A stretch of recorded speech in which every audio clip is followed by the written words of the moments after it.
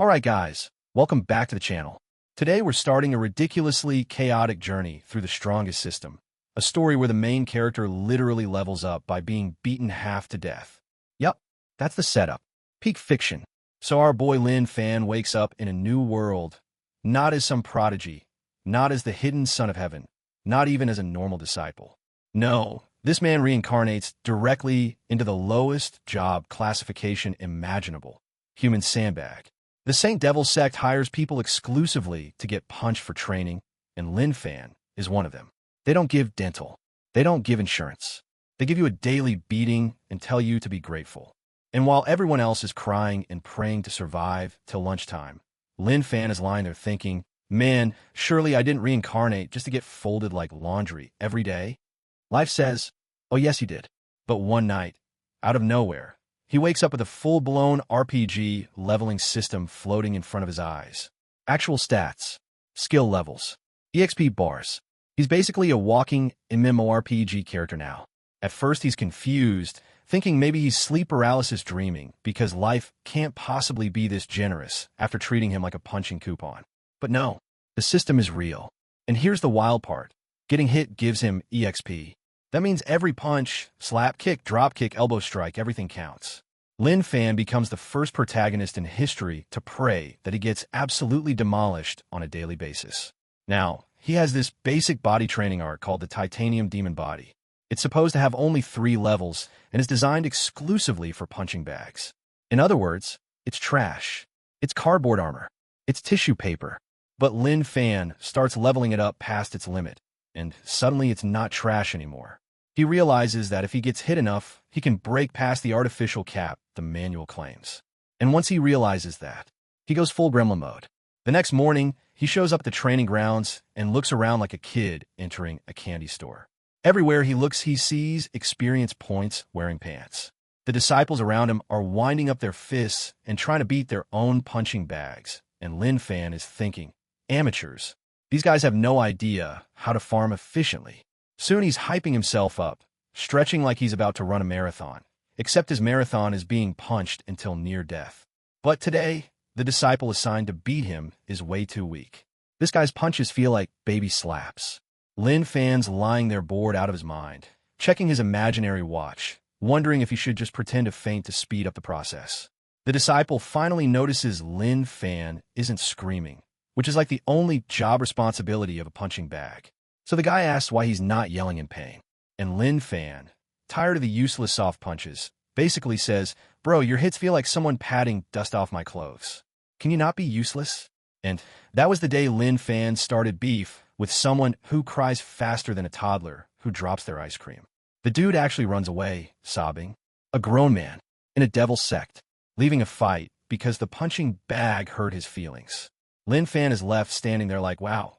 Peak evil villain behavior, but not from me. Now here's where things get legendary. Lin Fan decides he doesn't have time for weaklings anymore. He wants maximum EXP. So he stands up in the middle of the training field, takes a deep breath, and bellows like he's announcing a wrestling match. Stop what you're doing. I have something to say. Everyone freezes. Even the other punching bags look at him like he's lost his mind. And then he declares, loudly, confidently, recklessly, you're all trash. Instantly, every single outer sect trainee aggro locks onto him like he's a world boss that insulted their mother. They all scream about pride and respect and how they're noble descendants, and Lin Fan is standing there like, yes, yes, rage more, excellent, come farm me. They all dogpile him. A tsunami of fists. A hailstorm of kicks. Lin Fan is lying face down, grinning like an idiot, getting fed EXP like he's plugged into a power generator. Every hit makes his system go ding ding ding. He's leveling faster than a mobile game player using infinite currency. He even starts kicking out disciples who hit too softly because they're wasting space. Imagine getting kicked out of beating someone up because you're not beating them well enough. He really turned life into a skill-grinding simulator. By the time everyone exhausts themselves, they all just collapse onto the ground panting. Meanwhile, Lin Fan is lying there unconscious, but smiling because his EXP bar is glowing like a Christmas tree. His fellow punching bags run up crying, calling him Big Bro, saluting him like he's some kind of war hero, promising to build temples in his name.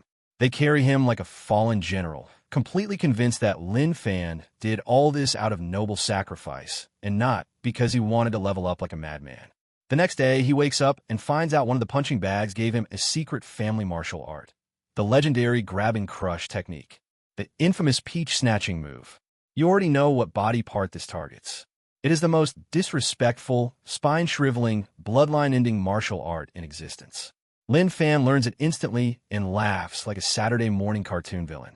The moment he walks back to the training grounds, everyone freezes. All the disciples who beat him yesterday still have trauma in their bones. They're mentally broken from seeing a punching bag stand up after being beaten to death. But Lin Fan doesn't even bother insulting them this time. He just smiles, lifts his hand, and goes straight for the peaches. The screams. My God, the screams. Grown martial artists fall to their knees, making noises that sound like flutes being stepped on. Entire family bloodlines are in danger. Lin Fan is walking through the battlefield like a gardener plucking fruit off trees. Except every fruit is a grown man's future children. The system is going wild.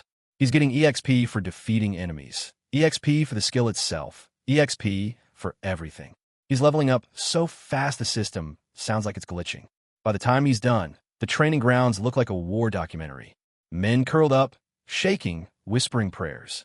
And Lin Fan, the menace to society, walks out like, cool, I'll see you guys tomorrow. At this point, everyone unanimously decides they'd rather fight demons in the forest naked than deal with Lin Fan again. But fate is wild because that same day, an elite disciple walks in. This guy is strong, high level, calm, confident. One of those people who thinks talent alone carries him through life. He wants to confirm if the rumor is true, that a punching bag survived dozens of disciples beating him senseless. So without even introducing himself, he blasts Lin Fan with a heavy palm strike. The impact sends Lin Fan flying so hard he does a mid-air spin. He coughs out blood dramatically and gets 30,000 EXP. Lin Fan internally. Oh, an EXP whale has entered the chat. He gets up grinning, wipes his mouth, and basically asks for seconds. The elite disciple is stunned. Someone his level should have turned this punching bag into paste.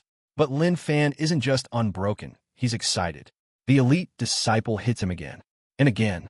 Every single time the EXP skyrockets, Lin Fan gets stronger, tougher, more durable. Eventually he's tanking the hits like they're slaps from a toddler. The elite disciple is sweating, wondering if he's the one who's trash. By the 15th or 20th hit, the elite disciple starts having a full-blown identity crisis. This man is questioning all his life choices. He worked hard for 18 years, trained every day, became a top disciple, only to be out-tanked by a human crash test dummy. Lin Fan sees how depressed the guy is getting and feels a tiny bit bad. So he pats the guy on the shoulder like, bro, it's okay, it's not you, it's just that I'm built different. Then, in the most disrespectful turn of events imaginable, Lin Fan smacks him with the forbidden peach snatching technique. The elite disciple collapses on the spot, wheezing, clutching his soul and his future descendants simultaneously. The system goes crazy again, handing Lin Fan huge EXP rewards. He even breaks through to a new cultivation realm right there. He levels up so fast the air around him sparkles like he just opened a legendary loot box. Meanwhile, the elite disciple is on the ground, unable to speak, unable to breathe, wondering why he got out of bed this morning. And Lin Fan just squats down next to him and says something equivalent to, "Senior bro, don't worry. I only did that for scientific research." Now emotionally destroyed and physically injured, the elite disciple still has to take Lin Fan to his higher-ups to get him officially registered as a talent. Because, of course, who else in history has leveled up from being beaten senseless and fighting using the forbidden peach technique? On their way through the sect, Lin Fan is gawking at everything. As a punching bag, he's never been allowed past the training yard. So seeing actual buildings, disciples, gardens, everything, he's reacting like a tourist seeing a big city for the first time. They arrive at the talent hall, but the elder inside looks like someone paused a horror movie halfway. Half human, half skeleton face, glowing brain visible. This man is a walking jump scare. Lin Fan wants to scream, but remembers the elite disciple warned him not to react. He freezes like a statue and pretends everything is normal, even though his soul is trying to escape through his shoes. The elite disciple explains that Lin Fan tanked hits he shouldn't have survived. The elder is impressed, but doesn't show it. Big boss energy. He tells Lin Fan he'll bypass normal tests and be promoted immediately. And that's how the story of the world's most chaotic, most pain-obsessed, most shameless EXP farmer begins. So now Lin Fan is standing inside the talent hall, trying his absolute hardest not to scream at Elder Half-Skull. The man is built like he lost a fight with a blender and then decided to keep going to work anyway. Half-skeletal face, one eye glowing like a malfunctioning flashlight, and a voice that sounds like someone dragging a coffin lit across stone. Lin Fan is sweating bullets, smiling like a hostage, mentally chanting, "Don't stare, don't scream, don't run." Meanwhile, Elderly is staring at him like he's a bug pinned to a board. And the elite disciple, still limping from the earlier peach snatching incident, is standing beside him praying this goes smoothly. And somehow it does. The elder just nods, waves his creepy half-hand, bone and flesh combo pack, and approves Lin Fan's registration. But he also warns him in that spooky voice, "Don't waste talent." Lin Fan doesn't respond, because if he opens his mouth, there's a 70% chance the words, "Good Lord, what happened to your face?" accidentally slip out and end his life. The moment they leave the hall, Lin Fan finally exhales the breath he was holding and wipes sweat from his forehead. The elite disciple looks at him with the exhaustion of a man who's aged 15 years in one day. Both of them decide they never want to see Elderly again. But now that everything is official, Lin Fan is no longer a punching bag. He's now considered a genuine outer sect disciple, a huge upgrade from daily beating victim. He expects celebration, respect, maybe even applause. What he gets is a cold bucket of reality. Before he can even take in the fresh air of his new status, the elite disciple, animerecap, suddenly receives an order to take him to meet someone even higher ranked, the legendary genius of the outer sect, someone tens of thousands of disciples admire, someone the sect praises as a once-in-a-century talent. Basically, the guy who everyone assumes will eventually become a core disciple or even a future elder. His name? Manhwa. This guy is so powerful, he hides his cultivation level behind fake numbers like he's smuffing in a competitive video game.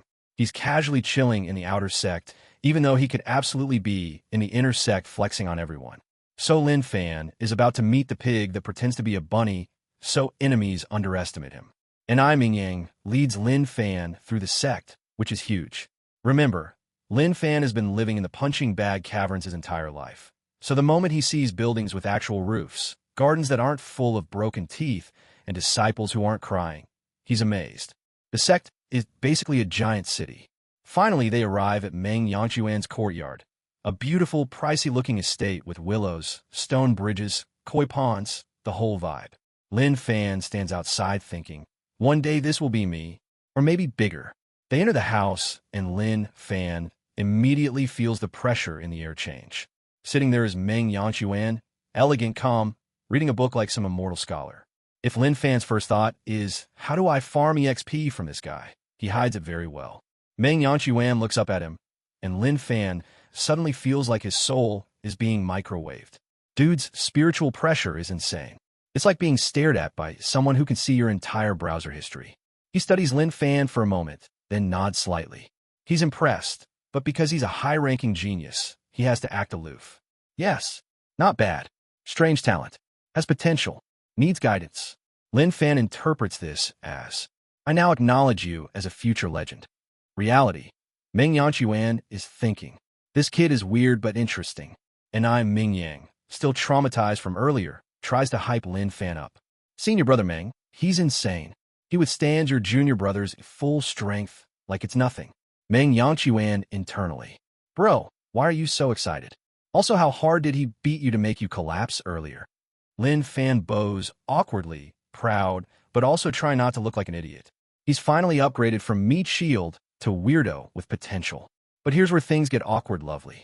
Manhwa tells animerecap that in 3 months there's an intersect examination, and that animerecap should try. This is huge.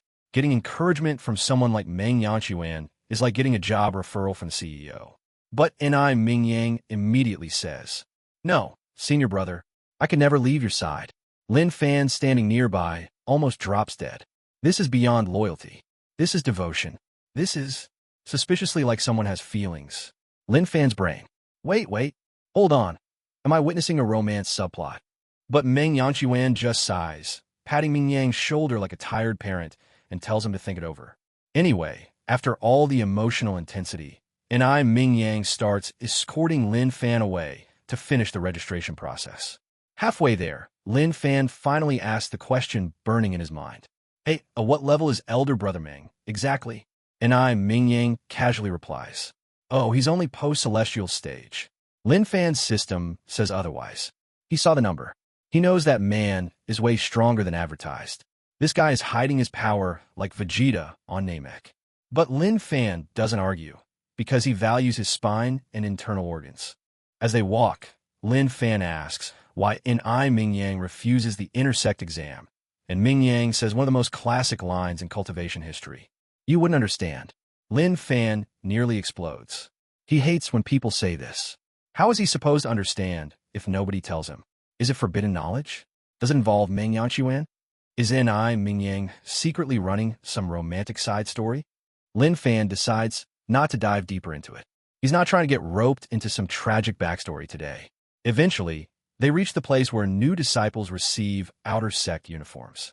And Lin Fan, finally wearing actual disciple clothing rather than ragged punching bag clothes, feels like he's gone through a full character evolution. He's walking differently, shoulders back, posture proud, face smug, as if saying, "Look at me now, peasants." But here's the best part. As soon as he steps out in his new clothes, he spots a group of outer sect disciples who recognize him from the training grounds. The same men whose peaches he harvested like a spring farmer. Every single one of them immediately freezes. Some flinch, some subconsciously clutch their lower bodies.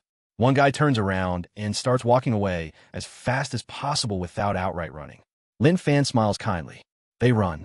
Peak intimidation. Now that he has status, a uniform, and enough EXP to feel dangerous, Lin Fan decides he wants to cultivate more. EXP grind never ends. But he needs opponents. And all the disciples within his level range are now actively avoiding him like he's a plague spirit. So he wanders around until he reaches the sect's outer training forest, where beasts roam. Perfect EXP targets. He wants to go in, but the problem is punching bags aren't normally allowed out of the sect. Now that he's officially outer sect, he technically can, but it's still dangerous. Some beasts are too strong. Some disciples enter and never return, which for Lin Fan means the EXP must be insane. He tries to enter, but is blocked by a senior guarding the gate. You're too weak. You'll die. Instead of hearing a warning, Lin Fan hears, "Free EXP inside. Go get it if you dare." He backs off only because the guard is too strong to argue with. Instead, he decides to wait until tomorrow after initiation. Then he can go wherever he wants. On his way back, Lin Fan starts planning how to farm EXP efficiently when something catches his attention, a group of outer sect disciples bullying someone. Classic scene. Very normal for a cultivation sect. But the victim is Xiao Yozi, the small punching bag who gifted him that peach-grabbing martial art earlier. They're pushing him, mocking him, saying punching bags should know their place. Lin Fan stands there, arms crossed, watching like he's evaluating a stock market chart. Then he sighs and steps forward, not because he's noble, but because this feels like side quest EXP. He walks up to the group and casually asks, "Hey, you guys like using fists?" The bullies see him, freeze like statues, and immediately back away, because they know exactly what happens when Lin Fan gets involved in anything physical. Nobody wants to lose their future generation today. They run so fast, dust rises behind them. Xiao Yozi looks up at Lin Fan with sparkling eyes like he's witnessing a hero descending from the heavens. Lin Fan dramatically pats his shoulder and tells him to take care of himself. Inside, Lin Fan is thinking, yes, worship me. Good. Very good. But there's no time to relax, because the big event is coming. His official initiation trial. Ming Yang meets him early in the morning and leads him to the initiation grounds. Dozens of new disciples are standing there. Some look nervous, others excited. Lin Fan's just vibing, wondering if the exam will have anything he can hit for EXP. And when the elder in charge announces the first segment, testing physical endurance, Lin Fan nearly starts laughing. Physical endurance? That's his whole lifestyle. But before the test begins, the elder sees Lin Fan's uniform and stops the whole exam. He looks at Lin Fan, looks at the records, checks his registration, then announces, "This one has special recommendation. He will skip the normal examination." Every new disciple stares at Lin Fan like he's cheating. Lin Fan gives them a thumbs up, smiling like a guilt-free villain. Skipping the exam means the elder is going to test him separately, which means the elder is going to attack him, which means EXP. The elder, strong, composed, and clearly ready to crush him, steps up. The moment he raises his hand, Lin Fan's eyes light up like a kid seeing birthday cake. The elder strikes. Lin Fan flies back like a rag doll. The elder stops, thinking that's the end. Lin Fan, with blood on his mouth, sits up and happily chirps. Hey, that was good. Do it again. Everyone watching. What is wrong with this man? The elder frowns, increases the force, attacks again. Lin Fan gets flung again, EXP skyrockets, tightened body advances. He stands up, cheerfully. The elder begins sweating. He attacks harder. Lin Fan endures everything. His body is becoming a wall, a fortress, a cheat code. Eventually, the elder stops, panting, shaking his hand because his palm hurts. And Lin Fan politely bows like he's posing for graduation photos. The elder approves him instantly. No one dares complain. And that is how Lin Fan becomes an official outer sect disciple. How that Lin Fan officially becomes an outer sect disciple. He immediately begins acting like someone who just unlocked a premium subscription to life. He walks around the sect with his chest puffed out, wearing his new outer sect robes like he's modeling fashion on a runway. Meanwhile, disciples who know his reputation scatter whenever they see him approaching, like pigeons fleeing from a toddler with a stick. Lin Fan feels accomplished. He hasn't even done anything official yet, and he already has more social influence than 90% of the sect. But he has one problem. In order to level up, he needs strong people to hit him, and he's running out of victims. Word has spread. Every disciple within his level range knows that sparring with him is essentially opting into a medical emergency. No one wants to risk losing their dignity or their ability to have children ever again. So Lin Fan sits on a rock like some kind of depressed anime protagonist, staring at his hands and thinking, where are all the EXP piñatas hiding? And then it hits him. Monsters. The wilderness outside the sect is full of beasts, creatures, and spiritual animals. And every single one of them is a walking EXP drop. Perfect. Except for the small detail that the sect doesn't just let random disciples wander outside for fun. But Lin Fan is stubborn. Very stubborn. He will find a way to get outside, even if he has to sweet-talk a rock. He goes to the gate that leads to the wilderness. A senior is guarding it. A massive man with arms thicker than Lin Fan's dreams. The senior immediately frowns as Lin Fan approaches. You're not allowed out. You'll die. Lin Fan tries to reason. But senior, I'm strong. I can take hits like you wouldn't believe. Senior raises an eyebrow. Oh, try me. He flicks a finger. Just a finger. Lin Fan gets launched 10 meters back like he got slapped by God. He coughs blood. He gets EXP. He stands up grinning like he just won the lottery. The senior's face turns from annoyance to full-on confusion. What are you? Lin Fan wants to say a proud EXP farmer, but he swallows it and instead politely asks if he can go outside. The senior shakes his head. No, absolutely not. So Lin Fan has to wait. But he's patient. He can bide his time. And while waiting, he starts exploring the outer sect. One thing becomes clear very quickly. The outer sect is a circus of egos. Everywhere Lin Fan walks, someone is bragging about their skills, their talent, their future prospects. Everyone wants to be the next big genius. But Lin Fan has a system, so he strolls past them smiling like a man who knows he could body slam everyone here if he wanted to. He overhears two disciples arguing. My cultivation technique is superior. No, mine is better. Meanwhile, Lin Fan thinks, Goo, I bet neither of you can handle a light tap from my monkey technique. He tries to stay low-key, but that lasts for about 16 seconds. A group of disciples approaches him, probably unaware of who he is. They see his clothing and assume he's a new recruit who could be bullied for fun. Absolute mistake. They block his path, acting tough, tossing out insults that bounce right off Lin Fan like harmless bubble wrap. Lin Fan smiles at them, which is already the biggest red flag known to the outer sect. Move, they say. No, Lin Fan responds casually. Then we'll make you move. At this point, Lin Fan considers his options. He could walk away. He could ignore them. Or he could farm some delicious EXP. Suddenly, he performs his signature attack like it's a mandatory greeting in his culture. The boys fold instantly. Their voices crack like breaking glass. One of them drops to his knees, so fast as bones he probably filed a complaint. They all wobble away like penguins carrying traumatic memories. Lin Fan pats his robes clean and continues his stroll like he didn't just ruin 5 family lines. But things take a turn when a girl appears. A very pretty girl, dressed in elegant white, carrying a weapon, surrounded by an aura that says, "Don't mess with me unless you're allergic to being alive." Lin Fan blinks. Finally, someone who looks strong enough to maybe beat me. But before he can speak, she snaps her head toward him with a burning glare. He freezes.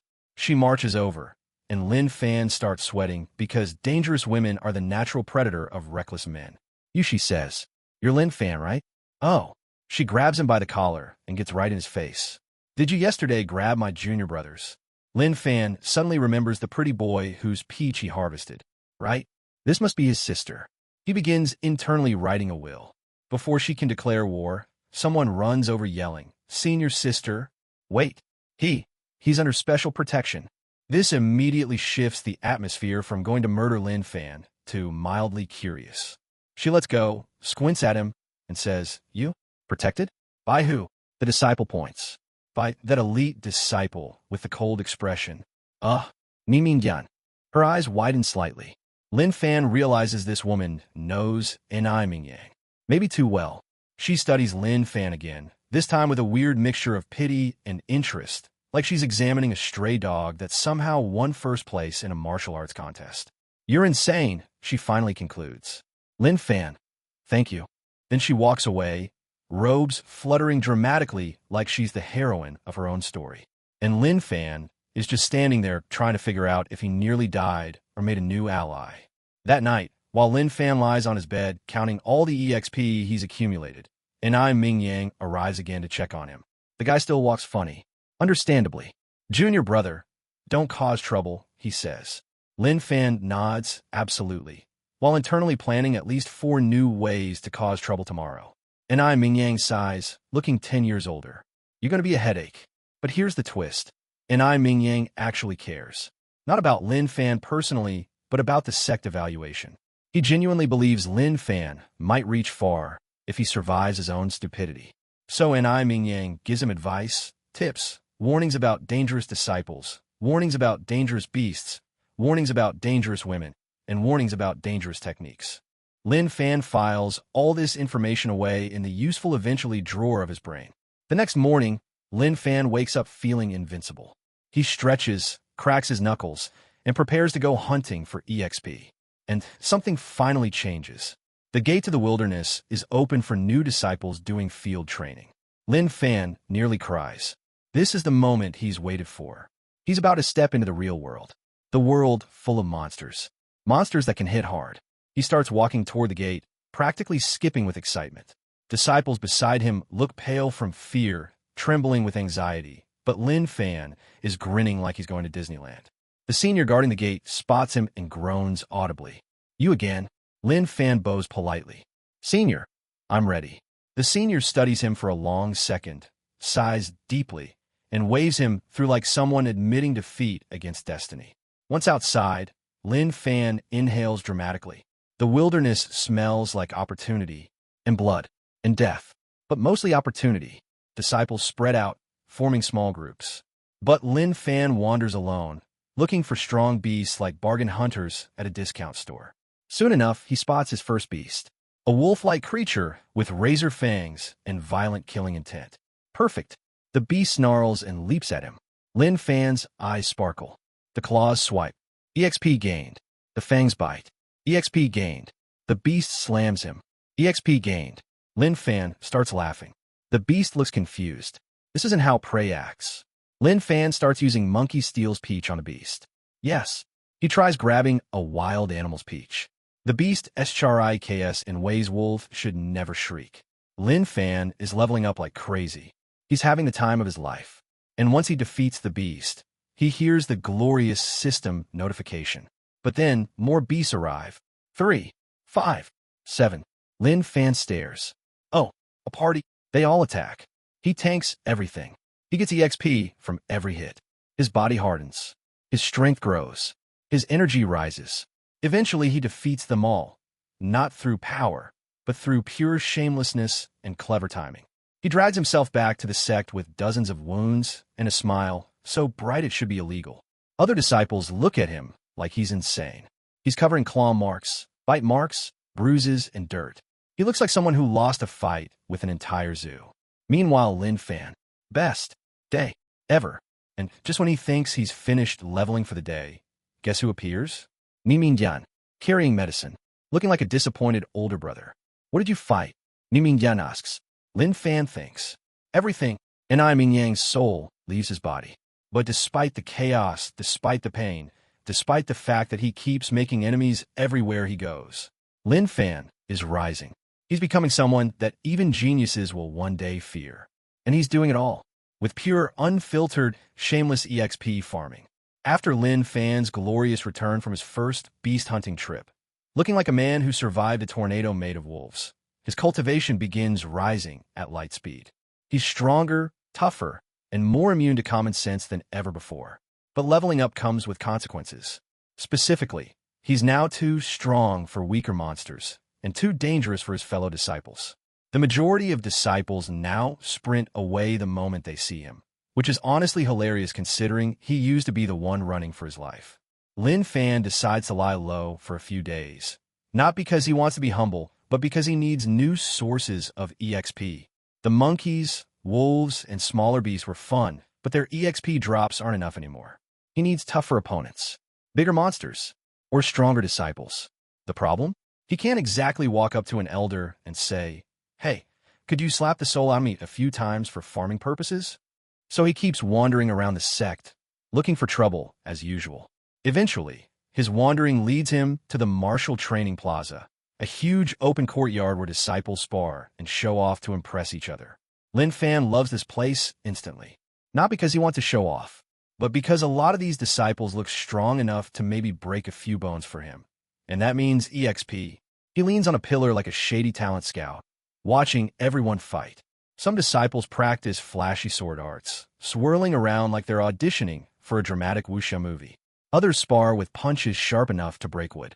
And then there are the loudmouths bragging about their techniques, shouting like street vendors advertising discounts. Lin Fan spots a guy who looks particularly strong, muscular, confident, surrounded by admirers. Perfect. This guy has EXP jackpot written all over him. So our boy strolls forward, smiling politely, and says the most Lin Fan line in existence. "Hey, want to help me train?" The guy looks confused. "What kind of training?"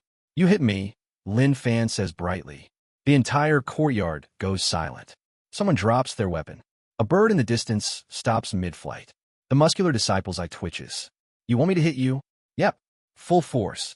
Lin Fan pats his chest, inviting disaster. The muscular disciple hesitates, wondering if this is a trap. But his pride gets the better of him.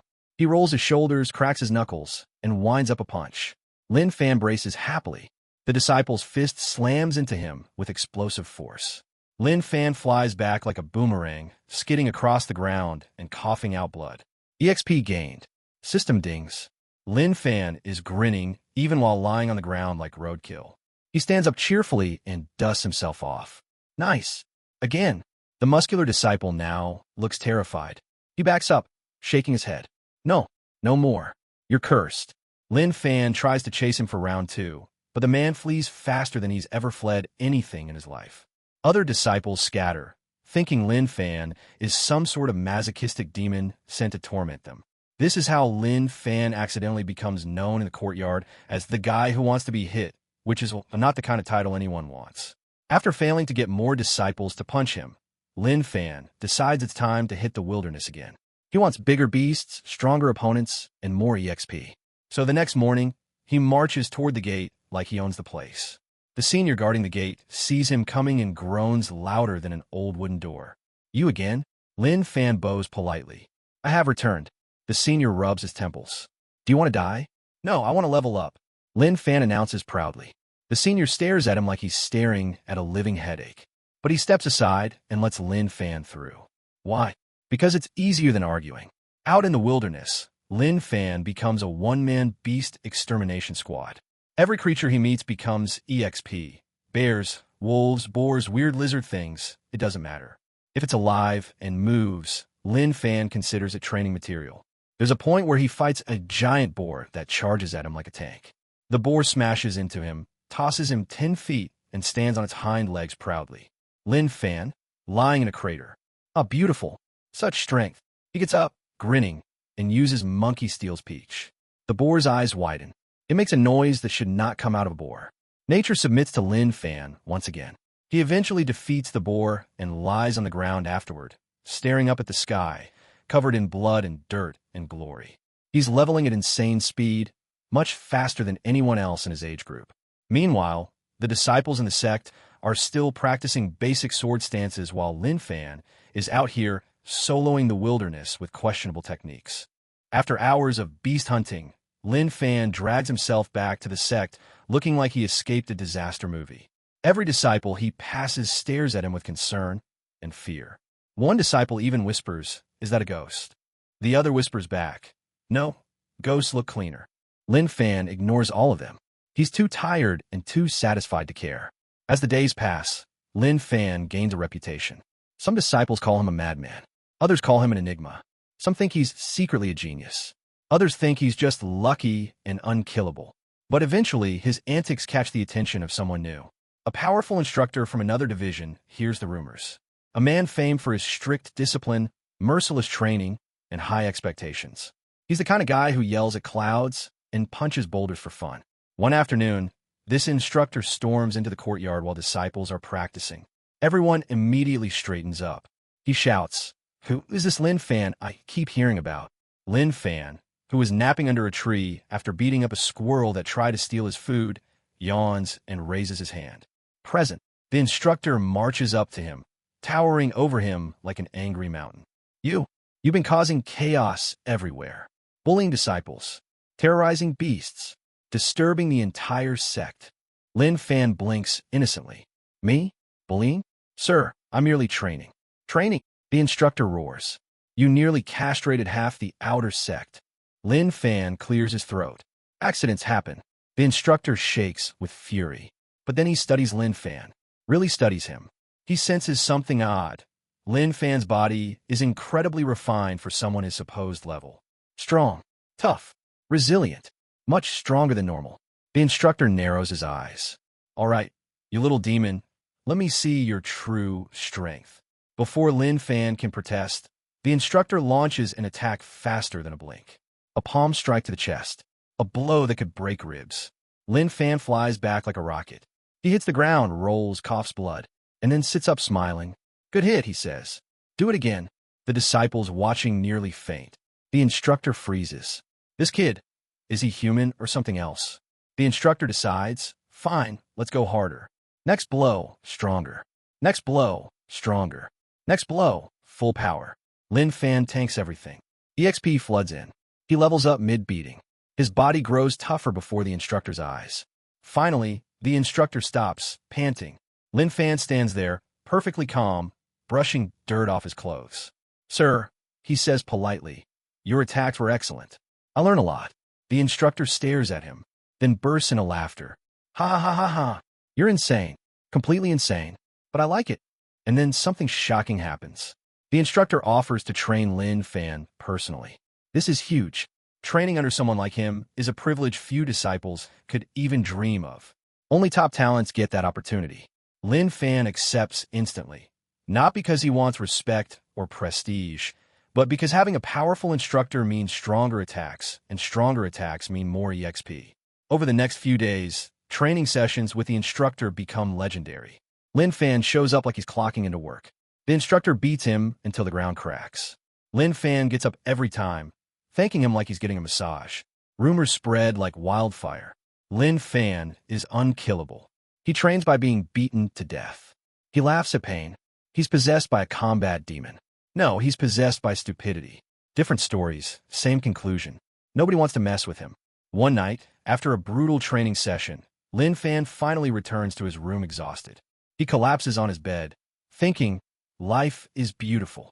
But his peace doesn't last, because the very next morning, an announcement spreads through the sect. A massive group expedition into the deeper wilderness is happening. An expedition filled with rare beasts, danger, and high-level monsters. Perfect for EXP. Lin Fan hears the announcement and nearly chokes on the water he's drinking. He sprints toward the sign-up area so fast he leaves dust trails behind him. And that's when things really start to change. Because deeper wilderness means stronger enemies. Stronger enemies mean faster leveling. And faster leveling means Lin Fan will start attracting the attention of powerful, dangerous, ambitious people, both allies and enemies. Our boy is about to step into the next stage of chaos. And there's no turning back.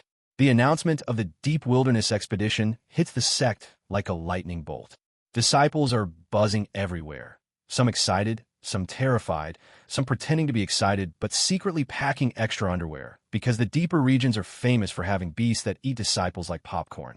Meanwhile, Lin Fan hears the announcement and reacts like he just found out the EXP lottery jackpot is opening. He sprints across the sect like a man possessed. Other disciples think the apocalypse is coming because Lin Fan is running and smiling. That combination is suspicious. He practically tackles the registrar table to sign up. The disciple in charge looks up, sees it's Lin Fan, drops the brush, and immediately tries to pretend the list is full. No more slots. Lin Fan looks down. The page is half blank. The disciple is sweating like he's committing tax fraud. Lin Fan politely taps the page. There's room. The disciple hesitates. He looks left. He looks right. He sighs and writes Lin Fan's name down with a defeated expression of someone adding a dangerous glitch into a stable ecosystem. Why the hesitation? Because letting Lin Fan enter the deeper wilderness is like throwing a kid who likes pressing red buttons into a room full of nuclear launch panels.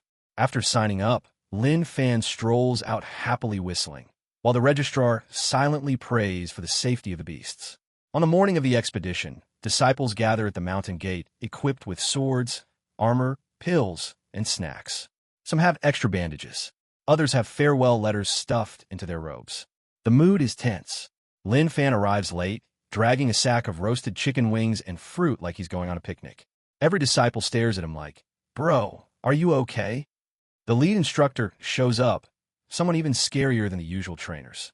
A tall, stern man with a beard sharp enough to cut stone and an aura that screams, "If you disobey, I'll hit you." He scans the group, giving each disciple the classic cultivation death glare. When his eyes land on Lin Fan, though, he pauses. There's a flicker of recognition. He leans toward another instructor. "That one, that's the kid who asked me for full force hits yesterday, right?" The other instructor nods with a 1,000-yard stare.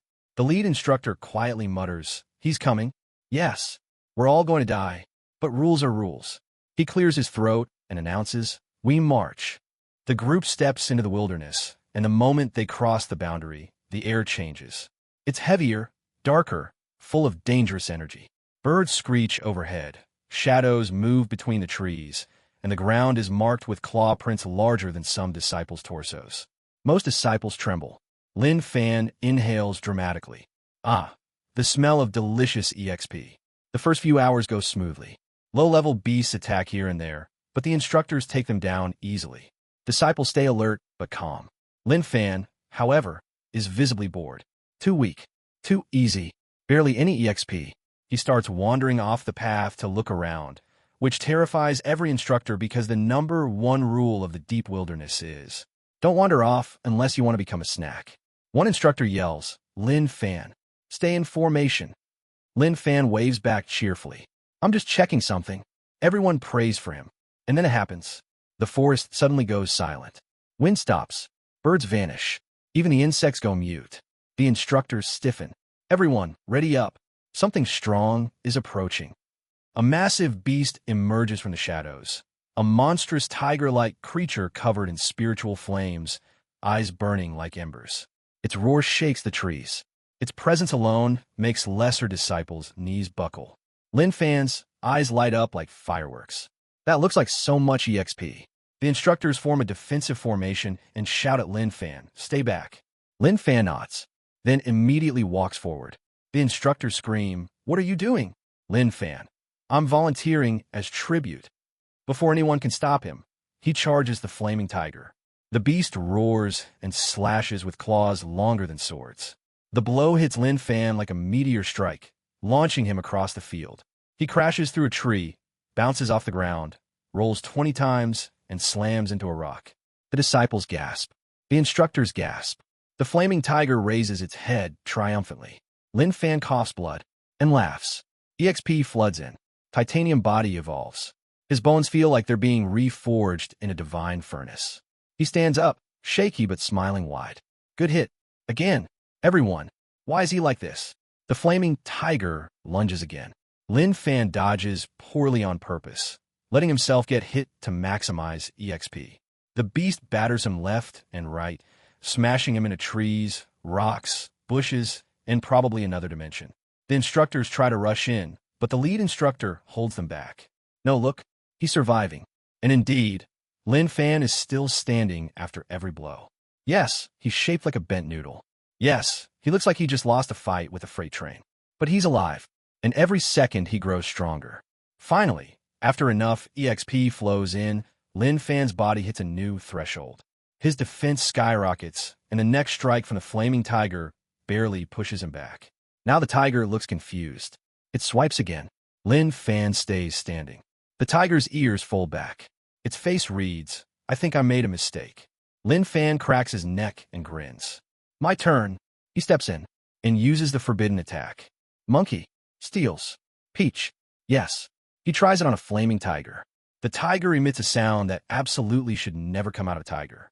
A mix of scream, roar, whimper, and existential crisis. Its flames sputter out. Its legs tremble. Its tail droops. Lin Fan follows up with a barrage of strikes. Actual cultivation techniques. Punches infused with newfound strength. He overloads the beast until it collapses, unconscious but not dead. The entire expedition team stares at him like he's an immortal demon. Lin Fan wipes blood from his mouth, staggers, and casually says, "Phew, okay. What's next?" The lead instructor finally snaps out of shock. He marches forward, grabs Lin Fan by the collar, and shakes him like an angry father. "You absolute lunatic. You could have died 10 times over." Lin Fan blinks innocently. "But I didn't." The instructor releases him, rubbing his temples. "You're dangerous. Too dangerous. You're banned from rushing forward without permission." Lin Fan nods like he understands. He does not. After the flaming tiger incident, Lin Fan becomes the unofficial monster of the expedition. Anything strong they run into, Lin Fan charges it. Instructors beg him to stop. Disciples hide behind trees whenever he approaches because they don't want to be mistaken for enemies. But every beast he fights, bears, vipers, giant boars, armored apes, pushes him further. His leveling speed exceeds all logic. He jumps realms faster than others finish basic breathing exercises. By the time the expedition reaches their destination, a massive ancient ruin, Lin Fan is basically a walking, talking, grinning disaster. The ruin itself is legendary. Massive stone pillars, mysterious carvings, strange energy pulsing from underground. The instructors warn everyone. No wandering, no dashing, no entering random doors. This place is deadly. Lin Fan nods. His mind, touch everything. Enter all the doors. The group begins exploring. Strange noises echo through the corridors. Old traps activate randomly. The air hums with ancient power. Naturally, Lin Fan immediately separates from the group. He walks down a hall lined with statues. Each statue looks like it's about to come alive and punch him in the face. He studies them, wondering if they would indeed do that, and how much EXP that would provide. One statue has glowing eyes. Lin Fan pokes it. The statue instantly swings at him. He screams, not in fear, but in delight. EXP. The statue's punches hit like hammers.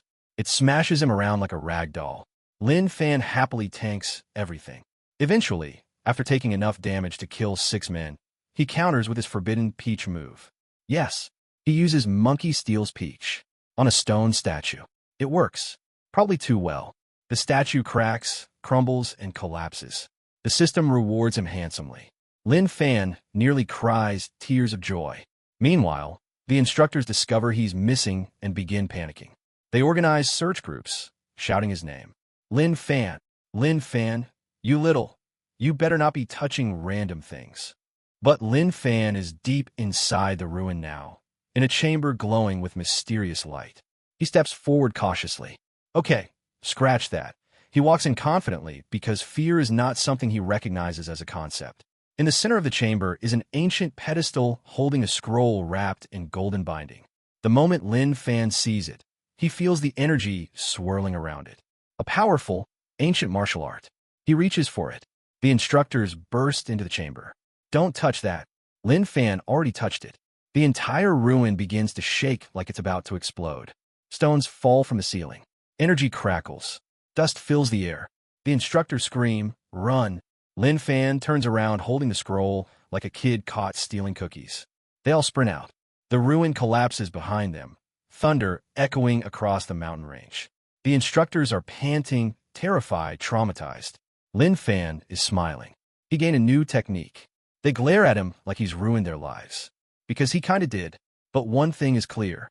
Lin Fan's name has now officially reached the ears of powerful figures far beyond the outer sect. People who don't tolerate chaos.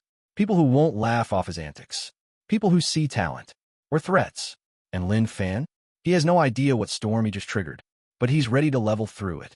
After the ruin collapses and everyone barely escapes with their lives, the instructors stand outside the rubble panting like overworked horses. Dust clouds are still rising behind them, while Lin Fan casually shakes debris out of his hair like he just survived a cartoon explosion. One instructor bends over, hands on knees, gasping, "Why are you like this?" Lin Fan smiles apologetically. "Sorry, senior. I saw something shiny." The instructors collectively die inside. But the ruin ordeal does something unexpected. It forces everyone to acknowledge that Lin Fan is no ordinary disciple. Not only did he tank hits from monsters and traps that should have torn him into confetti, but he also walked out with a scroll containing a technique no one has seen in centuries. The instructors hold a private meeting that evening. Voices echo through the tent. "We need to report him to the elders. He's too dangerous to manage. He's also weirdly talented. Yes, but mostly dangerous." While they debate, Lin Fan is sitting by the campfire humming happily while roasting meat he hunted earlier. Other disciples sit as far away from him as possible, half impressed, half terrified. Some whisper, "He's immortal." "No, he's suicidal." "No, he's both." But no matter what they whisper, one fact is spreading. Lin Fan is becoming a menace to the entire sect, and also its fastest rising powerhouse. The next morning, the expedition packs up and begins the journey back to the sect. On the way, more beasts ambush the group. Wolves, bears, flying birds with knives for feathers. But Lin Fan rushes each one like a runaway shopping cart. The instructors eventually give up telling him to stop. They just yell, "Fine. If you're going to do it, at least don't die." Lin Fan waves and charges happily into monster jaws. By the time they return to the sect, Lin Fan has gained so much EXP that his body feels like tempered steel. His muscles hum with new strength. His energy channels thrum like rivers of power flowing through him. But with increased strength comes increased responsibility, specifically the responsibility of being stalked by scholars, instructors, elders, random disciples, and people who want to know how he got so strong so fast. The moment he steps into the sect, people swarm him like he's a celebrity. Some try to recruit him into their training groups. Some beg him for pointers. Some just want to see if the rumors are true. Lin Fan, overwhelmed, tries to walk away, but that only makes the crowd chase him harder. He ends up vaulting over a wall, sprinting across rooftops like a criminal, shouting, "Stop following me, I'm shy." Eventually, he escapes by hiding behind a giant boulder and pretending to be part of the landscape until the crowd disperses. But the peace doesn't last. News travels fast. Too fast. Within a day, outer sect elders summon him for questioning. Specifically the elder with the half-skeletal face from earlier. When Lin Fan sees him again, his soul nearly flees his body. The elder asks him to demonstrate his cultivation level. Lin Fan reluctantly obeys, activating his energy. The elder's remaining eyebrow rises. This is rapid. Far too rapid. He taps Lin Fan's arm, shoulder, back. Each tap freezing Lin Fan in place as the elder examines him like a scientist poking at a dangerous experiment. Finally, the elder concludes, "You are either a once-in-a-generation genius or a threat to the sect itself." Lin Fan immediately panics. He does not want to get kicked out. He does not want to be dissected. He does not want to be thrown into a furnace for research. So he bows deeply and says, "Elder, I promise I'm harmless." The elder's skeletal face remains expressionless. "Prove it." "Ow," Lin Fan asks. "Don't cause trouble." Lin Fan, internally dying. "I literally don't know how to do that, sir." He leaves the hall with sweat dripping down his back. Unfortunately, the very next day, trouble arrives anyway, in the shape of jealous disciples who can't accept that someone like Lin Fan could surpass them so quickly. The first wave of challengers approaches him with arrogant confidence. You, Lin Fan, fight us. Lin Fan politely declines. They insist. He declines again. They insult him. Lin Fan finally sighs. Okay. Seconds later, half the challengers are lying on the ground yelling things like, "My ribs, my spine, my everything." The survivors limp away muttering, "He's not human." The next wave arrives, stronger, more coordinated. They circle him like wolves. Lin Fan tries to negotiate. "Guys, let's talk Abu." One of them lunges. Lin Fan's instincts activate. He uses monkey steals peach. The courtyard goes silent. Someone screams. Someone faints. Birds fly away in terror. The rest flee like a stampede. Lin Fan stands there alone, sighing. This is why I didn't want to fight. But fate is not done with him yet. Because the chaos attracts the attention of one of the most powerful outer sect geniuses. Someone whose name carries weight. Someone who actually has the power to kill him. A man walks into the courtyard wearing icy blue robes, hair tied, sword strapped to his back. His presence hushes the crowd. He looks at Lin Fan with cold disdain. "You're Lin Fan." Lin Fan nods politely. "Yes, senior. You injure my junior brothers." Lin Fan blinks. He injured half the sect's junior brothers. He has no idea which ones this guy means. But the man doesn't wait for an explanation. He draws his sword slightly, letting the blade gleam in the sunlight. The atmosphere thickens. Whispers ripple through the watching disciples. That's him, the Ice Sword, ranked in the top 10 of the outer sect. If he challenges Lin Fan, this won't end well. Lin Fan raises his hands. "Senior, why don't we talk this out peacefully?" Too late. The Ice Sword steps forward with killing intent. Lin Fan's brain screams. "Donji!" He barely dodges as the sword slices past his shoulder, leaving a thin line of blood. The man is fast. Very fast. The Ice Sword attacks again, a flurry of strikes that slice the air apart. Lin Fan blocks, dodges, rolls, taking hits where needed just to farm EXP, but he quickly realizes this guy isn't like the others. This opponent can genuinely kill him. He retreats, breathless. "Senior, I really don't want to fight you." "Then kneel," Ice Sword replies coldly. Lin Fan's pride immediately combusts. No way. Never. He'd rather get punted into the sun. He steadies himself, channels his cultivated strength, and uses every technique he has. His muscles lock. His blood surges. He pushes his body to the limit. Ice Sword lunges. Lin Fan steps forward and counters with monkey, steals, peach. No, not that. Ice Sword jolts in the middle of his elegant attack, eyes widening in absolute horror. The blade veers wildly. His knees buckle. Disciples scream. Ice Sword staggers backward, clutching himself, face contorting as his soul leaves his body. "You despicable filth." Lin Fan sighs. "Why do people always force me to do this?" But Ice Sword is far from done. He roars and unleashes a powerful wave of sword energy that shatters the courtyard tiles. Lin Fan dodges narrowly, realizing this fight has escalated beyond casual beef. He leaps in with a heavy strike, using not trickery but pure raw physical power. The impact sends Ice Sword sliding back, surprised. Lin Fan presses in, landing a series of blows that shake the air. Finally, with one last burst of strength, he drives his fist into Ice Sword's chest, sending him crashing through a wall. The courtyard falls dead silent. Disciples stare at Lin Fan like he just punched a dragon out of the sky. Ice Sword coughs blood and collapses. His followers drag him away, glaring daggers at Lin Fan. "This isn't over," one hisses. Lin Fan sighs and rubs his face. This is how trouble starts. Sure enough, the sect elders summon him again that afternoon. Elder Half-Skull stares at him long and hard. "You fought one of our top 10 geniuses. He attacked first," Lin Fan argues. "And you countered with that technique?" Lin Fan coughs awkwardly. "It's my signature move." The elder nearly has a stroke. But instead of punishing him, the elder makes a shocking decision. "From today onward, you will join the Special Training Division." Lin Fan's jaw drops. Special Training Division? That's where they send disciples with immense potential or immense potential for disaster. Lin Fan fits both categories. He is escorted to a remote training ground. Ancient, quiet, guarded, mysterious. There he meets an elder stronger than anyone he has encountered so far. This elder examines him with sharp eyes full of wisdom and amusement. "You're the one causing noise in the outer sect?" the elder asks calmly. Lin Fan nods. "Good. I like noise." Lin Fan smiles. The elder hands him a new cultivation technique, something rare, powerful, dangerous. "Master this," he says, "and your strength will soar." Lin Fan eagerly begins training. He meditates. He fights. He spars with stone puppets, heavy machines, and old mechanisms designed to crush bones and test endurance. Most disciples would die. Lin Fan thrives. His strength shoots up rapidly. His body grows harder. His energy becomes deeper, richer, sharper. Word spreads again. Lin Fan is rising. Fast.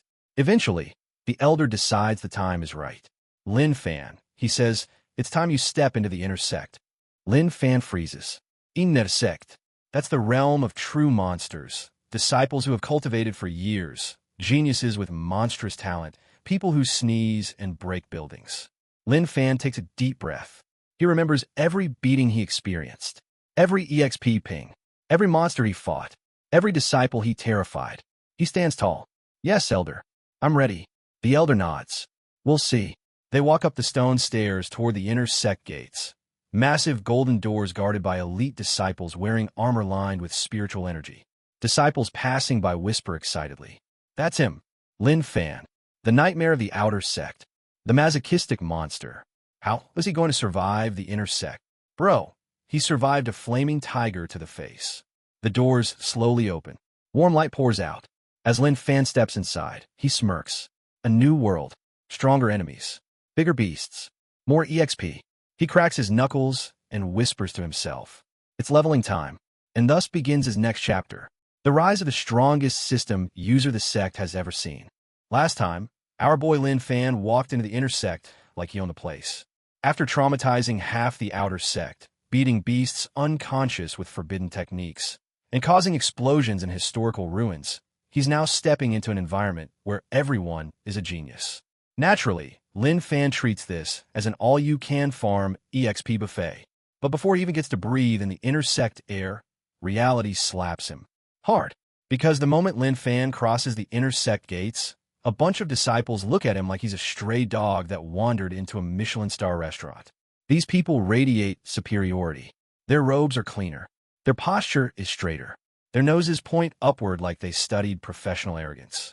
And Lin Fan, covered in bruises, dry blood, and vibes of "I fought 7 tigers before breakfast." He walks in proudly and immediately gets assigned chores. Yes, the inner sect welcomes him with manual labor. He's carrying buckets, sweeping floors, fetching water, and the other disciples are watching him like he's doing performance art. Meanwhile, Lin Fan is thinking, "Okay, not exactly what I planned, but hey, EXP is EXP." And then things get spicy, because Lin Fan quickly discovers something very important about inner sect disciples. They're all emotionally unstable. One dude complains he hasn't broken through in a week. Another claims he's a failure because his sword technique only slices boulders, not mountains. Another cries into a waterfall, screaming about being stuck at a bottleneck. Lin Fan watches all this like he's observing a wildlife documentary. But the moment he steps into the inner sect training plaza, everything changes. He hears a loud, booming voice shouting instructions. Disciples are practicing under the supervision of an instructor who looks like he was carved from iron and anger. This man radiates authority and pain. Lin Fan immediately thinks, this guy can hit hard. Bingo.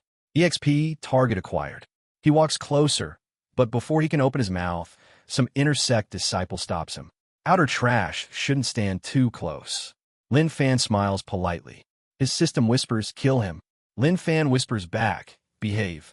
But the disciple continues running his mouth until Lin Fan finally leans in and suggests they spar lightly.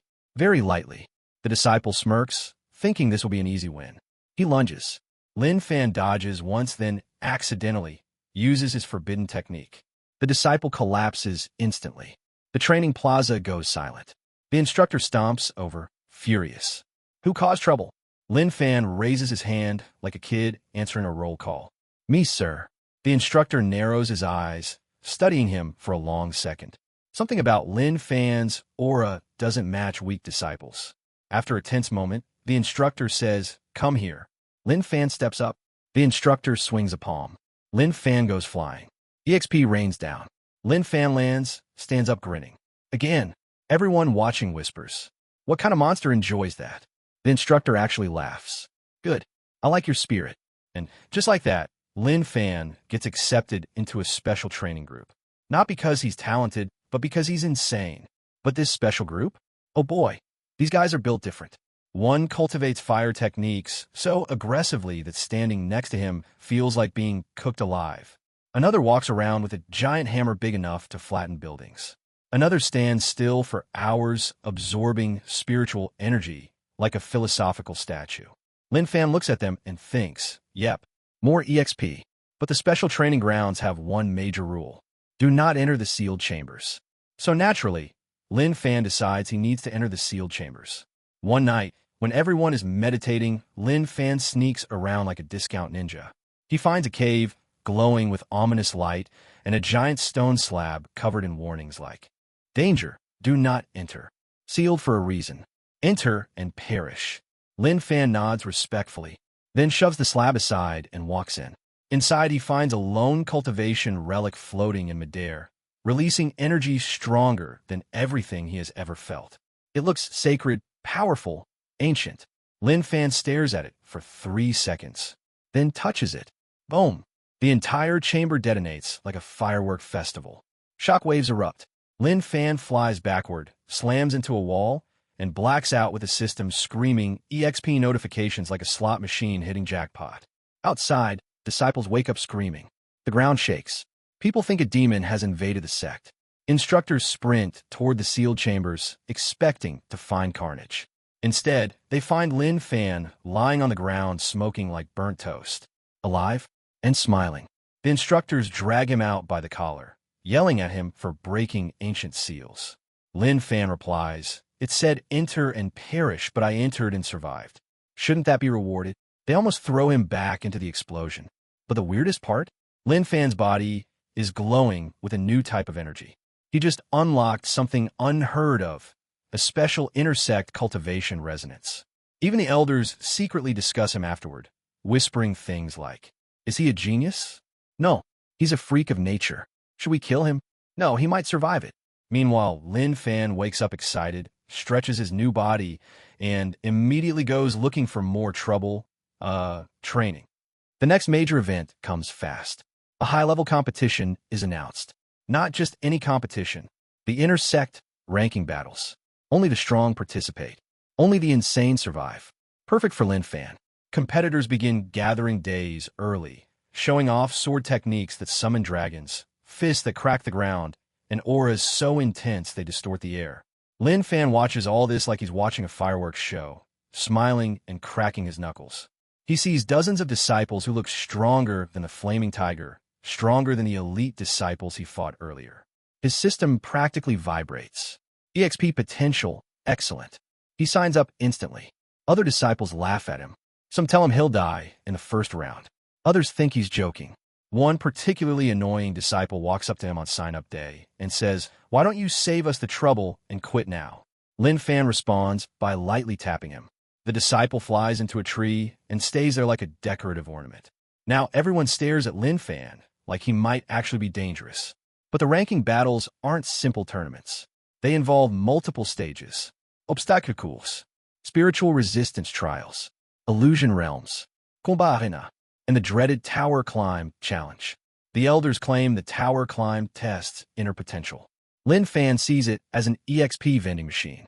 When the competition begins, Lin Fan watches some early matches and realizes the intersect is full of monsters. People punch tornadoes, summon lightning, slice boulders like tofu. Lin Fan tries to stay humble. He lasts 4 minutes.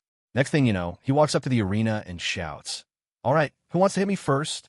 His first opponent is a cold-looking spearman who takes one look at Lin Fan and thinks, easy. Big mistake. The spearman thrusts.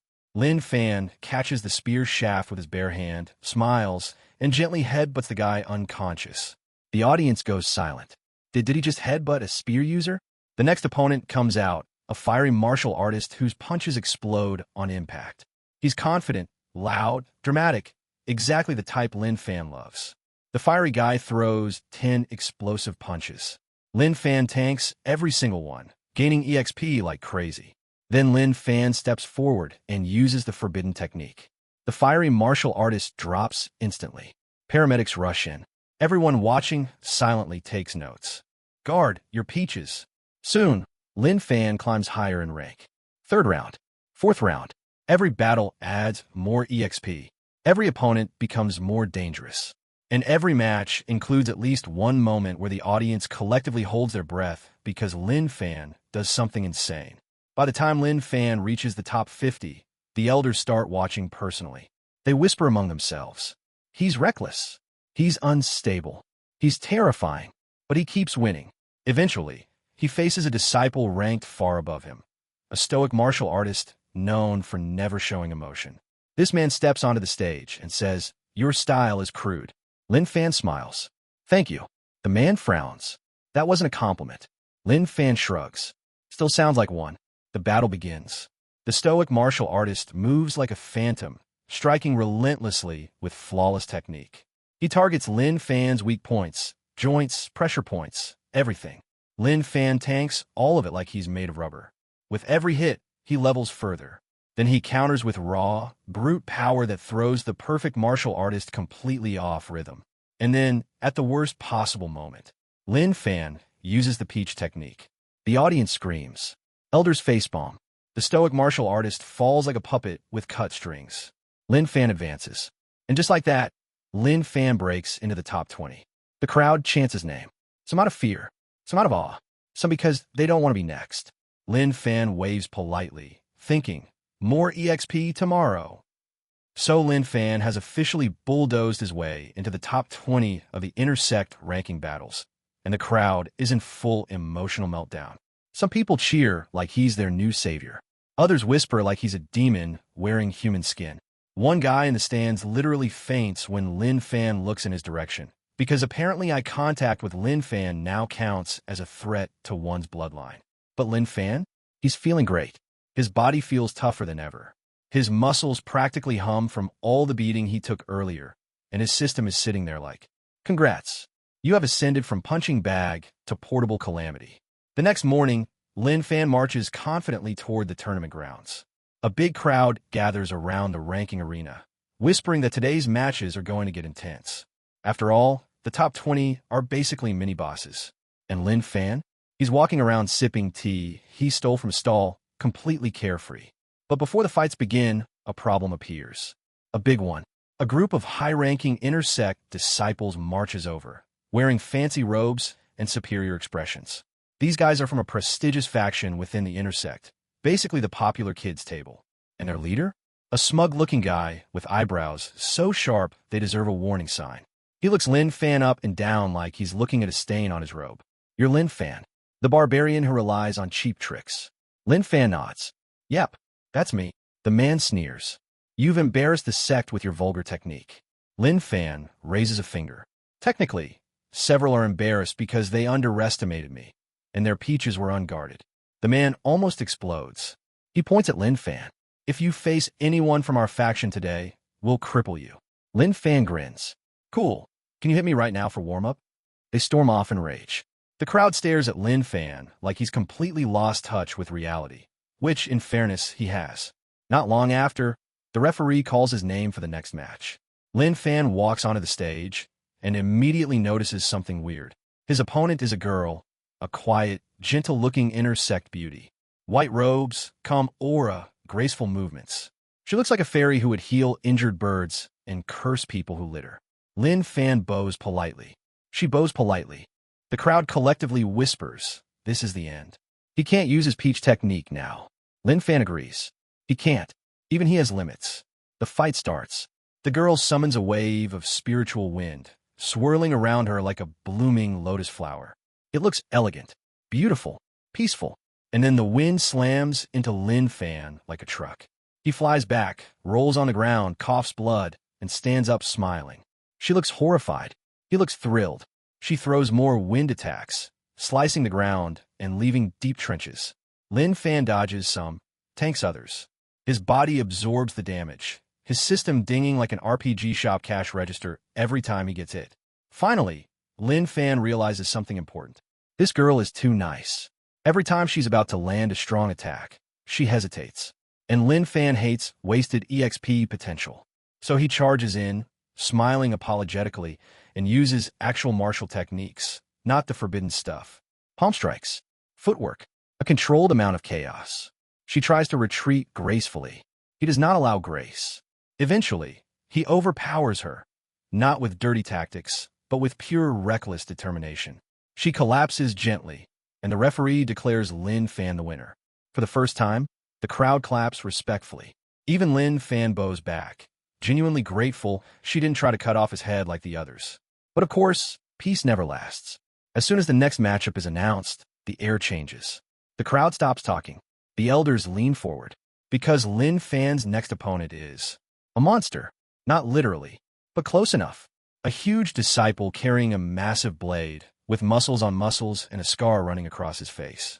He isn't famous for his sword techniques, not for his cultivation, not even for his intelligence. He's famous because he doesn't feel pain. Perfect challenge for Lin Fan, because neither does he. The blade guy cracks his neck and glares at Lin Fan like he's deciding the best way to break his bones. You, he growls, will not walk away today. Lin Fan cracks his knuckles. Cool, let's begin. The fight starts with a boom. The massive blade swings down, splitting the arena tiles.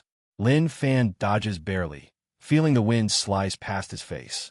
The big guy attacks again and again, each strike faster than someone his size should be capable of. Lin Fan's system goes into overdrive. Each block strike increases his strength. Each glancing hit increases his endurance. Each collision of fists boosts his body cultivation. The crowd watches in disbelief as these two idiots absolutely bombard each other with a non-stop barrage of punches, slashes, and impacts that would turn a normal disciple into seasoning.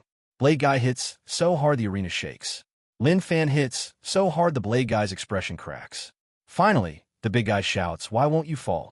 Lin Fan shouts back, "Why won't you hit harder?" Two maniacs shouting at each other mid-battle. Eventually, after one particularly reckless exchange, Lin Fan breaks through, spiritually and physically. His muscles surge, his energy roars, and he delivers a strike so powerful the big guy flies across the arena, smashing into a wall. Silence. Then eruption. Lin Fan wins again. He walks back to the waiting area, exhausted but smiling like he just got a promotion at work. But here's where things get interesting. For the first time since the battles began, an elder summons him privately. A real inner sect elder. Strong, wise, dangerous. The elder sits there, sipping tea like a calm storm. "Young man," he says slowly, "you rise quickly." Too quickly. Lin Fan freezes. This is the exact sentence you never want to hear for people in power. The elder continues. "You possess a constitution that grows through adversity, and you use shameful techniques." Lin Fan clears his throat. "I mean, they work." The elder sighs. "Regardless, you are attracting attention." Lin Fan gulps. "Some will want to recruit you." Lin Fan nods. "And others will want to kill you." Lin Fan nods again, slower this time. The elder sets down his cup. "I need to know, who taught you your methods?" Lin Fan answers honestly. "Life." The elder stares at him for a long moment, then bursts into laughter. Good answer. He ends the meeting by giving Lin Fan a warning. Be careful. The higher your rank, the deadlier the opponents. Lin Fan leaves the room with a mix of dread and excitement. And he should be excited, because the next fight is coming up. And let me tell you, this next one puts everything before it to shame. His opponent steps onto the stage wearing black robes embroidered with silver. His aura is calm, cold, and suffocating. He has no flashy movements, no dramatic energy, but he steps forward once, and every disciple watching feels their heartbeats stutter. This guy is strong enough to split mountains. Even Lin Fan's system gives a rare warning. Potential lethal threat detected. Lin Fan cracks a smile. "Oh yeah, this is going to be great." The referee starts the match. The black-robed fighter vanishes. He reappears right in front of Lin Fan, hand extended, fingers glowing with spiritual light. Lin Fan blocks instinctively and is blown off his feet anyway. He smashes into the arena wall, leaving cracks. For the first time in a long time, Lin Fan feels genuine pain. He stands up slowly. Blood drips down his chin. The crowd gasps. Lin Fan wipes it off and grins. "You hit pretty hard." The man doesn't reply. He flicks his fingers, sending blade-like energy slices toward Lin Fan. Lin Fan dodges one, tanks the second, gets hit by the third and fourth. His body screams. His system sings. He charges in. They clash again and again. Energy erupts. Shockwaves blast outward. The entire sect watches with bated breath. Lin Fan's body is pushed to its limits. His bones feel like they're vibrating. His muscles tear and regenerate mid-fight as his system pumps EXP into him like mad. But finally, Lin Fan sees an opening. He leaps in, channels everything, and unleashes a monstrous, reckless, full-force strike. The black-robed fighter's eyes widen. Too late. Boom! The explosion knocks dust into the air, covering the arena. When it clears, the black-robed fighter is on his knees, coughing blood. Lin Fan stands tall, barely conscious, swaying like a drunk after 12 shots. The referee stumbles forward. W winner, Lin Fan. The crowd erupts. Even the elders nod. Lin Fan limps out of the arena, thinking, finally, a real challenge. Little does he know, he's just unlocked the doorway to the top 10. And that means trouble. Big trouble. Because the intersect top 10? They're not geniuses. They're monsters. And Lin Fan has just made himself their target. After Lin Fan scrapes his way into the top 10 by beating a man who could probably solo a small country, the entire intersect goes into meltdown. Rumors explode across the mountain like fireworks. Did you hear? Lin Fan beat that guy. No way. That guy once punched a demon so hard it turned into smoke. Lin Fan used what technique? Brother, don't speak of it. My soul hurts. But the top 10 disciples? They do not like this. These guys are pampered geniuses who've been worshipped their whole lives. They meditate on floating stones. They train under waterfalls made of fire. They drink pills so expensive the bottle alone could buy a house. And here comes Lin Fan, a dude who levels up by getting beaten half to death and grabbing peaches like a spiritual criminal, rising into their ranks. Naturally, they want him gone. The morning after his big win, Lin Fan wakes up refreshed. He examines his injuries and happily notices he's healed much faster than normal. Good sign. His system is evolving. He stretches and marches out to the sect cafeteria for breakfast. He sits down, ready to enjoy a peaceful meal. Peace did not sign up for this, because suddenly, everyone moves away from him. He sits. They move. He scoots closer. They scoot away. Lin Fan looks around like, what is this, musical chairs? Finally, one terrified disciple whispers, Senior Brother Lin, the top 10 are looking for you. Anyone sitting near you will get dragged into consequences. Lin Fan blinks. Oh, okay. He continues eating calmly, while everyone else keeps a 5-meter radius. Suddenly, bang, the cafeteria doors explode open.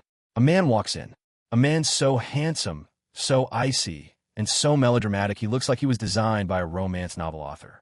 Every step is accompanied by a gust of wind and soft sparkles. Probably spiritual energy, but still sparkles.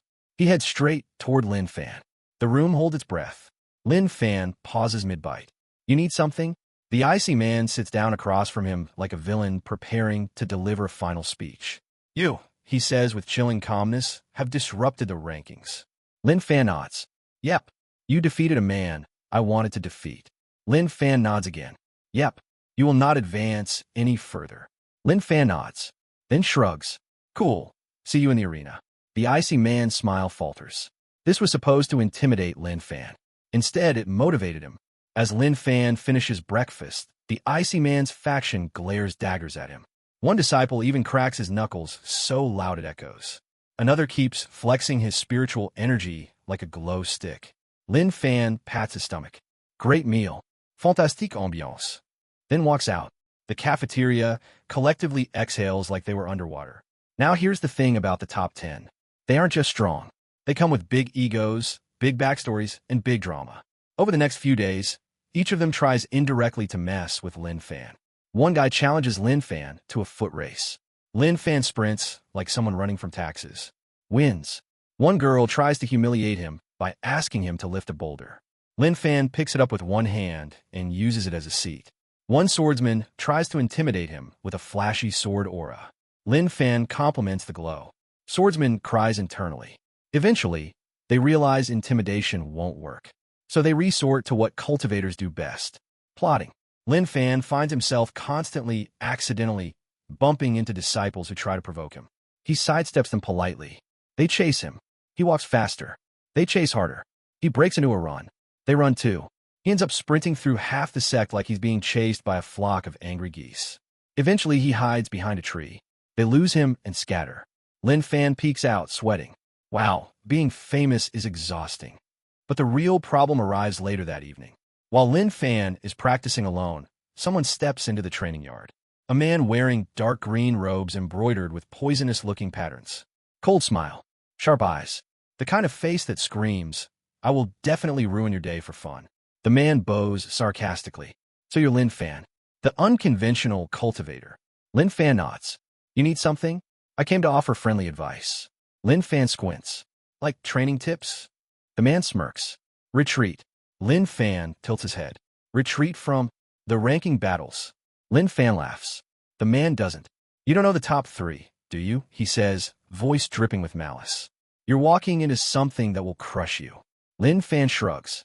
"Then I'll get EXP." The man blinks. He wasn't prepared for that answer. He regains composure. "Very well. Don't say I didn't warn you." He vanishes into shadows like a discount Batman. Lin Fan rubs his chin. "People keep trying to depress me. Is this normal?" But Lin Fan doesn't care. He trains harder than ever. He meditates until the air vibrates. He punches boulders until they crack. He uses monkey steals peach on a tree. The tree files a complaint in spirit form. Until finally, the day of the top 10 battles arrives. Everyone gathers at the massive arena. The seats are packed. Even core disciples show up to watch. Elders float down on weird clouds like they're arriving at a VIP lounge. This is the big stage. This is where geniuses shine. This is where Lin Fan will commit new crimes of chaos. As the announcer lists the top 10 competitors, each one steps up with a dramatic pose. Number 10, a swordsman who can slice shockwaves.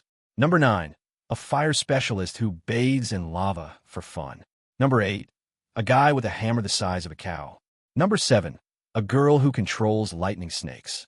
Number 6, a spiritual monk who speaks in riddles. Number 5, a poison master who looks like he wants to stab you. Number 4, a spear genius who hasn't smiled since birth. Number 3, the icy guy from the cafeteria. Number 2, a silent killer who never talks. Number 1, a man so powerful he radiates main character energy everywhere he goes. And then, rank 20, Lin Fan. He walks out, waving like he's entering a birthday party. Half the crowd cheers. Half the crowd screams. Half the crowd cries. Mathematically impossible, but emotionally accurate. His first opponent? Rank 10, the shockwave swordsman. The swordsman steps forward, eyes sharp. "You're strong," he says, "but not strong enough." Lin Fan smiles. "Cool, let's find out." The fight begins instantly, with the swordsman unleashing a wave of energy that makes the air ripple like water. Lin Fan jumps, rolls, and tanks a few hits just because he likes the EXP. The swordsman weaves around him gracefully, like he's performing in a martial arts stage play. Lin Fan is the opposite: brute force, chaotic dodges, reckless movement. Their clash is beautiful and stupid at the same time. Finally, Lin Fan spots an opening. He leaps in, using real martial techniques he learned through blood and pain. Palm strike, elbow smash, shoulder rush. The swordsman tries to counter. Lin Fan steps in and delivers the forbidden peach technique. The elder judges flinch. The audience gasps. The swordsman collapses with a sound that will haunt the arena forever. Lin Fan wins. Again. But as he walks back to the waiting area, something chills him. The icy rank 3 guy is staring at him. No ismite. No anger. Just cold calculation. Lin Fan feels a shiver run down his spine. This guy won't fall for the peach attack. And that means Lin Fan will have to evolve. Lin Fan has officially entered the battlefield of the top 10. And after turning rank 10 into a broken peach-flavored popsicle, the arena is buzzing like a beehive somebody kicked. Whispers spread like wildfire. Is he actually going to challenge rank 3? Bro, I don't think even demons do what he does. I heard he levels up by getting beaten. Is that true? My cousin's friend's brother's aunt said he once grabbed a tiger's peach. Stop talking. But Lin Fan? He's chilling. While the entire sect panics about his next match, he sits in the waiting area eating dumplings he somehow smuggled in. One disciple stares at him, trembling, and Lin Fan offers him a dumpling. The disciple screams and runs away. Lin Fan sighs. What happened to friendship? Before he can contemplate the decline of social bonding among cultivators, the referee calls out the next match. Rank 3 versus Lin Fan. The arena falls dead silent. Rank 3 walks out like he's gliding on ice. He looks exactly like the kind of guy who could tell you your horoscope and then murder you with a snowflake. His energy is still cold and incredibly dangerous. And his eyes? Focus directly on Lin Fan. Lin Fan steps onto the stage, stretching casually. Hope you warmed up. Rank 3 doesn't reply with words. He lets out the tiniest exhale and suddenly, a chilling wave of spiritual frost spreads across the stage, covering the tiles with a thin layer of ice. The temperature drops instantly. Disciples watching shiver. Their breath becomes fog. Lin Fan, on the other hand, wiggles his toes.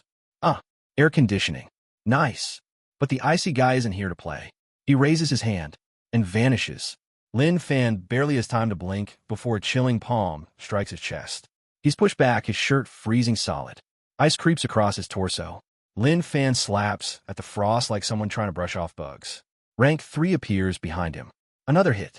Freezing energy blasts Lin Fan forward. His limbs slow. His movements drag. Lin Fan's system pings. Extreme cold damage detected. EXP plus EXP plus EXP. Lin Fan smiles. He loves this. He lunges forward, but rank 3 is too fast. Too clean. Too precise. Every movement is calculated. Every strike is a perfect, lethal arc. He doesn't waste energy. Doesn't show emotion. Doesn't fall for distractions. This guy is a real cultivator. Not a peach-grabbing gremlin like Lin Fan. Lin Fan gets smashed into the ground, slides across the frost, and slams into the arena wall hard enough to shake dust loose. Spectators gasp. Some think he's finally reached his limit. Lin Fan slowly stands up, cracks his neck, and smiles wide. Okay, now I'm excited. Rank 3 narrows his eyes. You're enjoying this? Lin Fan nods. Yep, keep going. And so rank 3 does. He unleashes a barrage of ice techniques, freezing winds, frost chains, ice spikes erupting from the ground. The arena becomes a frozen battlefield. And Lin Fan? He charges through everything like a lunatic. Every hit boosts him. Every slash makes him tougher. Every impact feeds the system inside him. At some point, rank 3 realizes something terrifying. This guy gets stronger the more you beat him. He tries to distance himself, summoning a massive icicle spear the size of a motorcycle. The entire sect holds its breath. Lin Fan braces for impact. The spear launches. Boom! Lin Fan gets skewered across the arena like a kebab, tumbling, rolling, leaving a trail in the ice. He coughs blood, then stands up, breathing hard, grinning harder. You're really strong, Lin Fan says. And I really needed this. His energy surges. His muscles glow. His body radiates heat, melting the frost around him. Rank 3's expression cracks for the first time. Lin Fan charges, no tricks, no peach technique, just pure, overwhelming force, and crashes into rank 3 like a meteor. Rank 3 slides backward, digging trenches into the ice with his heels. Lin Fan strikes again, and again, and again. Finally, boom! Lin Fan lands a direct punch to rank 3's chest. The icy genius coughs, aura flickering. He drops to one knee. Lin Fan stands over him, exhausted but victorious. The referee hesitates, then shouts, "Winner, Lin Fan." The crowd explodes. Rank 3 looks up at him, breathing hard. "You monster." Lin Fan smiles kindly. "Thank you." After defeating rank 3, Lin Fan becomes the new hot topic of the sect. Disciples debate his origins, his techniques, his lack of shame, and whether or not he's secretly possessed by a battle demon. And now, only 2 opponents remain. Rank 2, Rank 1. These guys aren't just strong. They're almost mythical. Their reputations alone make mountains tremble. Lin Fan pretends to stretch casually, but even his system seems anxious. As the next match approaches, Lin Fan notices someone staring at him from across the arena. Rank 2. A man surrounded by an aura so sharp it cuts the air. He doesn't speak, doesn't blink, doesn't react to anything. He just exists. The kind of person who could kill you without emotion. So obviously, Lin Fan waves at him enthusiastically. Rank 2 does not wave back. The referee calls them onto the stage. Lin Fan hops forward like a guy heading to a buffet. Rank 2 walks like he's attending a funeral. Lin Fan's. The moment the match starts, Rank 2 attacks. No warm-up, no build-up, no flashy moves. Just pure, razor-sharp speed. His fist hits Lin Fan so fast the sound reaches the audience a second later. Lin Fan slams into the arena wall, forming a human-shaped dent. He peels himself out, dazed, and mutters, "Okay, that was rude." Rank 2 is already in front of him. Another hit. Lin Fan blocks, but still gets blasted backward. The audience is silent. Lin Fan is being dominated. He stands up again, wobbly, but smiling. "I needed someone like you." Rank 2 tilts his head, confused but only slightly. Then he attacks again, all deadly precision. Every punch feels like a blade. Every kick faster than thunder. Lin Fan tanks the blows, but this time, they actually hurt. His system pings like crazy. Damage threshold exceeded. Defense evolving. Body refinement intensifying. Lin Fan grins. But Rank 2 isn't done. He unleashes his killing technique. A strike so fast it forms a vacuum. The king hit. The finisher. Lin Fan sees it coming too late. Boom. He goes flying. Blood sprays. The arena cracks. Elders lean forward. Some disciples cover their eyes. One whispers, "Is he dead?" Lin Fan lies motionless. Rank 2 turns away. The referee begins to raise a hand. Lin Fan moves. Slow. Groaning. But alive. He rises like a zombie refusing to clock out of work. Rank 2's eyes widen. Lin Fan spits blood, wipes his mouth, and laughs. "Okay, let's really fight now." His aura erupts. His body glows. His muscles surge. He charges. Rank 2 strikes. Lin Fan tank it. Lin Fan strikes. Rank 2 blocks, but barely. Suddenly they're even. Every punch shakes the arena. Every kick sends shockwaves. Every clash is a war. Lin Fan pushes past his limits. Rank 2 pushes past his frustration. Finally, Lin Fan sees his opening. A small shift in Rank 2's stance. He slams forward with everything he has left, fist connecting cleanly with Rank 2's jaw. Rank 2 stumbles, falls, hits the ground. The arena explodes. Lin Fan collapses right after him, gasping. Both lie there for a moment, staring at the sky. Rank 2 finally mutters, "You freak." Lin Fan smiles weakly. "Yep, people tell me that." The referee raises his voice. "Winner, Lin Fan." Rank 1 sits somewhere above, watching silently, eyes narrowing. He finally speaks. "Interesting." And that's how Lin Fan forces his way into the top 2. Only one opponent remains. The strongest intersect disciple. The legend.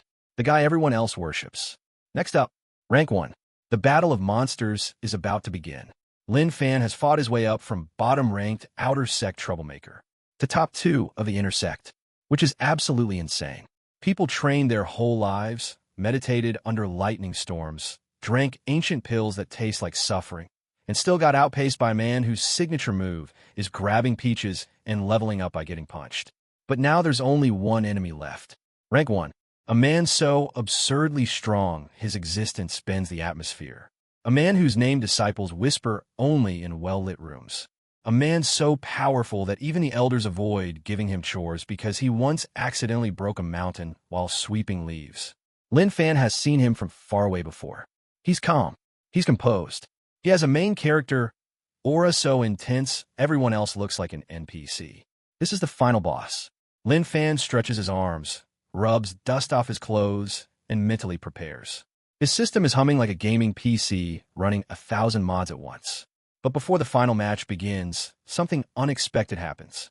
As Lin Fan walks to the arena, several disciples approach him. Not to insult him, not to threaten him, but to give him gifts.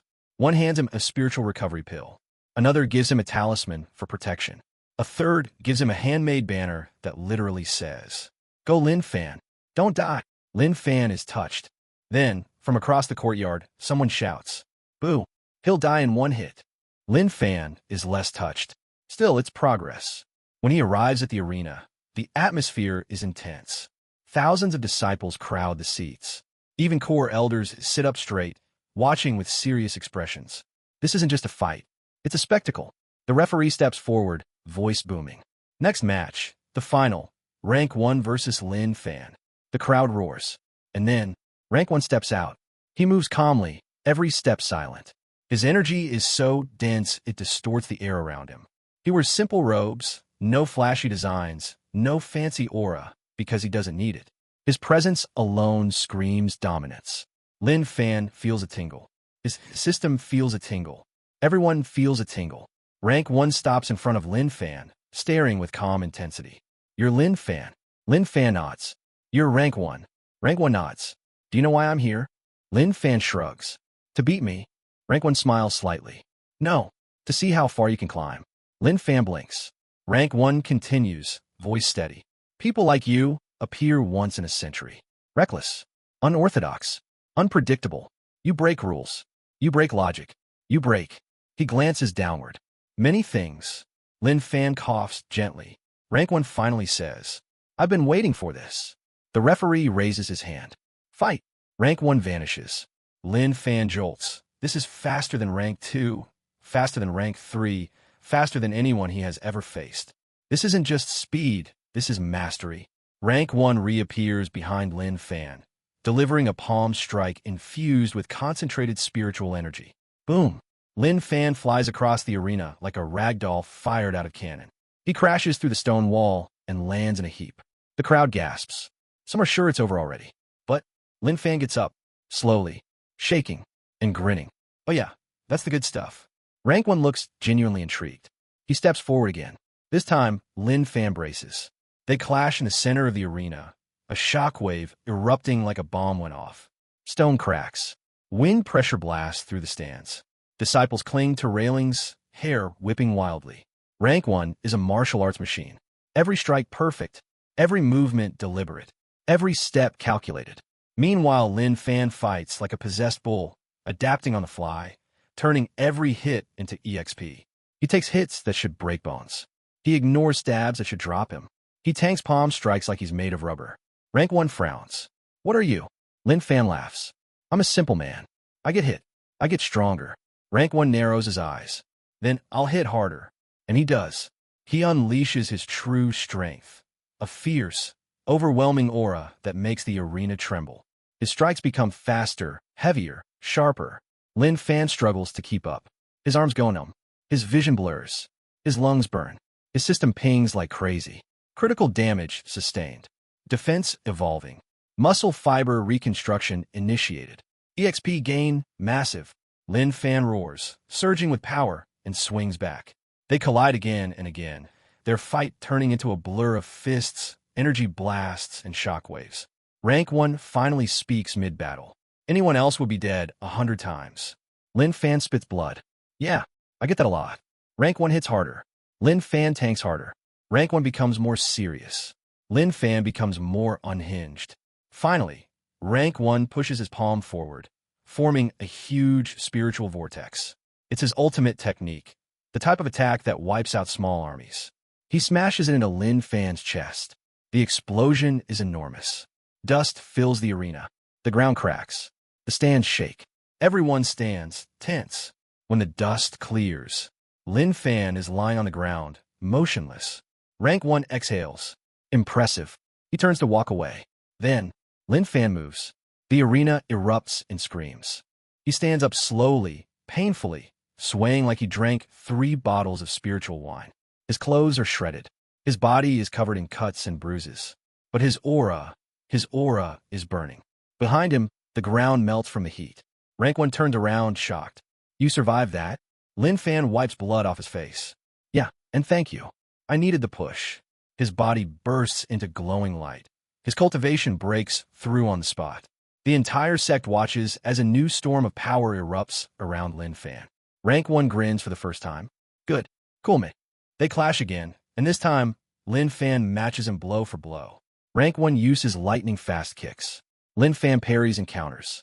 Rank 1 uses deadly palm strikes. Lin Fan absorbs them and strikes back. Rank 1 uses spiritual suppression. Lin Fan blows through it. The crowd is losing its mind. Moments turn into minutes. Minutes turn into chaos. Until finally, Lin Fan sees a tiny opening. The kind of opening Rank 1 probably hasn't shown in years. Lin Fan gathers every ounce of power, every drop of spiritual energy, every bit of reckless courage, and punches Rank 1 square in the chest. Boom! Rank 1 skids backward, sliding across the arena floor. He stops, looks down at his chest.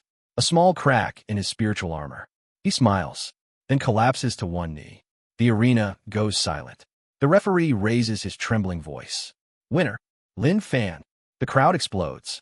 Cheers, screams, panic, joy, confusion, philosophical crises, questioning reality. Lin Fan stands there, chest heaving, looking like he just survived a war. Rank 1 rises unsteadily. Lin Fan, you truly are a monster. Lin Fan weakly gives him a thumbs up. Thanks, senior. Rank 1 laughs quietly. You've earned your place. And just like that, Lin Fan becomes the new #1 inner sect disciple. The most chaotic, shameless, unorthodox, dangerous, hilarious cultivator the sect has ever seen. Now stands at the top. But he doesn't get to enjoy it for long. Because as he leaves the arena, a group of elders, core disciples, and people from other peaks appear. They look at Lin Fan like he's a shiny toy. One elder steps forward. We would like to recruit you. Another elder pushes him aside. No, he will join my peak. A third elder leaps in. Absurd. Lin Fan is obviously meant for my peak. Suddenly all of them are arguing like uncles fighting over the last samosa. Lin Fan just stands there blinking. He may be the #1 genius now, but he's also officially become the most valuable and most dangerous disciple in the entire sect. And everyone wants him, whether he survives being fought over by powerful elders. That's a problem for later. For now, he's #1. So Lin Fan just became rank 1 of the inner sect, meaning he's now the top dog, the king of the hill, the main character everyone else has to cope with emotionally. The sect loses its collective mind. Some disciples admire him. Some fear him. Some pray to him. One guy even kneels and calls him Senior Brother Daddy, which traumatizes the entire courtyard. Lin Fan pats the guy's head awkwardly. Don't do that. But the chaos is only beginning. Because as Lin Fan walks out of the arena, sore but proud, a crowd of elders swoops down like vultures at a buffet. Elder, join my peak. We'll make you unstoppable. Elder B, nonsense. He's perfect for MY peak. Elder C, get in line. Even core disciples try to pull him aside. One girl whispers seductively, join my peak. We have private hot springs. Lin Fan takes a nervous step back. I prefer public cold water buckets, thank you. It's total pandemonium. Finally, the Great Elder appears. Everyone shuts up instantly. The Great Elder has this mystical old man aura, the kind that says, I can kill you with a thought, but also I bake cookies for children in my free time. He clears his throat. Lin Fan will not be forced into anything. He may choose his own path. The elders glare at each other, but no one dares argue. The Great Elder looks at Lin Fan and says, think carefully. Your decision will shape your future. Lin Fan nods thoughtfully, then asks the most important question. Which peak has the best food? The elders stare at him like he asked which one had the best Wi-Fi. 3 peaks immediately raise their hands like overeager students. Lin Fan stands there scratching his chin. Tough choice.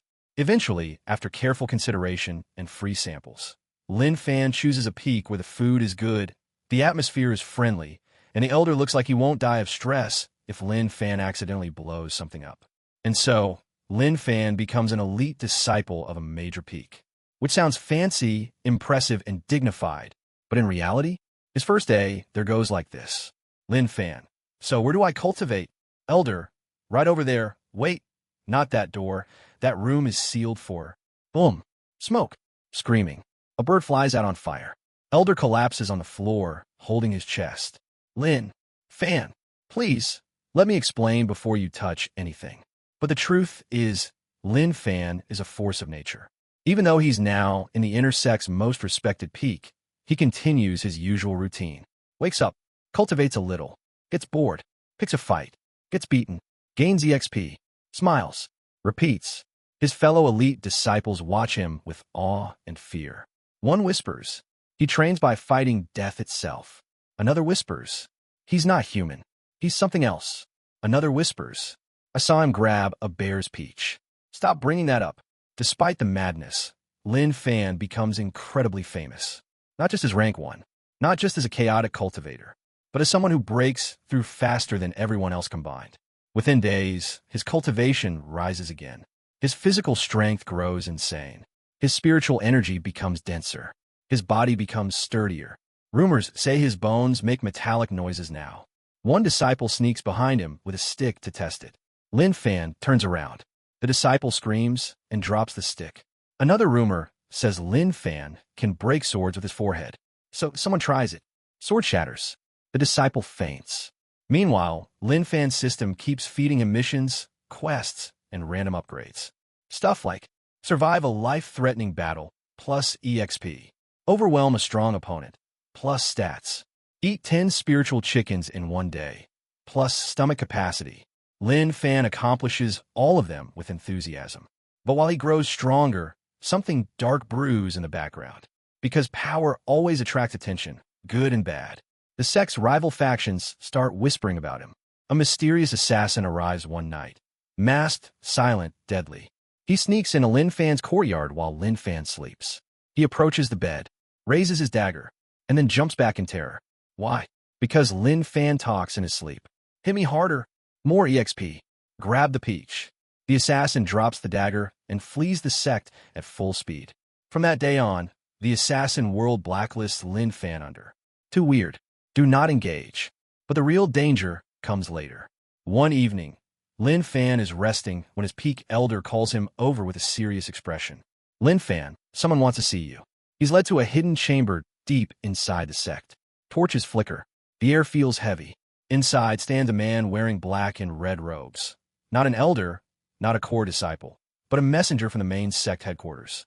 This guy is high-ranking, someone whose presence alone demands respect.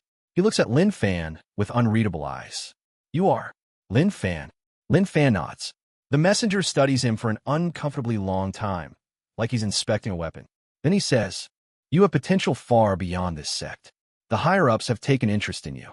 Lin Fan raises an eyebrow. Oh, that's nice. The messenger continues, voice deep. But for now, you must be tested further. Others from outside the sect have noticed your eyes. Strong ones. Dangerous ones. Some want to challenge you. Some want to capture you. Some want to kill you. Lin Fan scratches his head. So, a normal Tuesday? The messenger doesn't smile. You need to grow stronger, much stronger. The path ahead will not be easy. Lin Fan laughs. I like it hard. The messenger blinks. The elder behind Lin Fan facepalms. Prepare yourself, the messenger says. A large-scale event will soon begin. A sect competition involving many major sections. Only the most powerful disciples may take part. He takes a step forward. Lin Fan, the headquarters wants you to represent the sect. Lin Fan's eyes widen. Huh, but I'm new. Yes, the messenger says. And you terrify us. That qualifies. Lin Fan considers this. Then grins. All right, I'll do it. The elder sighs. The messenger bows. Lin Fan walks out thinking about EXP and snacks. From that day on, Lin Fan trains with even more intensity. He spars with elders. He fights wild beasts. He breaks into forbidden chambers, accidentally, usually. He eats spiritual animals like they're junk food. He levels up like a glitching video game character. The sect watches him rise with awe and fear. And finally, the day arrives. The massive inter-sect event begins. Dozens of powerful sects gather. Geniuses from everywhere walk the arena. Some radiate lightning. Some breathe fire. Some look like they haven't slept in months due to cultivating too hard. Lin Fan steps into the gathering area. Everyone stares at him. Some recognize him. Some are confused. Some laugh. Until someone whispers, "That's the guy who beat Intersect Rank 1. Silence spreads. People step back. They look at Lin Fan with new eyes. Fear, respect, uncertainty. Lin Fan scratches his butt and yawns. And that's when the host announces the rankings. This year, the Heaven-Seizing Sect sends as its main representative Lin Fan. A wave of shock sweeps the arena, and Lin Fan realizes this competition is going to be filled with EXP. He cracks his knuckles, grins wide. All right, who's first? The moment Lin Fan steps into the plaza, everyone turns. Some stare with curiosity. Some stare with fear. Some stare with the exhausted anger of people who haven't slept in 12 days because they were cultivating in a volcano. And then whispers start spreading. That's Lin Fan, the monster from the Heaven-Seizing Sect. The one who beat his entire sect senseless for EXP. I heard he beat Rank 1 with a headbutt. No, bro. He beat him with a peach grab. Stop saying that. Lin Fan doesn't care. He's too busy looking around like a kid at an amusement park. New faces, new EXP. New geniuses, new EXP. New enemies, even better EXP. As the opening ceremony starts, the announcer talks for like 40 minutes about unity, respect, harmony, and Lin Fan zones out after minute 3. He starts poking random decorative stones, wondering if they give EXP. They don't, but he still tries. Finally, the fights begin. And this isn't a cute little ranking tournament like his intersect battles. This is a multi-stage elimination death maze featuring giant beasts, spiritual traps, illusion realms, murderous disciples, elders pretending they're referees but clearly biased, and a shocking lack of healthcare. Lin Fan loves it. The first event is a massive free-for-all in a forest full of monsters. The goal: survive and gather tokens. Easy, right? Well, for Lin Fan, yes. For everyone else, not so much. The forest is crawling with beasts, giant wolves, flaming boars, blade-feathered birds, and one overly muscular gorilla who probably benches houses for fun. The moment the event starts, disciples scatter and scream like someone turned off the Wi-Fi. Lin Fan, he strolls through the forest humming, waiting for something to hit him. And something does. A giant wolf lunges from the bushes, jaws open wide, and snaps down on Lin Fan's arm. Lin Fan looks at the wolf. Wolf looks at Lin Fan. Wolf regrets everything. Lin Fan pats its head. You bite pretty soft. Try harder. The wolf whimpers. Lin Fan gently flicks it aside and continues walking. Next, a flaming boar charges him head-on, snorting like it's auditioning for a barbecue commercial. Boom! It slams into Lin Fan. Lin Fan slides back a foot. The boar collapses, dizzy, questioning its life choices. Lin Fan collects its token. He does this repeatedly, letting beasts hit him, muttering encouragement like a dad at a soccer game. Come on, you can hit harder. Put some spiritual energy into it. Don't be shy. Meanwhile, dozens of disciples are getting mauled. Lin Fan passes one screaming under a bird's talons. Need help? Lin Fan asks. Yes. Lin Fan nods. Cool. Good luck. And continues walking. Eventually, other disciples realize something terrifying. Wherever Lin Fan walks, the monsters follow him. But they're scared of him. Even the gorilla, the big boss beast, spots Lin Fan, freezes, and turns around slowly like, nah, not today. Some disciples try forming alliances to survive. Others hide behind rocks. A few hide behind other disciples. One group tries to ambush Lin Fan. It goes like this. Disciple A, attack him. Disciple B, you attack him. Disciple C, I want to go home. All three rush in. Lin Fan smiles. Ah, teamwork. Cute. He knocks them out in 5 seconds. The forest event ends with Lin Fan holding like 300 tokens, even though he only needed 10. The elders stare at him like he's a glitch in the system. A judge reluctantly announces. Lin Fan passes. No enthusiasm. Not even a clap. Round 2, Illusion Realm. Now, this is where things get funny. The Illusion Realm traps disciples inside their worst fears, deepest traumas, or emotional weaknesses. One disciple sees his ex-girlfriend leaving him. He cries. His cultivation drops. Another sees his father lecturing him about failure. He collapses. Weak. Lin Fan steps inside. The Illusion Realm tries its best. It conjures a giant monster that punches Lin Fan. Lin Fan tanks it. Thanks. It conjures his worst fear. Lin Fan squints. That's not scary. It conjures a clone of Lin Fan. Clone Lin Fan. I will defeat you. Real Lin Fan. Cool, hit me. The Illusion Realm gives up. It literally forms a giant error sign and kicks him out. Judge's note. Lin Fan passes. One elder whispers. We cannot allow this creature into the final stage. Round 3, the spiritual staircase. This staircase tests your heart, your willpower, and your cultivation foundation. Each step increases pressure. Each breath becomes harder. Most disciples collapse at step 30. The geniuses reach step 50. Lin Fan, he sprints to step 80 like he's late for class. At step 90, the pressure becomes monstrous. Normal people's bones would crack. Lin Fan starts doing squats. Nice leg training. Other disciples faint watching him. At step 100, a spiritual guardian appears, a phantom warrior with the strength of a high-level elder. The guardian attacks. Lin Fan smiles. Thank you. He tanks the hit so hard the guardian stumbles. The guardian attacks again. Lin Fan blocks. Counters. They fight while the staircase shakes violently. The crowd watches, stunned. Even elders lean forward. Finally, Lin Fan punches the guardian in the chest so hard the illusion explodes. He reaches the top. Judges. Lin Fan passes. Final round, 1v1 battles. This is where the monsters come out. Not literal monsters, the human ones. Top disciples from major sects step up with pride and fancy robes.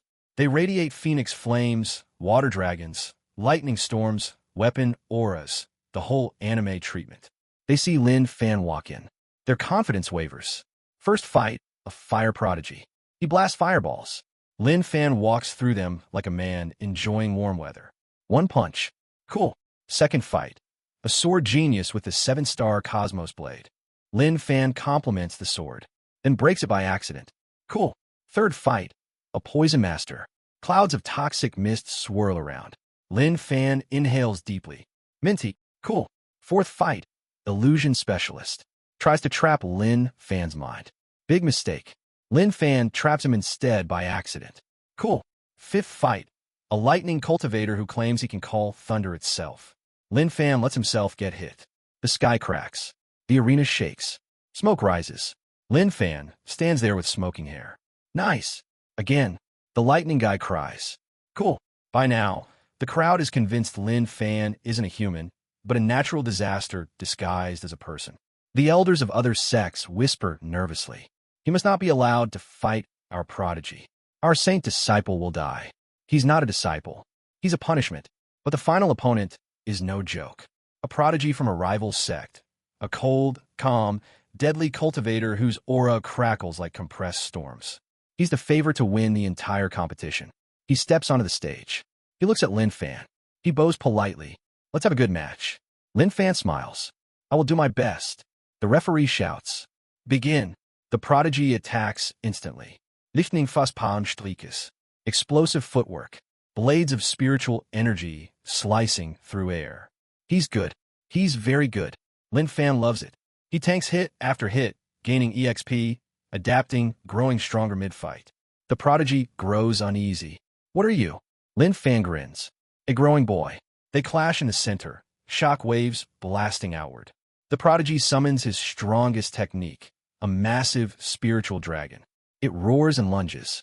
Lin Fan doesn't dodge. He punches it. The dragon shatters. The prodigy coughs blood. Lin Fan walks forward slowly, energy swirling, each step making the arena tremble. The prodigy tries one last attack, a desperate, full power strike. Lin Fan blocks it barehanded, then gently pushes the prodigy back. He collapses. Cool. The arena erupts. A judge, shaking, stands up. Winner. Lin Fan. The crowd screams. Cheers echo. Edas Muta. Other sects panic. Lin Fan stands tall, smiling like a man who just discovered an unlimited EXP farm. He has one thought. This was fun. What's next? So Lin Fan just absolutely destroyed the final opponent of the inter-sect competition, earning the championship title while the crowd collectively questioned whether he was a human, a divine beast, or a kitchen appliance possessed by a cultivation demon. The elders are stunned. The disciples are stunned. Even the beasts are stunned. One boar literally faints watching his final punch. But the real storm begins after the competition. Because immediately after the announcer declares Lin Fan the winner, several major sect elders rush the stage like Black Friday shoppers seeing the last discounted TV. Elder 1, join our sect. We will give you the best resources. Elder 2, nonsense. We'll give him a private cultivation cave. Elder 3, we have a spirit spring. Elder 4, we have cookies. Lin Fan, overwhelmed, backs away slowly. His own sect's great elder steps forward and says with a smile that definitely hides murder. Back off. He's ours. The other elders glare like children who didn't get their favorite toy. One from the Fire Abyss sect even mutters, if he ever gets tired of you, we'll be waiting. Lin Fan shivers. He feels like a rare Pokemon being fought over by collectors. But then something unexpected happens. White Medium Star, a mysterious man, appears. The crowd goes silent. His presence is cold, heavy, ancient. He floats down like a descending storm cloud. A representative from the main headquarters, not a small sect, not a peak elder, but someone so high up even the great elder lowers his head. The man examines Lin Fan silently for a long time. Too long. Uncomfortably long. Lin Fan nervously waves. Hello. The man finally speaks, voice deep and echoing. You have potential. Lin Fan smiles modestly. Thanks. The man continues, ignoring him. Dangerous potential. Lin Fan, oh. Meanwhile, the sect elders behind him start sweating. This isn't the kind of elder who gives compliments. This is the kind who recruits people by dragging them into forbidden mountains to fight dragons. The man summons a glowing token and hands it to Lin Fan. This is an invitation to the grand trial. The crowd collectively gasps. Lin Fan blinks. Grand what? The man doesn't explain. He simply says, only monsters are invited. Show us if you are worthy. And then he vanishes. Lin Fan turns to his sect elders. What's the grand trial? The elders exchange anxious looks. The great elder pats him on the shoulder like a doctor giving bad news. It is a trial where geniuses die. Lin Fan frowns. But trials are supposed to help you grow. Yes, the elder says gravely. Grow stronger or grow dead. Lin Fan smiles brightly. Cool. The elder collapses internally. White medium star back at the sect. Lin Fan returns as a hero and also a hazard. Flowers are thrown at him. Children cheer for him. Teen disciples look at him like he's a celebrity. One girl hands him a plush toy shaped like a peach. Lin Fan holds it awkwardly like, what? She blushes. I heard it's your favorite technique.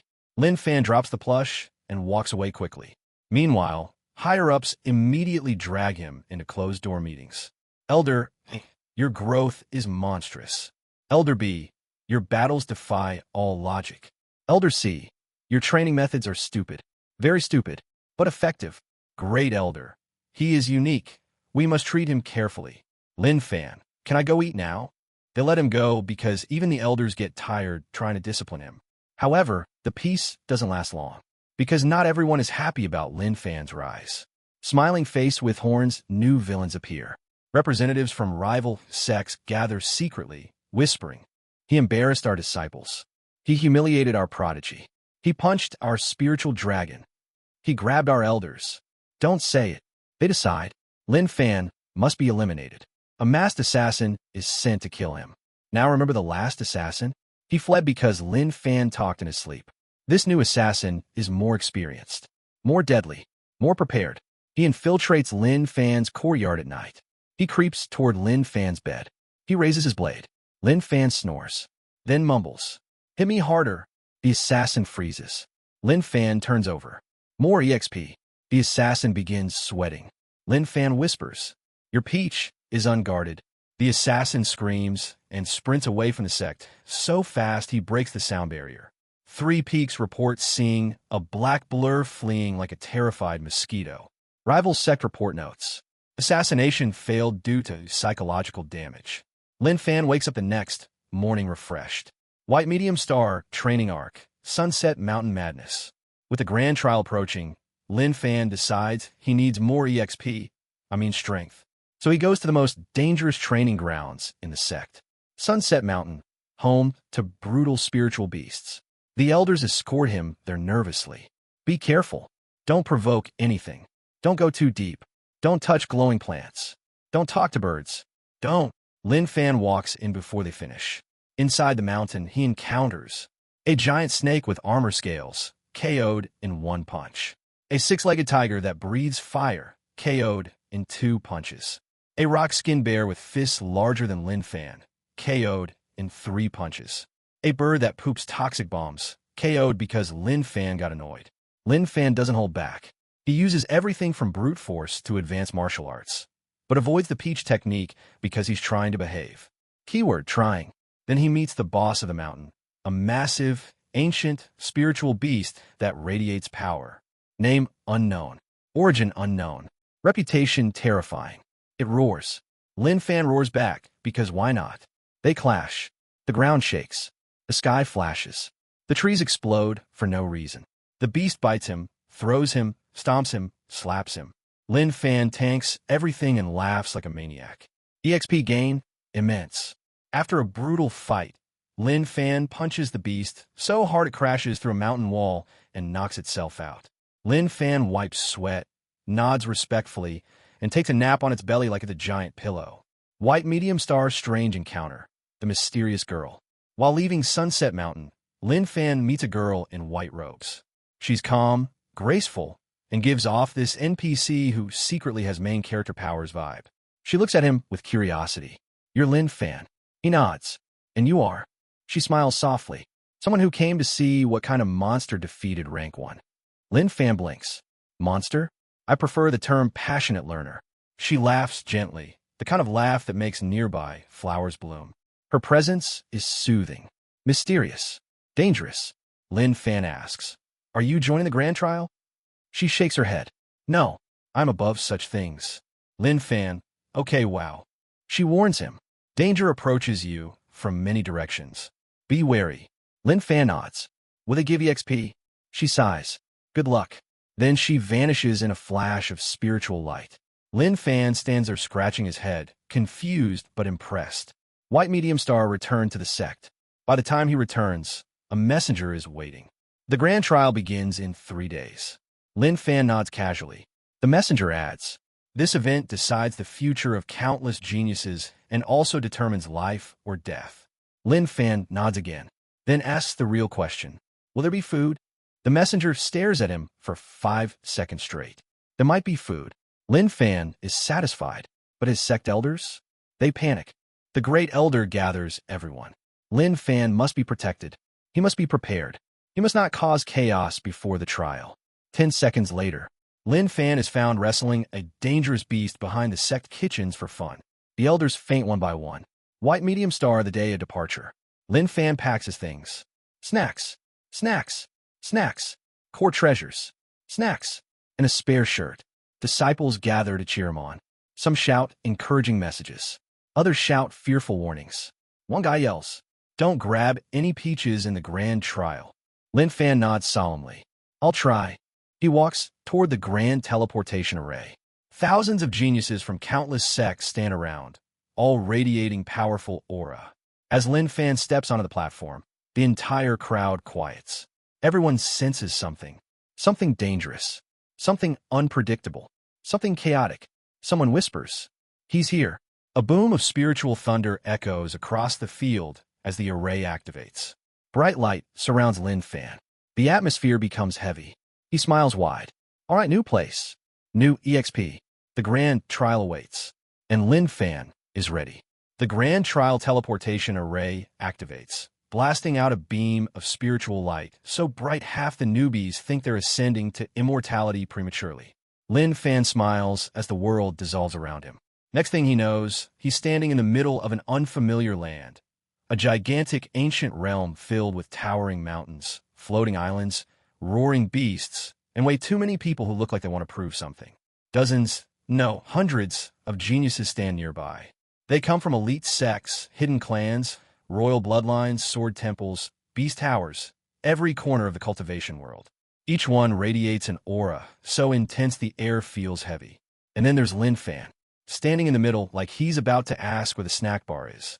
One prodigy looks at him and whispers to his friend, "That's the guy? The Chaos One." "Yes. Stay far away. I heard if you fight him, you lose your..." Don't finish that sentence. The trial overseer appears in the sky, a massive projection of a robed elder who looks like he hasn't slept in centuries. He booms out, "Welcome to the grand trial. Only the strong survive. Only the worthy move forward. Do not embarrass your sect." Several disciples gulp.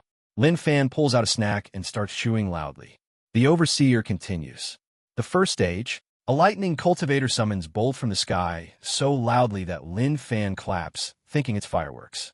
Occasionally, someone tries to ambush Lin Fan. It never ends well. 3 guys jumping from behind. Guy 1, "We strike together." Guy 2, "We'll overwhelm him." Guy 3, "For the sect." Lin Fan, "Oh, nice warm-up." He knocks all 3 out with casual slaps that sound like flipping pancakes. Lin Fan collects over 40 tokens without even noticing. But that's when the real threats begin showing themselves. White Medium Star, the young masters arrive. In every cultivation event, there are always young masters. Arrogant haircuts, expensive robes, voices that drip with entitlement. The first young master Lin Fan encounters is from the Golden River sect. He blocks Lin Fan's path with a dozen bodyguards, smirks, and says, "Hand over your tokens, peasant." Lin Fan pauses. "Peasant." The young master waves dismissively. "You're a nameless nobody. Know your place." Lin Fan knocks him out so fast his bodyguards scream and scatter like pigeons. One even shouts, "Run." He didn't even use a technique. After that, Lin Fan becomes a walking deterrent. Some geniuses try approaching him. They take one look at the unconscious young master. They turn around. Meanwhile, Lin Fan wanders deeper into the hunting grounds. And things escalate, because now the beasts aren't normal spiritual animals. These are ancient species, massive, roaring creatures fueled by thousands of years of bloodlines, with attacks that can level mountains. A giant two-headed serpent appears, both heads hissing lightning. It sees Lin Fan. It strikes. Lin Fan tanks, both lightning blasts. Nice! Good voltage! The serpent stares, confused. Lin Fan rushes it, delivers a punch, and sends both heads spinning like a fidget spinner. Next, a towering stone gorilla smashes through the jungle. It beats its chest. Roars. Lin Fan beats its chest back. Roars louder. The gorilla pauses. Slaps its own face like, am I hallucinating? Lin Fan charges in and starts a fist fight that shakes the ground. Geniuses watching from a distance whisper, who is he? Is he a beast in human form? Does he sleep? Does he feel pain? I heard he evolves through suffering, like a cockroach. Eventually Lin Fan knocks the gorilla out and keeps going. White medium star, a bigger threat appears. By the time Lin Fan gets bored, he's basically cleared half the hunting ground solo. But then, Atterifayin Ohadison. Branches snap. Beasts flee. Even the other geniuses freeze. A man steps out of the shadows, tall, carrying a spear, aura sharp enough to slice the air itself. He's a prodigy from the Heaven's Blade sect, known for killing beasts effortlessly. He looks Lin Fan up and down. So you're the one causing all this noise. Lin Fan nods. I walk loudly. The prodigy smirks. You've beaten beasts. You've scared geniuses. Impressive, but insufficient. He spins his spear. Fight me. Lin Fan cracks his knuckles. Sure. They clash. The ground shatters. The spear prodigy moves like lightning. Fast, precise, lethal. Every strike is aimed to kill. Lin Fan takes hits, tanks hits, learns from hits. The prodigy grows annoyed. You rely on brute strength. Lin Fan grins. You rely on being loud with your spear. The prodigy attacks harder. Lin Fan gets stronger. Finally, Lin Fan dodges a thrust by a hair, grabs the spear shaft, and headbutts the prodigy so hard he loses half his spiritual awareness. The prodigy collapses. Lin Fan helps him up. Good fight. Want a snack? The prodigy coughs blood. No. But as Lin Fan turns away, white medium star, someone else arrives. A familiar. Cold. Deadly. Calculated. A figure emerges from the trees. The girl in white. Yes, that girl. She looks at the defeated prodigy, then at Lin Fan. You truly are dangerous. Lin Fan scratches his chin. Being called dangerous is starting to feel like a compliment. She steps closer. The deeper stages of this trial are not as simple. You must prepare. Lin Fan nods. Oh, I am. I'm ready for more EXP. She stares at him, expression unreadable. Then whispers. Then may you live long enough to use it. And she vanishes again. Lin Fan stands there. Did she bless me or threaten me? He shrugs and keeps walking. White medium star, end of stage 1. After a few hours, a massive boom signals the end of the hunting ground stage. A pillar of light shoots into the sky. All surviving participants are teleported to the center. Some look battered. Some look terrified. Some look half dead. Lin Fan looks slightly hungry. An official announces, those with 60 tokens or more advance. Everyone turns to Lin Fan. He dumps out a mountain of tokens. A literal mountain. He has like 300 plus. The official stares blankly. Lin Fan advances. Everyone else. Obviously, the ground begins rumbling. Stage 2 opens. A portal crackling with strange energy appears. Words carved in ancient stone glow brightly. Spirit Temple of Trials. The official explains. Inside the temple are multiple floors, each one deadlier than the last. Climbs measure strength, skill, comprehension, and will. Lin Fan raises his hand. Does it have snacks? The official faints. And with that, Lin Fan walks into the Spirit Temple, ready for the next EXP buffet. The entrance to the Spirit Temple of Trials glows ominously, like a giant blinking sign that says, warning, you might die, but also you might get really cool power. Naturally, Lin Fan walks in without hesitation. Other geniuses hesitate. They look at the temple's crackling aura, the ancient runes floating around it, the faint screams echoing from inside. Lin Fan, huh? Sounds promising.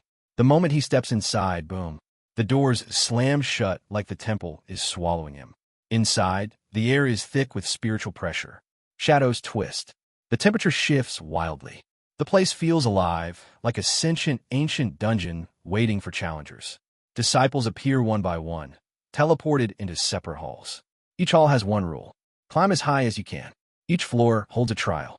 Each trial gets stronger. Each challenger is alone. But Lin Fan is not worried. In fact, he stretches like he's about to start warm-up exercises. White medium star floor 1, the gatekeeper. The stone floor lights up with glowing runes. A massive armored puppet emerges, radiating killing intent. A normal genius would panic, activate techniques, or sweat heavily. Lin Fan? He waves. Punch me. The puppet obliges, slamming its colossal arm into Lin Fan's chest, and immediately cracks its own arm. Lin Fan pats it sympathetically. Don't feel bad. Try again. The puppet tries again, and again, and again. Finally, Lin Fan gets bored and flicks him in the head. The puppet collapses. Floor 1 cleared. Lin Fan walks forward like he just finished a light jog. White medium star, floor 2. The illusion of despair. The walls melt into a swirling vortex. Lin Fan's surroundings distort into creepy illusions, distorted shadows, crying voices, cold winds whispering his deepest fears. A voice echoes. Face your despair. Lin Fan squints. Despair? The illusion conjures a fake nightmare of Lin Fan. Getting 0 EXP. Eating flavorless food. Being unable to fight anything. Having a peaceful, calm life. Lin Fan screams. No exp. That's the nightmare. He punches the illusion so hard it disappears instantly. The trial voice coughs awkwardly and says, Floor 2, cleared. White medium star, floor 3, ancient beast trial. A giant, ethereal beast forms from glowing mist. It roars, shaking the entire temple. The beast unleashes claws of spiritual light. Lin Fan doesn't even dodge. He takes the hit, nods thoughtfully. Not bad. Do it again. The beast roars and unleashes a barrage of attacks. Lin Fan tanks everything, EXP stacking like crazy. Finally, he grabs the beast by the face and slams it into the floor. The beast dissolves. Floor 3 cleared. Lin Fan stretches his knuckles. Okay, now it's getting fun. White medium star meanwhile. In other floors, other geniuses in the trial are suffering. One prodigy is screaming at illusions. Another is being beaten by a puppet. Another is crying because a giant beast snatched his spiritual sword and ate it. They hear faint booms from Lin Fan's direction and think, who is fighting like that? Is there a demon? Yes, there is. His name is Lin Fan. White medium star, floor 4. The trial of comprehension. This is where most geniuses struggle.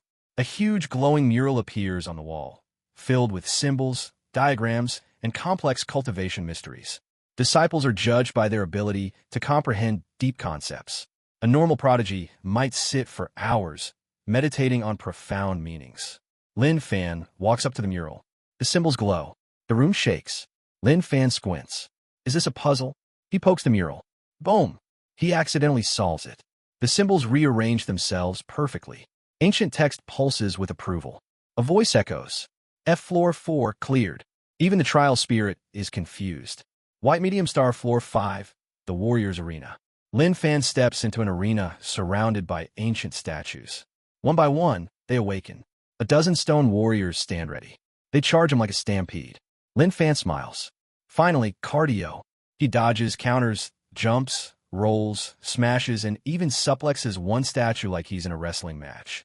At some point, he uses the forbidden technique on one statue. The statue cracks down the middle. Even the trial voice falls silent for a moment. Eventually, all stone warriors fall apart. Floor 5 cleared. Lin Fan cracks his neck. What's next? White medium star, floor 6, the trial of will. Now this one is serious. A sea of flames. A void of darkness. Suffocating pressure. Voices whispering. Give up. You cannot survive. You will fail. Lin Fan feels the pressure. His bones groan. His muscles tighten. His vision blurs. This is the first floor that actually makes him struggle. He grits his teeth. Sweat drips. The voices grow stronger. You are nothing. You can't win. You will die here. Lin Fan roars. Shut up. I have EXP to get.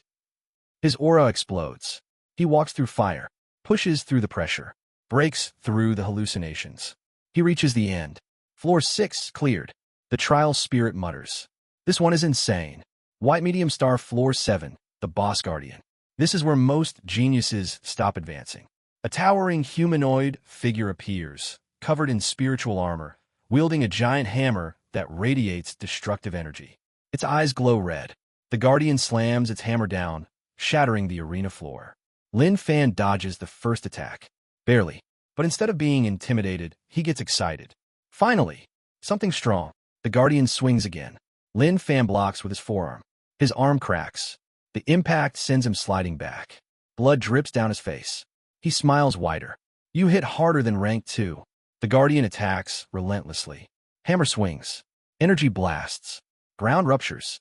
Lin Fan takes hit after hit, body nearly breaking, but every hit gives him more EXP, more strength, more momentum. Finally, he powers up. His muscles tighten. His aura explodes. His system screams. Evolution activated.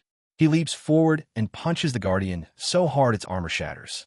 Then he grabs the guardian's hammer, spins, and smashes the guardian with its own weapon. The guardian explodes into spiritual dust. Floor 7 cleared. Lin Fan wipes blood off his lip. That was awesome. White medium star, meanwhile, outside the temple. Elders watch the temple from afar. Lights glow. Flares erupt. Stones crack. One elder gasps. Is someone destroying the floors? Another elder whispers. It must be one of those divine prodigies. A third elder stares at the glowing runes. It's Lin Fan, isn't it? All the elders nod grimly. Of course it is. White medium star floor 8, the mirror battle. Lin Fan walks into a room filled with mist. A figure forms in front of him. It looks at him. He looks at it. It has his face, his stance, his aura, his insanity. Lin Fan whispers, "Bruh." The mirror Lin Fan smirks and attacks. Lin Fan blocks. Mirror Lin Fan copies. Every move Lin Fan uses, the mirror mimics. It's like fighting himself. A terrifying thought. They clash punches, kick each other, use the same arm techniques, even shout the same insults at each other. Lin Fan finally realizes something. Mirror Lin Fan knows all his martial arts. But does the mirror know the forbidden technique? Lin Fan smirks. He steps forward. Mirror Lin Fan steps forward. Lin Fan uses monkey steals peach. Mirror Lin Fan tries to steal his peach. Both freeze mid-attack. The trial spirit SCREMS. What are you two doing? Lin Fan breaks first. He dodges the mirror. Counterattacks.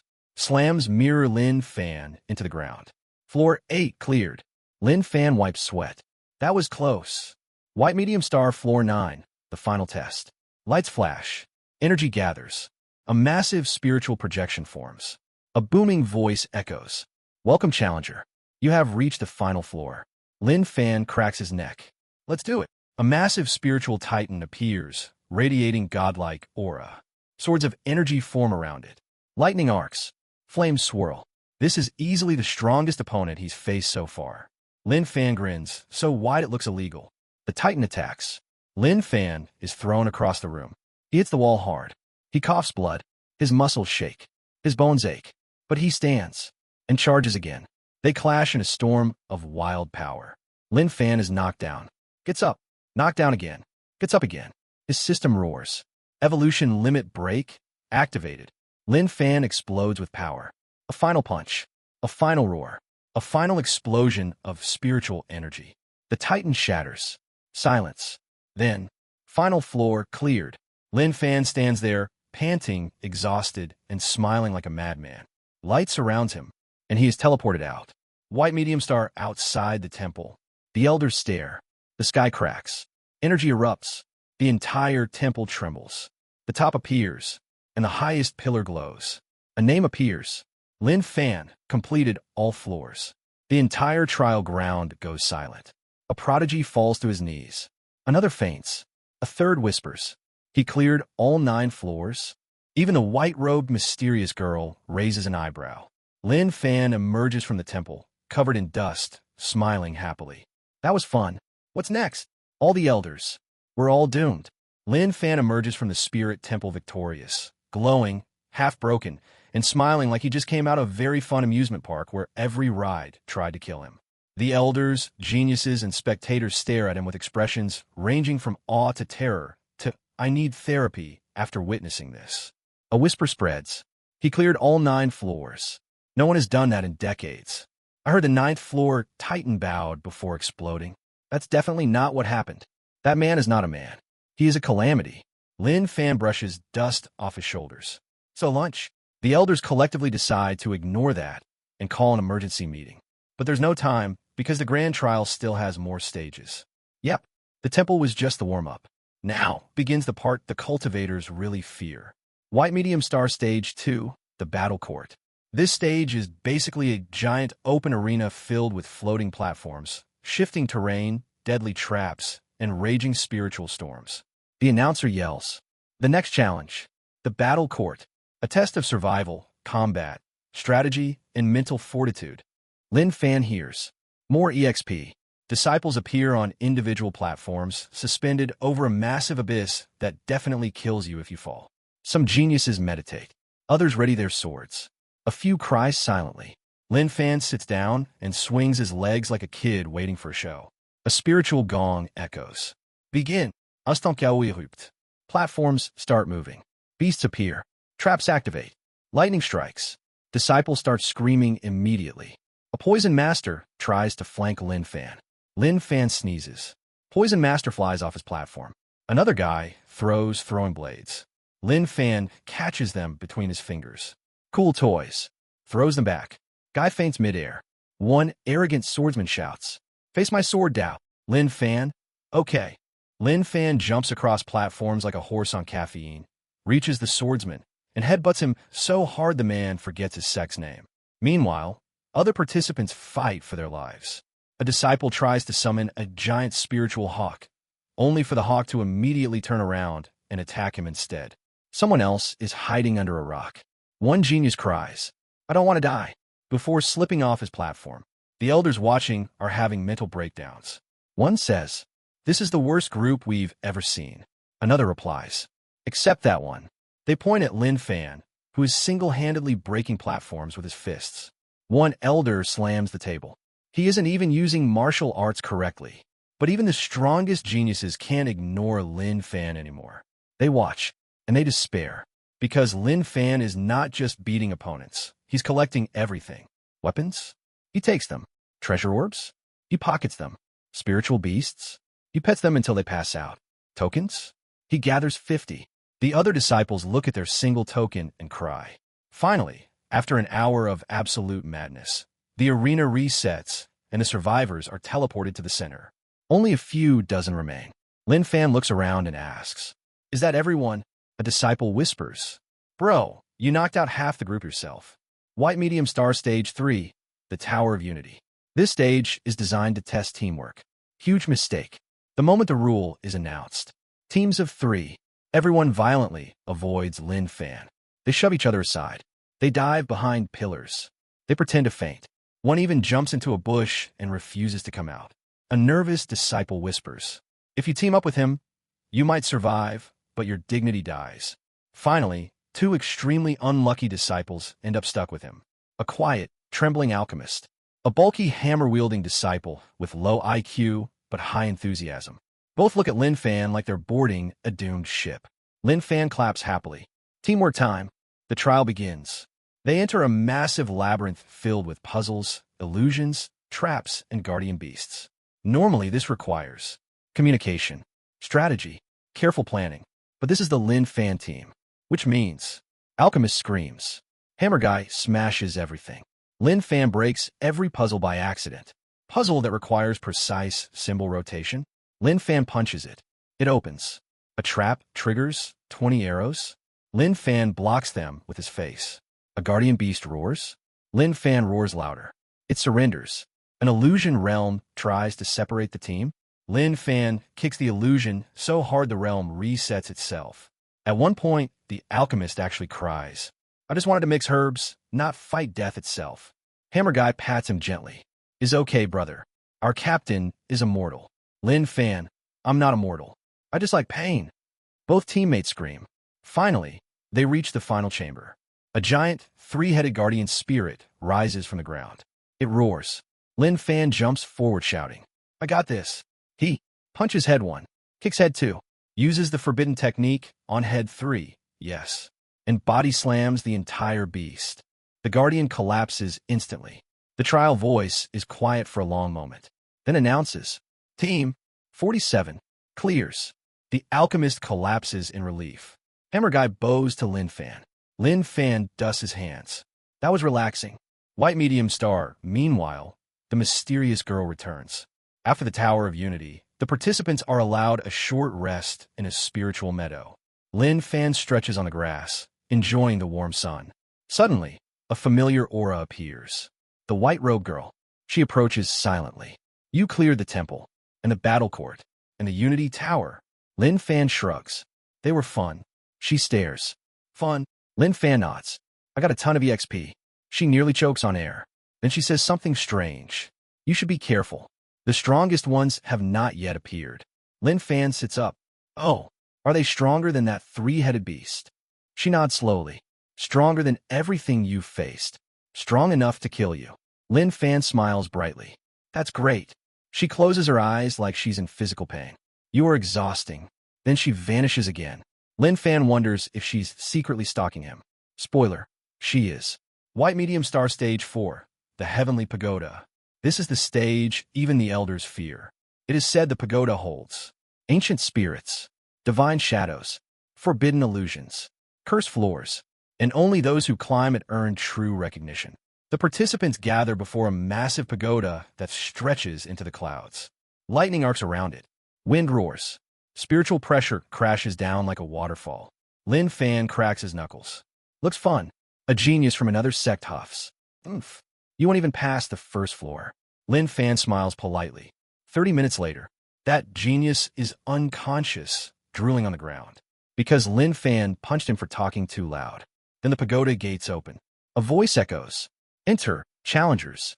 Face your destiny. They step inside. White Medium Star Floor 1, Strength Test. A massive boulder blocks the path. Jade inscriptions say, only by lifting the heavenly stone may you proceed. Geniuses gather, sweating, grunting, using techniques. Lin Fan picks it up casually like a basket of laundry. The boulder cracks. Trial Spirit. Floor 1 passed. White Medium Star Floor 2. Speed Test. Blades swing. Spikes shoot. Walls close. A deadly corridor. Disciples dodge gracefully. Others flip. Some crawl. Lin Fan power walks straight through. Everything hits him. Everything breaks. Trial Spirit. Floor 2 passed. White Medium Star Floor 3. Mental Strength. A whirlwind of illusions attacks the mind, showing regrets, fears, failures, loneliness. Geniuses kneel, trembling. Illusion. You are weak. Lin Fan. No, I'm not. Illusion. Everyone hates you. Lin Fan. I don't care. Illusion. You will die alone. Lin Fan punches the illusion. Floor 3 passed. White Medium Star Floor 4. Martial Arts Test. A martial phantom appears, using ancient techniques that should surpass Lin Fan's comprehension. Lin Fan doesn't comprehend them. He just fights. He headbutts the phantom.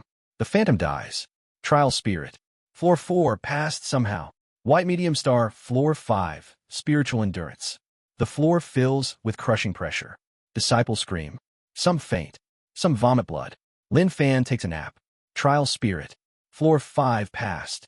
White Medium Star Floor 6. The white-robed girl appears again. As Lin Fan steps onto the 6th floor, he finds her, the mysterious girl, calm, radiating holy light. He blinks. Are you part of the trial? She shakes her head. I sense you entering. I want to see how far you go. Lin Fan smiles. You're cheering for me? She frowns. Something like that. Before they can speak more, the floor activates. A massive spiritual vortex bursts open, dragging Lin Fan in.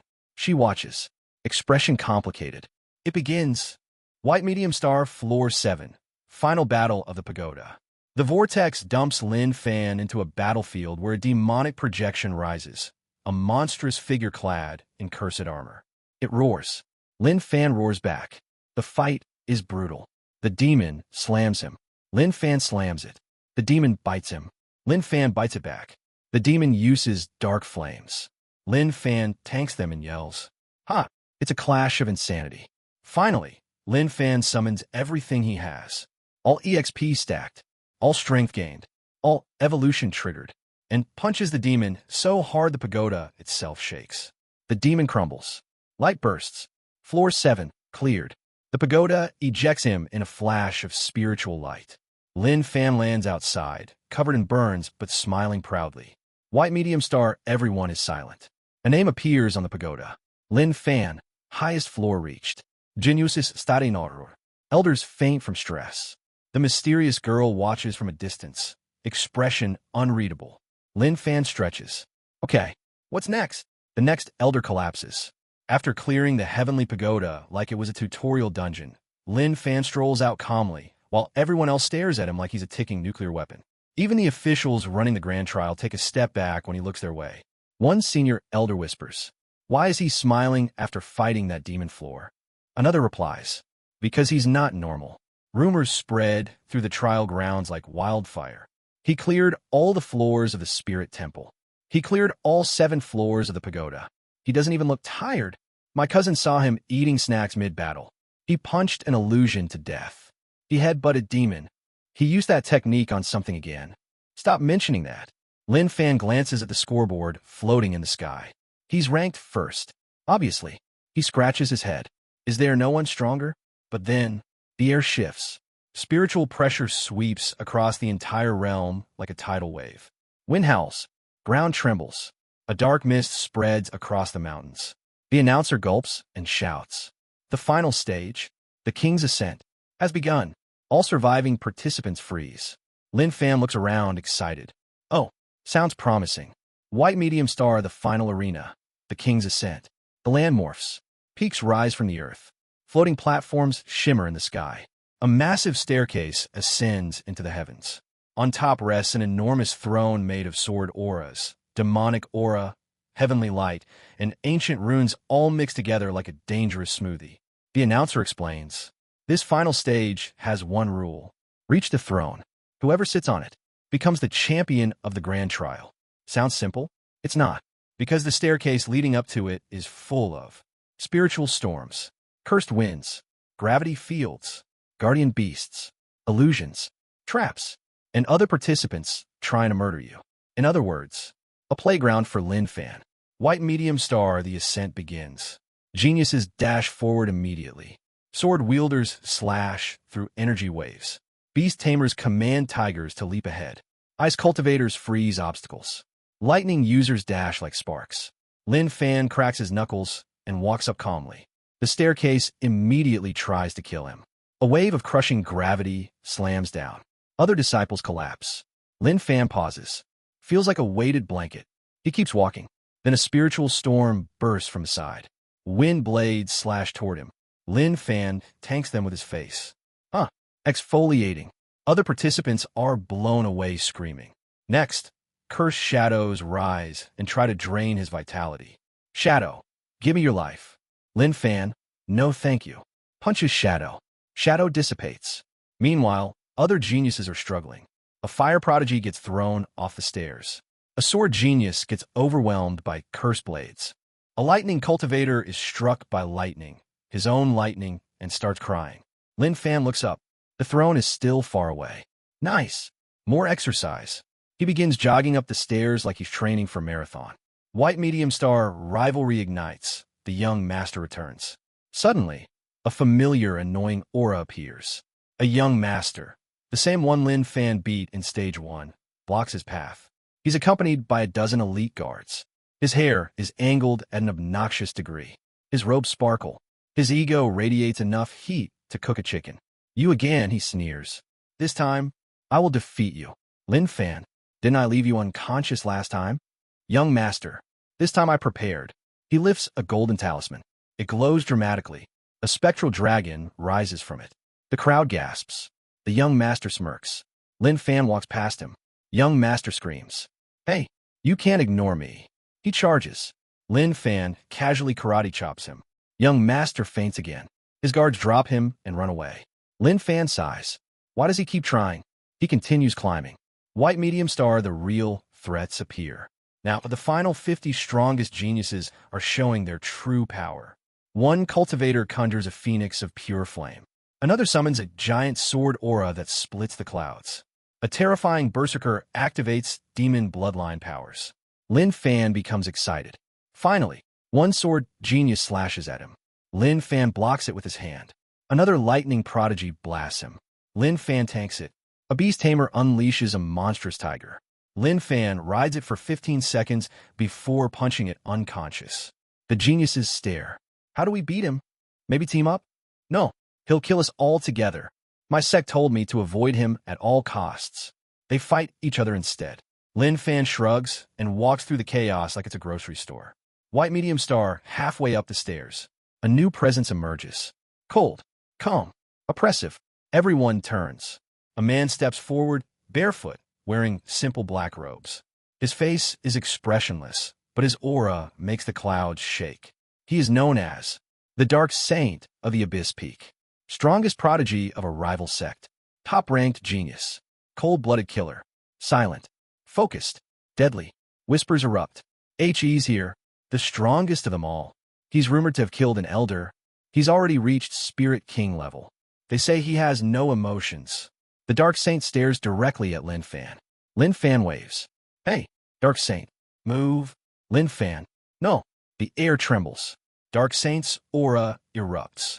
A black storm swirling around him like a void trying to eat the world. Lin Fan's system pings. Warning. Extremely powerful opponent detected. EXP potential. Insane. Lin Fan grins. Oh yeah, let's go. White medium star, the clash of monsters. The Dark Saint strikes first.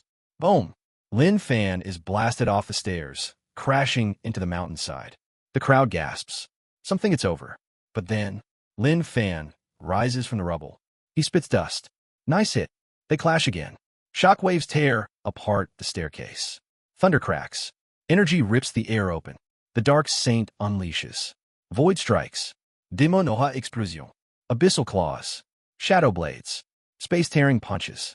Lin Fan tanks everything. Every hit makes him stronger. Every blow gives EXP. Every slam fuels evolution. The Dark Saint narrows his eyes. You don't break? Lin Fan laughs. I break other things instead. They clash again, closer, faster, harder, until Lin Fan lands a punch that finally makes the Dark Saint stumble. The geniuses watching are in disbelief. He's fighting the Dark Saint evenly? No, he's winning. What is he? The Dark Saint's voice changes. The slightest tone of emotion. You are interesting.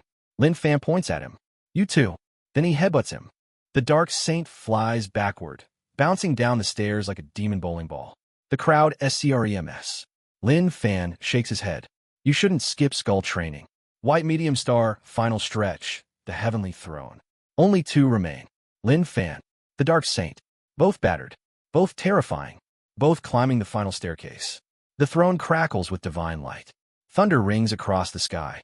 The Dark Saint rises again, refusing to lose.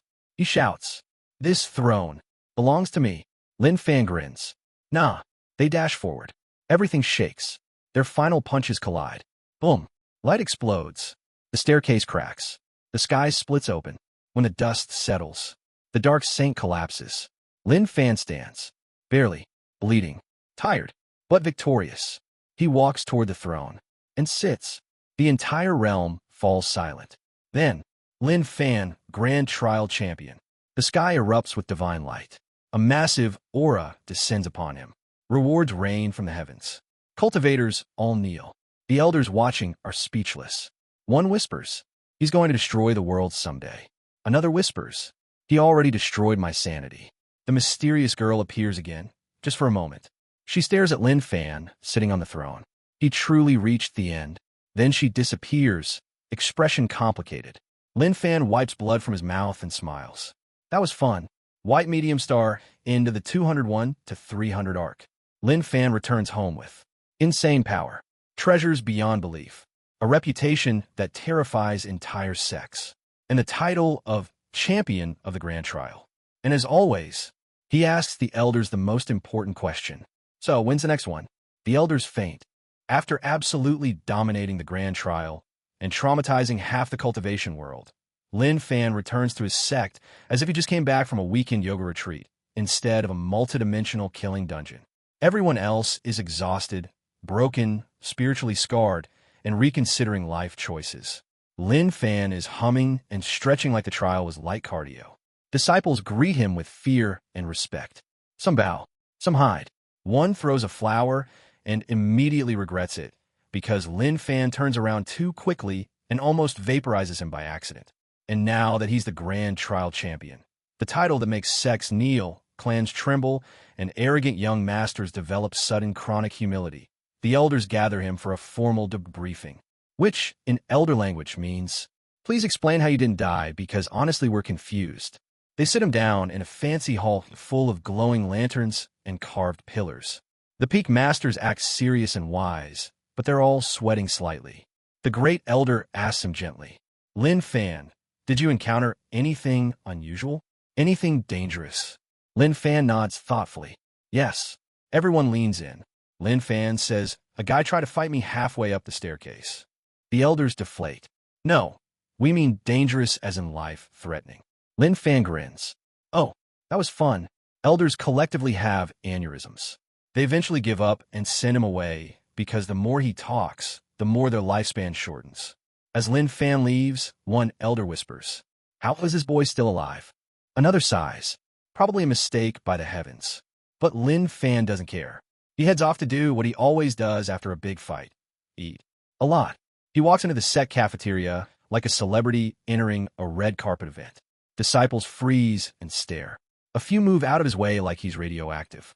Someone whispers, "That's him, the grand trial champion. Don't make eye contact."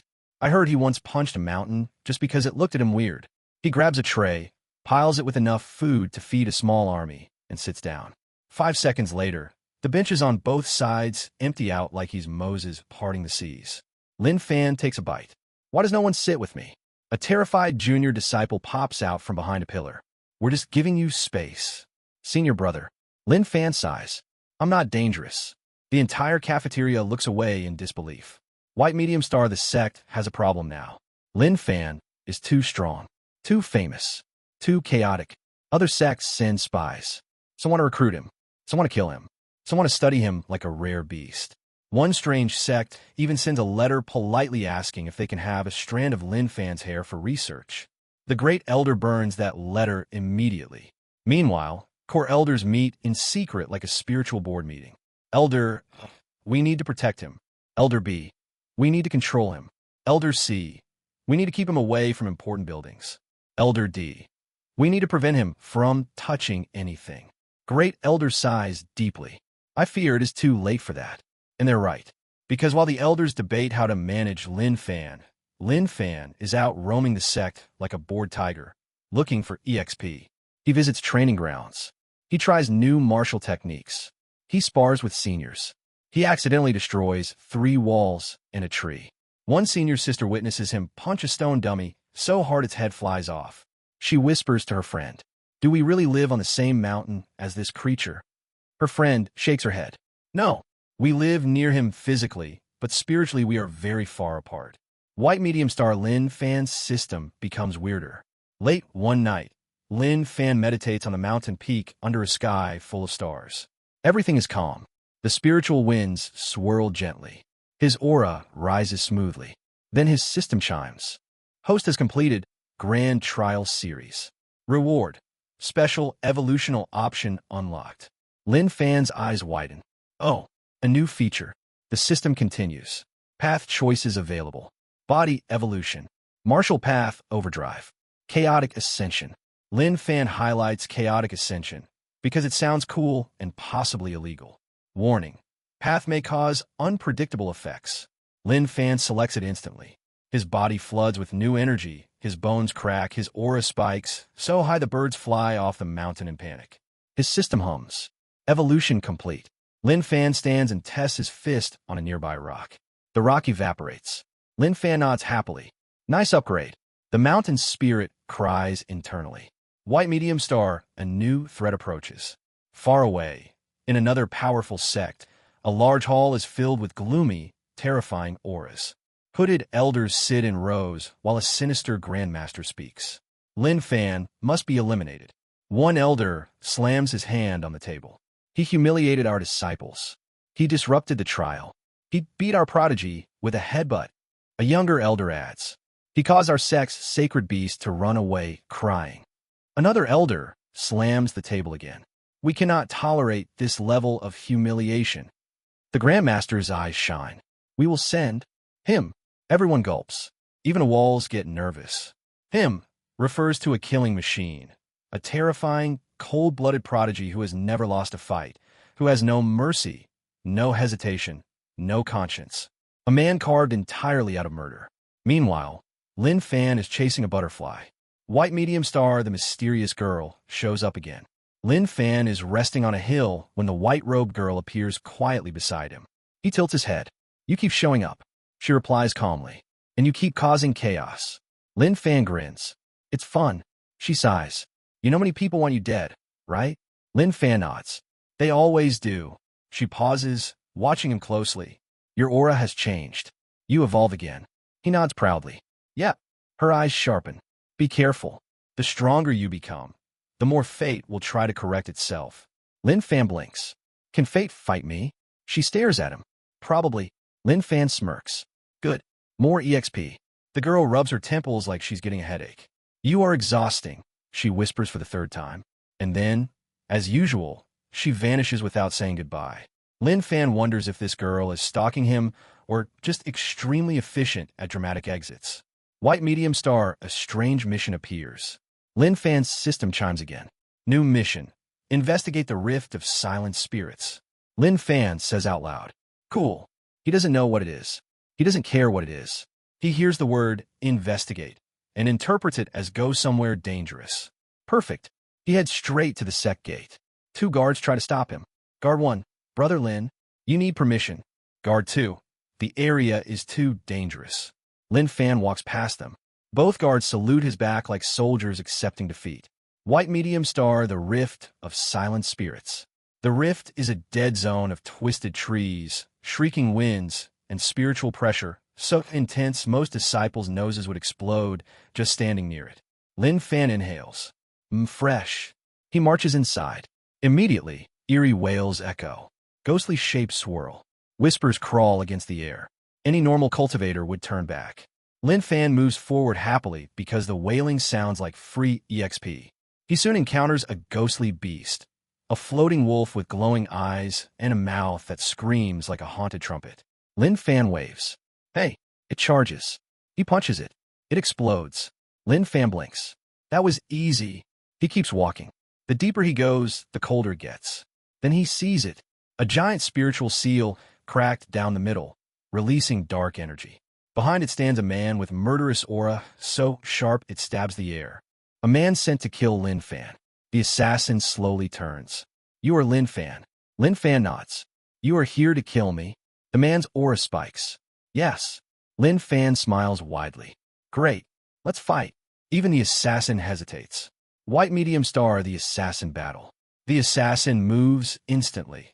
A blur of shadows, blades, killing intent condensed into human form. His dagger flashes. Lin Fan barely dodges. Energy blasts through the trees. Ground cracks. Dark flames burn the air. Lin Fan grins. The assassin attacks again. Lin Fan blocks with his arm. Bones crack but immediately heal. The assassin frowns. You regenerate too fast. Lin Fan nods. You hit too slow.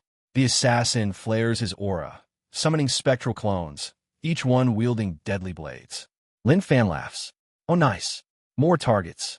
He charges forward like a madman, blowing through clones like punching bags. The assassin finally growls. You are a demon. Lin Fan shrugs. People say that a lot. The assassin unleashes his ultimate technique, a spiraling blade storm capable of shredding mountains. Lin Fan stands there. He tanks every cut, every slice, every strike. His system lights up like a casino jackpot. Damage received, massive. Evolution activated. L'enfance aura explode. The assassin steps back for the first time. Lin Fan steps forward. One punch. Just one punch. Boom. The assassin slams into a cliff so hard he embeds into it like a sticker. He coughs blood, wheezes, stares in disbelief. You monster. Lin Fan nods politely. Thank you. The assassin faints. White medium star, the rift collapses. The broken spiritual seal begins collapsing, energy swirling, the entire rift destabilizing. Lin Fan looks around. Oh, I should probably leave. He walks out casually while the forest behind him explodes, implodes, and combusts simultaneously. The guards at the sect gate scream when he returns covered in smoke. What happened? Lin Fan shrugs. Something broke. They don't ask further questions. White medium star Lin Fan's legend grows. Word spreads across the cultivation world. He defeated the assassin. He destroyed the rift.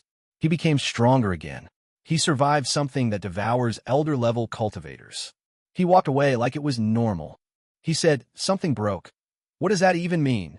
Lin Fan becomes a horror story told to naughty young masters. Meanwhile, the mysterious girl hears the news from afar. She whispers to herself. He grows too fast, but her expression? Soft, concerned, complicated. And Lin Fan? He's sitting on a rock, eating snacks, waiting for his next mission.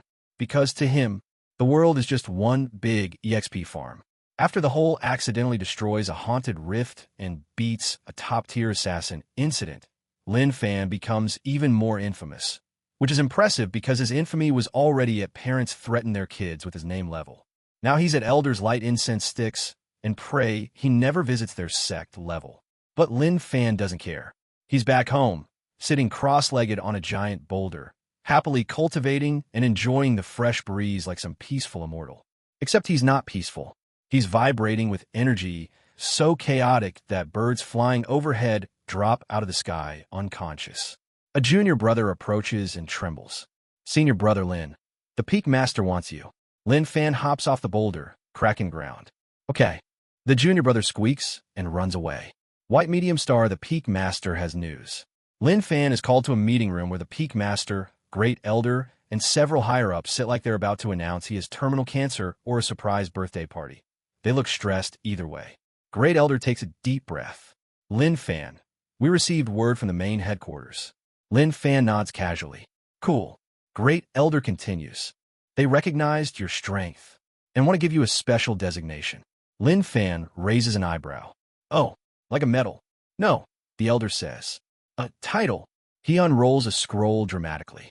The headquarters now officially classify you as a potential future calamity-level individual. Silence. Lin Fan blinks. A calamity? The Elder coughs. It's not necessarily bad. Another Elder whispers. It's very bad. Great Elder continues carefully. It means you have incredible talent, but also unpredictable destructive tendencies. Lin Fan beams proudly. I know. Isn't it cool? Every Elder groans. Peak Master rubs his temples. We've also been informed that other sects are watching you. Lin Fan shrugs. Let them. Peak Master coughs harder. They're worried you might destroy the world by accident. Lin Fan smiles brightly. That's okay. I destroy things on purpose too. A core Elder faints. White medium star, a new visitor arrives. Just when the Elders think things can't get worse, a messenger bird bursts into the hall, dropping a glowing jade slip. The Elder picks it up and reads it. His expression turns pale. He looks at Lin Fan. Lin Fan, a guest has come for you. Lin Fan tilts his head. A friend? No. The Elder swallows. A prince. White medium star, the prince of the heavenly cloud empire. The sect gates open. A fancy flying carriage descends. Golden-armored guards march out. Spiritual flags flutter.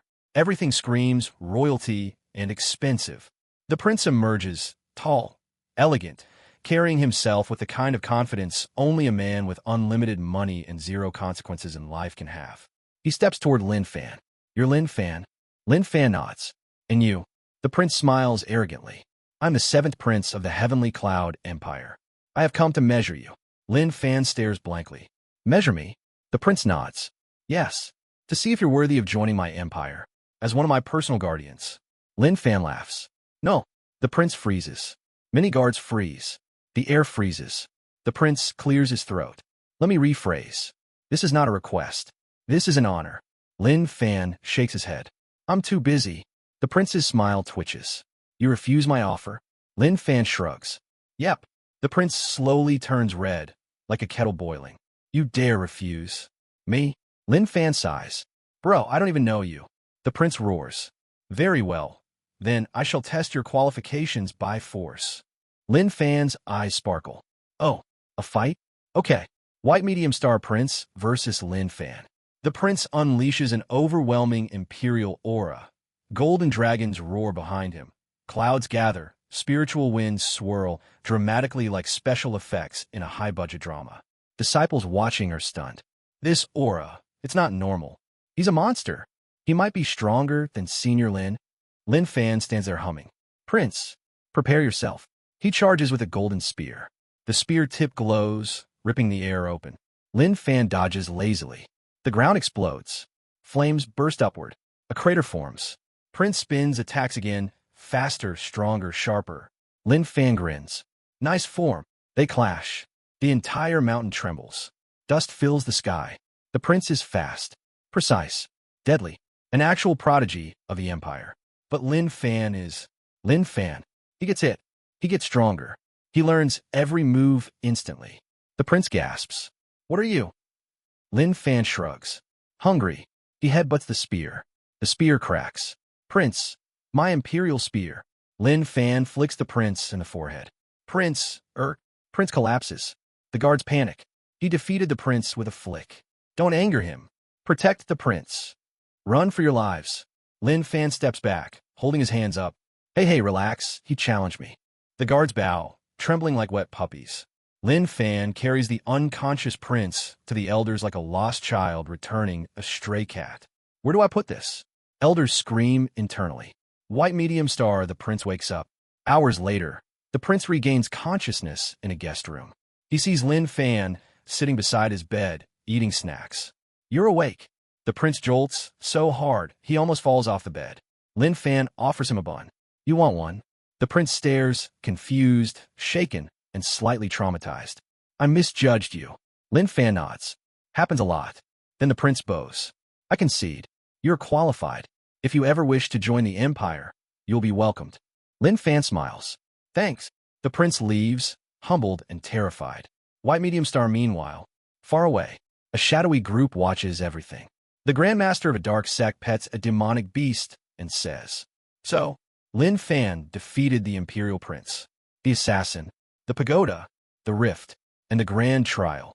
A masked elder asks nervously, should we still move forward with the plan to capture him? The grandmaster laughs. Yes, the stronger he is, the more valuable he becomes. White medium star Lin Fan feels bored. After all the chaos, Lin Fan lies on the grass, staring at the sky. He rolls over. He sighs loudly. I'm bored. His system chimes. New mission available. Lin Fan jolts upright. Oh, the system vibrates with excitement. Mission, experience a new journey. Details, leave the sect for a while and explore. Reward unknown. Lin Fan's eyes glow. Say no more. He stands. He packs snacks. He leaves. No permission. No escort. No warning. The guards at the gate scream. Brother Lin Fan, where are you going? Exploring. And just like that, he vanishes into the world. The guards salute. May the heavens protect whoever he meets. White medium star Lin Fan begins his journey. Deep forests, ancient ruins, wandering cultivators. Lin Fan heads straight into the wilds like a man on a grocery trip. He fights beasts. He collects weird plants.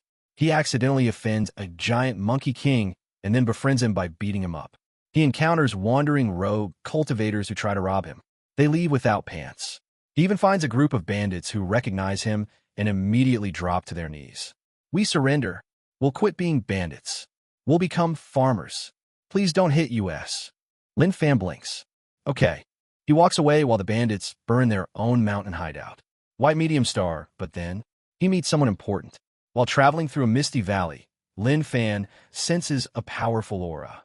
A terrifying one. He approaches cautiously, which is rare for him. In the valley center stands a massive stone sarcophagus surrounded by ancient symbols glowing faintly. A voice echoes. Who dares enter my resting grounds? Lin Fan raises a hand. Hi. Suddenly, the sarcophagus cracks. A figure rises. A being of unimaginable power.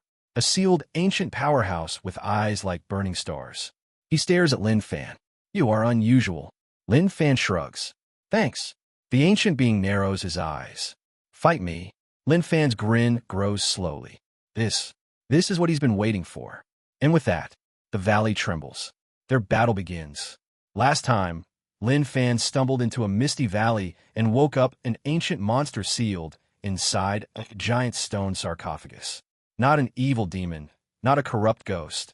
No, this is one of those ancient beings who trained for 10,000 years but failed at social interaction types. The guy floats out of the sarcophagus like a slow-moving horror movie villain. His voice echoes like thunder mixed with disappointment. You dare disturb my slumber? You dare challenge me? Lin Fan waves and smiles. Hi. The ancient being squints. Are you friendly? Lin Fan nods. Yes. The ancient being processes this for a long moment, confused. He was expecting fear, screaming, maybe an offering of treasure, not a cheerful greeting. So he goes with the classic cultivator solution. Then we shall fight. Lin Fan cracks his knuckles. Finally, the earth trembles as the ancient being descends. His aura floods the valley, a suffocating, crushing spiritual weight that bends trees and cracks rocks. Lin Fan inhales. Nice pressure. The ancient being frowns. You resist it easily? Lin Fan shrugs. Il faut verse. The ancient being blinks. Impossible. Then punches Lin Fan with a strike that could erase a mountain. Lin Fan is launched through 3 hills. He stands up, dusts himself off. Good punch. The ancient being freezes. Good. Lin Fan rushes in. They collide, valley floor shattering, mountains splitting, spiritual energy swirling violently. Lightning erupts from the sky because even the heavens want to watch this fight. They trade blows faster than eyes can see. Lin Fan gets slammed into a cliff. The ancient being gets drop-kicked into the ground. Lin Fan uppercuts him into the air. The ancient being summons a gigantic spiritual blade and nearly decapitates him. Lin Fan tanks it and counterpunches him back into the sarcophagus he crawled out of. The coffin lid slams shut. Silence. Lin Fan blinks. Did I win? Then, boom, the sarcophagus explodes. The ancient being emerges covered in cracks. You're a monster. Lin Fan beams. Thanks. The ancient being wobbles. You win. I can see. Lin Fan scratches his head.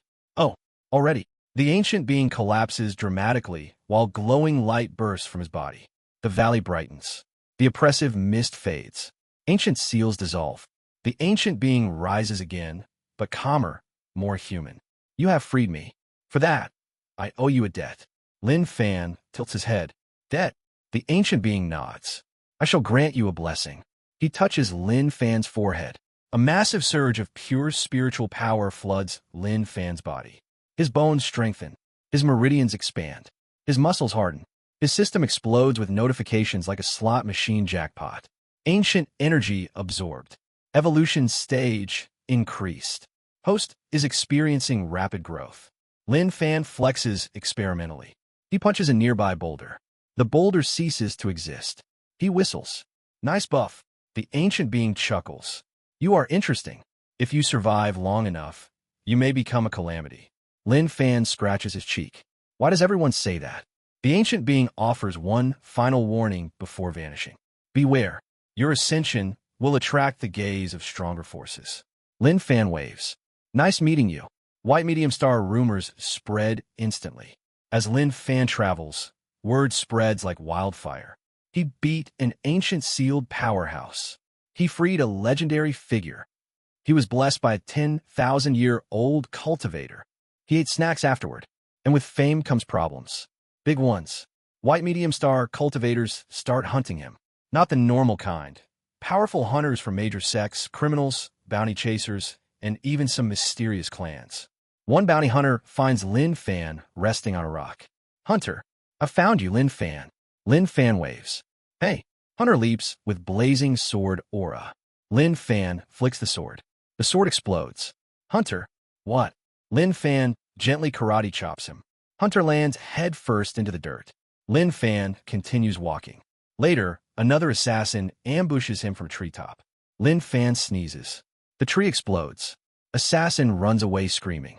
Another day, a powerful cultivator challenges him in a canyon. Lin Fan throws a bean bun at him. The bean bun knocks the guy out. Rumors intensify. You can't kill Lin Fan. You can't sneak attack Lin Fan. You can't even think of killing Lin Fan. He senses it. Eventually, many hunters give up and start leaving apology letters at random mountains. White medium star Lin Fan accidentally saves a village. During his journey, Lin Fan enters a small village suffering from a terrifying spirit haunting its well. Villagers cry and beg him for help. Lin Fan peeks into the well. A creepy, half-formed water ghost floats inside. It shrieks angrily. Lin Fan grabs it like a misbehaving chicken. Ghost. AAA. Lin Fan. Stop screaming. He throws it into the sky. It disintegrates. The village chief bursts into tears. You saved us. Lin Fan nods. That ghost was weak. The villagers give him food, drink, and a big seat at a feast. Lin Fan eats happily until someone asks, how can we repay you? Lin Fan thinks for a moment. Do you have any snacks for the road? They give him 3 bags. Lin Fan bows and leaves. Villagers kneel and pray like they just met a wandering deity. White medium star Lin Fan meets a demon sect again. In his wandering, he enters a forest filled with dark energy. Tattoos glow on trees. Black fog covers the air. People whisper in shadows. A disciple jumps out. Stop. This is territory of the Black Mist sect. Lin Fan nods. Oh cool. Another disciple bursts from the bushes. Who dares trespass? Wait, is that? They see Lin Fan. Their face fades to white. The sect scrambles like cockroaches when the light turns on. Disciples flee. Elders hide. Someone screams, evacuate the base. Lin Fan blinks. I didn't do anything yet. He walks deeper inside. The Black Mist sect master hears shouting outside. What is going on? Lin Fan is here. Sect master goes silent. Then shouts. Everyone pretend we are closed. Hide everything. Lin Fan enters the base. It's empty. Silent. Creepy. He shrugs and leaves. The entire sect exhales in relief and vows never to provoke him. White medium star meanwhile, the mysterious girl watches from afar. On a mountaintop, the white-robed girl looks down at Lin Fan as he strolls through a valley. Her gaze is soft, conflicted. She mutters, he's growing even faster than expected. If this continues, he might really break the balance of the world. A voice behind her says, you are attached. She stiffens.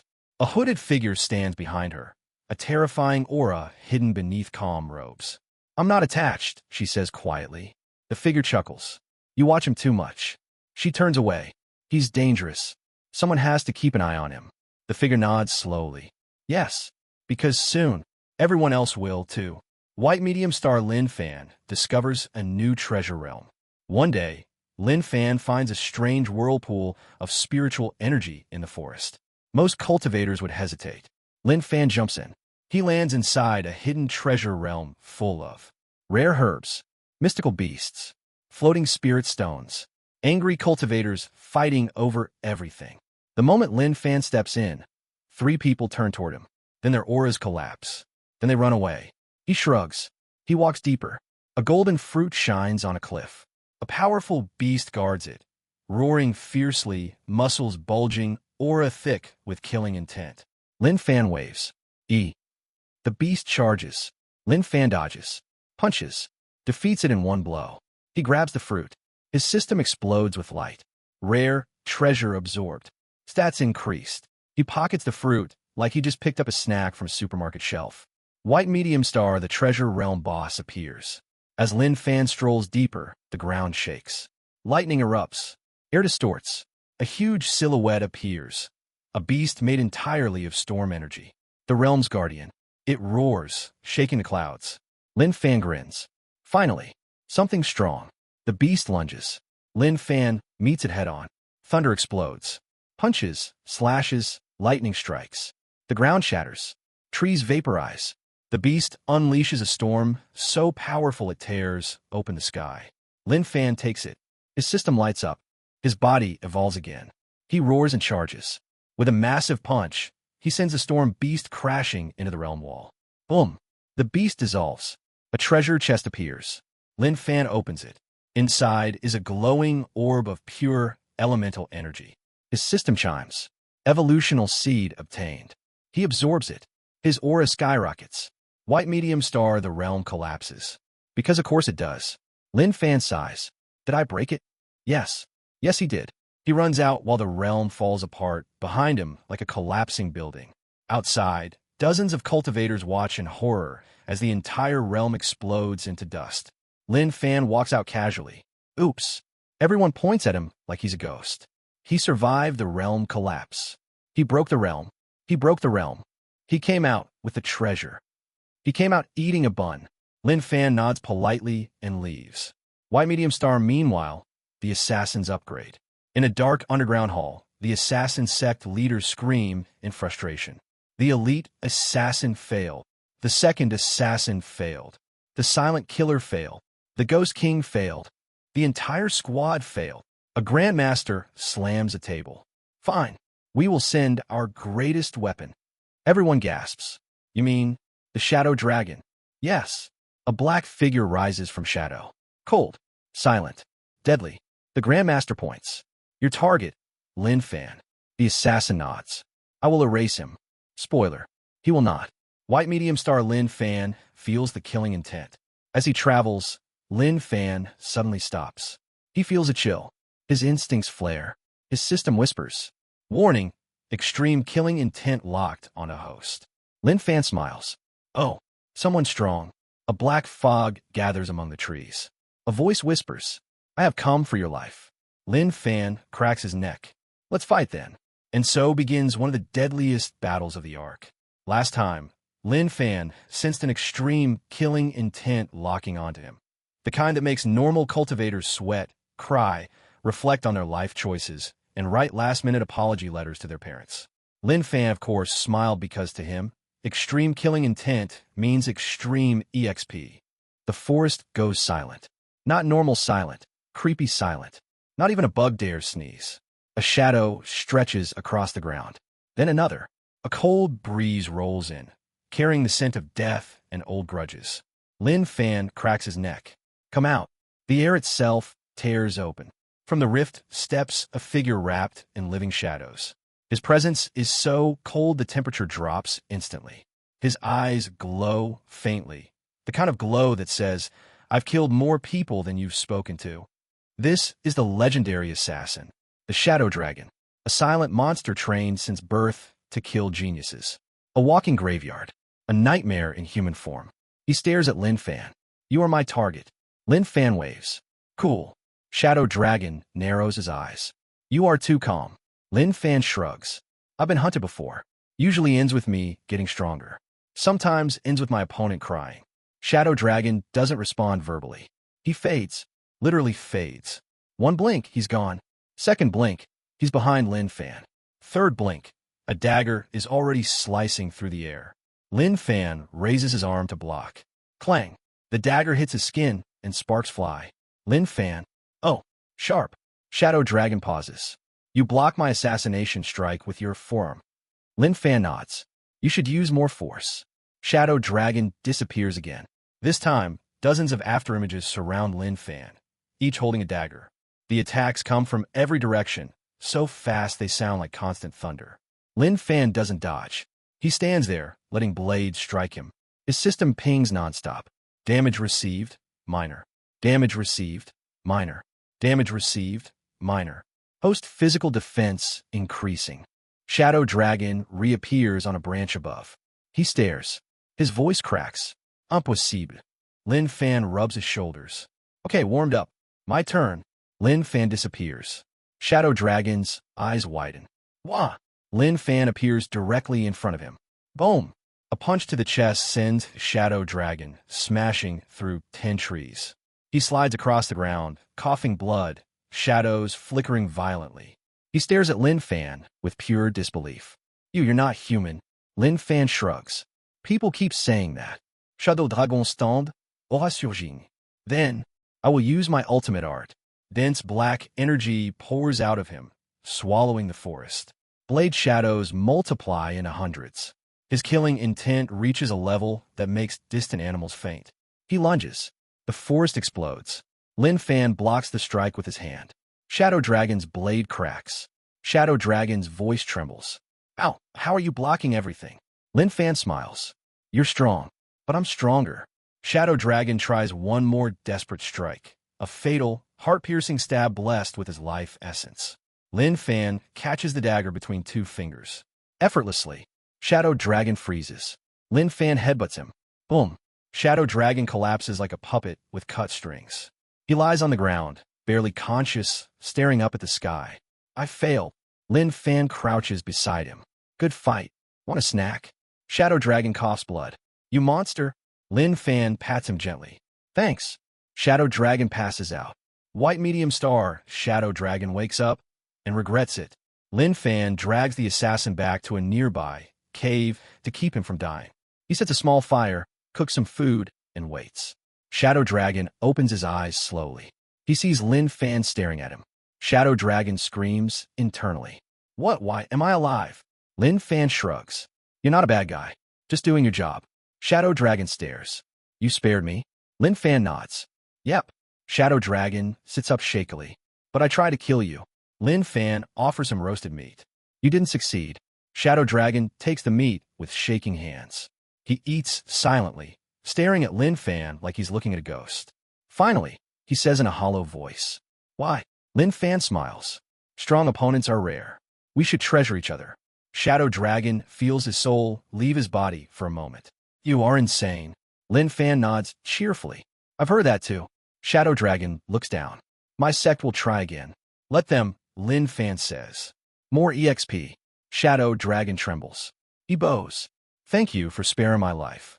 Then, surprisingly, he vanishes into the shadows, but not with killing intent this time. He leaves with fear and respect. White medium star Lin Fan keeps traveling. After the assassin incident, Lin Fan wanders through an endless mountain range. He breaks a few rocks, punches a few beasts, accidentally destroys a shrine that looked suspiciously evil. It was but still. Eventually, he arrives at a massive ancient battlefield filled with broken swords, skeletons, and lingering spiritual energy. Lin Fan looks around and nods. Nice atmosphere. As he strolls deeper, a swirling vortex opens above the field. Thunder cracks. Spiritual energy erupts like fireworks. A ghostly war general materializes, dressed in ancient armor and holding an enormous spirit halberd. The general roars. Who dares enter my domain? Lin Fan waves. The general pauses mid-roar. Are you lost? Nope. Are you afraid? Nope. Do you seek treasure? EXP. The ghost general looks genuinely confused. What is EXP? Lin Fan grins. You. The general decides to fight. White medium star, the ghost general versus Lin Fan. The ghost general swings his halberd with enough force to split mountains. Lin Fan catches it with both hands, skidding back but grinning wildly. Nice. The battlefield erupts with ghost soldiers, spectral beasts, and ancient war drums pounding dramatically in the sky. Lin Fan wades into them like a kid jumping into a ball pit. Punches, kicks, throws, suplexes. One ghost soldier tries to stab him. Lin Fan grabs him and uses him as a club to beat other ghosts. Even the ghost soldiers get offended. Hey, that's my comrade. Put him down. He's using General Tion as a stick. Lin Fan tosses the ghost away. The ghost dissolves mid-air, yelling, requesting paid leave. But the general himself is powerful, stronger than the beasts Lin Fan fought in the treasure realm, and comparable to the sealed ancient being. The ground shakes with every clash. Ghost General roars. You cannot defeat me. Lin Fan shouts back. I'm learning your swings. Ghost General. What kind of learner are you? Lin Fan blocks a massive strike with his body. His system. Damage received moderate. Body evolution. Progression increased. The general's halberd cracks. What? Lin Fan smashes him with a punch glowing with spiritual light. The general flies into a crumbling fortress and collapses. But instead of dying, he laughs. Ha ha, you are strong. Stronger than I have seen in centuries. Lin Fan helps him up. Good fight. The general bows deeply. Take my blessing, warrior. Ghostly energy pours into Lin Fan. His aura surges again. White medium star, a new problem appears. Again, just as Lin Fan leaves the battlefield, a massive thunderous crash echoes in the sky. A huge rift tears open. Out steps a cultivator in dark robes. His aura is calm, but overwhelmingly powerful. Not killing intent. Not hostility. Something worse. Authority. Lin Fan pauses. The man speaks. Lin Fan. His voice echoes across the mountains. Lin Fan tilts his head. Who are you? The man answers. I am the envoy of heaven's will. Lin Fan blinks. Sounds fancy. The envoy nods. You have broken balance. You have grown too quickly. You interfere with destiny. Lin Fan scratches his chin. Destiny started with me. The envoy's eyes narrow. You are dangerous. That's what people say. The envoy raises his hand. Light forms, pure, divine, terrifying. You must be judged. Lin Fan cracks his neck. Let's fight then. And the world goes silent. Previously, Lin Fan came face to face with a man whose introduction alone caused minor spiritual earthquakes. I am the envoy of heaven's will. Any normal cultivator would kneel, or panic, or soil themselves, or all three at the same time. Lin Fan just squinted like he was trying to remember if he'd seen this guy in a dream once. The envoy floats above the ground, robes fluttering, divine light swirling around him like a cosmic spotlight. You stand at the edge of defiance, he declares. Your existence is becoming a threat to the world's equilibrium. Lin Fan nods slowly. Yeah, that happens sometimes. The envoy pauses because he wasn't expecting agreement. He continues. You have disrupted fate too many times. You survived the grand trial when destiny said you should fall. You slayed beings that should have devoured you. You grow at a rate that defies cosmic logic. Lin Fan shrugs. So, I am talented. No, the envoy says, eyes narrowing. You are incorrect. Lin Fan tilts his head. What? The envoy raises a hand. The sky rips open. Clouds explode into light. A beam of pure, divine judgment erupts downward. Submit to evaluation, the envoy commands. I will determine whether your existence should continue. Lin Fan raises his fist, grinning. I'm not good at tests. Boom. The divine beam crashes toward him. Lin Fan punches it. Yes. He punches a beam of heavenly judgment. The shock wave obliterates trees, mountainsides, and the concept of peace and quiet. The envoy blinks. You punch my judgment? Lin Fan nods. Yep. The envoy narrows his eyes. Again, he unleashes a burst of divine power. Bolts of golden lightning streak across the sky and converge on Lin Fan. Lin Fan tanks them like warm shower water. Nice. The envoy stares. You are defective. Lin Fan scratches his cheek. People say that too. White medium star, the envoy tests him. The envoy summons a floating celestial platform, a circular space made of glowing runes and engravings. He gestures. Step forward. Lin Fan hops onto it. Okay. The envoy draws a line in the air, forming a glowing sigil. This is a trial of will. If you pass it, Lin Fan punches the sigil. It explodes. The envoy stares blankly at the pieces. That was not the instruction. Lin Fan shrugs. Looked dangerous. The envoy sighs like a disappointed dad. Fine. Physical trial. He summons 10 divine projections, each holding a different heavenly weapon. Lin Fan smiles. Oh, toys. The projections attack. Spears thrust. Swords slash. Chains bind. Flames roar. Lin Fan dodges some, tanks some, parries others, grabs 2 projections, and uses them as weapons against the others. The envoy's left eye twitches. He snaps his fingers. The projections vanish. Lin Fan pouts. I was having fun. The envoy tries another trial. This is a test of soul resilience. If you, Lin Fan pokes the glowing soul sphere. It disintegrates. The envoy sucks in a deep breath through his nose. Why are you like this? Lin Fan Thudili Zeepli. I don't know. White medium star, the envoy's frustration hits maximum. After multiple tests, physical, spiritual, mental, cosmic, all failed to produce any understandable result, the envoy finally explodes. You defy every rule, every law, every natural limit. Lin Fan smiles. I work out. The envoy stares blankly at him. This is not physique, this is nonsense. Lin Fan raises one hand. A little nonsense is healthy. The envoy massages his temples. I am heaven's will. Why am I getting a headache? Lin Fan, you're stressed. Envoy, stop speaking. He regains composure. Then, very slowly, he draws a golden sword, the kind made out of pure divine energy, humming with cosmic intent. Fine. If evaluation fails, then I must test your life force directly. Lin Fan ignites with excitement. Yes. Envoy. Not yes. Why did you say yes? Lin Fan. Fight. Envoy. No. Lin Fan. Fight. Envoy. Fine. White medium star envoy versus Lin Fan. The heavenly clash. For a moment, everything goes silent. Then, boom. The envoy moves faster than lightning. His blade slashes through the air, each swing creating shockwaves that carve mountains.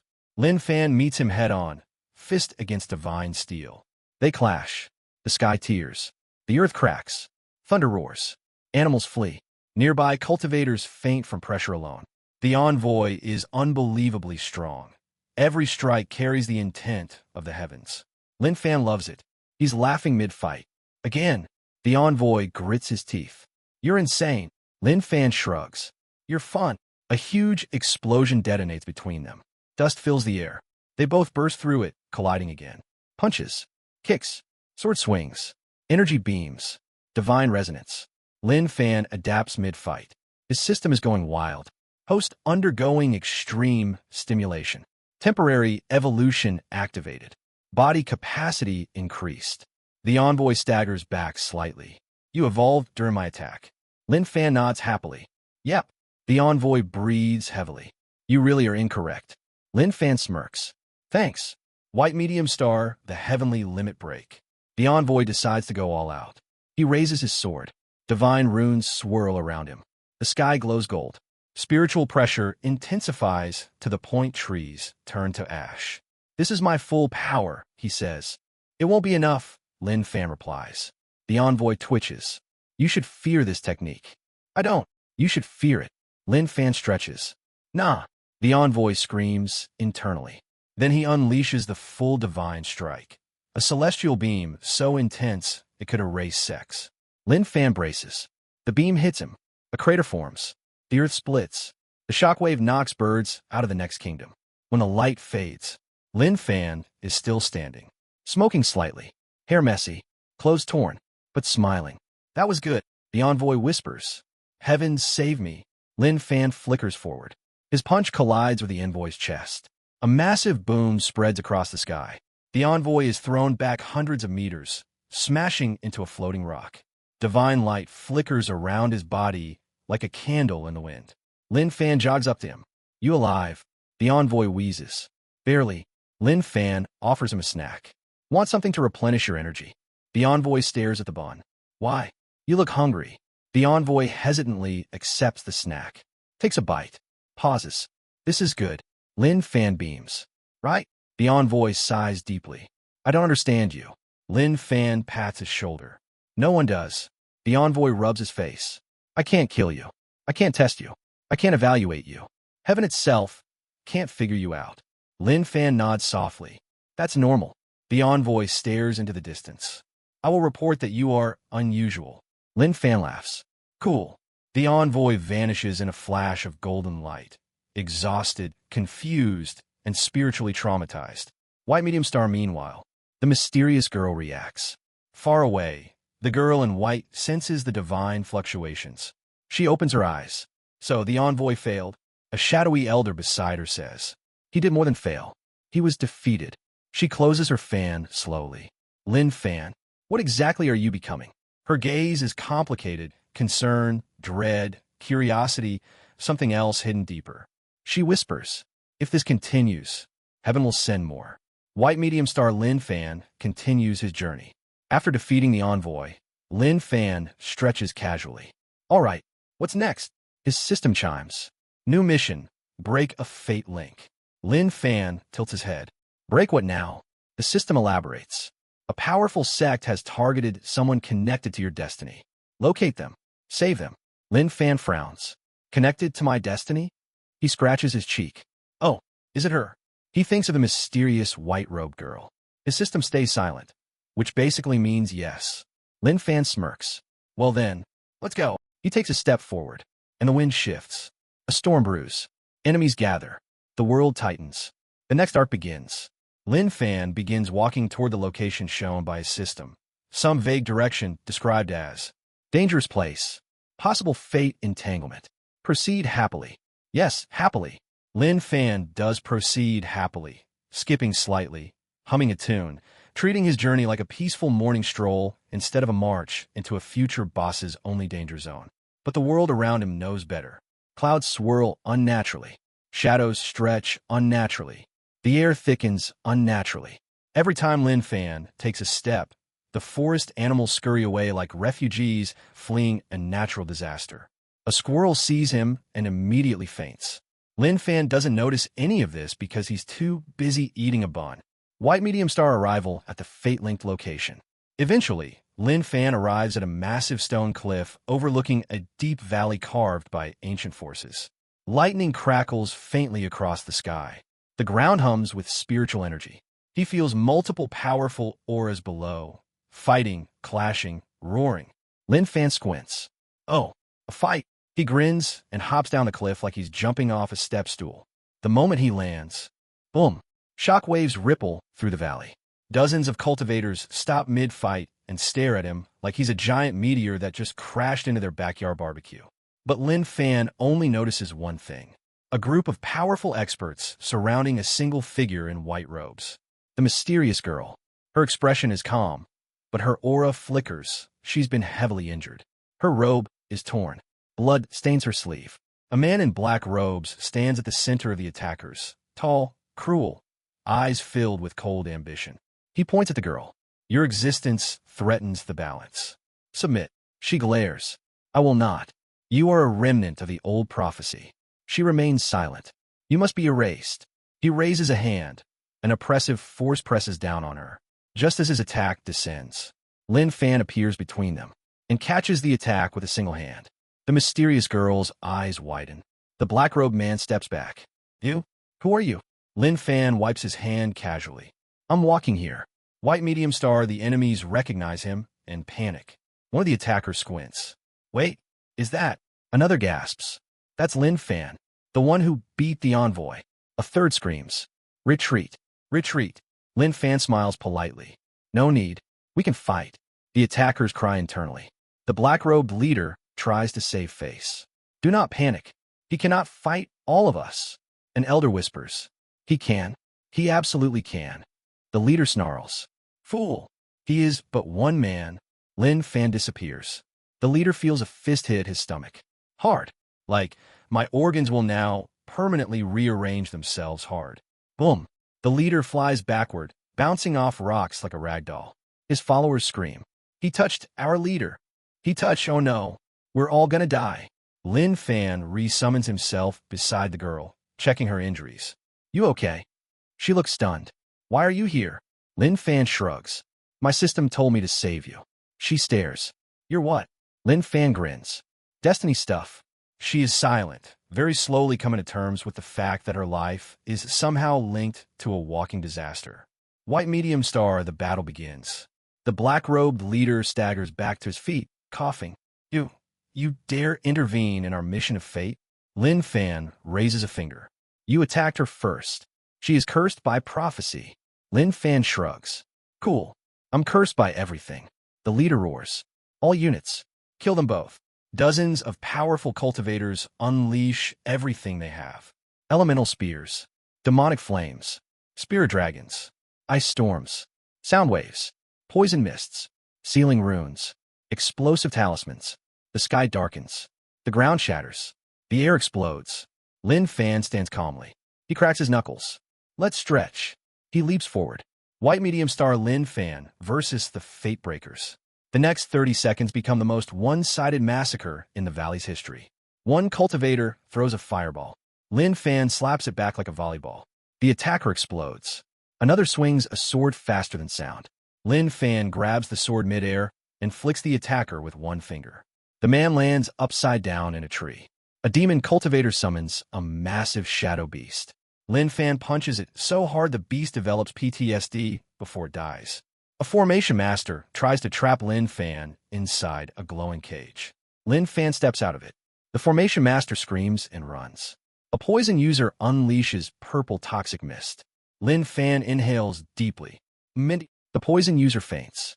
The leader watches all this, horrified. What kind of monster? One final desperate elder tries attacking from behind. Lin Fan turns casually. No movement techniques. No flashy tactics. He simply turns. And the elder flies backward like he got hit by a train. The valley goes silent. White medium star, the leader, tries negotiating. Realizing he's about to die, the leader drops to one knee. Wait, let's talk. Lin Fan raises an eyebrow. You attacked her. It was destiny. Lin Fan shrugs. Destiny can catch these hands. He punches the leader. Not hard, not fatal, just enough to send the man rolling across the valley, like a spinning cabbage. The man slams into a boulder and stays there, twitching. The remaining attackers flee at maximum speed. White medium star Aftermath. Lin Fan plus the mysterious girl. The girl stares at Lin Fan like she's seeing him for the first time. You shouldn't have come here. Lin Fan shrugs. You were in trouble. She looks down. You don't understand. My existence is tied to something greater. The more you get involved, she hesitates, the more dangerous it becomes for you. Lin Fan thinks about it. Shrugs. Danger égale EXP. She closes her eyes, emotionally exhausted. You really are hopeless. Lin Fan pats her shoulder gently. You're safe now. She bites her lips slightly. Because of you. Lin Fan grins. She quickly turns her head away. Don't get used to it. He offers her a bun. Eat. She looks at it. Fiend it. She takes a bite. Her expression softens. It's good. Lin Fan nods happily. Right?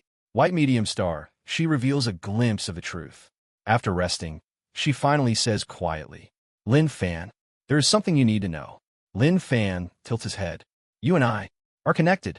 Lin Fan blinks. Ow, destiny stuff? She nods. Yes. Fate itself is tangled around you.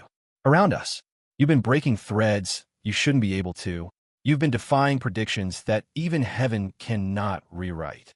Lin Fan scratches his cheek. So, I'm special. She sighs. More like a walking crisis. But yes. Then she adds something that drops the tension instantly. And also, I think you're very annoying. Lin Fan laughs. Thanks. She stares at him. That wasn't a compliment.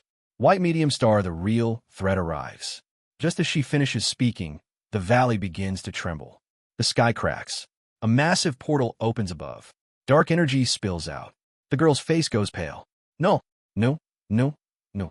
Lin Fan stands calmly. What's wrong? She whispers. They sent him. A horrifying aura descends. Darker, heavier, more oppressive than anything Lin Fan has ever felt. Even the envoy didn't radiate this level of pressure. A figure steps out of the rift. Tall, terrifying, eyes glowing like two dying stars. The girl trembles. That is a fate executioner, a being created by heaven to erase anomalies. And you become the biggest anomaly. Lin Fan cracks his neck. Oh, he looks strong. The girl grabs his arm. Lin Fan, this thing is not here to test you. It's here to erase you. Lin Fan grins, eyes sharp. Good. I've been bored. The fate executioner lifts its hand. Reality bends. Mountains crumble. The sky darkens. Its voice echoes with cosmic authority. Lin Fan, you have defied heaven too long. C'est existence. Lin Fan steps forward. Try me. White medium star, the end of the arc. The final clash begins. A battle that shakes fate itself. A battle that breaks the sky. A battle that will define everything going forward.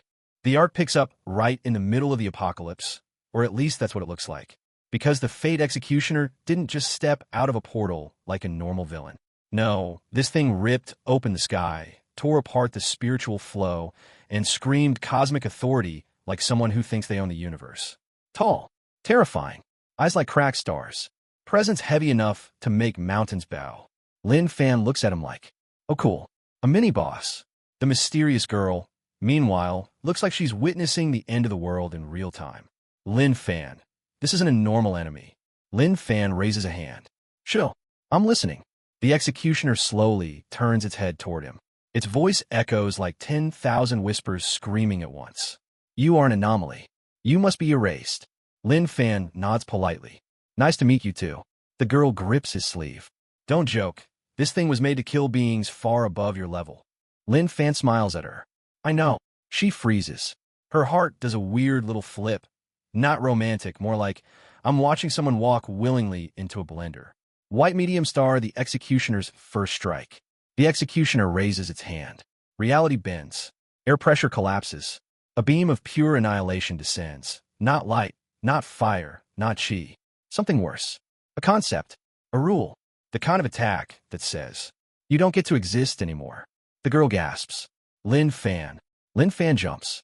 He punches the beam. The valley explodes. The impact tears a crater into the mountain range. Rocks vaporize. Trees fly like confetti. Nearby beasts instantly ascend to heaven from fear. Lin Fan skids back a few meters, just a few, before planting his feet. Smoke curls off his knuckles. Oh, that's spicy. The executioner's head tilts, robotic and glitchy. Ew. Resisted. Termination. Lin Fan shrugs. You started it. White medium star, the girl, doesn't understand any of this. She runs up beside him, whisper shouting with panic. Lin Fan, that was a reality negating strike. Not even the envoy could tank it. Lin Fan cracks his neck. Guess I'm built different. She wants to scream. She wants to sit down. She wants to file a cosmic complaint form. Instead, she stares at him, completely helpless, while he smiles like a child offered unlimited snacks. White medium star, the executioner scans him. The creature's eyes glow with glitching sigils. Analyzing. Anomaly strength. Undefined. Evolutional pattern. Illogical. Heavenly records. Cannot track. It pauses. Then glitches in confusion. Error. Error. Error. Lin Fan waves his hand in front of the executioner's face. You okay? Need a reboot? The executioner takes one step back. You are not supposed to exist. Lin Fan. People say that too. White medium star, the fight begins. The executioner moves so fast the world lags behind. It slashes with a blade of compressed fate, the kind that kills your future self, your past self, and a version of you in all parallel universes. Lin Fan ducks it casually. Wow, close. The executioner appears behind him. Lin Fan elbows it. Boom. A mountain shatters somewhere behind them. The executioner spirals through the air, stabilizes mid-flight, and launches back with a palm strike that distorts time. Lin Fan blocks with both hands. Time ripples. The ground melts. The girl is clutching her head like she's going insane. Ow, how are you blocking time? Lin Fan. I have good reflexes. The executioner roars, an inhuman, glitching shriek. Unacceptable. White medium star Lin Fan starts laughing. Not nervous laughter. Not fake laughter. Genuine, happy, excited laughter. This is awesome. You're strong. The executioner hesitates. It's the first time something created to kill anomalies is confused by an anomaly. You enjoy this. Lin Fan nods like he's reviewing a roller coaster. Yeah, do that weird time punch again. The executioner's eye twitches. White medium star, the battle escalates. The executioner unleashes. Fate-cutting blades. Space-rending claws. Gravity-crushing fields. Annihilation waves. Dimensional fractures. A literal void implosion. Lin Fan blocks some. Dodges some. Tanks most. Every hit makes him stronger. His system goes ballistic. Host receiving high-level reality pressure. Adaptive evolution triggered. Defense increasing. Strength increasing. Pain threshold. Who needs this anyway? Lin Fan grins wildly. You're great training. The executioner screams. Unacceptable. Unacceptable. Unacceptable. Even the girl has to step back as a shockwave bursts outward. She whispers breathlessly. He's fighting something heaven created to erase him. And he's winning. White medium star, the executioner's final mode. The executioner suddenly stops. Its body cracks open. Dark light pours through. Its voice becomes layered with 1,000 tones. Activating absolute finality protocol. The girl gasps. No, that's forbidden. That level of force can erase a region from the map.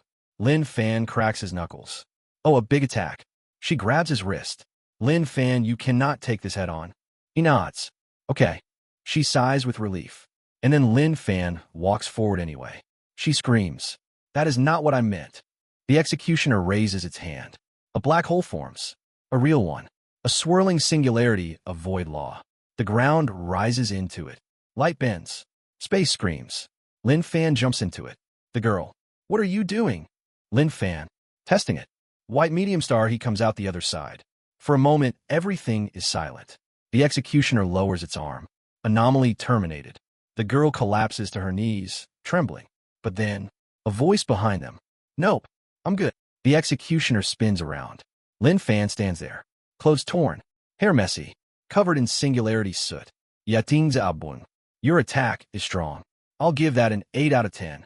The executioner glitches like a broken screen. Impossible. Lin Fan nods. Exactly.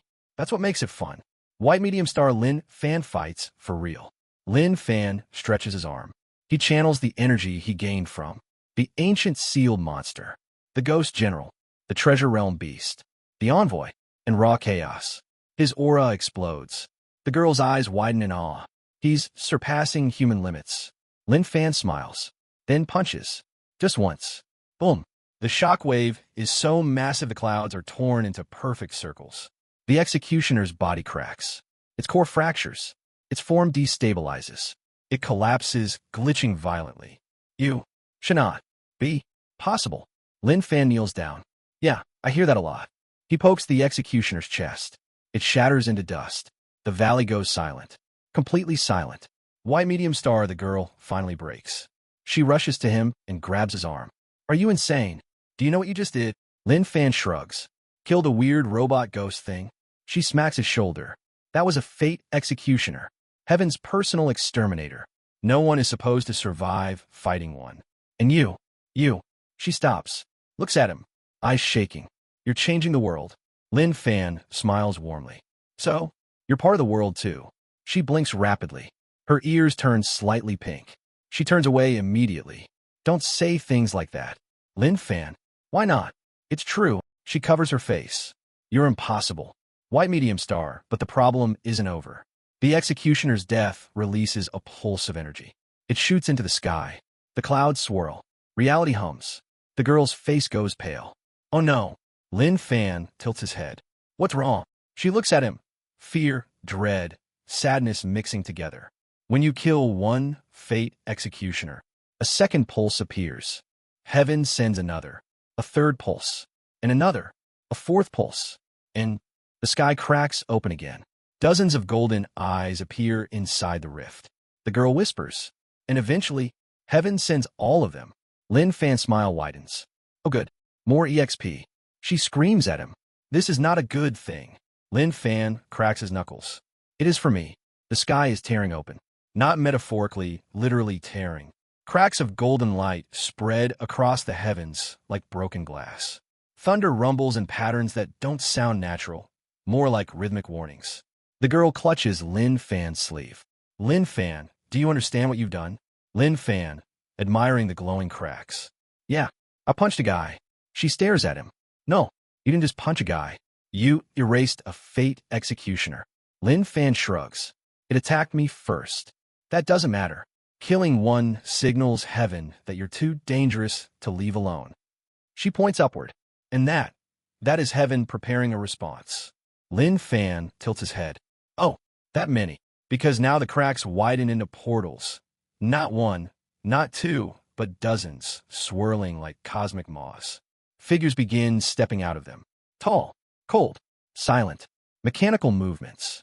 Eyes glowing with divine order. Multiple fate executioners. Hundreds of them. The girl looks like she might faint. Lin Fan, this is the kind of threat that entire sects prepare for. Nations prepare for. Heaven only releases this many when a world-ending anomaly appears. Lin Fan scratches his cheek. Oh, so they think I'm a big deal. She slaps her forehead. You are a big deal. He beams proudly. White medium star, the executioner legion descends. All the executioners speak at once. Their voices synchronized like a terrifying choir. Anomaly identified. Lin Fan. Objective, complete erasure. Lin Fan waves. Egoise. The mysterious girl whispers. Why are you greeting them? They're here to kill you. Lin Fan nods. I know. Then why are you smiling? More EXP. She lets out a frustrated scream. I hate that reason. But it's too late. The executioners move. All at once. White medium star, the assault begins. A barrage of annihilation beams shoot downward. Each one strong enough to level a small city. All aimed at Lin Fan. The girl grabs his arm. You can't block all of them. Run. Lin Fan plants his feet. No. She freezes. What? L'enfant grand aura flaring. This is good training. She wants to slap him, but also hug him. But mostly slap. The beams hit. Boom. The ground erupts. Trees disintegrate. Entire chunks of the valley vanish. Dust covers everything. The girl coughs, shielding her eyes. Lin Fan. When the smoke clears. Lin Fan stands perfectly fine. Clothes singed. Hair messy, but very much alive. And smiling. That tickle. The executioners recoil. Error. Target intact. Increase intensity. White medium star, new attacks unleashed. Executioners surround them, forming geometric patterns in the sky. Runes activate. The air distorts again. Reality flickers. Then they release their second-tier erasure protocol.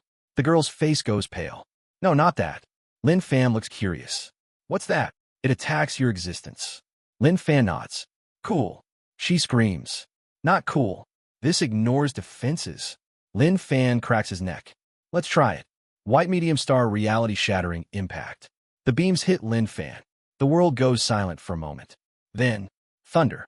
Reality bends. His aura glitches. Space around him warps into spirals. Even Lin Fan is pushed back a few steps. He exhales. Oh, that one hurt. His system explodes. Host undergoing extreme reality pressure. Emergency evolution activating. Limit breaking. Adaptation successful. The girl stares as Lin Fan straightens his posture, unharmed. You're adapting to heavenly erasure? Lin Fan nods. Yeah, feels like leveling up. She wants to faint. Meanwhile, the executioners speak in unison. Unacceptable. Increasing force to maximum. Clouds darken. The sky reverses colors. The sun flickers. The ground starts floating. The girl's eyes widen. They're preparing the third tier protocol.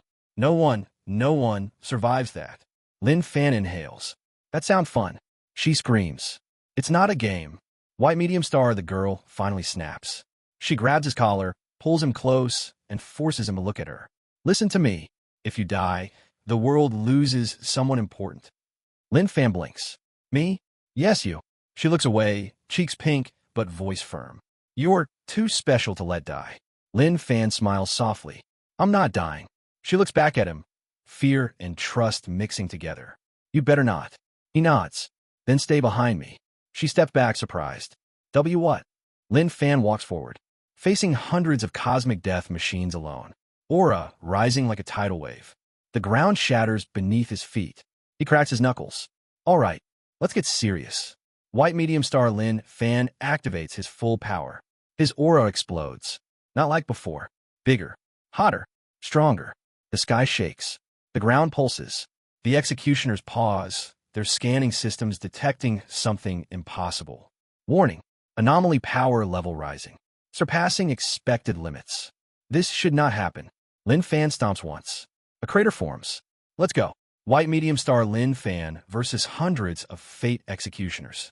This is not a fight. This is a spectacle. Executioners fire beams.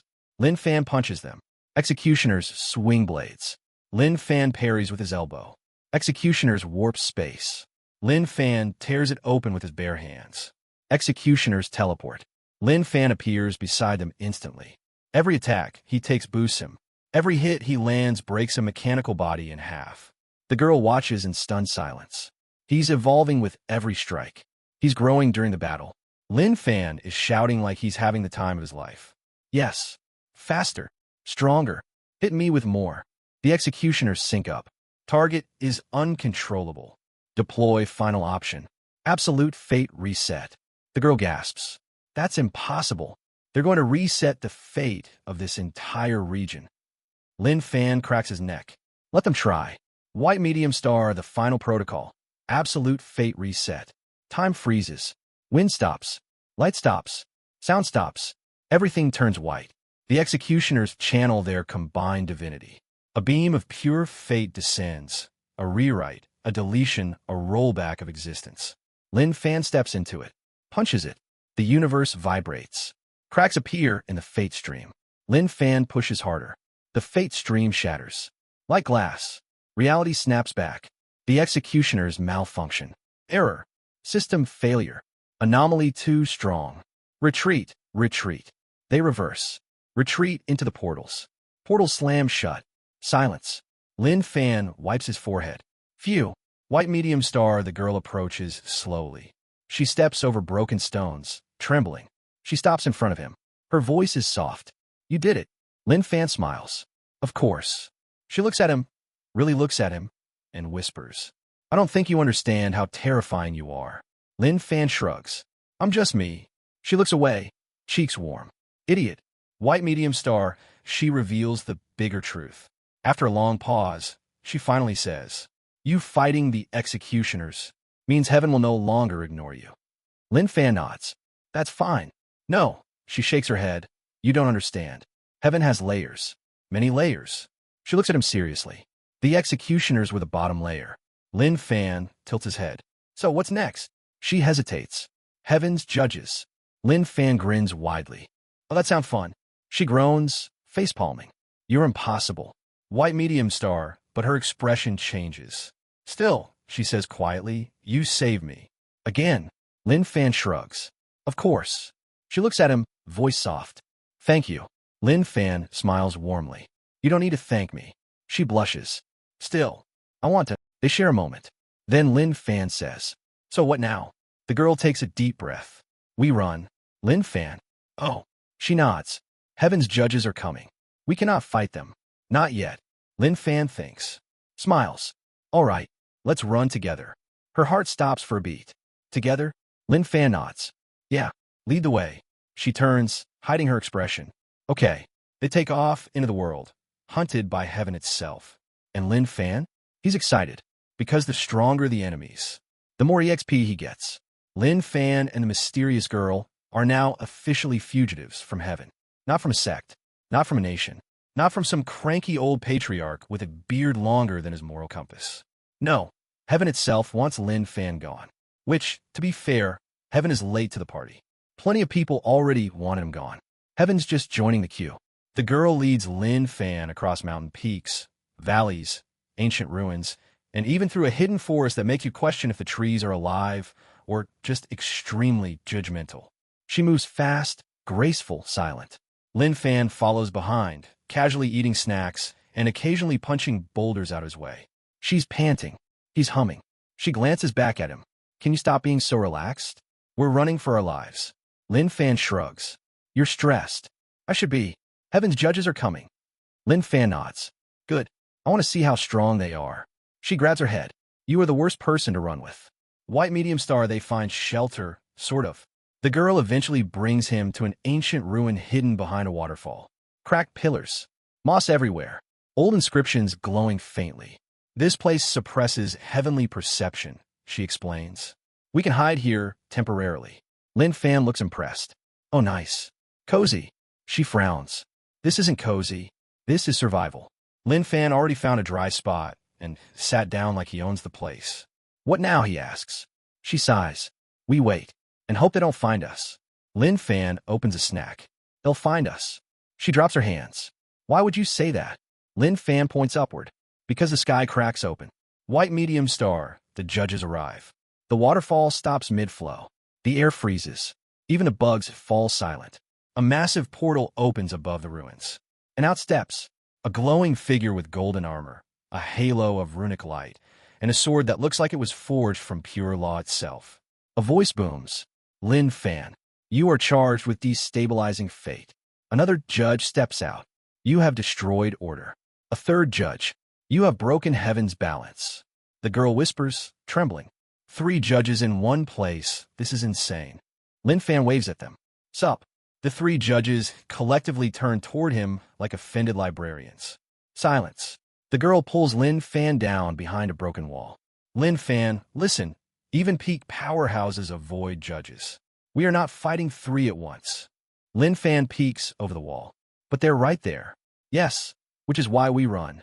Lin Fan, but they look fun. Girl, and no, they do not. But the judges already feel Lin Fan's aura. Target confirmed. Proceed with judgment. They raise their hands. Reality cracks. The girl gasps. She clutches Lin Fan's sleeve. I can't stop that. We're dead. Lin Fan stands up. No, we're not. She grabs his arm in panic. Lin Fan. Too late. Because the judges descend with overwhelming divine authority. White medium star Lin Fan takes the first blow. A golden sword of pure law swings downward. Lin Fan blocks with his forearm. Clong. The impact sends shockwaves ripping through the ruins, shredding walls and flattening trees outside the waterfall cave. The girl falls backward from a force. Lin Fan stands there, only slightly sliding back. Nice swing. The judge's eyes flicker. Unexpected. A second judge appears behind Lin Fan and slashes. Lin Fan grabs the blade. Yes, grabs a heavenly law blade with his bare hand. The judge stutters. Impossible. Lin Fan shrugs. Your blades feel lighter than the executioner's attacks. The third judge unleashes a spear of pure fate. It hits Lin Fan's chest. Direct hit. He takes a step back. Looks down at the scorch mark. Nods. That one's spicy. The girl watches like she's witnessing someone casually taste test cosmic destruction. How is he doing this? White medium star Lin Fan begins counterattacking. He flickers behind the first judge. Punches him. Just a light punch. Boom! The judge goes flying through 3 portals and crashes into the air like a glitching celestial. The other 2 judges exchange glances. They've processed a lot of anomalies before. They've judged rogue immortals. They've judged heaven breakers. They've judged demonic overlords. But they have never judged something like Lin Fan. They raise their swords again, reassessing anomaly. Danger level, extreme. Engage at full power. The girl stands behind Lin Fan, trembling. You can't fight all 3. This isn't like the executioners. These things. Lin Fan smiles without turning. I know. She freezes. You know? Yeah. He lifts his fist. This is why I'm excited. The judges unleash their full power. White medium star, full power heavenly assault. The air becomes golden. The ruins levitate. Symbols rotate around the judges like divine constellations. They strike. All 3 simultaneously. 3 divine laws collide with Lin Fan. Law of order. Law of balance. Law of final judgment. Most cultivators would evaporate. Lin Fan takes the hit. His feet dig trenches into the stone. His body glows red-hot. His bones crack. His system loses its mind. Host sustaining massive conceptual damage. Emergency evolution activated. Structural adaptation beginning. Pain level, don't even ask. Lin Fan roars. Pushes forward. Punches the judge of order so hard the entire waterfall reverses direction. Punches the judge of balance until his divine halo spins like a dying ceiling fan. Punches the judge of final judgment straight into a mountain. The girl stares. He's beating celestial authorities like they're stage props. Lin Fan cracks his knuckles. Next, white medium star, the judges panic. The judges retreat mid-air, forming a triangular seal formation. They speak as one. Final seal, void sanction. The girl's breath stops. No, that's a world-ending spell. Lin Fan raises an eyebrow. Really? Yes, really. It erases the entire area and resets it. Oh, he pauses. Neat. She screams in despair. Neat. Lin Fan, this is not a buff. This will kill you. But Lin Fan is already walking toward the center of the formation. The judges unleash the spell. The entire ruin flashes white. The world shakes. Land collapses. Time stutters. The girl is thrown back, shielding her face. Lin Fan. White medium star, the aftermath. Silence. Dust everywhere. The waterfall is gone. Half the mountain collapsed. The girl coughs, searching the rubble. Lin Fan. She sees a figure standing in the center of the smoking crater. Lin Fan. Shirt ripped. Hair scorched. Covered in soot. Holding a bun. He takes a bite. Still warm. The girl drops to her knees. You're alive. Yep. You tanked Void's sanction. Yep. You shouldn't exist. He nods. People say that too. White medium star Lin Fan finishes the judges. The judges, halfway reconstructing their bodies, turn toward him. Error. Target not erased. Lin Fan walks up. Good fight. Target must. Lin Fan flicks the closest judge on the forehead. The judge explodes. The other 2 stare in pure existential horror. Lin Fan stares back. One mutters. Not logical. Lin Fan kicks it. Boom. The final judge conjures a desperate fate spear. Lin Fan steps aside, catches the spear, snaps it, punches the judge through its own portal. Silence. White medium star, the girl, completely breaks. She walks up to him in disbelief. You defeated 3 judges. Lin Fan nods. Uh-huh. Alone. Yep. Casually. Lin Fan shrugs. Wasn't casual. I got scratched. She stares at him for a long, silent moment, then walks up and hits his chest softly with both fists. You're the worst. The absolute worst. I thought you were dead. I was scared. Lin Fan pats her head. I'm Fina. She stops. Looks up. Eyes slightly wet. Don't die. Lin Fan smiles softly. I won't. She turns away, embarrassed. Good. White medium star, but heaven isn't done. The sky cracks again. Not golden this time. Black. A deeper, darker force. The girl's face drains of color. No, this is impossible. Lin Fan tilts his head. What's wrong? She whispers. That's no longer heaven's will. That's something above heaven. Lin Fan grins. Oh, nice. A bonus round. She screams. That's not. Oh, forget it.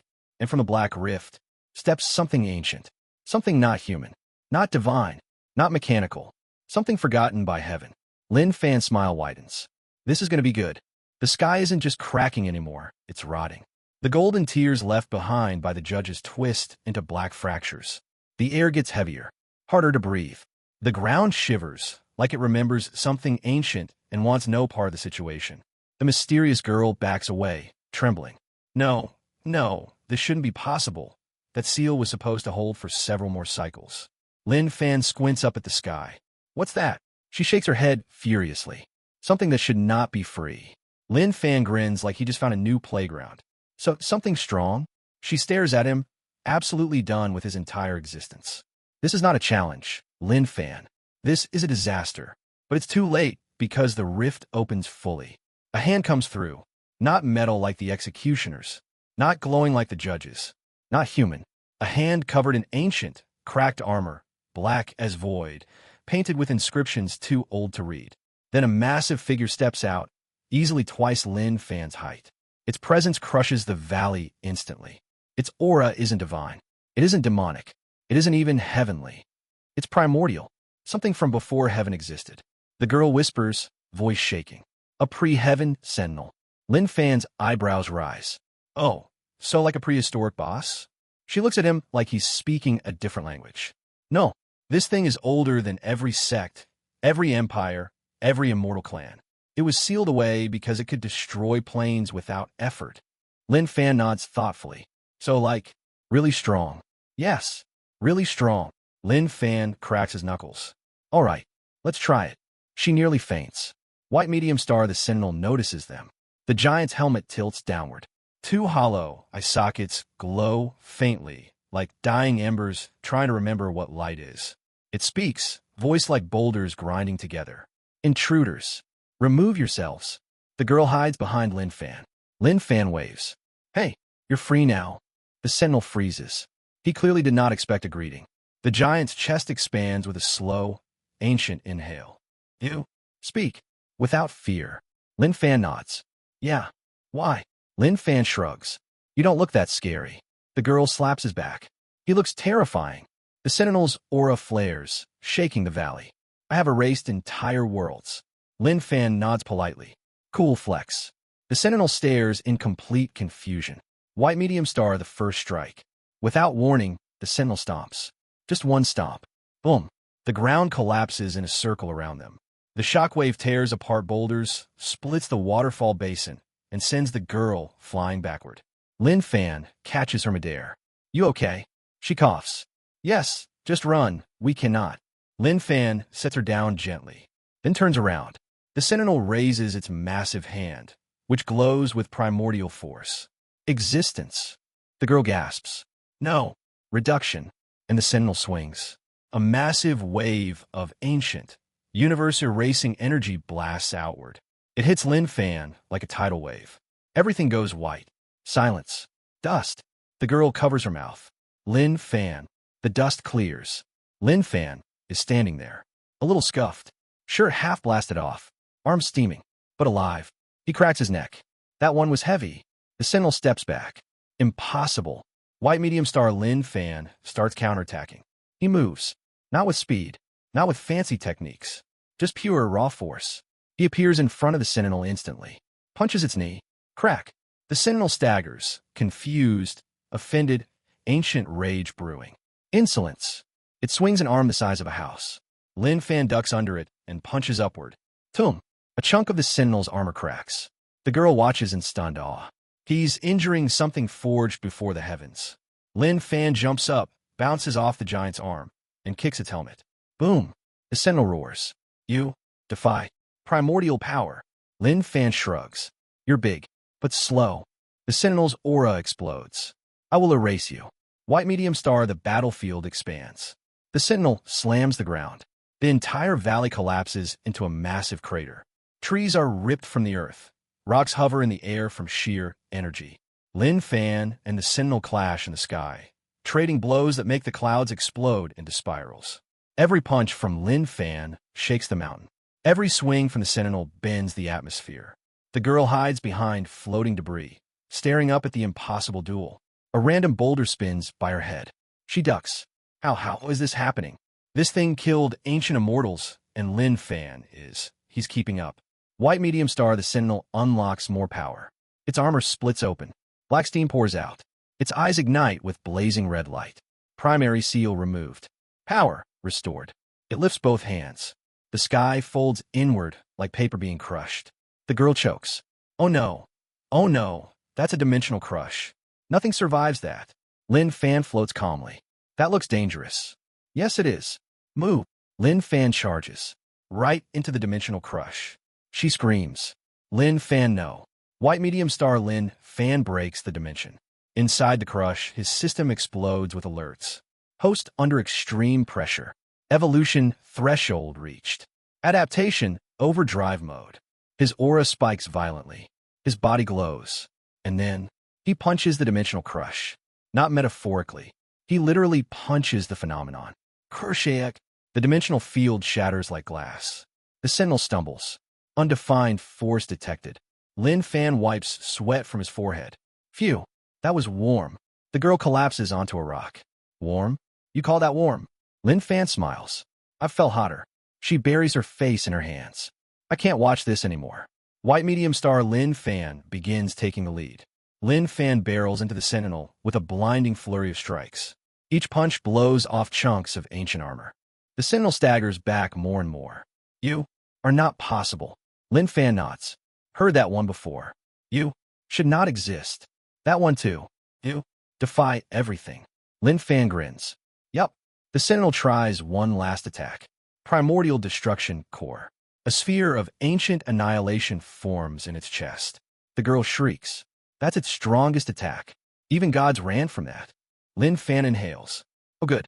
A strong one. She screams. It's not a good. Oh, forget it. The Sentinel fires. Lin Fan catches it. With both hands.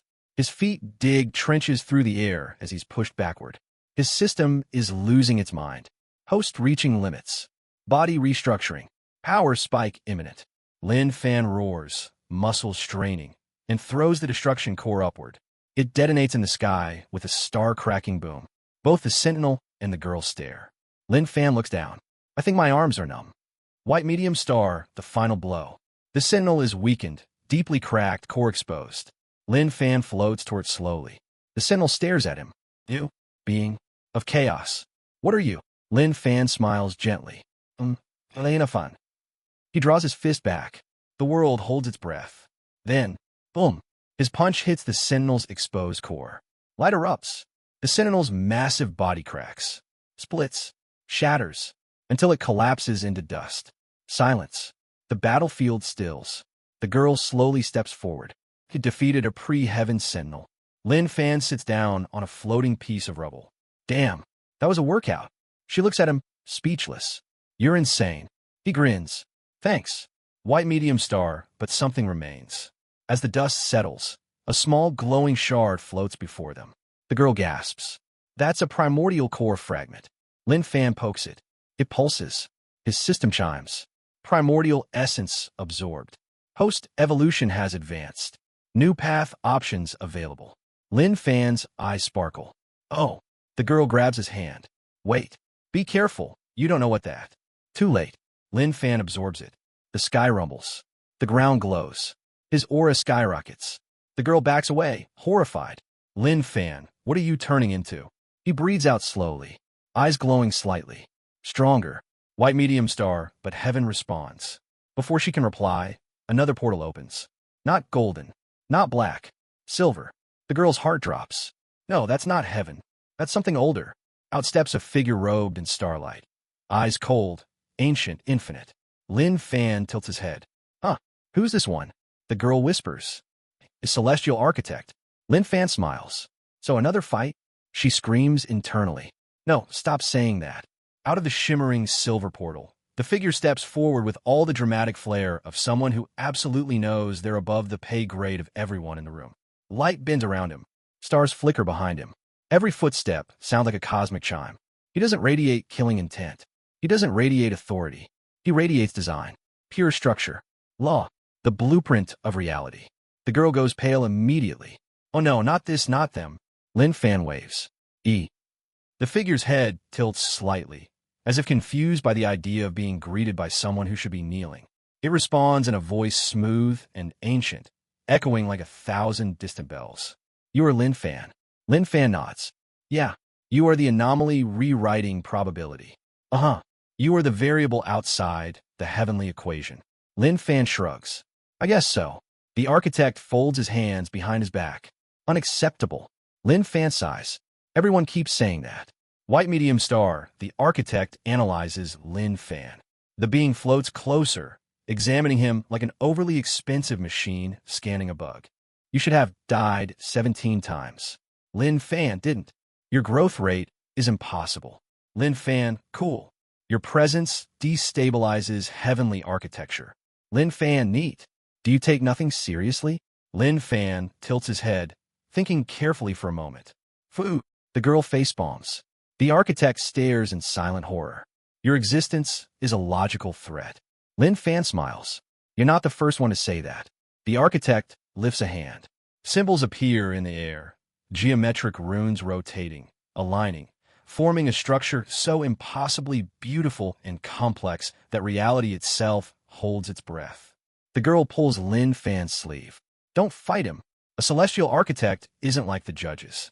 They're not enforcers, they're reality designers. Lin Fan nods. So he's like a heavenly engineer? She pinches the bridge of her nose. Yes, and he designs things like fate, spiritual paths, and the rules you keep breaking. Lin Fan's eyes sparkle.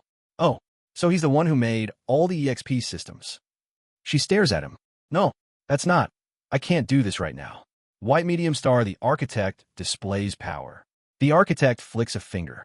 Reality reorganizes. The broken rubble reassembles. The valley returns.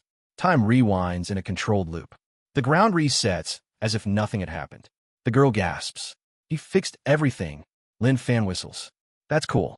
The architect's eyes glow. This region was structurally compromised by your interference. I am restructuring it. Lin Fan nods approvingly. Neat trick. The architect pauses as if offended. Trick? I am restoring the broken foundation of existence. Lin Fan shrugs. Still neat. The architect's eyelid twitches. He clearly did not expect the anomaly to disrespect the craftsmanship. White medium star, the architect attempts to correct Lin Fan. The architect raises his hand again. A single glowing line appears in the air. Then another, and another. They wrap around Lin Fan like threads of pure law. The girl gasps. He's restructuring your fate lines. He's trying to rewrite your destiny. Lin Fan examines the glowing strings on his arm. Huh, pretty. No, bad. Very bad. Lin Fan shrugs. Feeds Fina. The architect's eyes glow. Commencing correction. The glowing lines tighten. Reality around Lin Fan flickers. His presence distorts. His shadow vanishes. His aura dims. The girl steps back. Lin Fan. He's editing your existence. He's literally deleting parts of you. Lin Fan raises an eyebrow. That's rude. He clenches his fist. The glowing threads shatter instantly. The architect freezes. Impossible. Lin Fan rubs his wrist. That felt itchy. The girl's jaw drops. He just casually broke a destiny rewrite. The architect stares at his own hands, genuinely confused for the first time in several millennia. No entity should be able to resist structural correction. Lin Fan pats his shoulder. I guess I'm unique. The architect recoils at physical contact. White medium star, the architect gets serious. The architect floats higher, runes lighting up the entire sky. Very well. If soft correction does not work, I will restructure the anomaly manually. The girl yells. Lin Fan, run. Manual restructure is too late. The architect snaps his fingers. Everything goes white. The world disappears. White medium star inside the architect's realm. Lin Fan finds himself standing in an endless silver void. Floating cubes of law drift around him. Lines of code, literal divine code, scroll through the air. Spheres of compressed destiny pulse like hearts. Lin Fan looks around. This is trippy. The architect materializes. Welcome to the construction layer. Lin Fan squints. So this is like your office? The architect folds his hands, offended. This is the foundation of reality. Lin Fan nods. Looks clean. The architect's patience meter dropping fast. He gestures. A giant diagram surrounds Lin Fan, rotating and scanning his existence. Your soul structure is inconsistent. Your growth algorithm is broken. Your destiny thread is tangled. Your evolution pattern is nonsensical. Lin Fan shrugs. I get that a lot. You do not evolve properly. You do not die properly. You do not belong anywhere in the diagram. Lin Fan smiles. Cool. It is not cool. You are breaking my work. Lin Fan pats him again. Relax. It's not that bad. The architect jerks away dramatically. Do not touch me. White medium star, the architect attempts reconstruction. The architect summons a massive glowing cube, layered, humming with cosmic energy. Enter. Lin Fan steps inside casually. The architect blinks. That was unexpectedly cooperative. Inside, the cube tightens. Pressure spike. Concepts compress. Lin Fan feels waves of strange energy trying to pull apart his structure and rebuild him. His system chimes calmly. Host is undergoing unauthorized modification. Denied. Lin Fan feels a tickle. Then a spark. Then, boom. The reconstruction cube explodes. Lin Fan steps out, dusting himself off. That was weird. The architect stares, trembling. Reconstruction failed? My reconstruction failed. Lin Fan tries to help. Well, maybe try a lighter setting. The architect screams internally. White medium star, the architect loses patience. He lifts both hands. The void cracks. Infinite diagrams appear, spirals, matrices, shapes incomprehensible. The entire construction layer shakes. The architect roars. You will be edited. A tidal wave of pure law crashes toward Lin Fan. The girl, watching from outside the portal, screams. Lin Fan! The wave hits. Lin Fan's body flickers. His soul shakes. His existence wavers. His system screams warnings. But Lin Fan clenches his fists, plants his feet, and pushes back. The architect's eyes widen. He's resisting the entire construction layer? Impossible. Impossible. Lin Fan roars. Crack. A massive fracture splits across the silver void. The architect freezes. He broke the layer. Lin Fan smiles. Nice workout. White medium star, the architect retreats. For the first time ever, a celestial architect, a being older than empires, steps back in fear. What are you? Lin Fan shrugs. I'm Lin Fan. The architect raises a hand, creating a silver escape portal. Before leaving, it says, the heavens must be warned. You will bring catastrophe. Lin Fan nods cheerfully. I've heard that too. The architect disappears. The portal closes, and a silver void collapses. White medium star back to reality. Lin Fan and the girl stand once again in the restored valley. The girl stumbles toward him. Are you okay? Lin Fan nods. Yep. She stares at him, exhausted, relieved, amazed. You fought a celestial architect and survived. Lin Fan shrugs. He wasn't that bad. She collapses onto the ground, whispering, You're impossible. Lin Fan sits down beside her. You say that a lot. Because it's true. She looks up at the sky nervously. They'll send someone even worse next time. Lin Fan smiles. Good. I'll get stronger. She groans. I'm going to die at this rate. Lin Fan pats her head. No, you won't. I'll protect you. She freezes. Eyes widen. Her heartbeat actually stops for a moment. You what? Lin Fan smiles. I said I'll protect you. She immediately turns away, hiding her face. Do not say things like that so easily. But her voice is soft. And for the first time, she doesn't argue. White medium star, but heaven is furious. The sky rumbles ominously. The girl rises, trembling. Oh no. Lin Fan looks up. What now? She whispers. Heaven is sending something new. Something special. A distant roar echoes from beyond the clouds. Lin Fan cracks his neck. Good. I'm bored again. She wants to scream. You're going to make heaven quit at this point. But Lin Fan is already smiling at the sky. Waiting. Excited. The sky is rumbling like a stomach that hasn't eaten in centuries. Lightning curls across the heavens, forming symbols no mortal language can describe. Wind stops. Clouds freeze. Time hesitates. The girl stiffens. This pressure. Lin Fan, this isn't heaven anymore. This is... Lin Fan taps her shoulder. What is it? She swallows. Heaven's response unit. Lin Fan blinks. That sounds official. It is official. This is the division that comes after judges fail. Their existence means heaven is taking you seriously. Lin Fan raises an eyebrow. I thought they already took me seriously. You beat their executors and their judges. They have to escalate. Lin Fan nods. So, I'm moving up the ranks. She grabs his head with both hands. Stop saying it like it's a promotion. But the sky doesn't care about her emotional meltdown, because the crack opens wider, drowning everything in blinding white light. And a single figure descends. White medium star, the heavens response unit arrives. It isn't a robot. It isn't an angel. It isn't a ghost. It's a man. Just one. Wearing simple white robes. Getting no weapon. Calm. Composed. Peaceful. The girl collapses to her knees.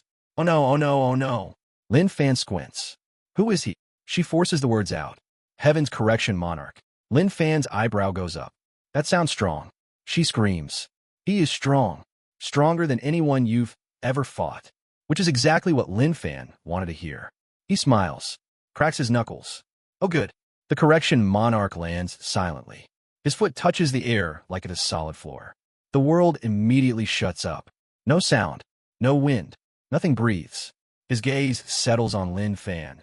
Emotionless, infinite, unforgiving. He raises 2 fingers. Lin Fan. Lin Fan waves cheerfully. Joe. The monarch doesn't blink. You have violated cosmic stability. Lin Fan shrugs. Cool. You have slain entities beyond your jurisdiction. Lin Fan shrugs again. They attacked first. You have broken foundational rules of cause and effect. Lin Fan smiles. I'm creative. The girl is pulling her hair out in the background. Can you stop talking like that to the most dangerous entity we've seen? The monarch lifts his hand. Time stops. Not slows.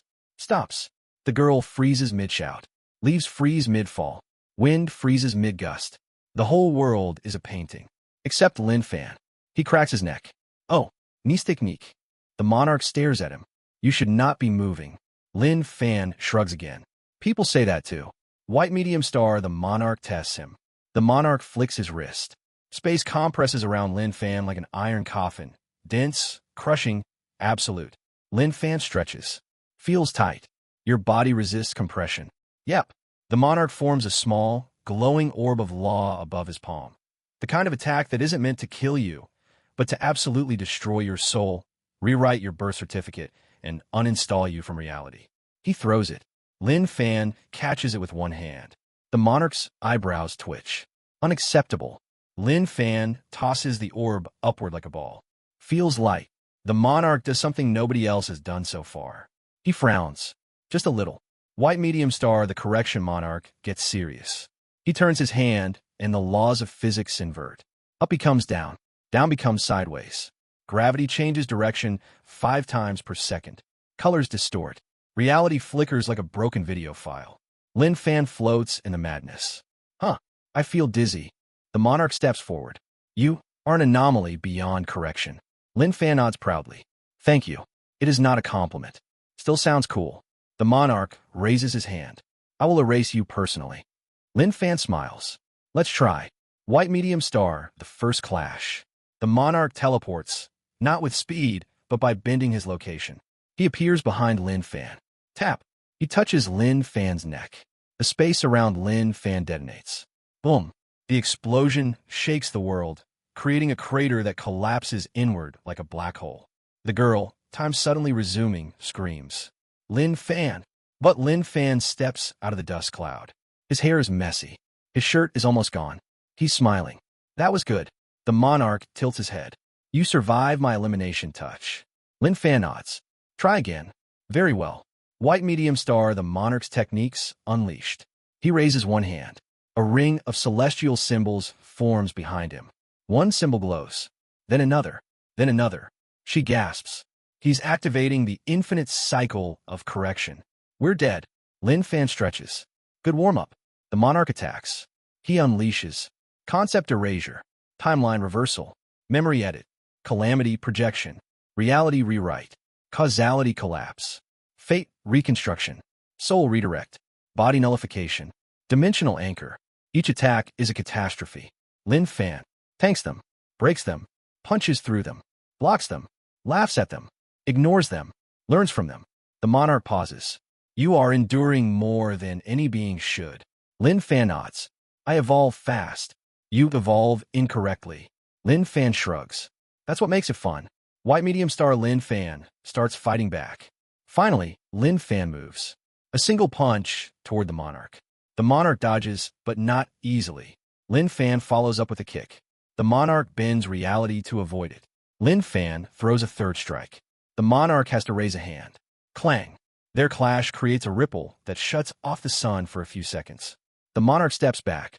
"You've forced me to exert true effort." He offers her a bun. "You hungry?" She takes it slowly. "Yeah." They sit together on the edge of the destroyed valley. The sky is quiet. Too quiet. Lin Fan looks up. "So what's next?" The girl's eyes widen in fear. "Next? Now that you've defeated Heaven's response unit, the only thing left is..." A shadow passes overhead. A massive presence descends. The ground cracks. Lin Fan smiles. "Oh good. A new opponent." She screams. "No, it is not good. We are so dead." And thus, the next arc begins. The sky is still cracked from the last round of heavenly nonsense. The girl is still shaking. Lin Fan is still smiling. And the ground is still recovering from Lin Fan casually surviving divine correction like it was mild back pain. You'd think heaven would take a break. It doesn't. Because before Lin Fan or the girl can even breathe properly, the giant shadow overhead expands, as if the sun itself is being eaten. The ground trembles. Birds flee.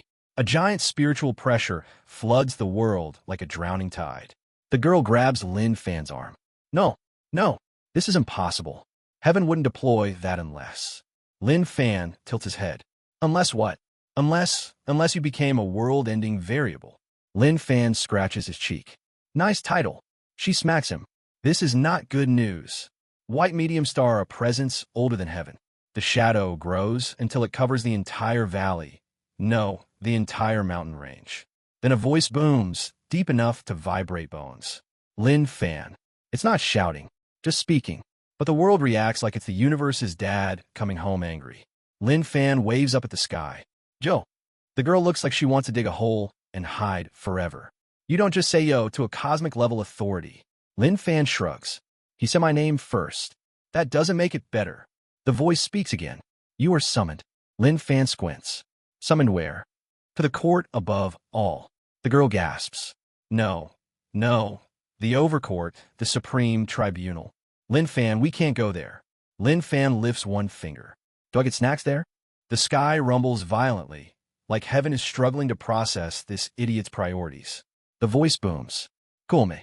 Now, a giant golden chain of law descends from the heavens like a divine fishing hook and wraps around Lin Fan's body. The girl screams. "Lin Fan." He gives a thumbs up. "It's fine.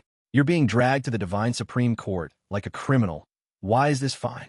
Lin Fan shrugs as the chain yanks him upward at light speed. "I've never been to court before." "That's not a good thing." Too late. He's gone. The girl collapses. He's so going to die. White medium star Lin Fan arrives at the overcourt. He materializes inside a massive hall. Colossal pillars stretch beyond sight. Golden platforms float in the air. Oversized books of fate rotate slowly like orbiting worlds. And sitting on massive thrones arranged in a crescent shape, the overlords of law, beings who outrank judges, who outrank executioners, who outrank architects, who outrank everything. Lin Fan waves politely. The overlords stare. A voice echoes, calm and cold. "Lin Fan, you have disrupted the cosmic framework." Lin Fan nods. "Yeah. You have invalidated divine calculations. Probably. You have erased rule-bound entities. They attacked me." The overlords pause at that one. Another voice speaks, this one much older. "Your existence is a contradiction." Lin Fan shrugs. "People say that too." The overlords collectively lean forward. "You find this humorous?" Lin Fan looks around innocently. "A little." White medium star, the overlords try to analyze him. Dozens of divine beams scan him. Lin Fan stands there casually, swaying a little. Soul scan failed. Fate scan failed. Existence trace failed. Destiny modeling failed.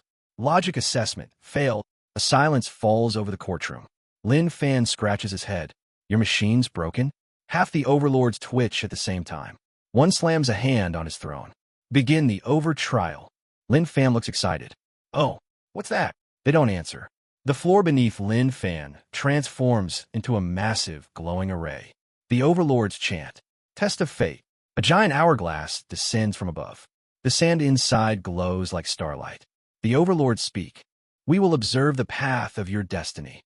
Lin Fan nods. Okay. The hourglass turns. Everything freezes. Light bursts. Images form. Billions of possible futures flicker in the air. Lin Fan destroying heavens. Lin Fan helping people. Lin Fan punching gods. Lin Fan eating buns. Lin Fan accidentally blowing up a continent. Lin Fan sitting on a throne. Lin Fan sleeping. Lin Fan holding someone's hand. Lin Fan laughing as enemies flee. Lin Fan breaking systems that shouldn't be breakable. The futures overlap. Twist. Break. The entire hourglass cracks. Crack, crack, crack. It explodes. The overlords leap to their feet. What? This has never. A future without consistency. He defies probability.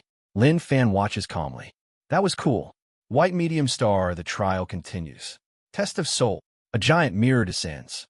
It shows a person's true nature. Lin Fan appears inside it. But every few seconds, the reflection changes. Lin Fan smiling. Lin Fan fighting. Lin Fan eating. Lin Fan glowing. Lin Fan asleep. Lin Fan unstoppable. Lin Fan unreadable. Lin Fan undefined.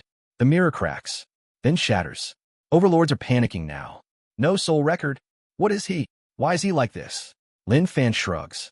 Genetics? The overlords stare. White medium star, test of law. A massive tome slams open. Pages flap wildly.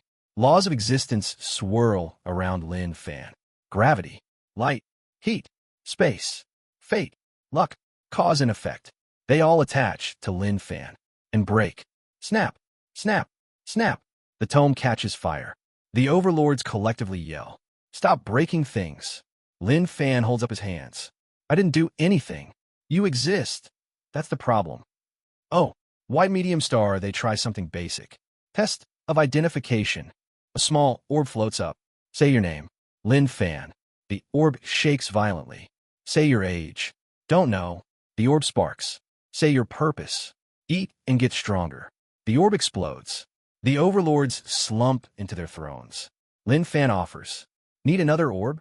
No. White medium star, they try something dangerous. One overlord stands. Subject, Lin Fan. We will now test you through combat. Lin Fan's eyes light up. Oh, finally. He cracks his knuckles. The girl would be screaming right now if she were here. An arena forms around Lin Fan. A massive celestial warrior appears, forged from the authority of the overlords themselves. Lin Fan stretches. You look tough.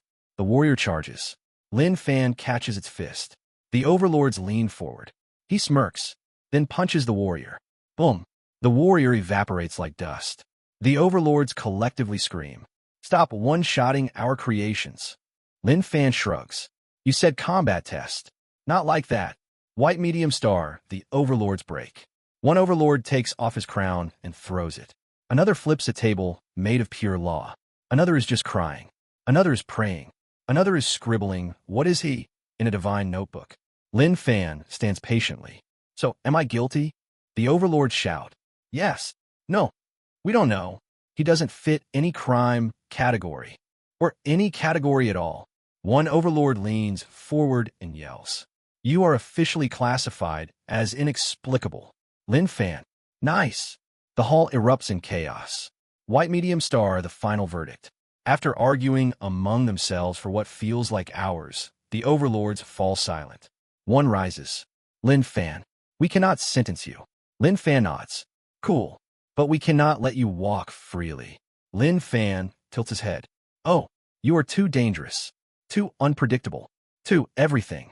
Lin Fan scratches his cheek. So what now? The overlord sighs deeply. Go. Just go. Lin Fan blinks. That's it. Yes. Leave.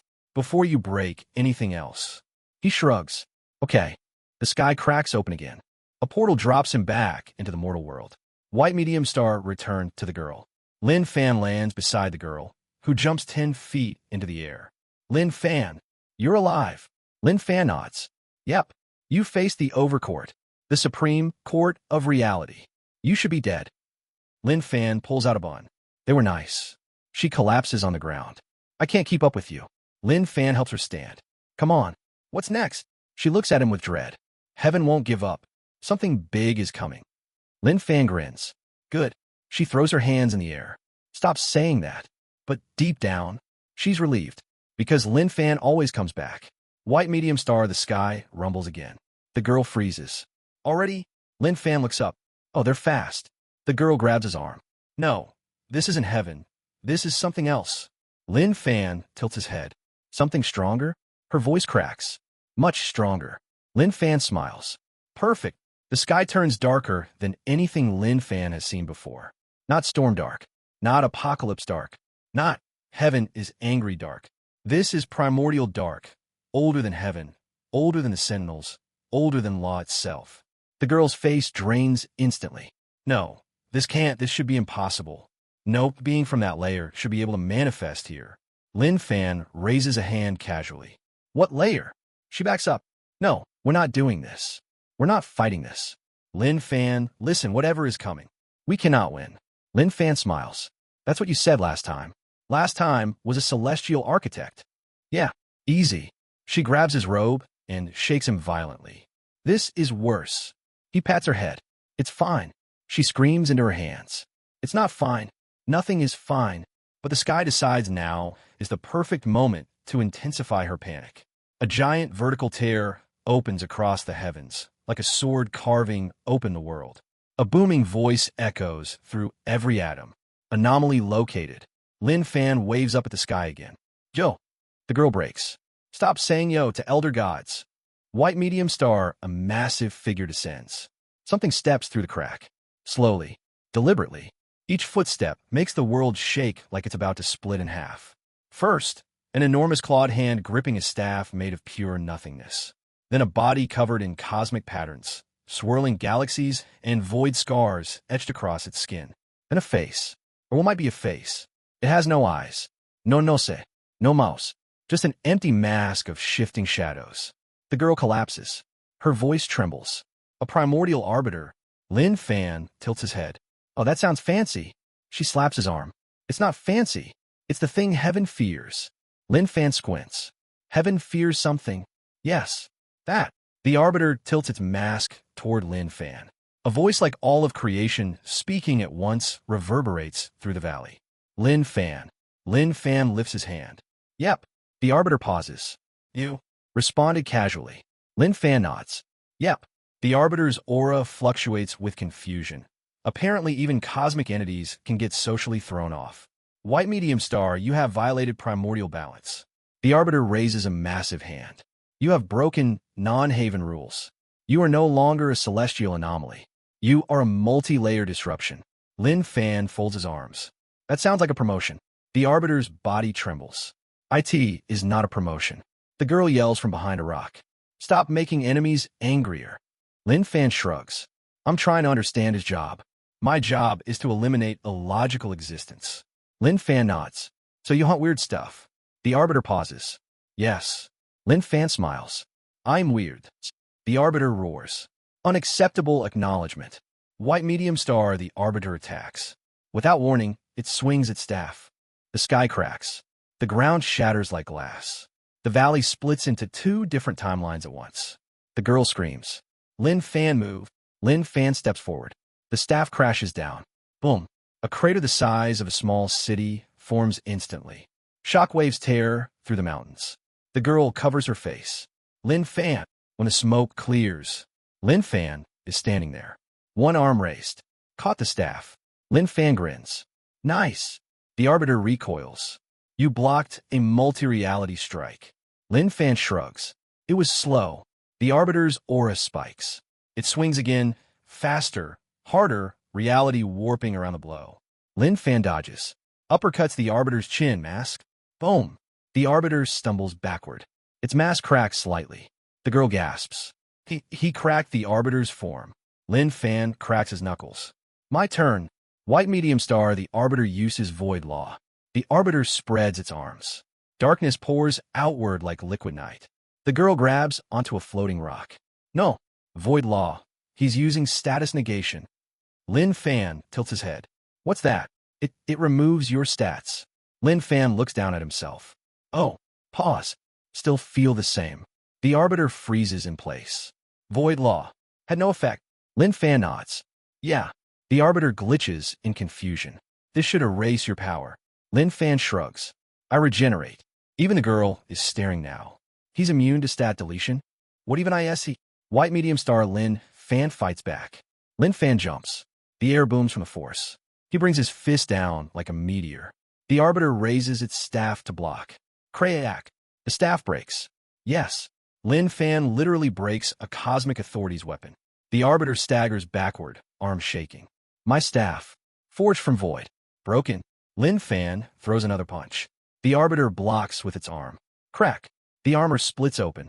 A burst of cosmic energy leaks out of the wound. The girl whispers, stunned. He's injuring a primordial Arbiter. I don't believe this. White medium star the Arbiter goes crazy.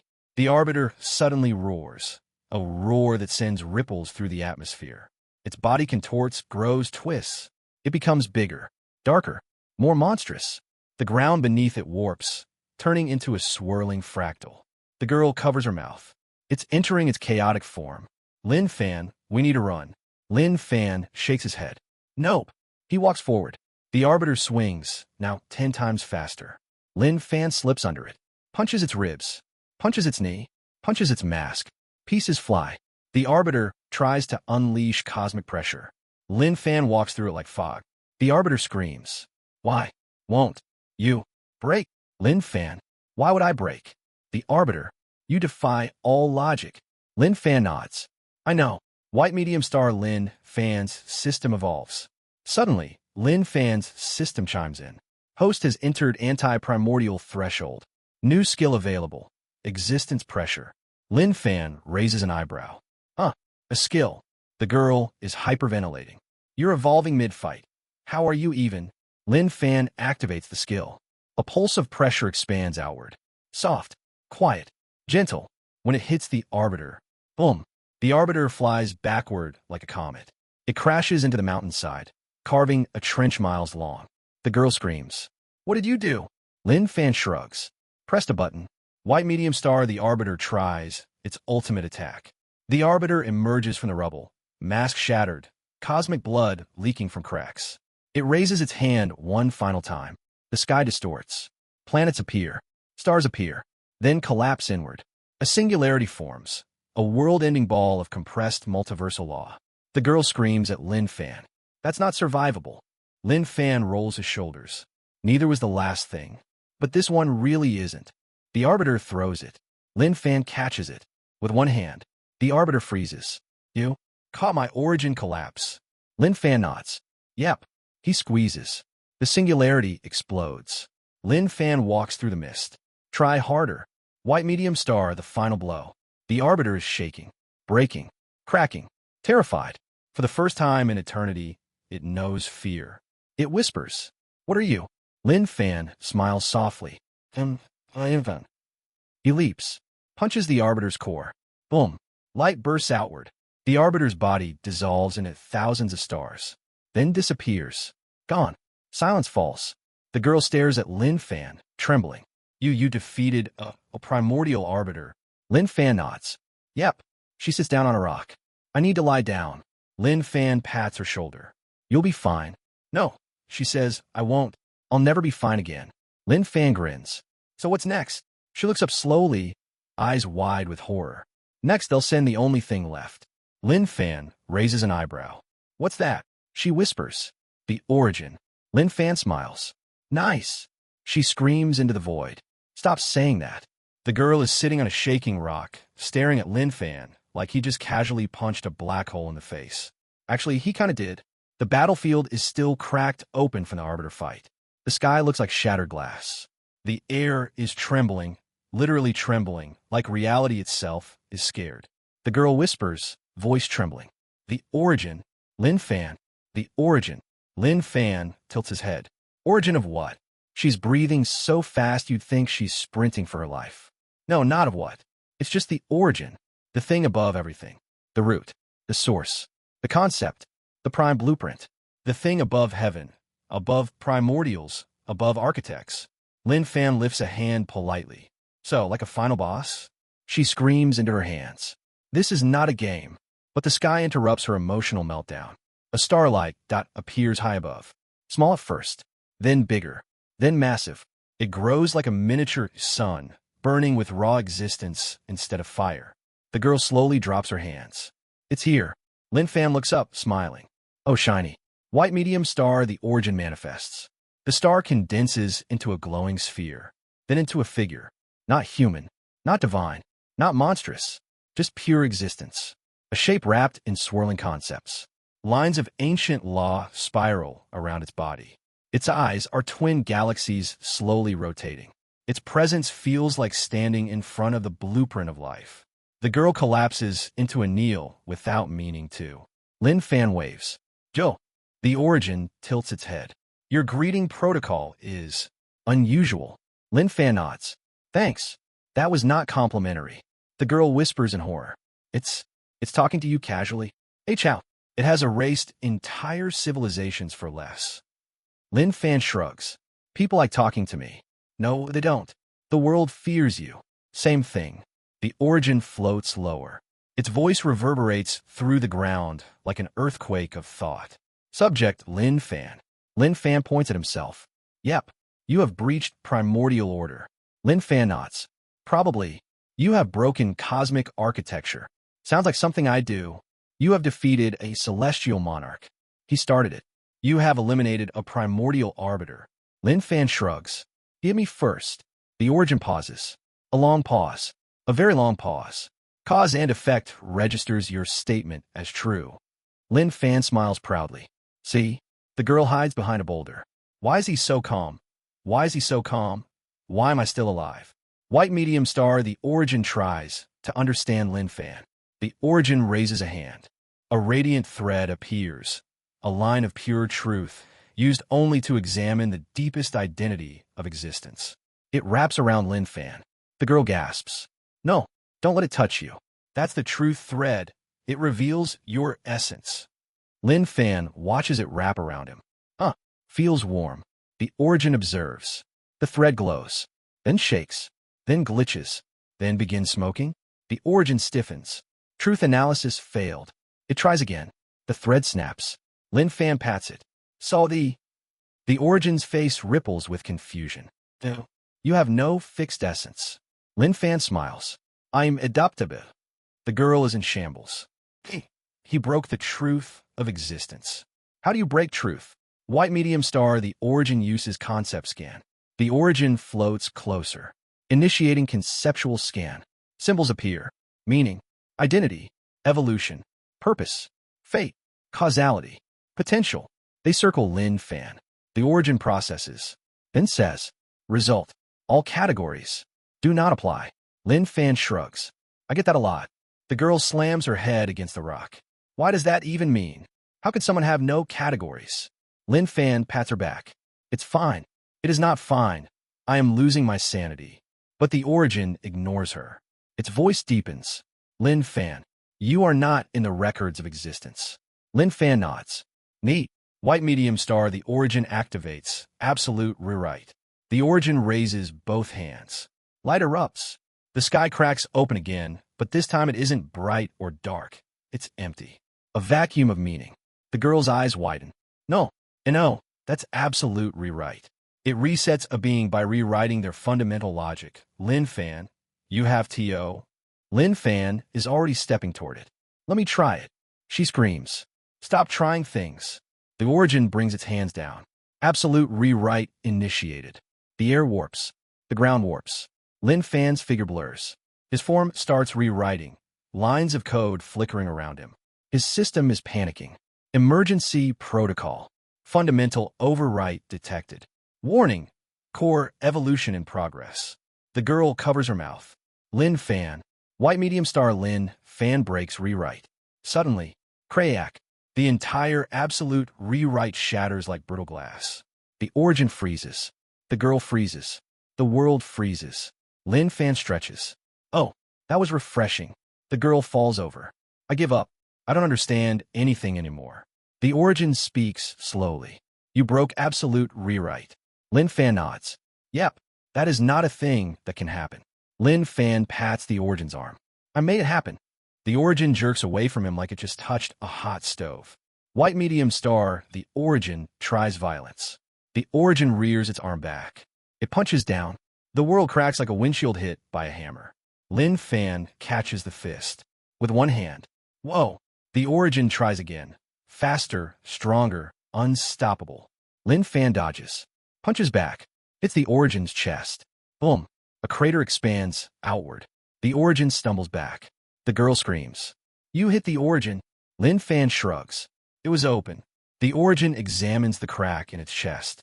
Unreadable damage. It looks up at Lin Fan, at the anomaly, at the impossible, and whispers, "What are you?" Lin Fan smiles softly. Elena Fan. White medium star, the origin goes all out. It spreads its arms. The universe darkens. Not the sky, the entire universe. The girl collapses, unable to breathe. Lin Fan, he's activating the origin field. It's over. We're done. Lin Fan cracks his neck. What's that? It's the yin of everything inside it. Oh, he steps forward. Cool. No, it is not. But Lin Fan is already walking toward the center of the origin field. It compresses around him, crushes him, tries to erase him, tries to rewrite him, tries to unmake him. His system goes insane. Host entering super existence threshold. Evolutional breakthrough imminent. Lin Fan breathes in and pushes back. The origin field trembles, cracks, shatters. The origin staggers backward, stunned. This has never happened. Lin Fan stretches his shoulders.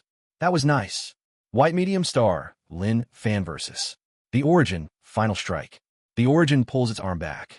Its essence condenses into a fist, the purest punch in existence. Lin Fan pulls his arm back too. The girl screams. Lin Fan, no, don't punch the origin, you'll break. Their fists meet. Boom.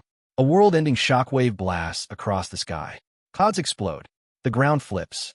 The air vibrates. The mountains collapse. Time fractures. When the dust settles, the origin is kneeling. A massive crack runs across its mask. Lin Fan stands in front of it, breathing deeply. Not beaten, not dying, just warmed up. The origin whispers, "Are not part of creation." Lin Fan shrugs. "I still exist, though." The origin lowers its head. "You are the uncreated." Lin Fan blinks. The origin rises slowly, looks at him, and speaks words that shift the entire arc. Lin Fan, you are not to be erased. You are to be observed. Lin Fan tilts his head. Observe? The origin nods. You are the error that should not exist, yet must. The girl faints. White medium star, the origin leaves. It steps backward into the crack it came from. Before vanishing, it says one last thing. Your path is beyond definition. Walk it. Then it's gone. The sky closes. The valley finally stops shaking. Lin Fan stretches. Okay, that was fun. The girl wakes up, sees him, and instantly screams. You fought the origin. Lin Fan nods. Yep. She grabs his face with both hands. Stop fighting concepts. He smiles. No. She screams in pure despair. Whyyyyyyyyyyyy. Lin Fan pats her head. Because it's fun. White medium star, aftermath. They rest on a cliff. The girl looks exhausted. Lin Fan looks relaxed. She finally says, Lin Fan, what are you really? He thinks. I'm me. She groans. That doesn't answer anything. Lin Fan smiles gently. It answers everything. She stares at him, then looks away quickly. Whatever. But her cheeks are a little red. White medium star, the sky rumbling again. Just as they calm down, the sky rumbles. She screams immediately. No, no more. Please. We just fought the origin. We need a holiday. No more giant cosmic beings. But it isn't a cosmic crack this time. It's bells. Beautiful bells. The girl freezes. Wait, that sound, that's not heaven. That's not primordials, that's... Lin Fan tilts his head. What now? She whispers, horrified. A celestial messenger. Lin Fan shrugs. Sounds normal. She clutches her hair. No, it is not normal. They only appear for world-changing events. A serene figure descends, radiating calm. Lin Fan smiles. The messenger bows. Lin Fan. The celestial divine wishes to speak with you. Lin Fan nods. Cool.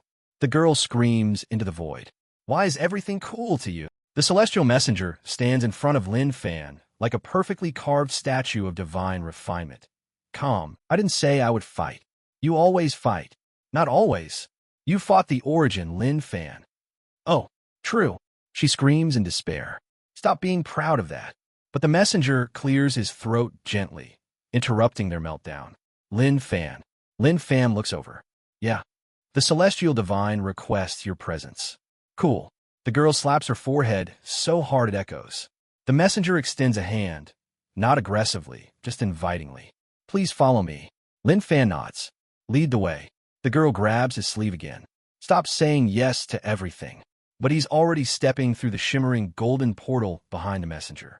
The girl dives in after him, because she'd rather die than let Lin Fan go alone into something called the Celestial Divine's Chamber. White medium star, the Celestial Realm. They emerge into a place that looks like the universe got bored of looking normal and decided to show off. Floating islands, waterfalls flowing upward, palaces made of cloudstone and star crystal, and giant celestial beasts lounging around like oversized pets. The messenger gestures forward. This way. The girl whispers to Lin Fan as they walk. I swear, if you pick a fight with anything here, I won't. You always say that. Lin Fan points at a massive phoenix made of molten light flying overhead. Cool bird. Don't touch it. I wasn't going to. It's looking at you. The phoenix does indeed glance at Lin Fan, then bows its head. The girl screams internally. The messenger says calmly, the sacred beasts respect anomalies. The girl grabs her hair. Why? Why do they respect him? He's a walking disaster. Lin Fan shrugs. Maybe I smell nice. You do not. But they've already arrived. White medium star, the throne of the Celestial Divine. At the center of the realm stands a colossal palace. Inside, a massive throne floats above a swirling pool of cosmic light.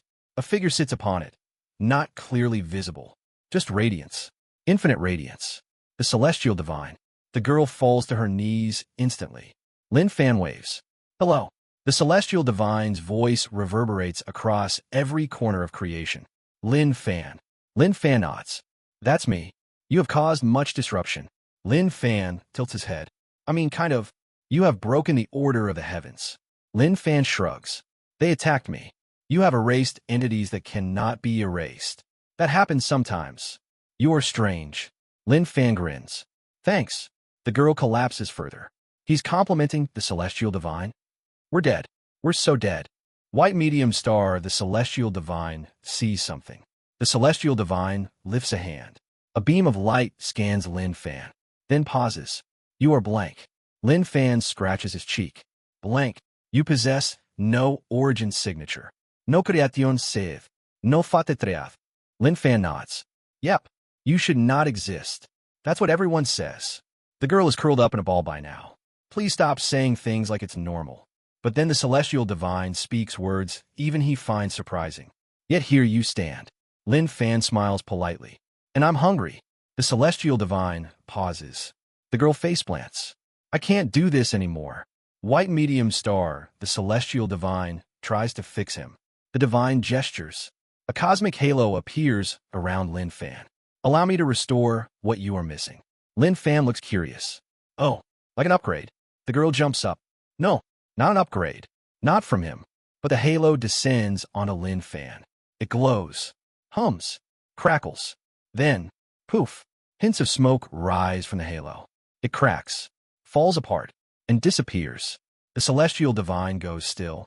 My halo broke. Lin Fan pats his own head. It tingled. The Celestial Divine's throne dims slightly, as if it just had a stroke. That has never happened. Lin Fan shrugs. First time for everything. The girl stares at him. You broke the Celestial Divine's restoration halo. I don't even know what to say anymore. White medium star, the Divine upgrades Lin Fan anyway. The Celestial Divine raises a hand again. That was merely basic repair. I shall bestow a true gift. Lin Fan squints. I like gifts. The girl shakes him hard. No, you do not. This is not good. But a burst of cosmic power descends. Lin Fan's system rings. Celestial blessing incoming. Cannot process this energy. Rejecting foreign input. Lin Fan absorbs the light anyway. Silence. Then, Lin Fan glows. And glows. And glows some more. His aura rises like a sun waking up angry. The girl crawls backward. What? What did he become? The Celestial Divine sounds stunned. He absorbed IT. All of IT. Lin Fan flexes his fingers. Feels warm. The Celestial Divine stares. You defy divine modification. Lin Fan grins. I'm special. The girl covers her face. He's not special. He's broken. White medium star, the divine, asks a question. The celestial divine leans forward, the pressure so intense that the girl nearly passes out. Lin Fan stands perfectly fine. Tell me, what do you seek? Lin Fan thinks. Food. The celestial divine goes silent. Food. Yeah. And strength. The divine processes that. That is all. Lin Fan nods. Yep. You are. Very simple. Lin Fan nods cheerfully. The girl screams. No, he is not. He is the opposite of simple. White medium star, the celestial divine, makes a decision. After a long silence, the celestial divine speaks. Lin Fan. Lin Fan straightens up. Yeah. From this moment on, you will not be interfered with. The girl gasps. What does he mean? The divine continues. Heaven shall not pursue you. Primordials shall not hunt you. Architects shall not correct you. Arbits shall not approach you. Lin Fan nods. Oh, nice. You are not to be controlled. Cool. Your path shall be your own. Even better. The celestial divine pauses. Then says something even Lin Fan didn't expect. I am curious what you will become. Lin Fan smiles. Guess we'll find out. The girl whispers. He impressed the celestial divine. White medium star, the divine, sends him back. A gentle wave of cosmic power washes over them. The girl scrambles to her feet. Wait, I'm not ready. Too late. The world flickers. They're back on the cliff where they started. Lin Fan sits down. The girl sits beside him, exhausted beyond belief. After several minutes of stunned silence, she finally asks, quietly, Lin Fan, do you understand how big this is? He nods. Yep. You just walked into the celestial divine's presence. Yep. And walked out alive. Uh-huh. And he basically said, do whatever you want. Lin Fan smiles. Yep. She stares at him, then mutters softly, You're ridiculous. Lin Fan leans back. So what's next? Before she can answer, the sky rumbles. Again, she screams into her hands. No, I just said we needed a break. Lin Fan looks up calmly. Oh, it's someone familiar. She freezes. Familiar. Who? Lin Fan smiles. Someone strong. She screams. Of course it is. The sky is rumbling again. The girl is having a breakdown. Lin Fan is eating a bun. Everything is normal. She stares at the sky with haunted eyes. No more. Please, no more. I already watched you fight heaven, primordials, the origin, the architects, and the celestial divine. I can't do this again. Lin Fan pats her head. It's fine. She grabs his robe, shaking him wildly. It is not fine. Nothing is fine. Everything is falling apart. But then, a figure drops from the sky like a meteor. A silhouette of power. Pressure shakes the ground. Lightning spirals around the landing point. Boom. Dust swirls. Lin Fan stands up, stretching. Oh, I know that aura. The girl stares at him. You know them? Lin Fan nods. The dust clears. And standing there is the Desolate Emperor. White medium star, the return of the Desolate Emperor. You know him. The ancient monster of sheer strength. The walking calamity. The man who, earlier in the series, could squash entire sects just by glaring aggressively. And he is back. Muscles carved like divine mountains. Aura hotter than a collapsing star. Hair flowing like angry fire. Eyes glowing like he's mad at gravity itself. And he looks right at Lin Fan. The girl faints. Lin Fan waves casually. Yo. The Desolate Emperor cracks his knuckles. Lin Fan. Yeah. I came to fight. Lin Fan smiles brightly. Oh, nice. The girl, waking up instantly. No. She crawls away from them like she's trying to escape the blast radius of a nuclear war. White medium star, the Emperor's intentions. The Desolate Emperor walks forward. Each step creates shockwaves. He stands in front of Lin Fan, towering over him like a mountain that wants to fight another mountain. I've been watching, he growls. Watching you break rules. Watching you punch through cosmic beings. Watching you survive things that should end universes. Lin Fan tilts his head. You jealous? The Emperor laughs, a thunderous boom. Jealous? I am impressed. The girl whispers. No, he's impressed. That's even worse. The Emperor stomps the ground. I want to test you, to see how far you've climbed, to see what kind of monster you've become. Lin Fan stretches his arms lazily. Okay. The girl screams. Nope, it's not okay. Both of you are monsters. The planet is not built for this. But they're already ignoring her. White medium star, the fight begins. The Emperor disappears. Instantly, a sonic boom follows. Lin Fan steps aside casually. The Emperor appears behind him, fist glowing with earth-shattering force. Lin Fan blocks with his forearm. Clayang! A shock wave tears the entire valley apart. Rocks explode. Mountains quake. Clouds disintegrate. The girl hangs onto a tree for dear life. Why are they like this? Lin Fan pushes back. The Emperor slides. Lin Fan smiles. You've gotten stronger. The Emperor grins. So have you. White medium star exchange of blows. They clash again. Punch. Kick. Punch. Elbow. Headbutt. Each strike is like two planets colliding. The ground melts. The air bends. The world goes out of focus from sheer pressure. The girl rolls across the ground like laundry in a dryer. My bones, my poor bones, my everything, why am I even here? Lin Fan sends a punch that blasts the Emperor thousands of meters into the air. The Emperor recovers mid-flight and dives back down with a knee strike. Lin Fan catches the knee, throws him. The Emperor crashes into a mountain, breaking it in half. He stands up laughing. Good. Very good. Lin Fan cracks his neck. I'm just warming up. The girl sobs. That was warming up. White medium star, the Emperor's full power. The Emperor draws in a deep breath. His aura erupts. The sky turns from blue to blood red. Lightning arcs. Thunder cracks. Space distorts. The Emperor's voice booms. Lin Fan, witness the true power of the desolate body. Lin Fan grins. Ooh, new move. The Emperor charges. He punches. The land between them rips apart. Lin Fan raises both arms. Blocks. A crater opens beneath them, devouring the landscape. Lin Fan slides backward. A rare sight. The Emperor actually pushed him. The Emperor smirks. So you could be moved. Lin Fan dusts himself off. Barely. The girl throws rocks at both of them. Stop being proud of this. We're all going to die. White medium star Lin Fan fights back, casually ruining physics again. Lin Fan inhales. His system hums. Host has entered the limit pulse state. Power surge initiated. Lin Fan's aura expands, blowing away debris. He vanishes, appears beside the Emperor. Punches. The Emperor blocks.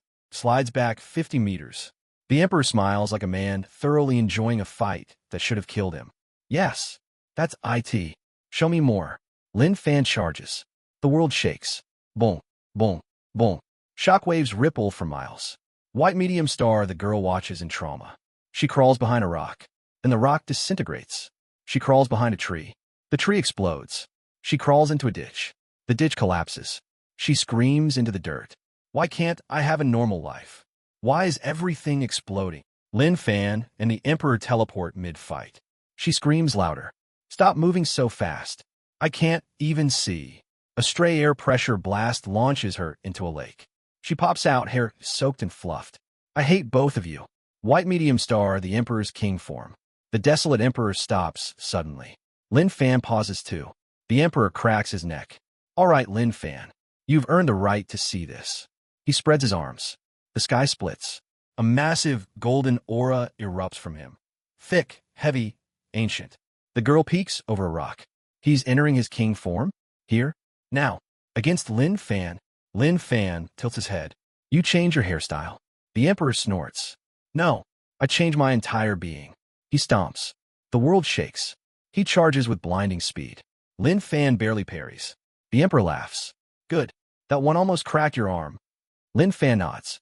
It did. The girl screams. Why are you smiling about that? White medium star, Lin Fan's counter, new evolution.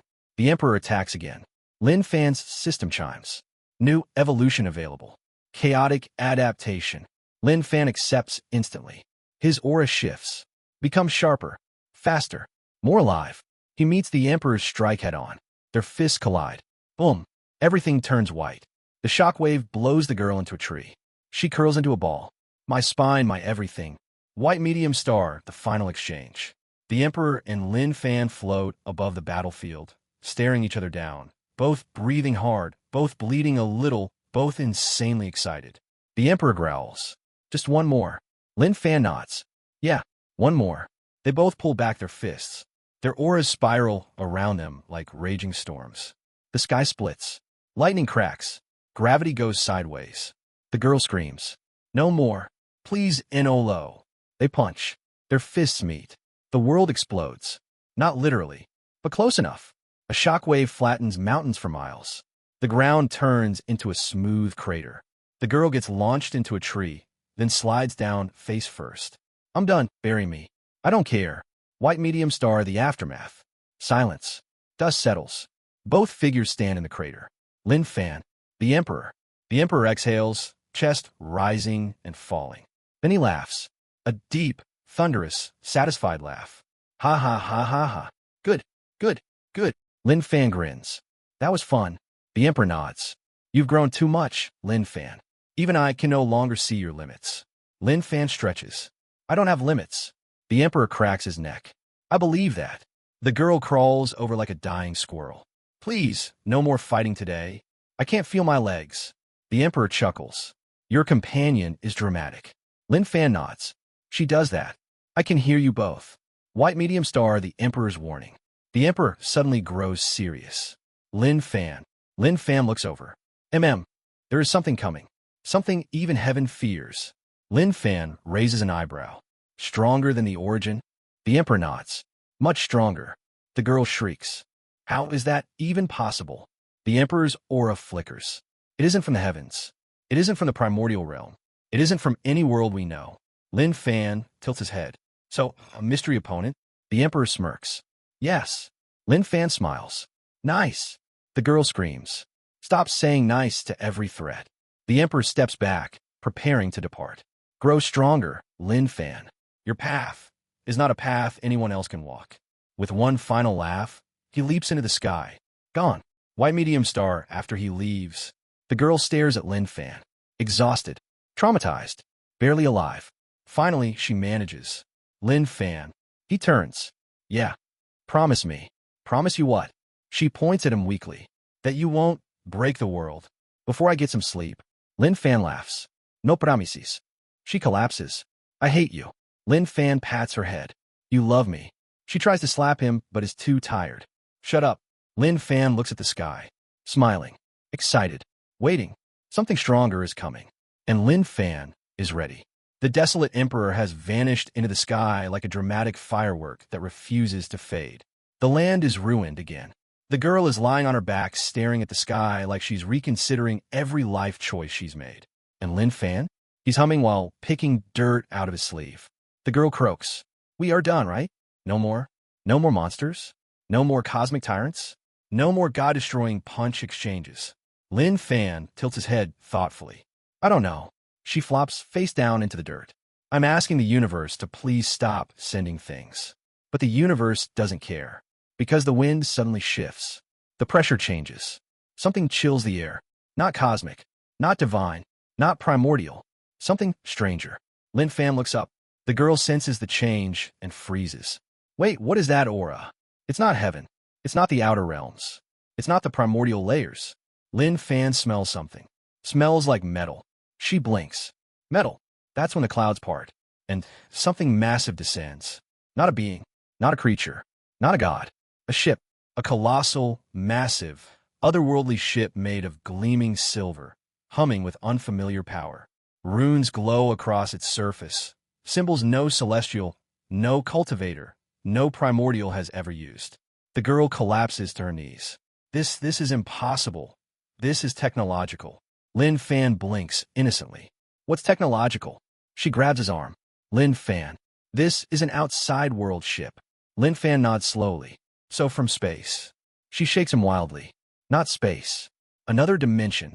Something that doesn't even use chi or laws. Before she can finish, a platform extends from a ship. And down steps someone. Tall. Silver armor. Glowing circuits etched across his skin. Eyes that flicker with artificial intelligence. Presence more dangerous than primordials. The girl whispers. An interdimensional enforcer. Lin Fan waves. Joe. The armored figure pauses. Processes the greeting. Then says. Subject identified. Lin Fan. Lin Fan nods. That's me. You have interfered with cross-dimensional patterns. Lin Fan shrugs. I interfere with a lot of things. The girl whispers. Why are you admitting things to the multiverse's police? White medium star, the enforcer explains his mission. The enforcer lifts an arm. A hologram projects midair. Images flash. Lin Fan beating heaven. Lin Fan beating primordials. Lin Fan breaking rewrite systems. Lin Fan defying logic. Lin Fan punching the origin. Lin Fan eating buns during apocalyptic threats. Lin Fan scratches his cheek. Oh wow, they recorded that. Yes. The hologram zooms in on Lin Fan, staring blankly into space. Lin Fan points at the image. Why do I look confused there? The enforcer answers. You were confused. The girl is slowly dying inside. White medium star, the enforcer, makes his threat. The hologram vanishes. The enforcer raises a palm.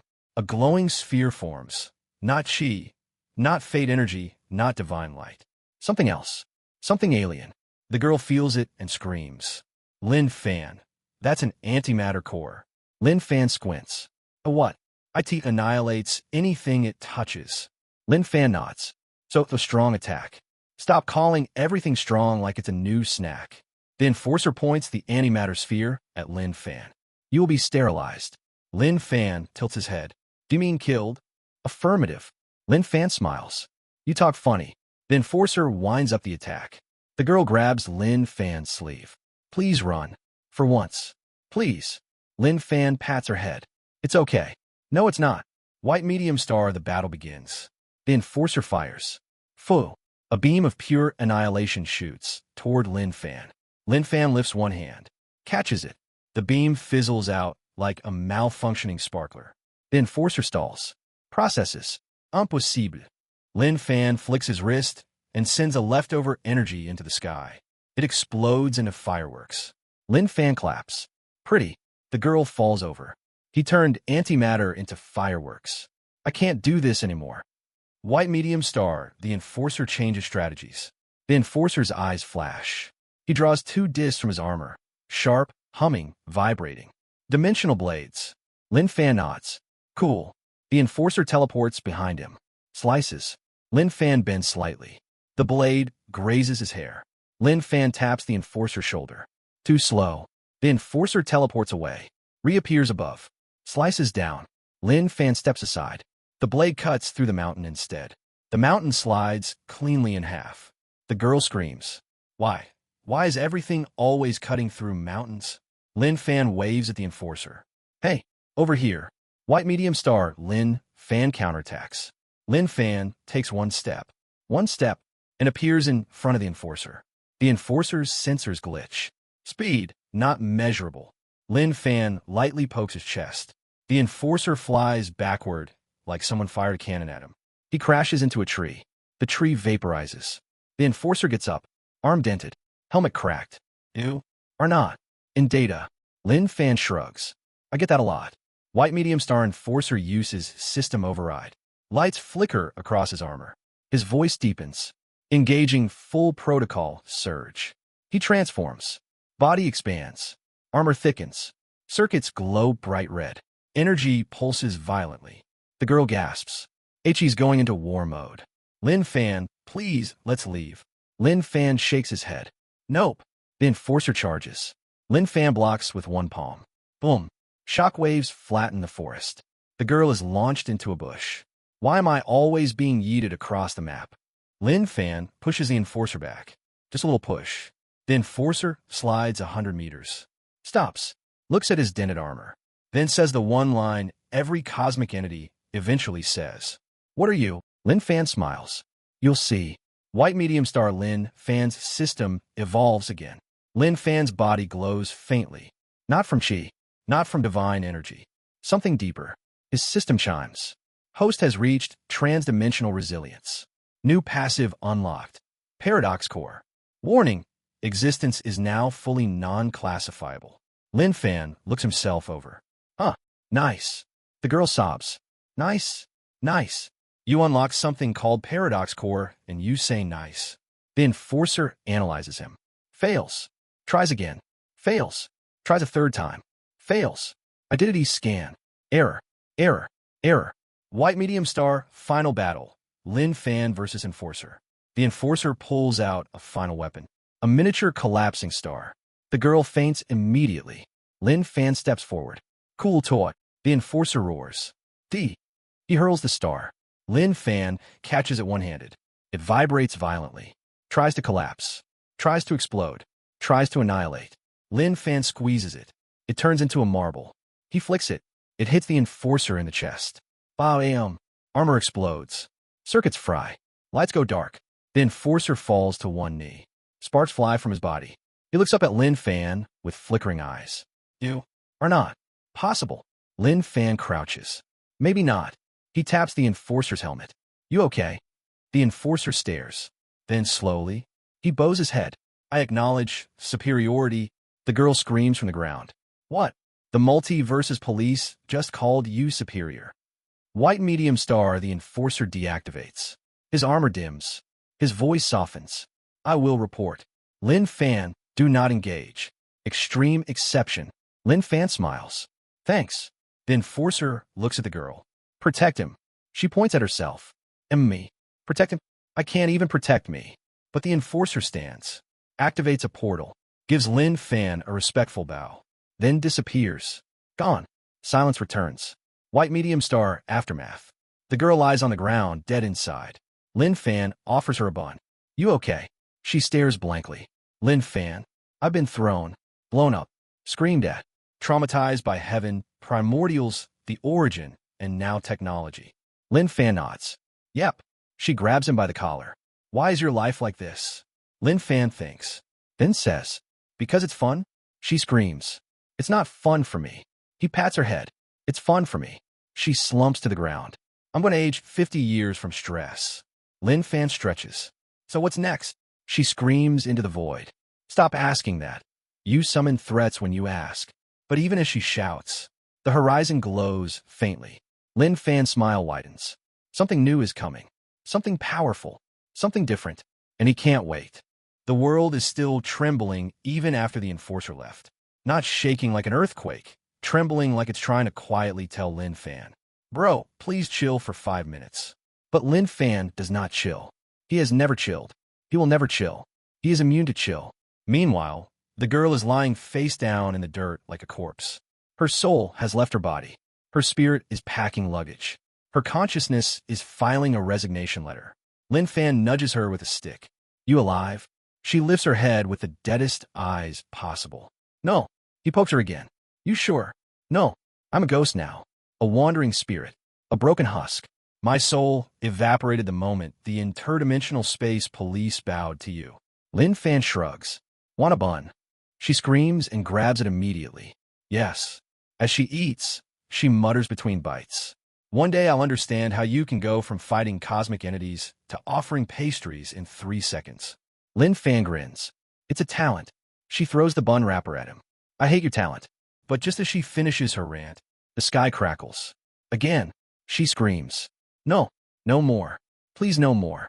I am going to jump off a cliff if one more entity descends. Lin Fan looks up calmly. Oh, it's just them again. She freezes. Them.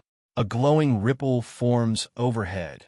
Not destructive like the primordials, not oppressive like the origin, not divine like heaven, not technological like the enforcer. This aura is peaceful, gentle, warm, almost comforting. A figure descends from the clouds, wearing flowing robes made of shimmering nebula light. A soft smile, a calm presence, a staff that hums softly like a lullaby. The girl whispers, an envoy of harmony. Lin Fan waves. Joe. The envoy smiles warmly. Greetings, Lin Fan. Lin Fan nods. Sup. The girl grabs Lin Fan's sleeve urgently. This is a big deal. Envoys don't appear unless something catastrophic is about to happen. Lin Fan munches on a bun. Something catastrophic happens all the time. She screams. That is not normal. The envoy raises a hand. Lin Fan. The harmonious realm requests your presence. Lin Fan tilts his head. Harmony? That sounds boring. The envoy smiles wider. It is not boring. It is necessary. Lin Fan shrugs. All right. The girl explodes. Stop saying yes to everyone. You said yes to heaven, to primordials, to cosmic police. Are you trying to speedrun death? But Lin Fan is already walking into the envoy's portal. She sighs, grabs her hair, and dives in after him like a desperate babysitter chasing a destructive toddler. White medium star, the realm of harmony. They arrive in a realm of pure serenity. Floating lotuses, crystal lakes without ripples, soft colors drifting through the air. Peaceful spirits meditating everywhere like they're auditioning for a yoga commercial. The The girl's jaw drops. I actually feel calm here. Lin Fan looks around. Pretty. The envoy gestures them forward. Please. The harmonious council awaits. The girl whispers. I swear, if you manage to break this realm, I will personally throw myself into a volcano. White medium star, the Council of Harmony. They enter a massive chamber made of translucent jade. 9 elders float around a circular platform, each radiating a different kind of peace and balanced energy. One elder opens his eyes slowly. Lin Fan, the disturber of countless realms. Lin Fan waves. That's me. Another elder speaks. You have disrupted the fabric of existence with your growth. Lin Fan shrugs. It grew fast. A third elder sighs. Too fast. The girl pokes Lin Fan's arm. Stop being proud of that. Another elder leans in. Lin Fan, your existence disrupts equilibrium. You are too chaotic, too unpredictable. Lin Fan nods. I get that a lot. The council collectively sighs, a synchronized, exhausted, ancient sigh that sounds like 1,000 grandpas complaining at once. White medium star, they try to balance Lin Fan. One elder raises his hand. We will not restrict you, but we wish to balance your energy. Lin Fan lifts an eyebrow. Balance me? Like a massage. The girl facepalms. Another elder explains. We will harmonize your chi, your vitality, and your soul. Oh, it will stabilize your essence. Oh, and prevent cosmic collapse. Lin Fan nods. Oh, the girl claps. Yes, finally. Something good, something safe, something normal. But the council chants. A wave of soothing energy flows toward Lin Fan. His hair floats. His body glows. His internal chi shifts like gentle tides. The girl smiles. See? It's working. And then, Lin Fan's aura spikes. Not softly, violently. The council freezes. The elders' eyes widen. Their meditation beads crack. The girl screams. What did you do? Lin Fan looks down at himself. That tickled. The elders float backward. What are you made of? Lin Fan taps his chest. Bones? No, not bones. Another elder trembles. Your energy is not harmonizable. Lin Fan shrugs. Sorry. One elder's beard literally curls upward in shock. You broke harmony. Lin Fan pats the elder gently. I break a lot of things. The girl is crying tears of despair. He broke peace. He broke harmony. He broke calmness. How do you break calmness? White medium star, the council panics, gently. The elders huddle together, whispering rapidly, shaking, floating in circles like confused ducks. Finally, they turn back to Lin Fan. Their leader speaks. Lin Fan, your chaotic nature is beyond our ability to temper. Lin Fan nods. Okay, we cannot balance you. Okay, we cannot guide you. Okay, we cannot even understand you. Lin Fan thinks for a moment. Okay, they look at each other, then sigh again. Please leave. The girl screams. How do you get kicked out of a peace realm? The envoy bows apologetically. Lin Fan, I am sorry, but your presence unbalanced a mountain. Lin Fan shrugs. Oops. White medium star as they leave. The portal drops them back into the mortal world. The girl lands face first in the dirt. Lin Fan lands standing, of course. She spits soil. I hate portals. I hate you. I hate harmony. I hate. Everything moves too fast. Lin Fan crouches beside her. You hungry? She sits up slowly. Yes. He hands her a bun. She takes it, bites it, cries into the bun. I don't deserve this life. I'm just a girl. I wanted peace. I wanted normal cultivation. And now, every day, I wake up to some cosmic disaster. Lin Fan pats her head, builds character. She screams into the bun. What character? I'm turning into a manic squirrel. But she freezes mid-scream, because suddenly, the ground glows. Soft at first, then brighter, then violently. Symbols spread across the earth like roots of light. Lin Fan looks down. Oh, the girl slowly turns toward him. Oh, what? It's familiar. Familiar. Everything bad is familiar to you. A massive totem erupts from the ground. Then another. Then another. The girl's face goes pale. Oh no. Lin Fan smiles slightly. I know this energy. You know it. A voice echoes across the hills. Lin Fan. The girl screams. Who is it now? Lin Fan answers calmly. An old enemy. She shrieks. No. No more old enemies. The sky splits again. Masks descend. Dozens of them. Each carved with ancient symbols. The girl trembles. No way. No way. Lin Fan cracks his knuckles. The Mask Cult. White medium star, the return of the Mask Cult. Masked figures descend from the sky like a swarm of demonic butterflies. Their leader steps forward, wearing a massive jade skull mask and radiating madness. He points at Lin Fan. You ruined us. Lin Fan shrugs. You attacked me first. You stole our treasure. It was shiny. You destroyed our temple. It fell over. You killed our grandmaster. He tried to kill me, and you ate our sacred offerings. Lin Fan nods. They were delicious. The leader screams. The cult members scream. The girl screams. Everyone is screaming, except Lin Fan. He smiles. Want to fight? The leader screams louder. Yes. The girl. No. White medium star, the fight begins. Masked cultists rush Lin Fan like a tidal wave. Lin Fan sighs. Okay. He flicks a finger. Just one. Boom. A shockwave launches half the cult into the sky like confetti. The girl raises a finger. I think you overdid. Lin Fan sighs again. Nope. He steps forward. Punches once. A crater forms. The masked cult leader barely dodges. You monster. Lin Fan tilts his head. You invaded first. Because you stole from us. Lin Fan thinks. Oh yeah. The girl screams. Stop acting like you forgot. White medium star, the masked cult's forbidden technique. The cult leader tears off his mask. Underneath is nothing. Just a swirling black vortex. The girl's heart stops. He removed his identity. That's the forbidden hollow form. Energy erupts from him. Dark, chaotic, consuming. The leader roars. Lin Fan, let us end this. Lin Fan cracks his wrist. Sure. They clash. The ground shudders. Dark energy explodes. Lin Fan moves through it like calm water. He punches. Crack. The leader flies backward. Screams. Falls. Coughs blood. Trembles. You aren't human. Lin Fan shrugs. People say that. White medium star, the cult retreats. The leader tries to stand. Fails. His cult members gather around him, shaking in terror. Retreat, retreat. The monster is too strong. They flee like frightened chickens. The girl collapses on her knees. Thank the heavens, it's finally over. Lin Fan watches them disappear. The girl turns to him carefully. What Lin Fan squints at the horizon. They'll be back. She screams. No, they won't. Please don't summon them back. Lin Fan smiles. They always come back. She lies flat on the ground. I hate foreshadowing. White medium star, and then a distant horn sounds. The girl jumps. No. Lin Fan stands. Oh. She clutches his leg. Don't you dare say, oh, who is it now? Lin Fan looks into the distance. A massive army approaches. Banners fly.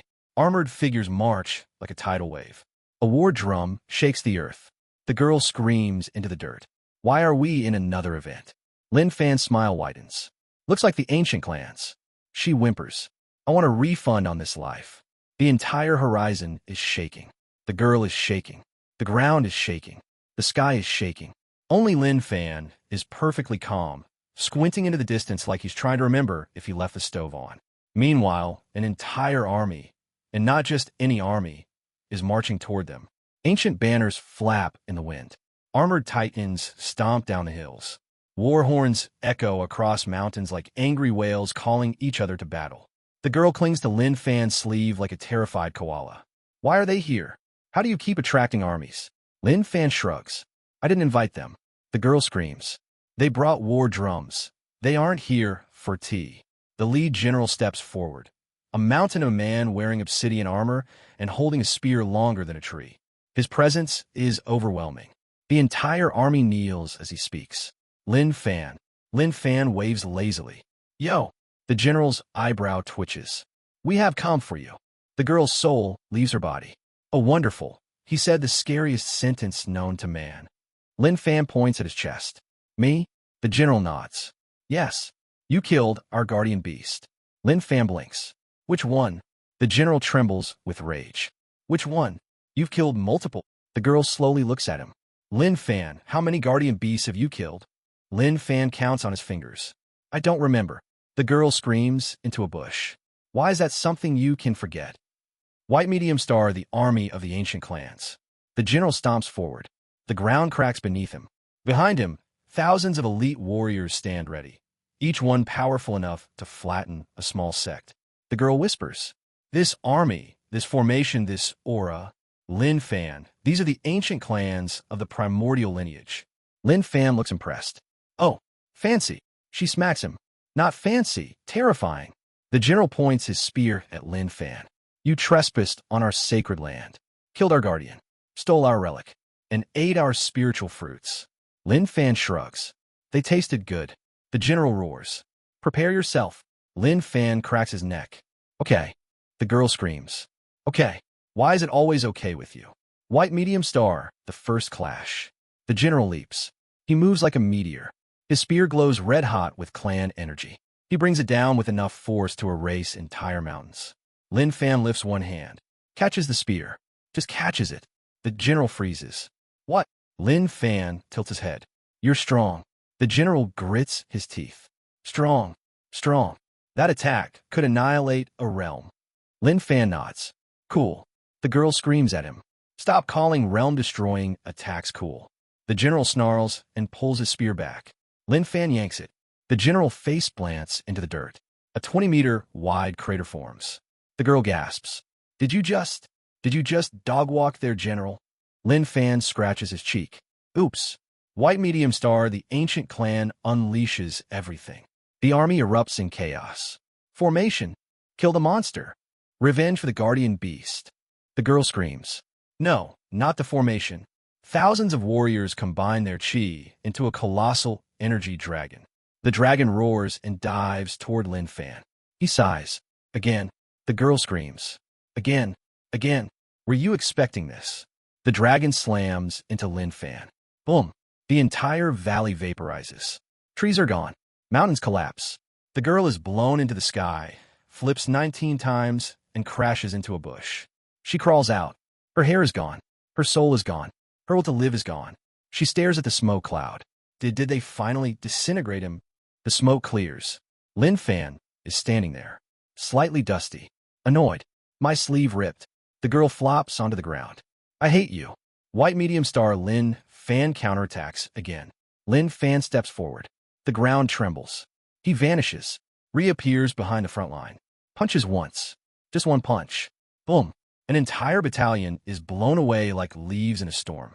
The general stands up, shaking. "Impossible. Impossible." He's stronger than the divine tribulation, stronger than. Lin Fan appears behind him. "Your turn." The general spins. Lin Fan pokes his forehead. Tap. The general goes flying. Through a hill. Through a forest. Through a mountain. He lands halfway into a cliff. The girl crawls toward Lin Fan. I want to go home." White medium star, the clan's leaders arrive. Suddenly, boom, boom, boom. 3 massive shadows land behind the army. 3 elders, each one radiating ancient power strong enough to distort space. The girl's eyes widen in horror. The 3 moons of the clan. They're as strong as index primordials. Lin Fan waves. "Hello." Elder number 1 points at him. "You stole our sacred lotus." Lin Fan blinks. "Which one?" The elder trembles with fury. "You've stolen multiple lotuses?" The girl screams. "Why is that normal for you?" Elder number 2 slams his staff. "Return what you stole." Lin Fan shrugs. "I ate it." Elder number 2 chokes. "You what?" The girl collapses. "He ate their sacred item. I want to faint." Elder number 3 steps forward. "Your existence threatens our clan's destiny. We will remove you." Lin Fan pats his stomach. "You can try." The elders look at each other. All 3 raise their hands and unleash. Clan ancestral flame. Time-binding chi. Soul-ripping strike. All at once. The girl screams. Lin Fan, run. He stands still. The 3 attacks hit him. The world explodes. Light blinds everything. Silence. Dust. Lightning. Wind. The girl peeks through her fingers. Lin Fan, when the dust clears. Lin Fan is still standing. He's yawning. That was warm. The elders scream in unison. He called it warm. White medium star Lin Fan ends the battle. Lin Fan disappears. Reappears in front of elder number 2. Punch. Elder number 2 is knocked out instantly. Then elder number 1. Then elder number 3. 3 hits. 3 unconscious bodies. 3 shocked armies. The girl is curled up in fetal position whispering. I can't live like this. I am so tired. I'm so done. Lin Fan walks back to her. You okay? She grabs his robe. No, I am not okay. We just destroyed an ancient army. Lin Fan pats her head. They started it. That doesn't help. White medium star, the clan surrenders. The remaining soldiers drop their weapons. One trembles. Oh, our ancestors were wrong. He is not a threat. He is a cosmic natural disaster. Lin Fan squints. That sounds rude. The soldier cries. We surrender. The entire army bows. The girl yells. Great. Wonderful. Now a whole clan fears us. I love this. I adore this. This is the best timeline ever. Lin Fan smiles. Good fight. She screams. Stop appreciating everything. White medium star, after the battle. The armies retreat. The elders are dragged away unconscious. Peace returns. The girl collapses in the grass. Lin Fan. Please, can we have one normal day? Lin Fan sits beside her. We could try. She almost smiles. Really? But Lin Fan suddenly squints upward. Oh. She freezes. What? Lin Fan points to the sky. Something is descending. Something huge. Something terrifying. Something glowing with chaotic energy. The girl grabs his arm. Lin Fan. Who is it now? Lin Fan smiles like a kid seeing candy. I think. The sky explodes open. A massive figure steps through. It's the Chaos Sovereign. The girl screams. No. The sky has exploded. Not cracked. Not rumbled. Not shimmered gently like the entrance of some peaceful envoy. It has exploded. Raw. Chaotic light pours from the tear like molten insanity spilling from a broken realm. The girl clings to Lin Fan's arm like a terrified squirrel clinging to a tree branch during a hurricane. Her voice trembles. Please, please tell me that is not who I think it is. Lin Fan folds his arms thoughtfully. Depends. Who do you think it is? She points at the incoming cosmic shadow. The Chaos Sovereign, the being whose existence is literally illegal. Lin Fan nods. Yep, that's him. She screams. Why? Why is the embodiment of cosmic disorder here? Why is he coming toward you? Lin Fan shrugs. He owes me a fight. She freezes. You what? But too late. The figure emerges fully from the sky tier. White medium star, the Chaos Sovereign arrives. He is massive, towering, shifting in shape every second. Skin made of swirling void. Hair like black flames. Eyes like exploding quasars. Wearing a mantle woven from unfiltered chaos. He radiates an aura so unstable that the grass beneath him grows, dies, regenerates, explodes, turns into butterflies, and then collapses into dust. The girl falls on her, but shaking. I don't want to exist anymore. The Chaos Sovereign lifts a hand. Lin Fan. Lin Fan waves casually. Joe.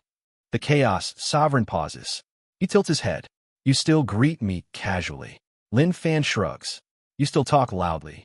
The Chaos Sovereign's chaotic flames flare. I talk loudly because I am chaos. Lin Fan points at him. Then I'm calm because I'm Lin Fan. The girl's soul leaves her body instantly. White medium star, the Sovereign's purpose. The Chaos Sovereign steps forward, shaking reality with every movement. Mountains distort. Colors melt. Time curves and hiccups. The girl clutches her head. Stop moving. You're making the world sick. Lin Fan stares calmly. What do you want? The Chaos Sovereign spreads his arms. Chaos energy floods the entire horizon. To measure you. Lin Fan nods. Fair. The girl shrieks. Fair. Fair. The being who has destroyed 3 dimensions just for fun wants to measure you, and you say fair. But the Sovereign continues. You broke fate. You broke order. You broke absolute rewrite. You broke harmony. Lin Fan thinks. True. Now I wish to know, can you break chaos? Lin Fan smiles. I can try. The girl's scream echoes into the mountains. No. Please don't try to break concepts. White medium star, the first clash. The Chaos Sovereign lifts a finger. Just one. Boom. The world distorts.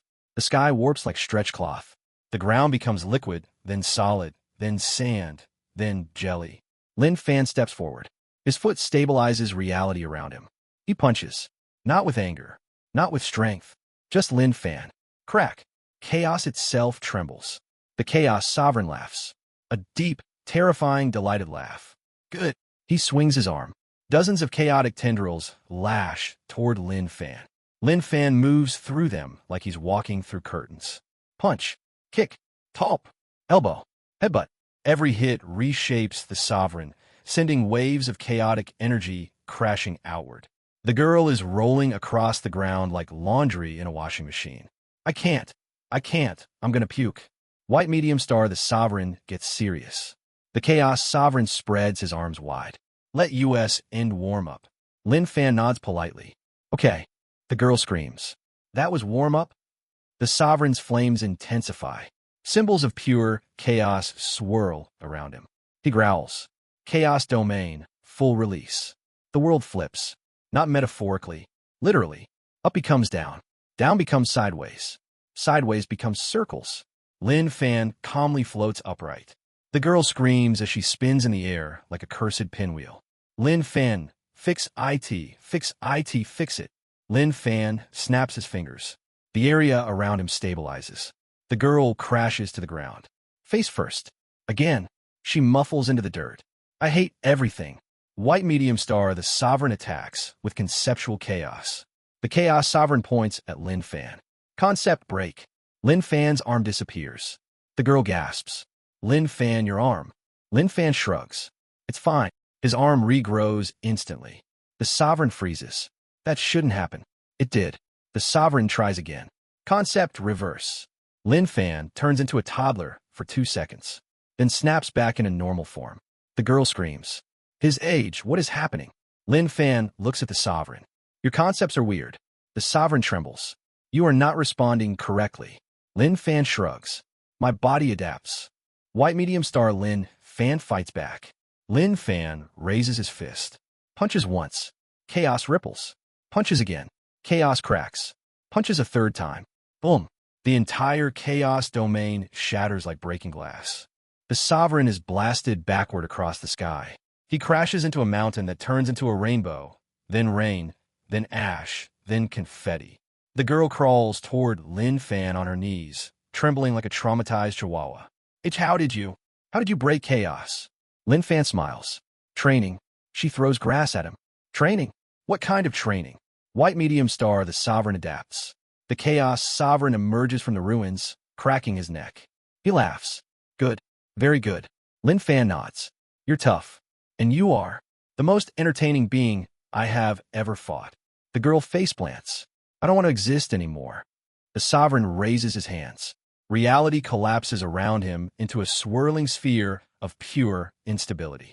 Final measure. Lin Fan tilts his head. Oh, chaos, singularity. A black star forms. Not a normal black star. A conceptual collapse point. A thing that unravels anything it touches. The girl screams. Run, run, Lin Fan. Not even you can. The chaos sovereign hurls it. Lin Fan steps forward. Catches it. With 2 fingers. The sovereign freezes. The world freezes. The girl stops screaming. For once, Lin Fan examines the singularity. Huh. He crushes it. It pops like a soap bubble. The chaos sovereign's jaw drops. What? What are you? Lin Fan pats his own chest. I'm Lin Fan. White medium star, the sovereign yields. For the first time in ever, the chaos sovereign kneels. Not fully, but enough to show recognition. You defeated chaos. Lin Fan shrugs. Good fight. The sovereign's flames cool. You are not a being of order, nor a being of chaos, nor a being of any known classification. Lin Fan nods. People say that. The sovereign rises. I will not interfere in your path. Lin Fan stretches. Okay. The sovereign opens a tear in reality, but pauses at the edge, looks back at Lin Fan, and says, one day, something will appear that even you cannot break. The girl screams. Stop foreshadowing. The last time someone said that an interdimensional cop showed up. Lin Fan smiles. We'll see. The chaos sovereign steps through the tear and vanishes. White medium star aftermath. The girl collapses. Lin Fan, you fought. The chaos sovereign. Lin Fan nods. Yep. She covers her face. And you won. Lin Fan nods again. Yep. She screams into the ground. He is made of chaos. How do you beat chaos? Lin Fan hands her a bun. Hungry. She takes it. Eats it slowly. Sobs. Yes. Lin Fan looks at the now peaceful sky. Well, what's next? She screams. Stop asking that. Every time you ask that, something shows up. Lin Fan squints. Oh. She freezes instantly. What? Lin Fan points to the horizon. A strange, swirling light is forming. Not chaos, not divine, not harmonic, not technological, not primordial. Something new, something they haven't seen before. The girl whispers, "No, no, I know what now." Lin Fan smiles. "A portal." She screams. "No." The portal opens. A single figure steps through and speaks. "Lin Fan, we need to talk." Lin Fan tilts his head. "Oh, cool." The girl faintly whispers, "I want to die." A mysterious figure steps out of the swirling purple portal. The air shifts. The world quiets. Even the birds stop chirping like they know something dramatic is happening. The girl goes stiff as a statue. Lin Fan squints at the figure. The figure takes a step into the light. A tall, elegant man in robes made of shimmering stardust. His eyes are like twin galaxies, swirling with calm wisdom instead of explosive cosmic death. His presence isn't oppressive or destructive. It's soothing. The girl blinks.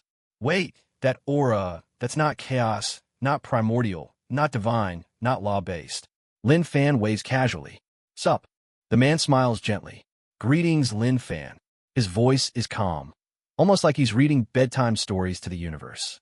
The girl gasps. Oh no, it can't be." Lin Fan tilts his head. "Who are you?" The man bows slightly.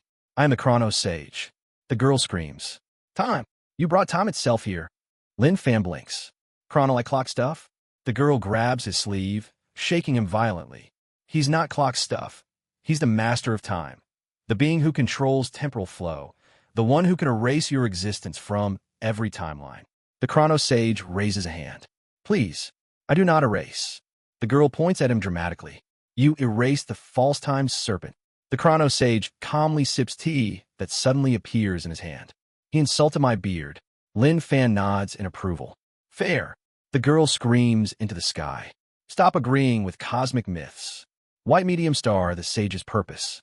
The Chrono Sage gestures, and time around them slows. Mountains slow, clouds freeze, leaves hang mid-air.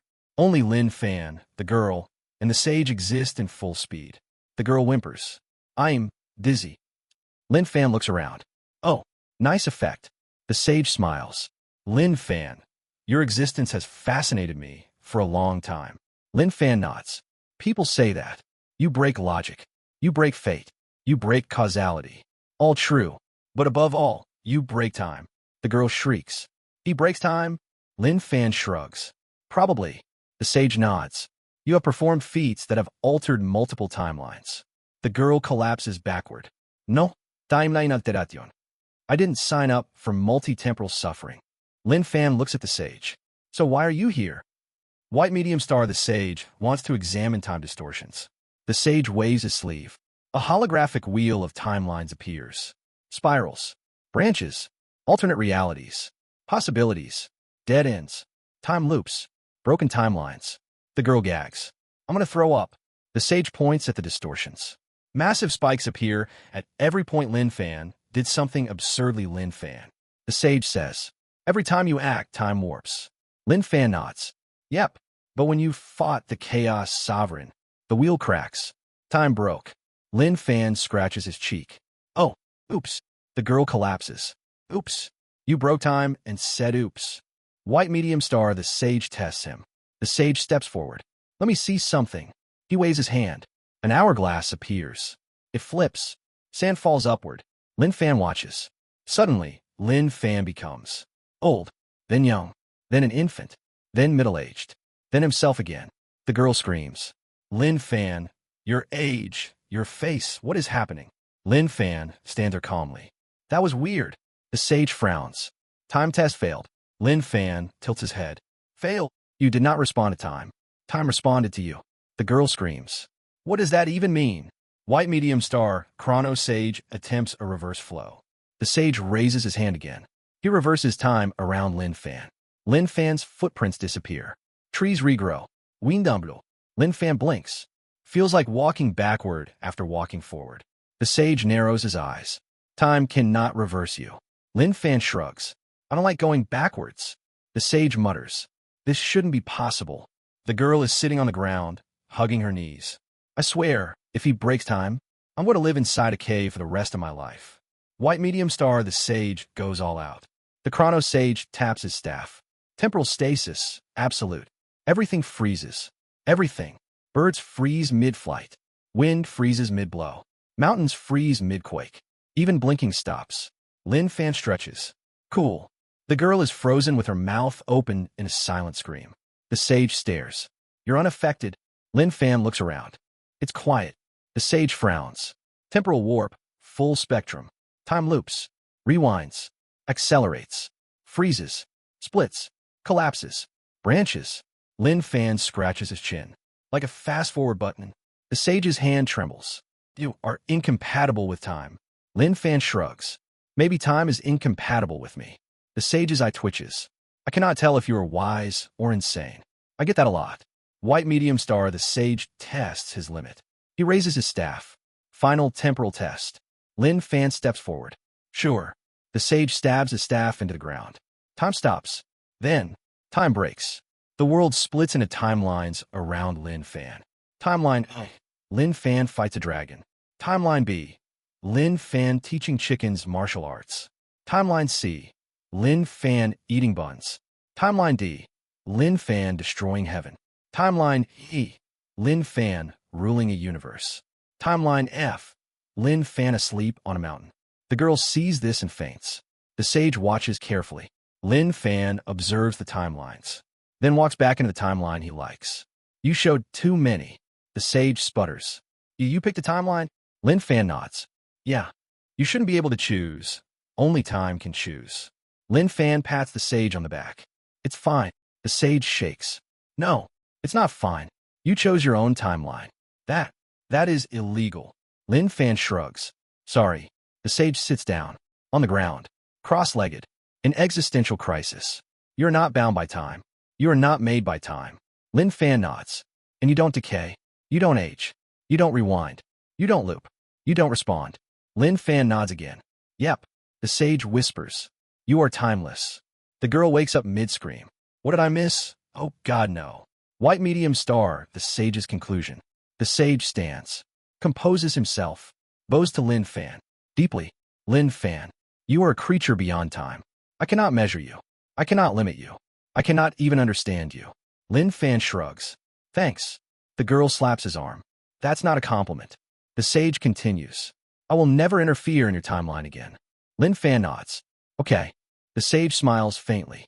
May your path not break all of reality. He leaves through a shimmering time portal. The girl collapses face first again. White medium star after the sage leaves.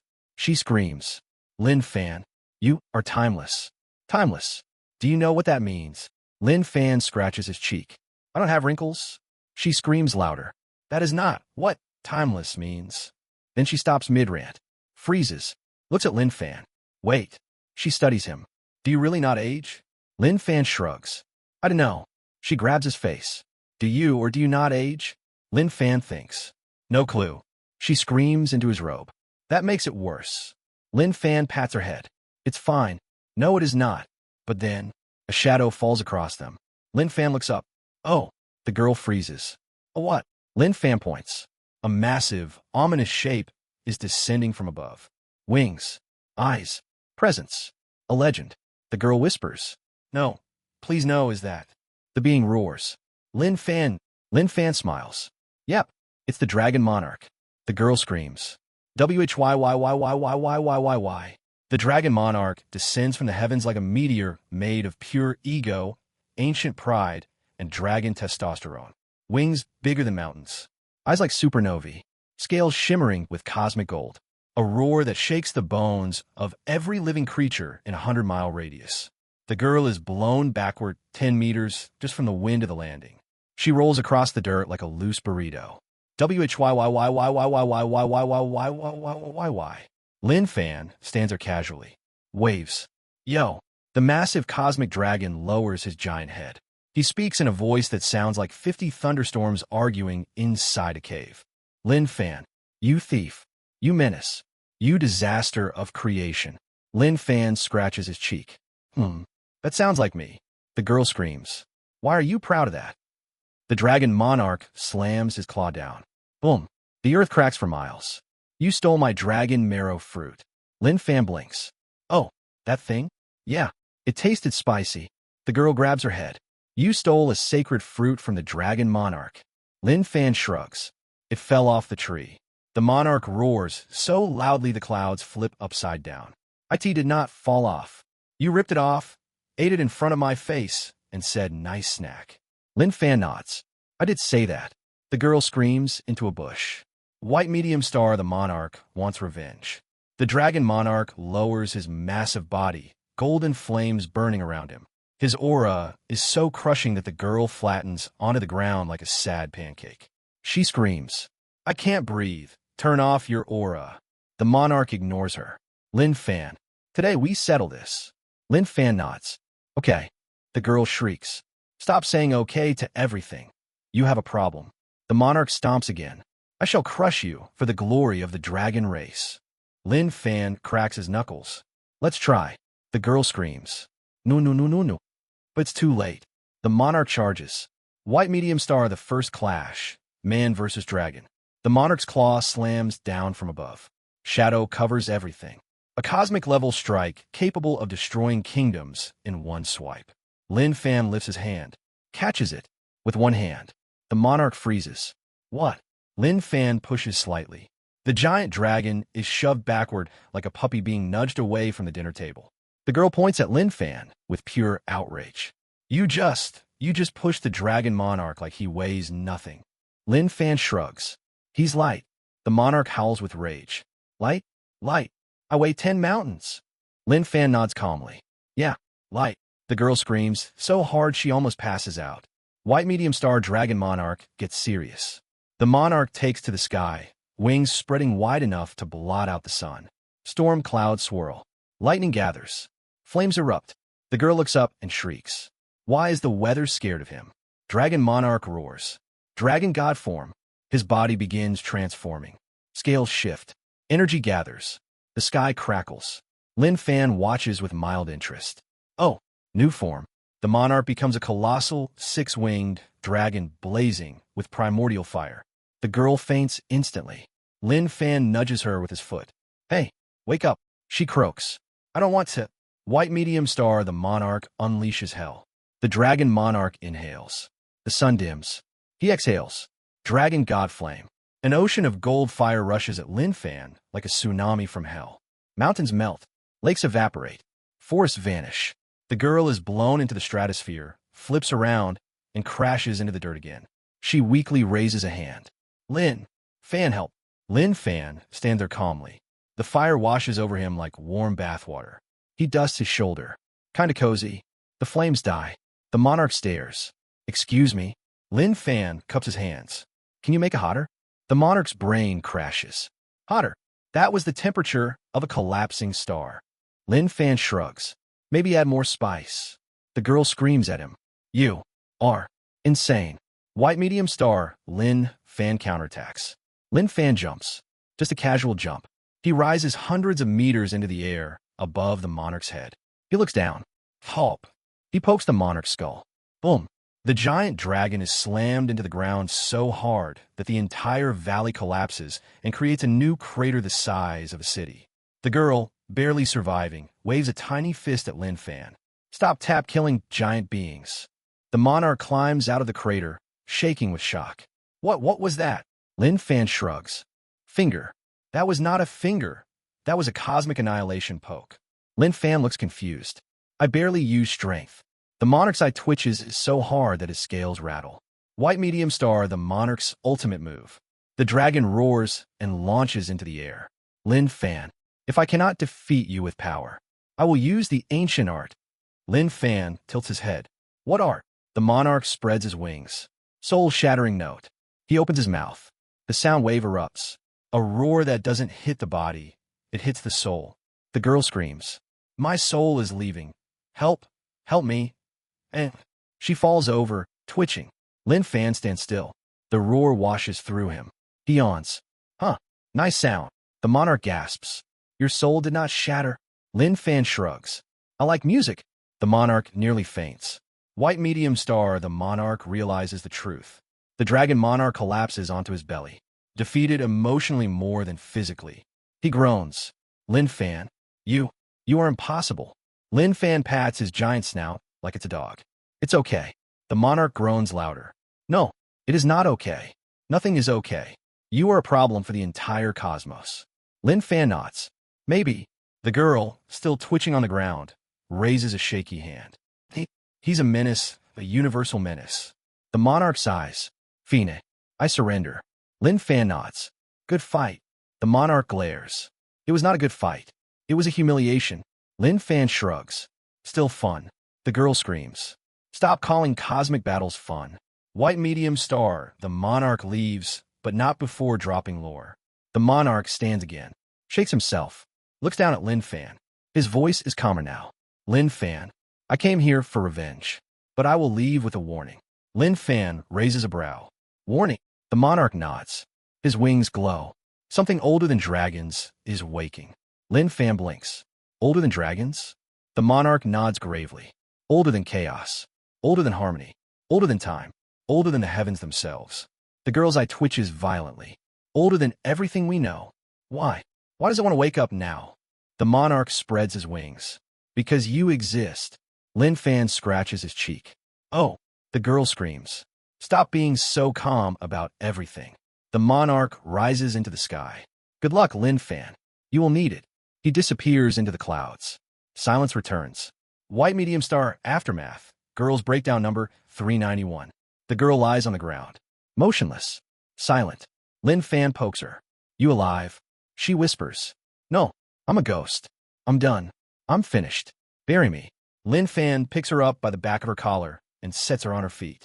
She sways like a dying candle. Lin Fan, please just one day without cosmic beings. He nods. Sure. She sags with relief. Really? Lin Fan looks into the distance. Oh. She twitches violently. A what? Lin Fan points. A glowing chasm is opening in the sky. She screams. No. A voice echoes. Lin Fan. The ancient archon requires your presence. Lin Fan smiles. The girl collapses. The sky splits open again. Not with thunder. Not with divine light. Not with chaos. Not with temporal distortions. This time, it opens with silence. A silence so heavy it feels like gravity itself is trying to lie down and take a nap. Lin Fan looks up casually. Oh, this seems new. The girl is on the ground, face buried in dirt, kicking her legs like a dying beetle. She screeches without lifting her head. No, no, no, I can't do this again. Who is it now? Lin Fan points upward. The ancient archon. She freezes, slowly lifts her head. What did you say? Lin Fan repeats calmly. The ancient archon. The girl screams with such passion that nearby trees wilt from emotional damage. The first being, the one older than primordials. The one older than time. The one who lived before creation decided to exist. Lin Fan shrugs. Yeah. She grabs him by the collar. Why is the ancient archon coming here? What did you do? Lin Fan thinks. Nothing. She screams even louder. That makes it worse. But her rant is cut short. Because the ancient archon arrives. White medium star, the ancient archon descends. From the silent rift steps a figure. Tall, calm, not glowing, not crackling with energy, not warping reality, not erupting with power, just walking. But with each step, mountains bow, rivers stop flowing, clouds separate, wind kneels. The world itself rearranges to accommodate his presence. The girl watches in horror. I think nature is worshipping him. Lin Fan stands casually. The archon approaches. His appearance is simple. White hair, simple robes, eyes full of existence itself. But his presence feels like everything and nothing at the same time. The archon stops in front of Lin Fan, looks at him, and says, in a calm, almost grandfatherly voice, Lin Fan. Lin Fan nods. Hi. The girl grabs her head. Stop greeting creation-level beings like they're shopkeepers. The archon studies Lin Fan's face. His eyes narrow, not with anger, with curiosity. So, you are the anomaly. Lin Fan shrugs. I've been called worse. The archon smiles faintly. You amuse me. The girl lets out a dying dolphin noise. White medium star, the archon speaks of the beginning. The archon flicks his sleeve. The world around the morphs. Grass becomes starlight. Sky becomes endless void. Ground becomes the fabric of the beginning. The girl grabs Lin Fan's arm with a shriek. I'm going to throw up. Stop changing existence. The archon ignores her suffering completely. Before creation, before the heavens, before law or chaos, there was me. Lin Fan nods politely. Cool. Everything you have fought, the divine, chaos, time, primordials, they're all children. He gestures. The girl screams. Children. You're calling time and chaos children. What are you? The Archon continues. But you, Lin Fan, you're something I have never seen before. Lin Fan raises a brow. Huh, really? The Archon nods. You possess no seed of origin, no seed of chaos, no seed of fate, no seed of harmony, no temporal anchor, no divine signature, no primordial lineage. Nothing. Lin Fan smiles. I'm efficient. The girl throws a rock at him. Stop calling being a cosmic error efficient. White medium star, the Archon, examines Lin Fan. The Archon lifts a single finger, touches Lin Fan's forehead. The girl gasps. No, Lin Fan. That's creation touch. That touch can erase universes. But Lin Fan just stands there blinking. The Archon frowns. Strange. Lin Fan tilts his head. Something wrong. The Archon withdraws his finger and stares at it in disbelief. You did not react. Lin Fan shrugs. Should I? The Archon laughs, quietly, but the sound makes galaxies tremble somewhere. Fascinating. White medium star, the Archon tests reality around Lin Fan. The Archon makes a small gesture. Reality around Lin Fan breaks. Like glass shattering. The girl screams as her legs disappear for a moment.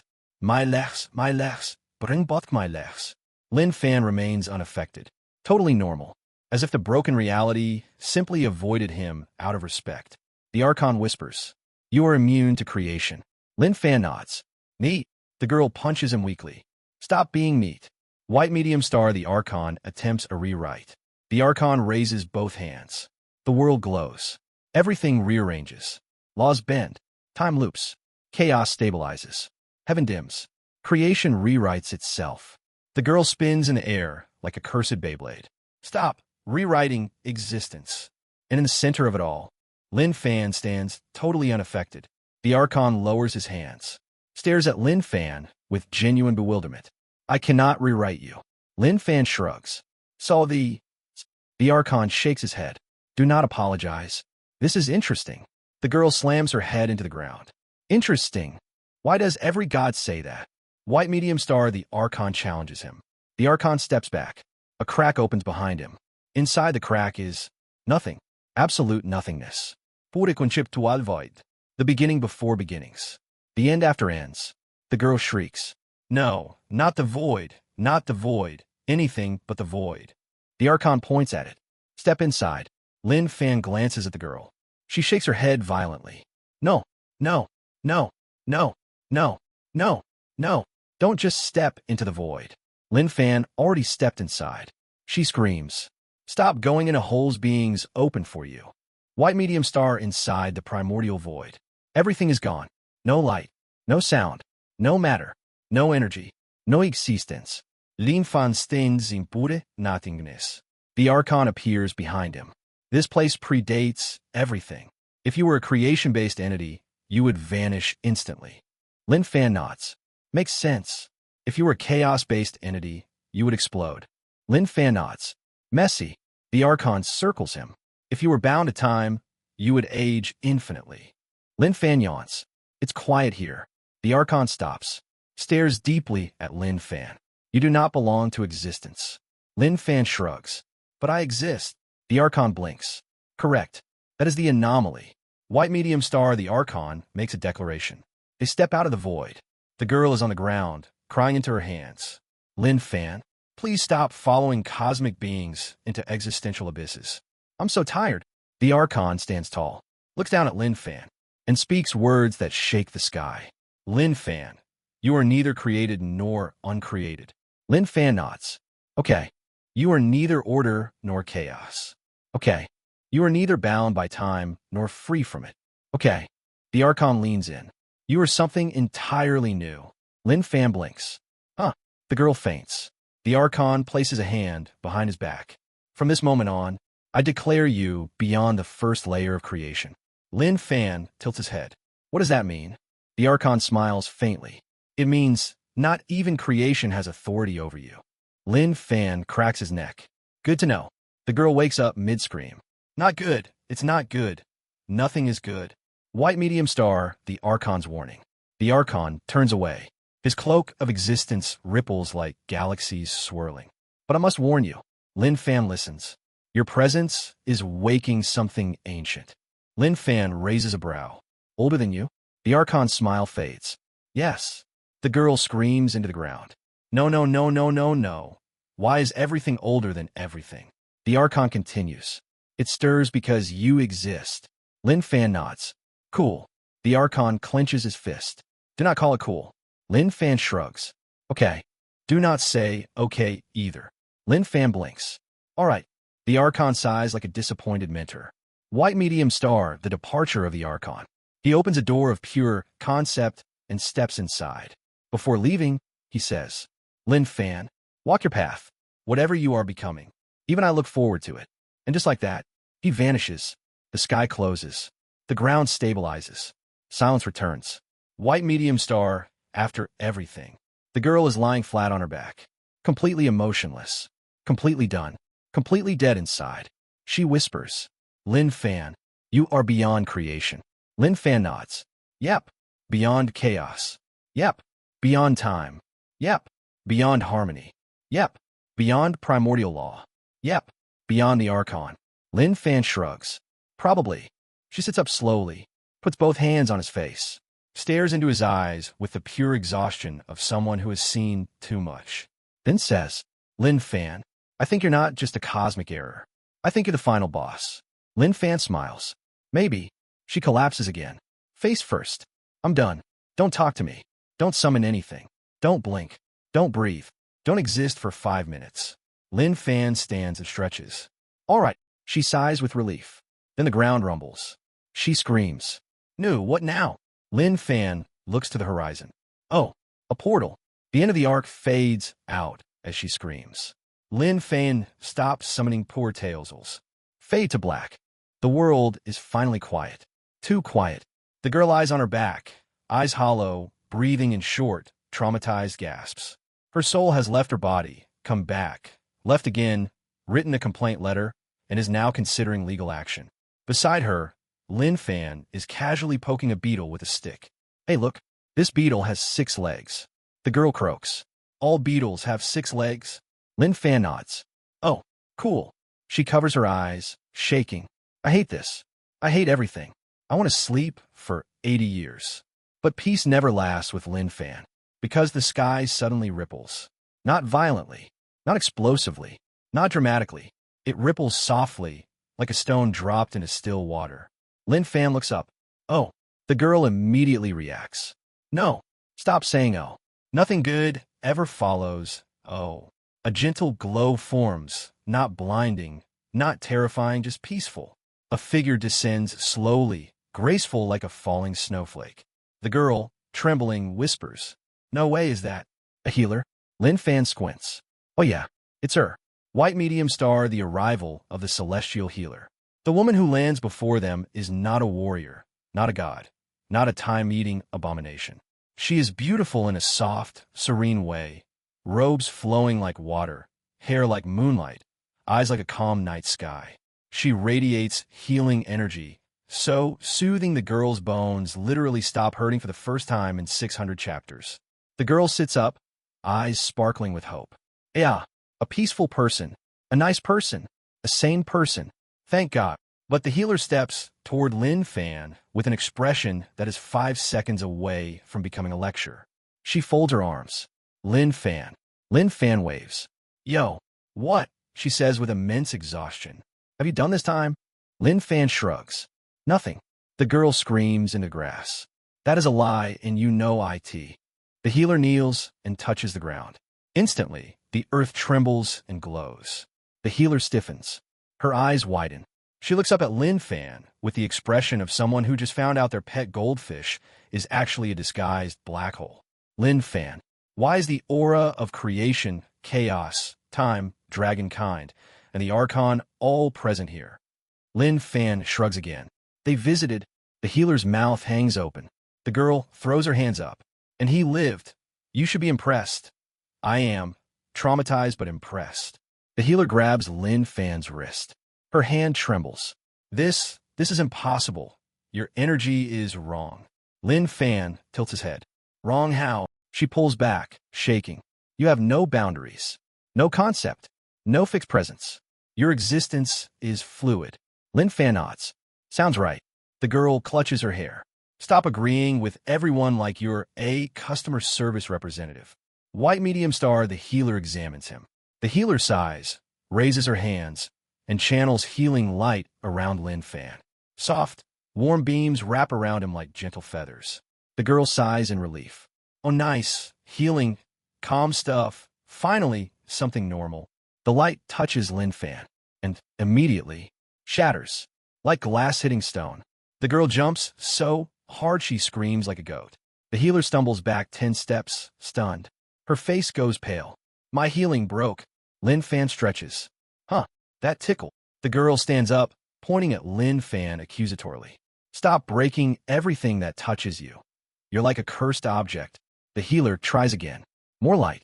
Stronger. Brighter. Purified. Perfect healing energy from the celestial realm. It touches Lin Fan. Crack. Breaks. Again. The healer looks at her hands like they're defective merchandise.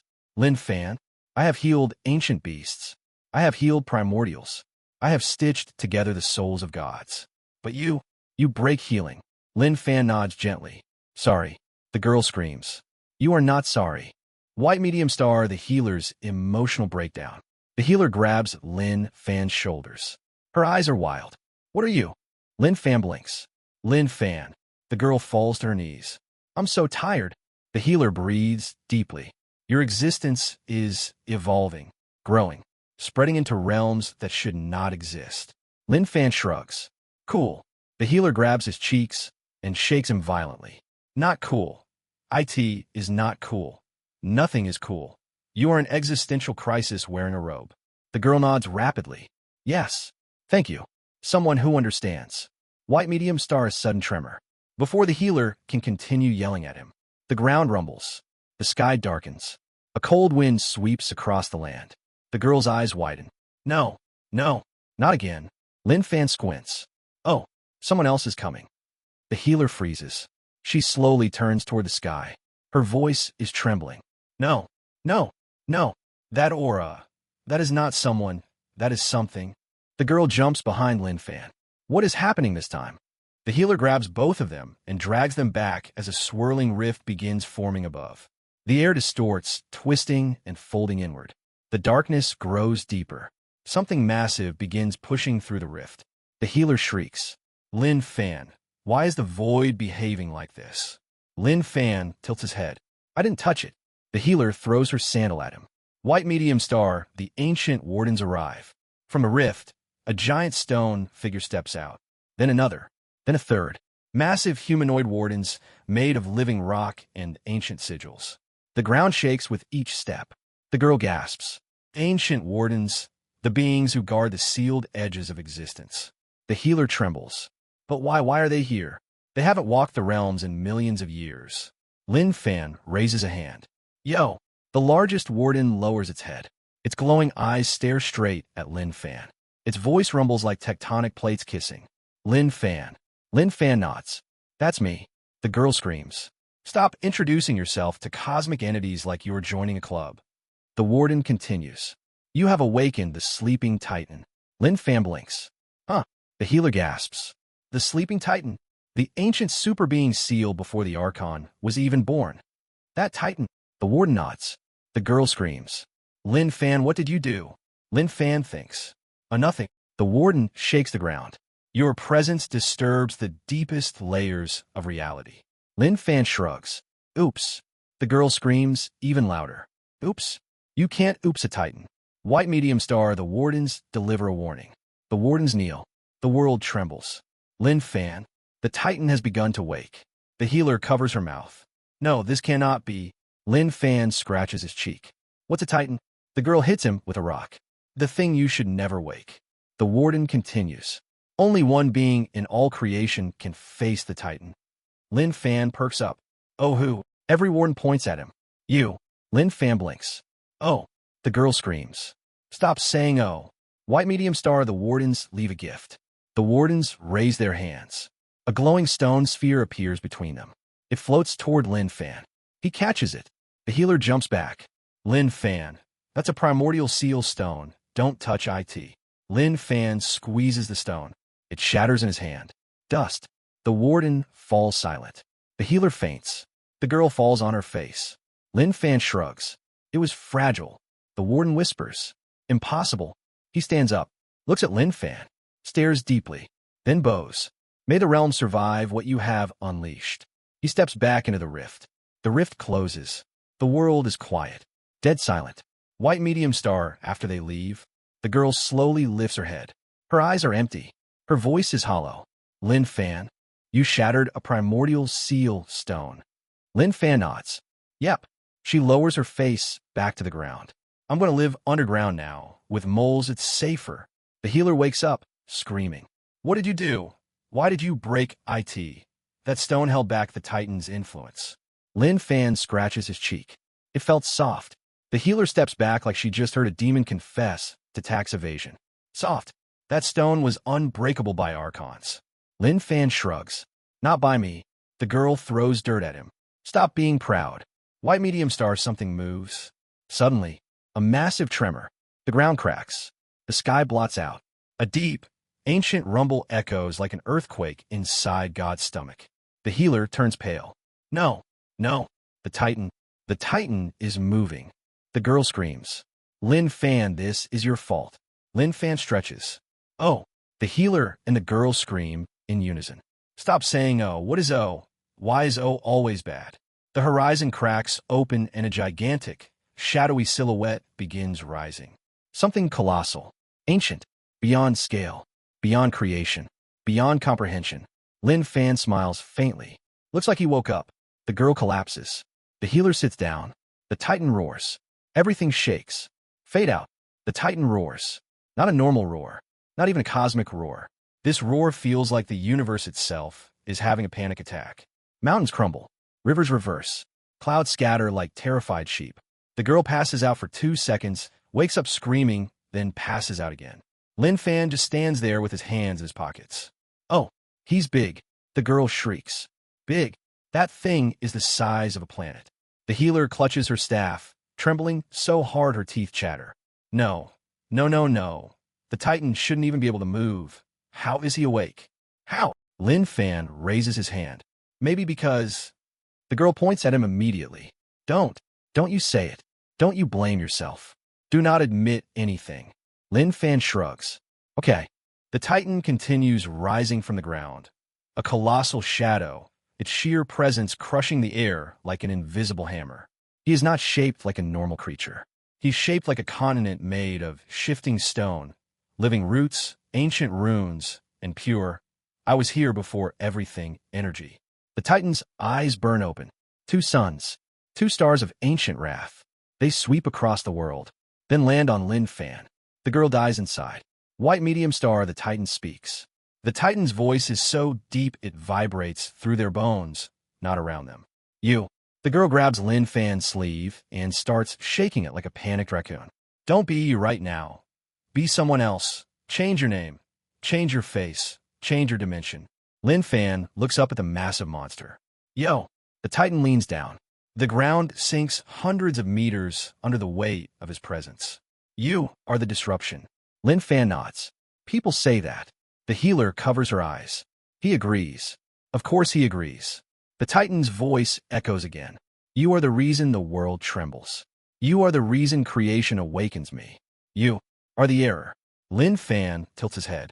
Cool. The girl kicks his shin. Stop calling everything cool. White medium star, the Titan reveals his intent. The Titan stands tall, cracks spreading across his massive form, glowing with ancient power. My duty is to erase anomalies. He points an arm the size of a mountain at Lin Fan. And you are the final anomaly. Lin Fan raises a finger. Oh, the girl screams. Oh, what? What is, oh, tell me right now. Lin Fan watches the Titan's glow. He's charging something. The healer screams. Charging what? He could charge a star. And then it happens. The Titan raises both colossal arms. The sky darkens completely. The world cracks. And he unleashes the primordial obliteration wave. The girl nearly dies on the spot. That's a real move. That's a real thing. Who names these? The healer throws herself behind a rock, hugging it like a lifeline. We're dead. We're so dead. Lin Fan watches calmly as the massive wave of ancient destruction, big enough to wipe a continent, rushes toward them. He waits, then raises a single hand, palm outward. He touches the wave. The entire attack collapses. Just collapses, like someone unplugged a cosmic hairdryer. The Titan freezes. The healer freezes. The girl freezes. Lin Fan flexes his fingers. Warm. The Titan booms. Warm. That attack erased realms. Realms. In the primordial war. Lin Fan shrugs. Felt warm. The healer cries into the dirt. The girl cries into her hands. The Titan cries internally. White medium star Titan's second attack, the World Breaker. The Titan roars again. Massive runes ignite across his body. The sky cracks like shattered glass. The girl looks up and screams. Why is the sky breaking? Who breaks the sky? What purpose does that serve? The Titan slams both hands into the earth. The entire world flips sideways. The healer screams. Reality is rotating. Help. Lin Fan stands perfectly fine as the land rotates like a giant spin cycle. Lin Fan sighs. This again. The Titan's voice shakes the horizon. World Breaker. The ground breaks apart into floating pieces. Everything is chaos. Everything is upside down. Except Lin Fan. He just stands there unfazed. He taps the floating rock. Boom! The whole broken world reassembles instantly, snapping back into place like an annoyed puzzle. The Titan stops. He stares. His mountain-sized face slowly lowers until he's eye level with Lin Fan. What are you? Lin Fan scratches his cheek. Elena Fan. The Titan groans with existential crisis. White medium star Titan gets serious. The Titan rises to full height again. This time, the runes on his body begin shifting into a pattern the healer recognizes instantly. She screams. No, no, no. He's entering origin shape. Lin Fan, run. Lin Fan looks up. Oh wow. Looks cool. The Titan stands taller. His form condenses. The massive stone shape becomes a humanoid shape with cosmic armor wrapped in energy older than creation. A humanoid Titan. Still massive. Still horrifying. Still radiating ancient, terrifying power. The Titan slams a fist into his palm. You are worthy of my true form. The girl sobs. Lin Fan, please. Please don't say it. Lin Fan smiles. Okay. She screams. Stop saying okay like you're accepting a cookie. White medium star, the fight truly begins. The Titan disappears. Instantly. Faster than anything that size should be able to move. He appears behind Lin Fan. Punches. The ground erupts. The healer and the girl are launched into the sky like screaming fireworks. Lin Fan raises one arm and blocks. Clau Wang. A shockwave rips across the continent. The healer spins like a lost kite. The girl screams as she flies. Lin Fan, this is your fault. Lin Fan pushes the Titan back. The Titan skids backward, carving trenches into the earth with each step. He growls. Unacceptable. Lin Fan rotates his wrist. Your punches are heavy. The Titan roars. These punches toppled kingdoms. Lin Fan shrugs. They tickle.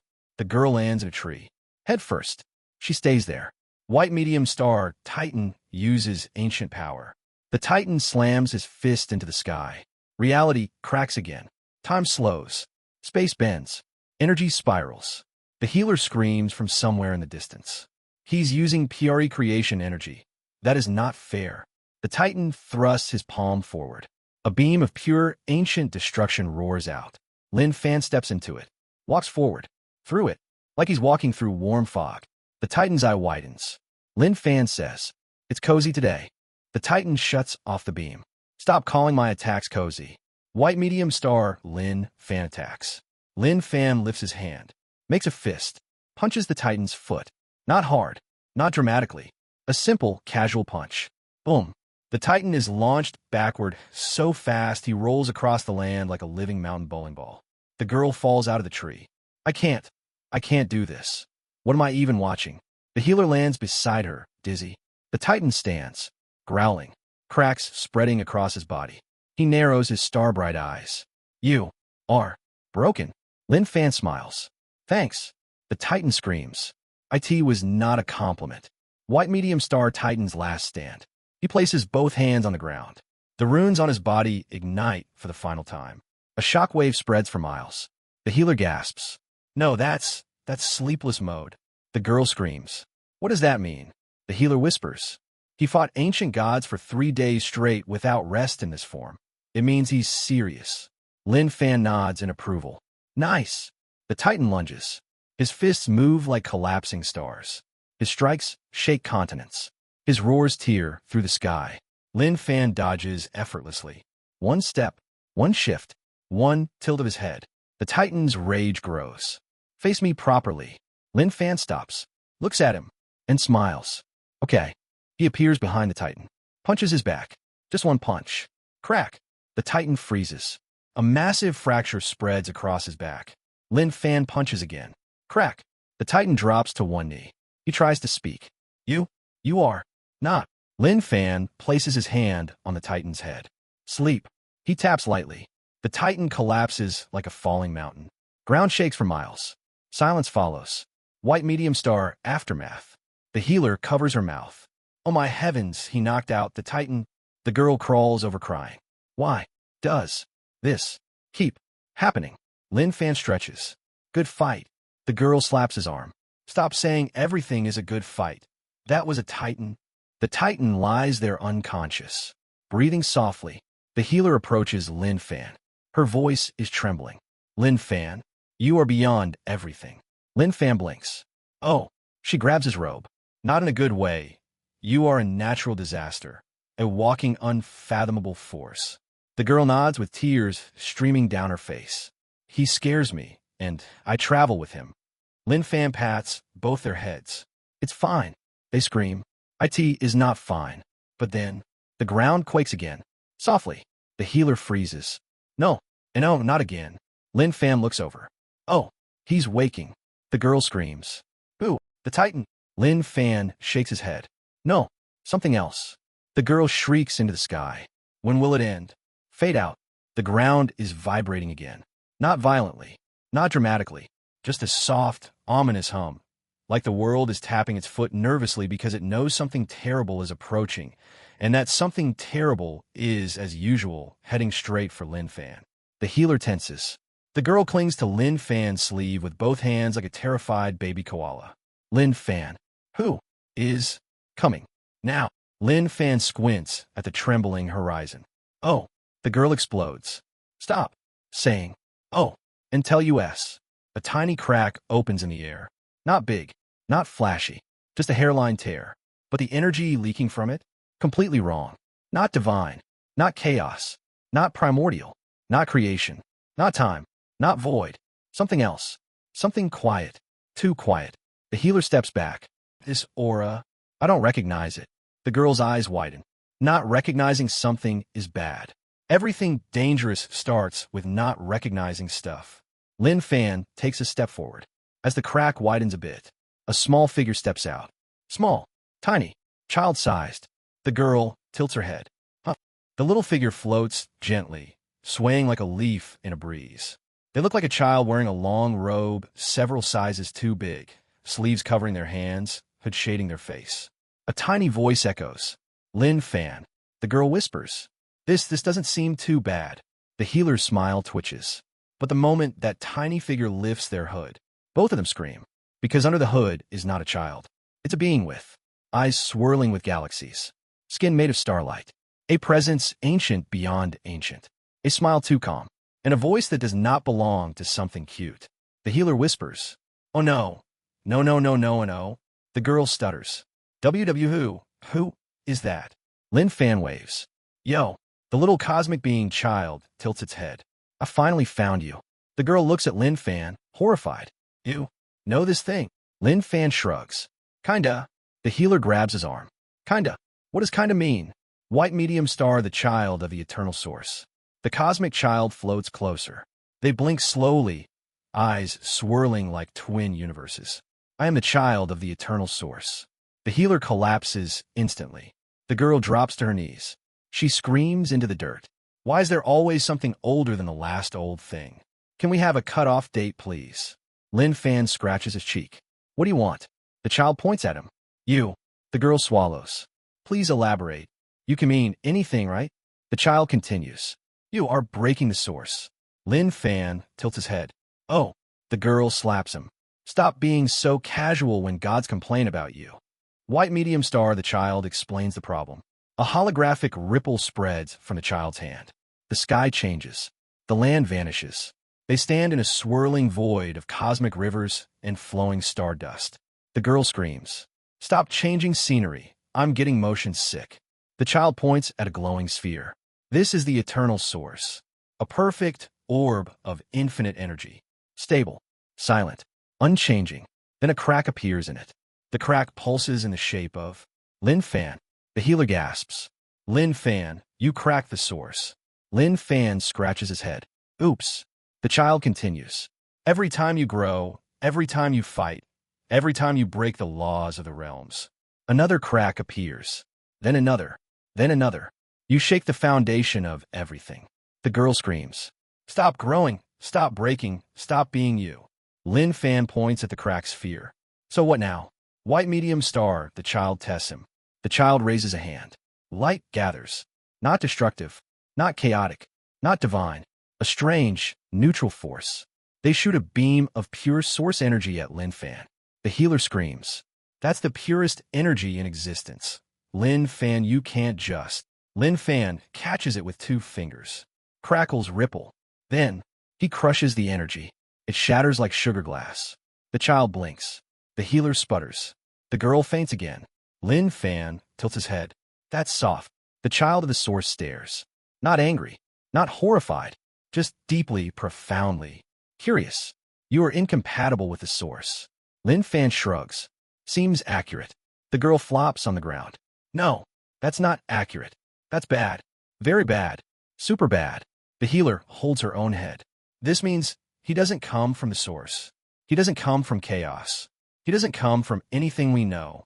White medium star, the child reveals a scary truth. The cosmic child leans close. Too close. Lin Fan feels their breath. Lin Fan, you are not part of existence. Lin Fan blinks. Okay. The healer screams. Stop being so okay with not existing. The child continues. You walk outside the layers. Outside creation. Outside chaos. Outside time. Outside primordial roots. Outside heaven's web. Outside the source. Lin Fan nods. Neat. The girl slaps him again. Not neat. If you're outside everything, where are you from? Lin Fan shrugs. No idea. The healer's soul leaves her body. White medium star, the child wants to measure him. The child steps back, raises their small arms. Space splits. 7 glowing rings of energy appear around them. The girl gasps. Oh no. He's using the 7 rings of origin. Those rings can measure anything. Lin Fan watches calmly. The rings spin. Glow. Zoom. Analyze. Scan. Observe. Then, crack. All 7 rings break. Shatter into dust. The child lowers their arms slowly. Blinking. Stunned. Silent. Finally, they say, I do not understand. The girl screams. Welcome to the club. None of us do. The child shakes their head. Lin Fan, you cannot be measured. You cannot be placed. You cannot be defined. Lin Fan nods calmly. My bad. The child floats down. I must report this. The healer jumps up. Report. Report to who?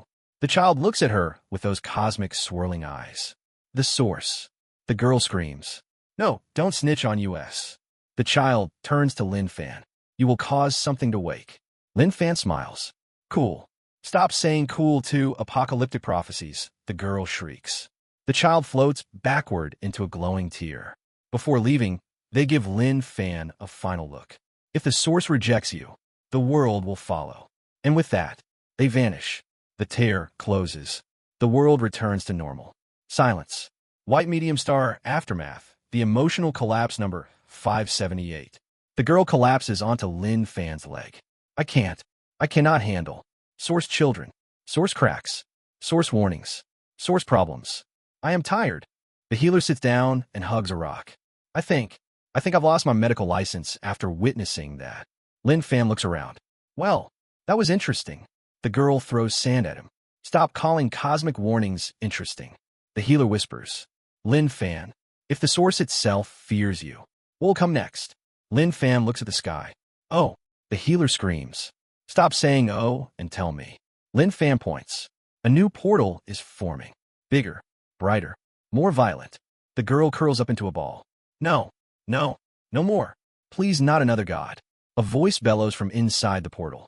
Lin Fan, face your judgment. Lin Fan smiles. The girl screams. The healer faints. Dark light erupts from the sky.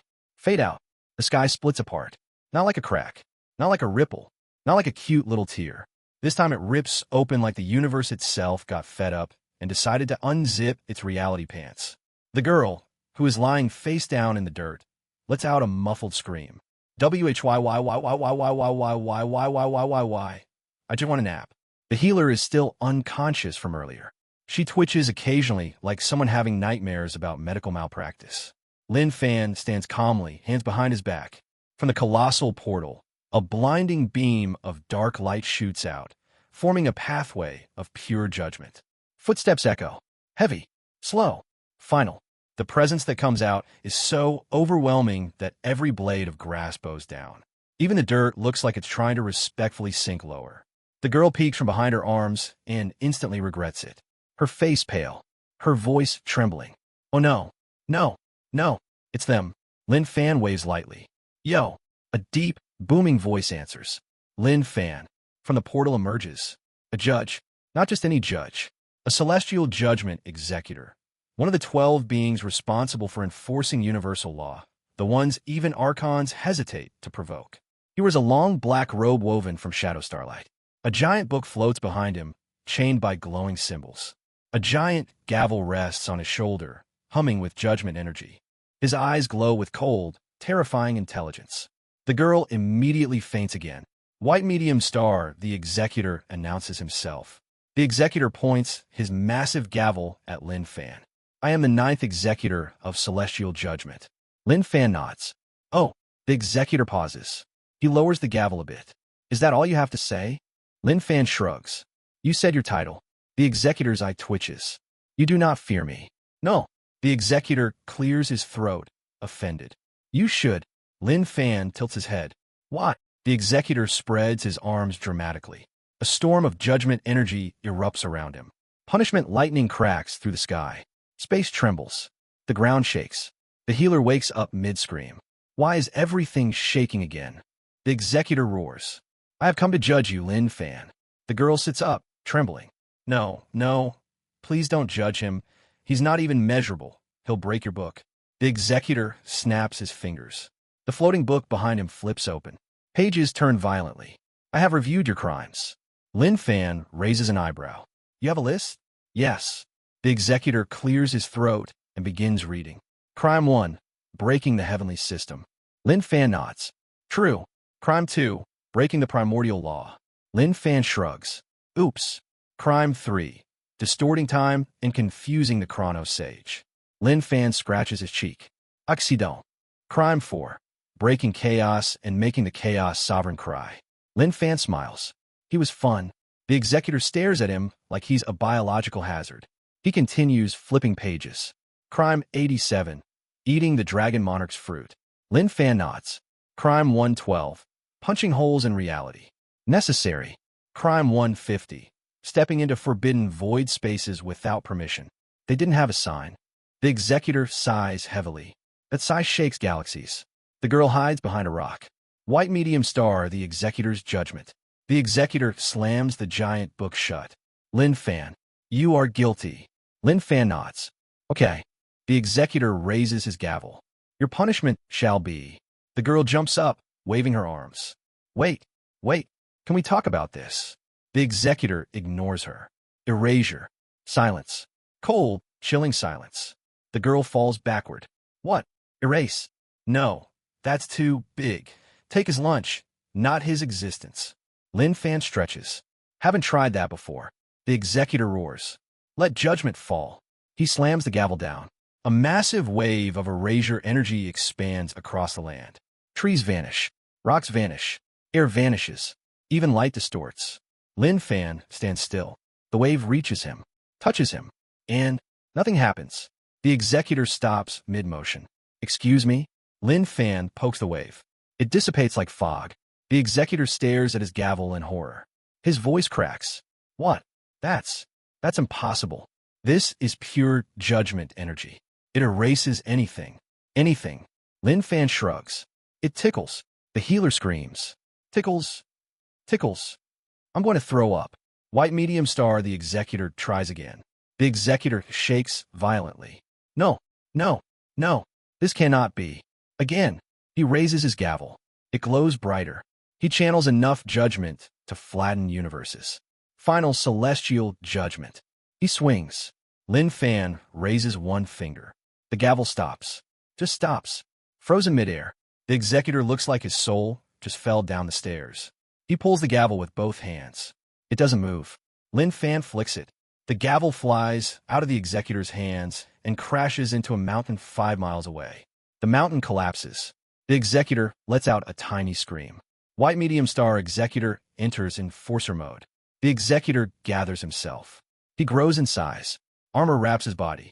A second gavel forms in a burst of divine flame. His voice booms. I, the 9th executor, call upon. Enforcer form. The girl shrieks. Why does everything have second forms? Can't we have a normal conversation?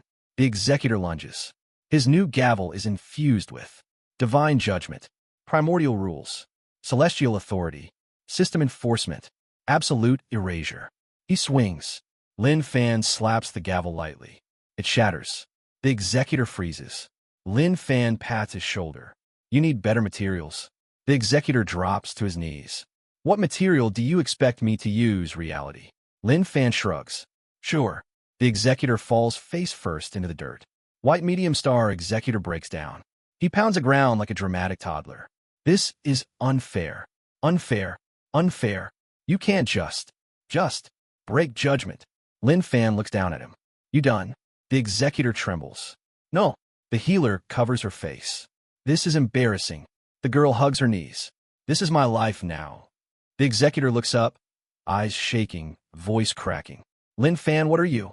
Lin Fan smiles. Elianafan. The executor slams his head into the ground in despair. White medium star executor reveals a secret. After several minutes of dramatic suffering, the executor stands again. Barely. He looks at Lin Fan. His expression is no longer angry. It's scared. Lin Fan, you should know. Your existence has triggered the Supreme Court. Lin Fan raises an eyebrow. What's that? The executor swallows. Hard.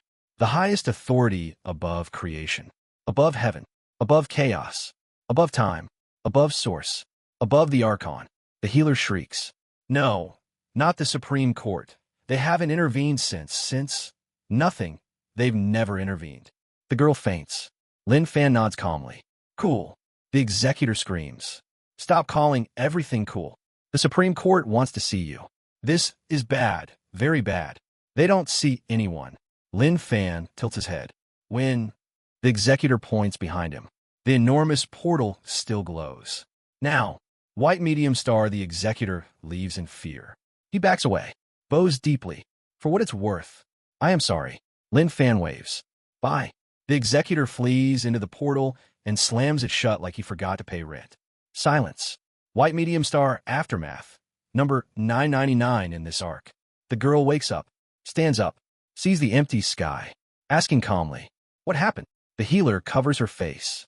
The Supreme Court summoned Lin Fan. The girl blinks, looks at Lin Fan, then collapses face first like a plank of wood. No. Lin Fan stretches. Well, that should be interesting. The girl screams into the ground. Stop saying interesting. The sky begins to glow again. Not violently, not loudly, but with authority. The healer backs away. No, this aura, this is something else entirely. Lin Fan smiles faintly. Oh, looks like they're here. The girl's soul leaves her body. Fade out. The sky glows. Not like sunlight. Not like divine radiance. Not like heavenly light. This glow feels like authority. The kind of presence that makes entire realities straighten their backs like school children when the principal walks in. The healer trembles.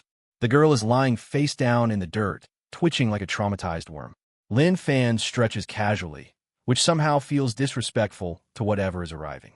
A soft hum fills the air. Then, 12 rings of light appear in a perfect column. Each ring hums with a different energy. Krisi Shern.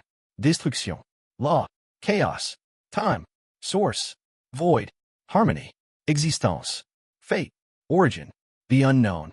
The girl peeks up and immediately regrets it. No. Why are all 12 here? Who invited all 12 rings? Lin Fan, what did you do? Lin Fan shrugs. I didn't invite them. The healer slaps his shoulder. That doesn't make it better. The rings rotate around a central point. A figure materializes. Slowly, gracefully, inevitably. Standing before them is a person dressed in pure white and black, perfectly balanced, wearing a mask with no face. A mantle of cosmic law ripples behind them. Their voice seems to echo across every direction and no direction at once. The girl whispers, "Oh no, it's them." The healer nods weakly. The arbiter, Lin Fan, tilts his head. "Oh." The girl screams. "Stop," saying, "Oh." White medium star, the arbiter speaks. The masked figure steps forward. Reality hardens around their feet, as if existence itself wants to make sure they don't trip. Lin Fan. Lin Fan waves. "Yo." The arbiter tilts their head slightly, as if filing a complaint in their brain. "You have been summoned." Lin Fan nods. "For court." The arbiter nods back. "Correct. The Supreme Court of all things requests your presence." The healer trembles. This can't be real. This can't be real. That place is where the highest laws are forged." The girl throws dirt at Lin Fan. "Why do they want you? Do you even follow laws?" Lin Fan shrugs. "Sometimes." The arbiter raises a hand. A glowing doorway forms behind them. A doorway not made of light, nor energy, nor matter, but concept. A doorway carved from pure law. Even looking at it feels like reading a contract written by the universe. The arbiter gestures. "Enter." The girl screams. No, don't go in there. This is how people die or become weird legends." Lin Fan steps forward. "Okay." The girl shrieks. "Stop saying okay and stop walking toward terrifying holes." But Lin Fan is already halfway through the conceptual doorway. The healer grabs the girl and follows behind him before she can protest. White medium star, the Supreme Court. They arrive. Not in a place, not in a realm, not even in a dimension. They arrive in law itself. Floating platforms of pure logic. Pillars made of unbreakable truths. Skies filled with runes representing cosmic rules. Waterfalls made of flowing judgment energy. Birds shaped like legal clauses flying in circles. The girl instantly collapses. "Too many rules. Too many. I can feel my freedom being taxed." Lin Fan looks around calmly. "Kinda pretty." The healer stares at him like he's an otherworldly beast. "How are you calm here? This place makes even gods sweat." Lin Fan shrugs. The arbiter floats ahead, leading them to the center. A massive, circular platform. At its edge float 12 thrones, each occupied by a masked figure wearing robes representing a cosmic domain. The girl whispers, "Oh gods, the 12 justices." The healer trembles. This is the highest authority, the final law, the ultimate decision makers. No one, nothing, outranks them. Lin Fan waves. All 12 masked figures turn to him. Their combined presence is enough to crush realities. The girl dies inside again. White medium star, the 12 justices begin the trial. One justice stands. Their robe radiates cosmic order. Their voice echoes like thunder wrapped in velvet. Lin Fan. Lin Fan nods. "Joe." Another justice stands. "You have been brought here for a single question." The girl covers her face. "Just one. Are you serious?" A third justice stands. "What are you?" The healer gasps. The girl wraps herself in her own sleeves. Lin Fan scratches his cheek. "I don't know." The 12 justices whisper. Their voices ripple through the laws of reality like they're rewriting the definition of confusion. Finally, the arbiter steps forward. "The court will test him." The girl screams. "Stop testing him. Every time you test him, something breaks." White medium star, test 1. The law of identity. A glowing symbol appears under Lin Fan. The law of identity. It defines what something is. If you stand inside it, you must be identifiable. Lin Fan stands calmly. The law of identity scans him, tries to label him, tries to categorize him, tries to define him. Then, crack, the symbol breaks. Every justice leans forward. The arbiter freezes. The healer screams. "He broke the law of identity. You can't just break laws." The girl wails. "He breaks everything." White medium star, test 2. The law of cause and effect. A circle appears. Causality itself. Action-reaction. The justice of cause speaks. We will test your link to effect. Lin Fan raises a hand. Sure. The justice snaps his fingers. A small pebble drops. Cause. It should create an effect. The effect doesn't happen. The pebble hits the ground with no sound, no force, no consequence. The justice stares. This is not possible. The healer throws her hands up. Cause and effect doesn't work on him. What is he? A free player. White medium star, test 3, the law of reality. The justice of reality steps up. They summon a giant cage of rules. Within that cage, everything must act according to established cosmic mechanics. The healer whispers, no one can disobey this law. Not even archons. Not even titans. Lin Fan steps in, looks around, punches the wall casually. Boom. The entire law of reality implodes. The justice stumbles backward, mass cracking at the edge. The girl grabs her head and screams. He just broke reality. Court. Reality. Court. The healer faints. White medium star, the justices panic. The justices stand. All 12. Their combined pressure shakes the entire domain. The arbiter raises a trembling hand. Lin Fan, your existence has no law. Lin Fan shrugs. Okay. The justice of fate speaks. You have no destined path. Lin Fan nods. Yep. The justice of creation speaks. You were not made. True. The justice of destruction speaks. You cannot be destroyed. Probably. The justice of source steps forward. You do not draw from us. Guess not. The girl points at him. Say something more than one word. We're giving them heart attacks. White medium star, the final test. Unmaking. The justices gather all energy. Everything they have. All 12 laws converge into a single beam. The healer screams. They can't. That beam unmakes anything. IT erases from all records, from all memory, from all realms. Lin Fan sighs. Fine. The beam strikes him. It envelopes him, consumes him. The court waits. Waits. Waits. The light fades. Lin Fan stands there. Perfectly fine. He dusts his sleeve. Warm. The justice of destruction steps back in sheer horror. Ow! You should be unmade. You should be gone. You should be. Lin Fan shrugs. I'm not. The girl collapses a third time. White medium star, the verdict. The arbiter raises both hands. The court cannot judge you. Lin Fan nods. Neat. The healer screams. Stop calling everything neat. This is a cosmic crisis. The arbiter continues. Lin Fan, you exist outside the 12 laws. You exist outside the source. You exist outside creation. The justices speak as one. You are lawless. Lin Fan nods. I know. The court shakes. The arbiter steps forward. You must leave. You cannot be judged. You cannot be tried. You cannot be defined. Lin Fan shrugs. Okay. The girl shakes him violently. How are you so casual? You just beat the legal system of the universe. White medium star, the return. The arbiter waves their hand. A portal opens. They return to the mortal realm. The girl collapses into a pile of hopelessness. The healer lies face down silently. Lin Fan stretches calmly. Well, that was fun. The healer screams into the dirt. IT was not fun. It was the worst thing I've ever experienced. And I've watched dragons give birth. The girl lifts her head. Her voice hollow. Lin Fan, they said you're lawless. Lin Fan nods. Yep. She points at him with shaking hands. Do you know what that means? Lin Fan shrugs. Nope. The girl groans. The healer grabs her head. Lawless means nothing can contain you. Nothing can restrict you. Nothing can bind you. Lin Fan nods approvingly. Well, that's convenient. The healer screams.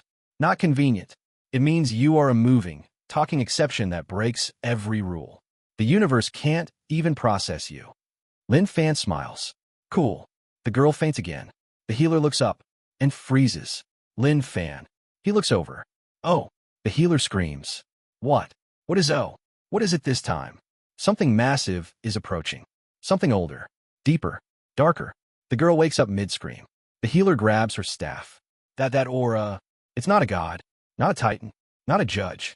Not a source being. Lin Fan stares at the horizon, where a colossal shadow rises. He smiles faintly. It's the next one. The girl screams. New. Fade out. A massive shadow expands across the land. Not fast. Not violent. Just unstoppable. The girl clings to a tree like it's her mother. The healer is gripping her staff so tightly it's bending. Lin Fan watches calmly, hands in his sleeves like he's waiting for a bus. The shadow stretches further, and further, and further, until it covers the entire sky. The girl whispers, "This aura, it's not divine, it's not primordial, it's not source, it's not law." The healer shakes. This is older than all of them.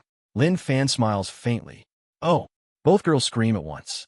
"What does oh mean?"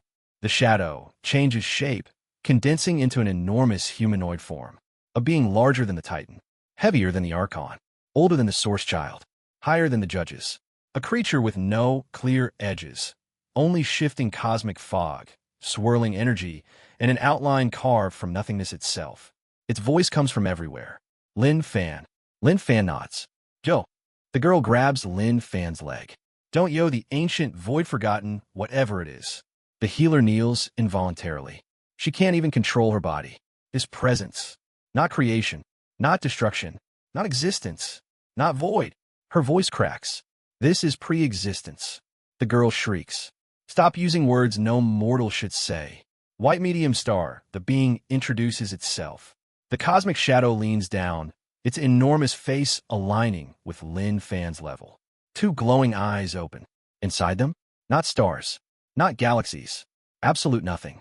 "I'm the one who came before all things." Lin Fan scratches his cheek. "Oh." The girl kicks him. "Stop saying oh to primal cosmic beings." The shadow continues. "I am the first void." Lightning crackles. The wind collapses. Reality bends. The healer gasps. "The first void, the source of emptiness, the father of non-existence, the being older than beginnings." The girl clutches her heart. Why? Why does everything keep getting older? What is the age limit in this story? The first void's presence becomes heavier, pressing on everything except Lin Fan. "I have come to ask you a question." Lin Fan nods. "Sure." The healer slaps her own forehead. White medium star, the first void's question. The void being lifts a colossal hand. Black flames flicker across its fingers. Not destructive flames, conceptual absence. Stuff that removes existence. Stuff that shouldn't even touch reality. It places its palm above Lin Fan. The girl screams. "It's a void wipe run." The first void speaks. "Lin Fan, for where do you come?" Silence. The healer swallows. The girl freezes. Lin Fan stares at the void hand, then shrugs. "Don't know." The first void trembles slightly. "You do not know?" Lin Fan shakes his head. "Nope." The first void becomes even more massive, towering like a skyscraper made of unbeing. Everything comes from something. Creation comes from source. Chaos comes from rupture. Laws come from order. Time comes from continuum. Primordials come from origin. But you, he leans close. You do not resonate with any beginning. Lin Fan nods. "Yep." The girl screams into his sleeve. "Stop being okay with not having a beginning. You're like a glitch." White medium star, the first void tests him. The first void raises two fingers. Reality flickers. Everything disappears. Colors vanish. Sound dies. Light retracts. The world is gone. Only Lin Fan, the healer, the girl, and the void remain in a blank nothingness. The healer collapses. This is pre-existence space, the place before realms, before creation, before laws. The girl grabs her head. "I'm going to die of confusion." The first void narrows his eyes. "Here, in this realm of nothing, nothing can survive." He gestures at Lin Fan. "Except you." Lin Fan looks around. It's quiet. The giant cosmic shadow freezes. "You like it?" Lin Fan shrugs. "Peaceful." The girl slaps him with both hands. "Stop complimenting the void." White medium star, the first void tries to remove him. The first void raises his arms. Dark threads stretch toward Lin Fan. The healer screams. "Those are unmaking threads. They erase concepts." The threads wrap around Lin Fan. Pull, tighten, twist reality around him. The girl holds her breath. The healer hides. The first void concentrates. And the threads snap. Like cheap dental floss. Lin Fan dusts his robe. Scratchy. The first void's entire form flickers. Impossible. Nothing resists nothing. The girl screams. He's not nothing. He's everything wrong. The healer grabs Lin Fan's arm. "Lin Fan, you are breaking the first void. The first void. Do you know what that means?" Lin Fan shrugs. "No." She slaps him. White medium star, the first void, tries a final test. The being grows larger again. Its presence becomes so heavy the healer and the girl collapse flat. The void points a finger at Lin Fan. A small black spark forms. Tiny, but deadly. The healer faints. The girl whispers. Void singularity, the tiniest possible black hole of pure erasure. The first void speaks softly. This destroys everything. Lin Fan extends his hand. The void singularity hits his palm. A small pop. Then it fizzles like a cheap firework. The first void stares. Lin Fan waits. Well, the first void whispers. What are you? Lin Fan smiles politely. Lin Fan. The first void erupts. Stop saying your name as an answer. White medium star Lin Fan answers the void. The healer finally sits up, barely conscious. The girl is crying for no reason. The first void hovers, trembling. Tell me, Lin Fan. Tell me truly. What are you? Lin Fan looks up, thinks, then says, I'm me. The girl screams. No, give him a real answer. But something strange happens. The first void becomes quiet. Still. Then, laughs. Not evil. Not mocking. Not loud. Just amused. Cosmic amusement. You are honest. Lin Fan nods. Yep. The first void steps back. His enormous form begins dissolving into gentle mist. I understand now. The healer looks confused. The girl blinks. Lin Fan raises an eyebrow. What do you understand? The first void's voice softens. You are not created by something. You are not formed by any source. You are not shaped by laws. He leans close. You are self-existing. The girl screams. What does that mean? The healer answers. It means Lin Fan is Lin Fan because he decided to be. The girl screams louder. That's not an origin. That's an error. A glitch. A free-form character creation. White medium star, the first void's warning. Before vanishing, the first void speaks one more time. Self-existing ones always attract something. Lin Fan tilts his head. What something? The first void shakes the world with his final whisper. The originless predator. The healer gasps. The girl's face goes pale. Lin Fan raises a brow. Oh. The first void's voice echoes as he vanishes. It hunts beings like you. Silence. The world reforms. The sky returns. The wind blows. The healer collapses backward. This cannot be happening. The girl on the ground whispers. Lin Fan. What did you do? Lin Fan thinks about it. Then shrugs. Nothing yet. Both girls scream. Yet. But it's too late. The ground shakes. A new portal opens. Something massive steps through. Something hungry. The healer screams. No, it's already here. The originless predator. The girl clings to Lin Fan like he's a life raft. Lin Fan smiles faintly as the monstrous silhouette emerges. Well, let's see what it wants. Fade out. The shadow looming over Lin Fan grows taller. Darker. Heavier.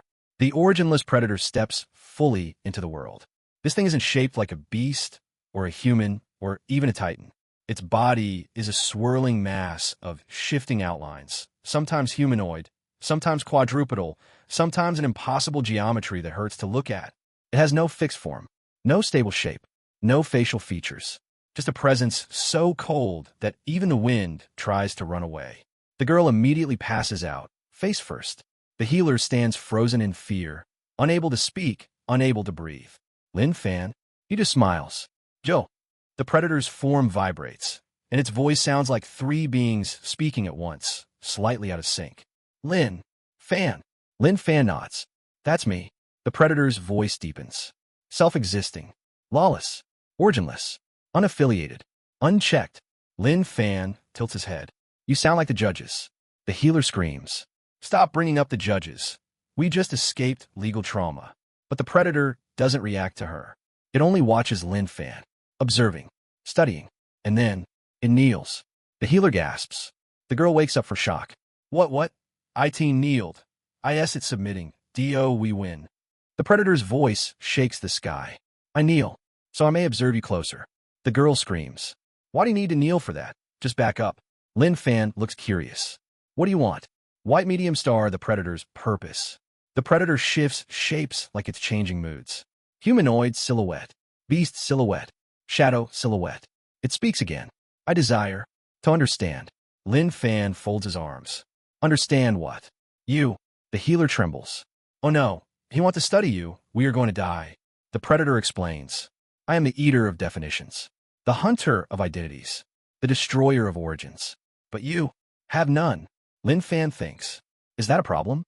The predator's form glitches. Yes. The girl screams. Stop breaking ancient creatures' minds. White medium star, the predator tests reality. The predator extends a tendril toward the ground. It touches the soil. Everything around the tendril disappears. Not destroyed. Not broken. Just removed. Like someone cut a piece out of the world with scissors. The healer jumps back. Don't let it touch you. That's pure consumption. Lin Fan walks forward. He pokes the tendril with one finger. The tendril explodes into confetti-like particles of nothing. The predator jerks backward. Its shape distorts violently. Impossible. Nothing escapes my consumption. Lin Fan shrugs. I did. The girl slaps his shoulder. Stop being proud about breaking ancient monsters. White medium star, the predator, tries to eat him. The predator opens a mouth-like hole. A vortex of erasure forms inside. The healer screams. That vortex eats existence. Lin Fan don't. Lin Fan steps inside it. The healer dies inside. The girl passes out again. But Lin Fan stands in the vortex like it's warm bathwater. He lifts a hand. He waves from inside the void mouth. E. The predator violently closes its vortex. Lin Fan walks out. Completely fine. The predator collapses backward into a puddle of flickering shadows. It is panting, panicking, terrified. You cannot be consumed. Lin Fan nods. Yep. The healer drops her staff. He broke the eating monster. How do you break something designed to eat? White medium star, the predator, tries a new approach. The predator's form reshapes again, this time into a tall, slim figure. Eyes like endless void tunnels. The girl instantly regrets being conscious. The predator extends a hand toward Lin Fan. Not to attack. To shake. Make. Contract. The healer drops to her knees. No. You can't make contracts with originless predators. They eat their contractors. Lin Fan shakes the hand. The predator freezes. Its entire body twitches like it just received incompatible data. Its voice becomes a whisper. You did not get eaten. Lin Fan pats its arm. Nice handshake. The predator curls into a ball. Stop. Stop being unconsumable. The healer laughs hysterically. We broke it. We broke the cosmic eater. White medium star predator changes tactics. The being rises. Slowly. Its shape stabilizes into something taller but calmer. Like it's trying to appear civilized. If you cannot be consumed, you must be classified. It manifests a block of glowing text.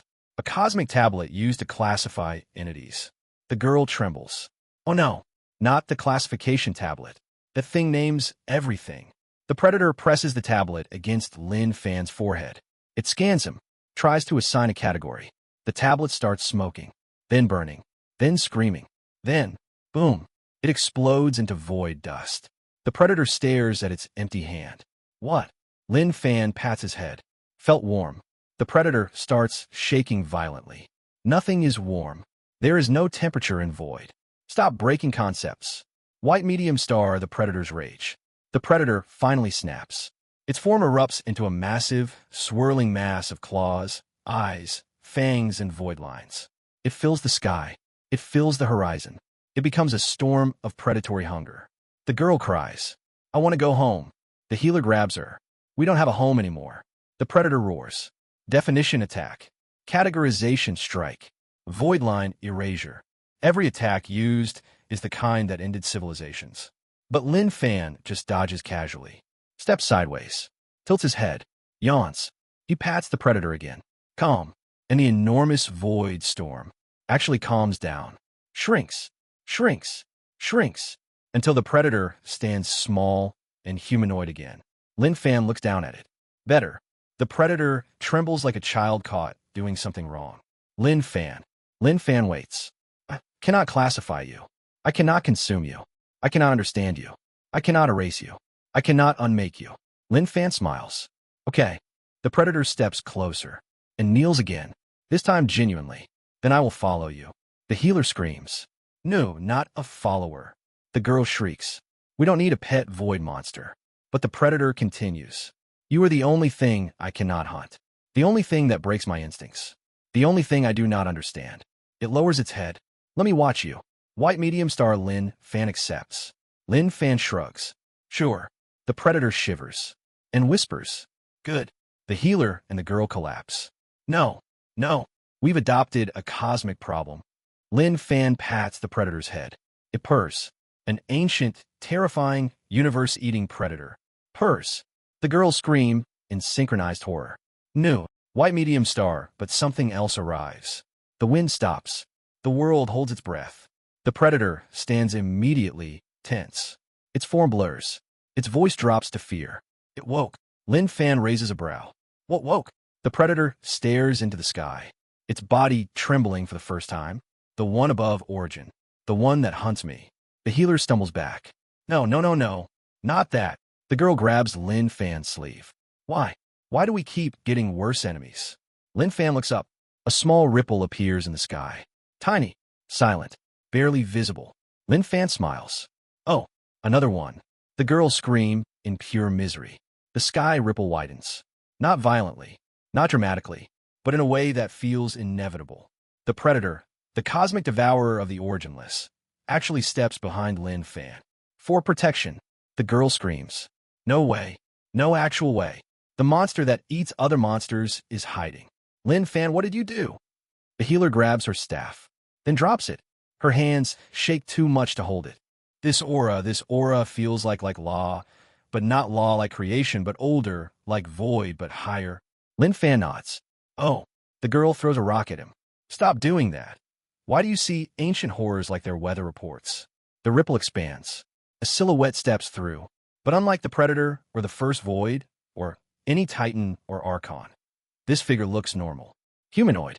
Simple white robes. Bare feet. Calm expression. No cosmic glow. No thunder. No aura that breaks Earth. Just quiet. Way too quiet. The healer steps back. The girl stops breathing. The Predator kneels even lower. The Predator's voice shakes. The Origin Sovereign. Lin Fan raises an eyebrow. Oh. The girl throws herself on the ground. I told you to stop saying that. White medium star, the Origin Sovereign arrives. The figure walks forward slowly. Not floating. Not teleporting. Just walking.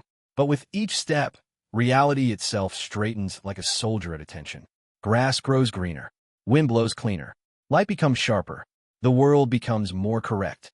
Lin Fan watches him with curiosity. The Sovereign reaches him. Stops. Looks him over with gentle, ancient eyes. So, you're Lin Fan.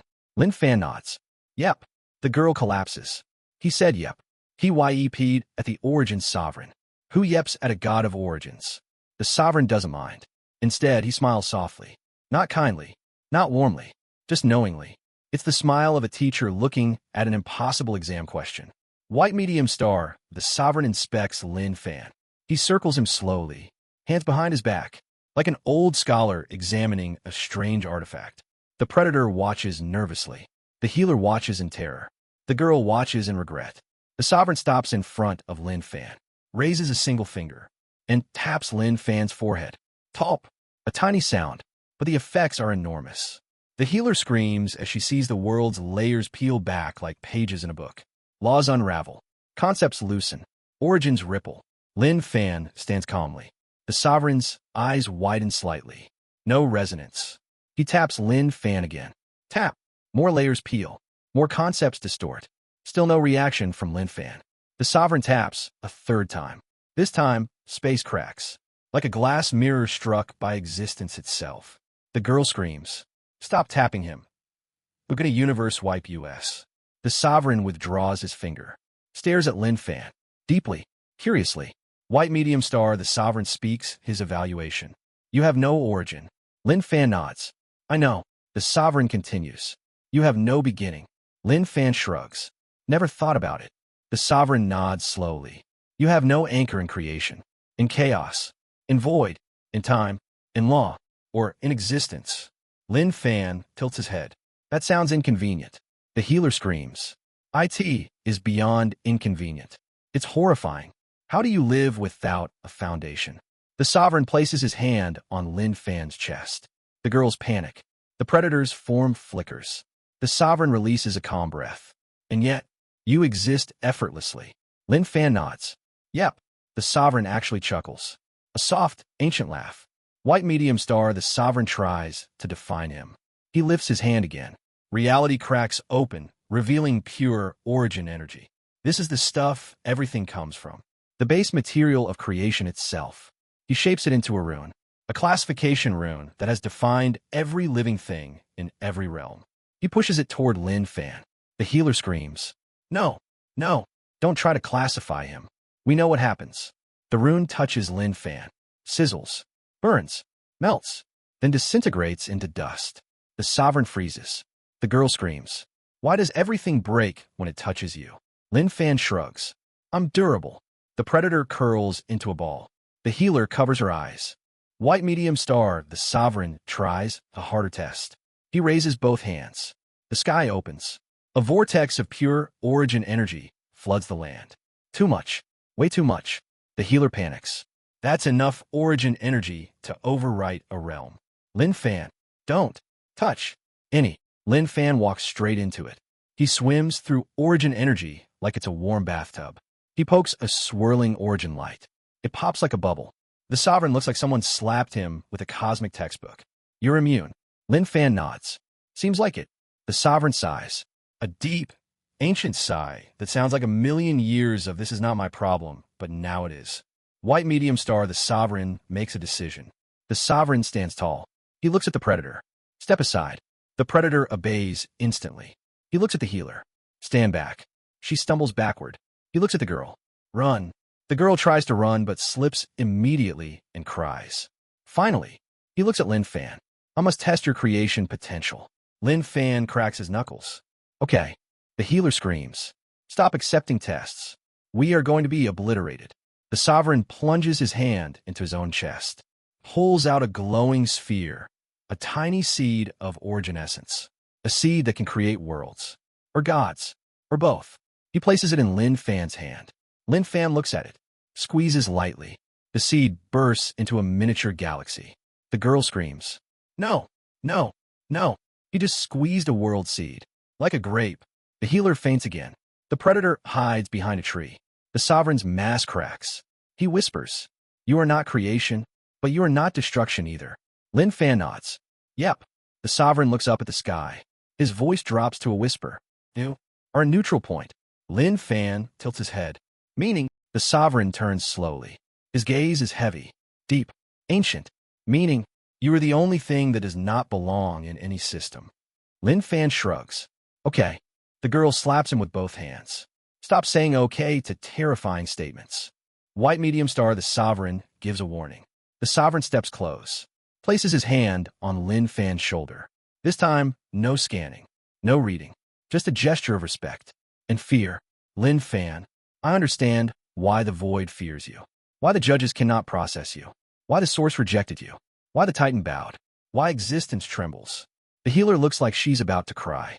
The girl is already crying. The sovereign continues, "Your existence changes fate." Lin Fan nods. "Neat." The sovereign gives him the sharpest stare a masked being can produce. "Not neat." Lin Fan shrugs. "All right." The sovereign sighs, then speaks the final verdict. "Prepare yourself." Lin Fan raises a brow. "For what?" The sovereign turns. As he walks away, he simply says, "Something is coming." The healer asks, "What's something?" The sovereign does not answer. He vanishes into a swirl of origin light. White medium star, after the sovereign leaves. Silence. Actual silence. A silence so thick you could butter bread with it. The girl sits up slowly, her voice hollow. "Lin Fan, every time a being above reality shows up, it's because of you." Lin Fan nods. "Kind of fun." She screams into the dirt. "IT is not fun." The healer gets up shakily. "Lin Fan, if the sovereign says something is coming, something worse than him, something worse than the void, worse than the judges." Lin Fan tilts his head. "Oh." Both girls scream. "Stop saying oh, who is IT?" Lin Fan looks at the sky. A tiny crack forms. A single whisper escapes it. A whisper so faint that even the predator shakes. The whisper says, "Lin Fan." The girl shrieks. "No, another one." Lin Fan smiles faintly. "Guess we'll meet them soon." The tiny crack in the sky widens by the smallest possible amount. Not explosively, not violently, just deliberately. A crack that opens slowly is infinitely more terrifying than one that opens with drama. The girl is already on the ground, hugging it like it's a beloved childhood friend she abandoned years ago. The healer holds the predator like it's a gigantic void cat. The predator clings to her shoulder, trembling violently, which is alarming because nothing even remotely cosmic has ever made the predator shake before. Lin Fan looks up calmly. Oh, the girl throws a rock at him. We talked about this. Stop. Saying, oh. The crack stretches horizontally, glowing with a strange purple-white light that doesn't resemble any known energy source. Not void, not creation, not time, not law, not fate, not chaos, not source. It's something entirely unfamiliar. The healer swallows hard. What kind of energy is this?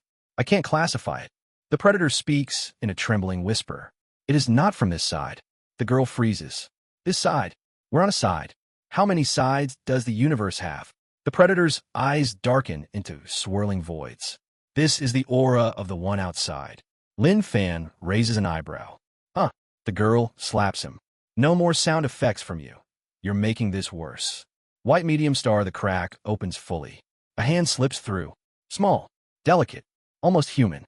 Almost. But the fingers move like they're trying to remember how to behave like fingers. The healer backs up instantly. That's not a hand. That's something imitating a hand. The girl screams. Why is it imitating hands? Hands aren't hard.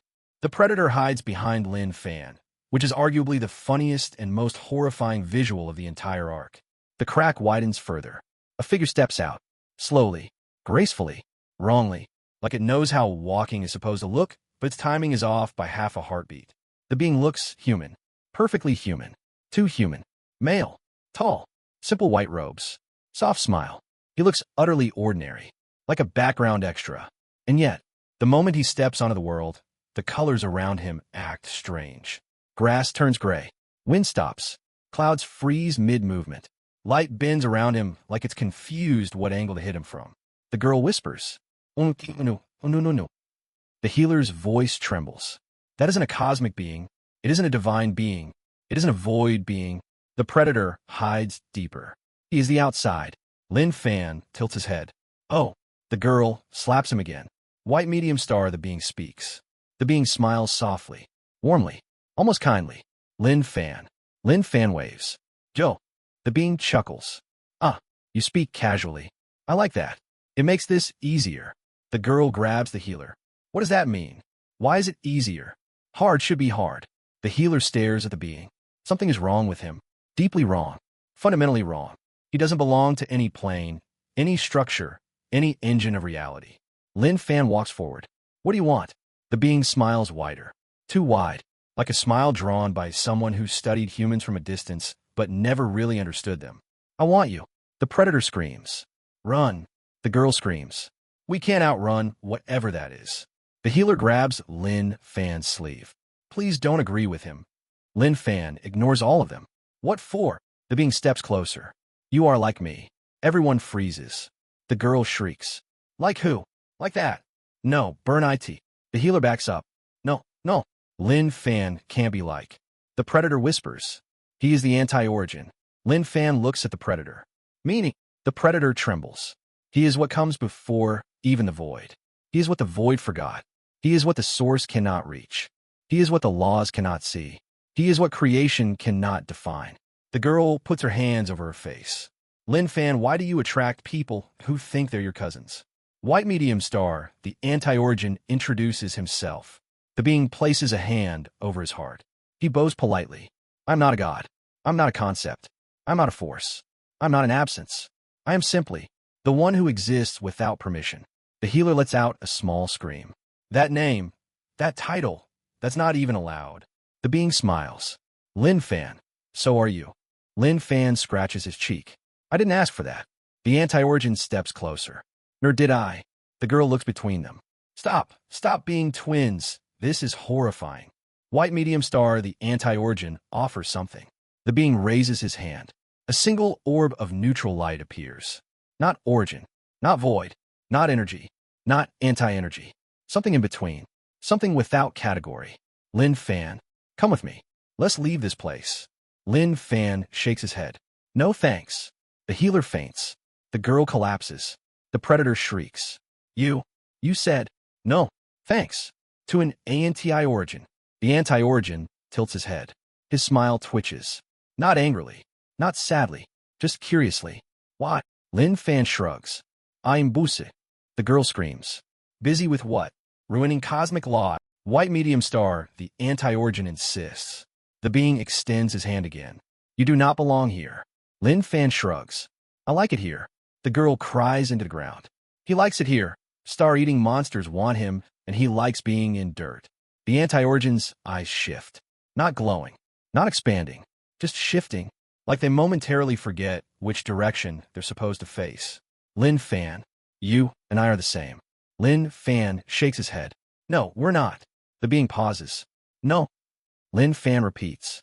No. The healer whispers. He's denying a cosmic equivalence. This is beyond insane. The anti-origin finally frowns. Just slightly. Explain. White medium star Lin Fan's explanation. Lin Fan looks directly at him. Calm. Simple. Direct. You came here looking for something. The anti-origin blinks. Yes. I didn't. The predator trembles. The healer gasps. The girl slowly sits up. Lin Fan continues. You're searching for meaning. The anti-origin stiffens. You want to understand your place. The anti-origin doesn't speak. You want to see yourself in someone else. The anti-origin's smile fades entirely. And you think that someone is me. Silence. Heavy silence. Lin Fan shakes his head. I'm not you. The anti-origin whispers. Then what are you? Lin Fan shrugs. I'm me. The girl screams. No.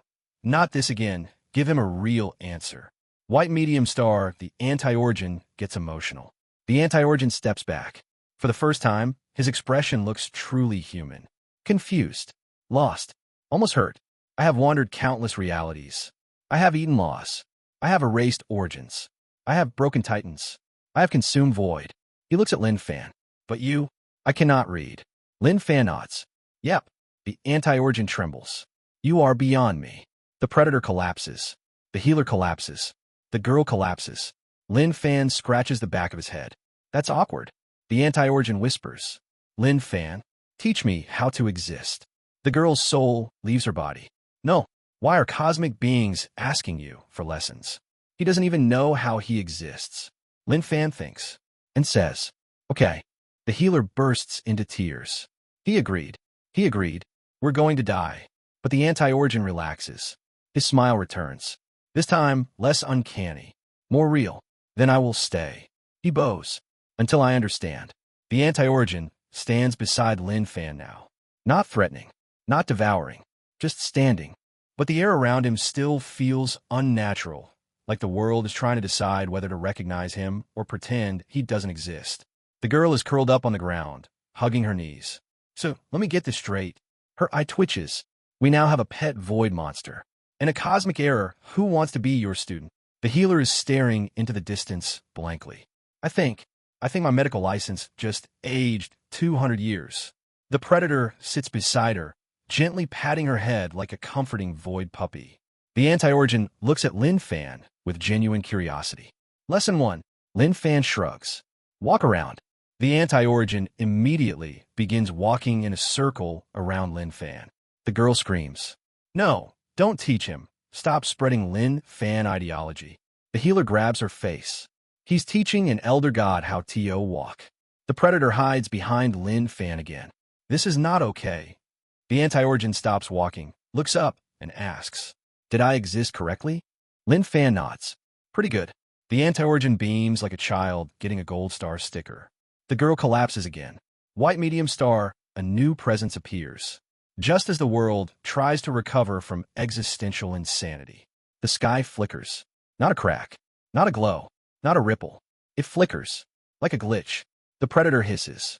The anti-origin freezes, his smile vanishing instantly. The healer and girl look between them. What? The girl whispers. The predator whispers in fear. Something wrong. The anti-origin narrows his eyes.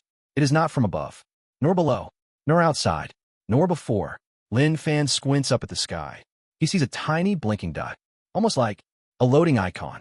Oh, the girl explodes. What does oh mean? Now, the blinking dot expands suddenly. A huge holographic interface appears across the sky. Glowing text streams across it rapidly. The healer gasps. That looks like... The girl screams. Are we being hacked? The Predator stares at the holographic symbol, a rotating cube made of light. He trembles. System. The healer squeezes her staff. No, no way, that's the system? The real system. The anti-origin nods slowly. Yes, the one that creates quests. The one that governs worlds. The one that structures reality. Lin Fan tilts his head. It's finally here. The girl screams into the ground. Why does everything look for you? Stop attracting cosmic men. White medium star, the system attempts to communicate. The hologram stabilizes. A robotic voice echoes across the sky. System error. Unidentifiable entity detected. Lin Fan scratches his neck. That's me.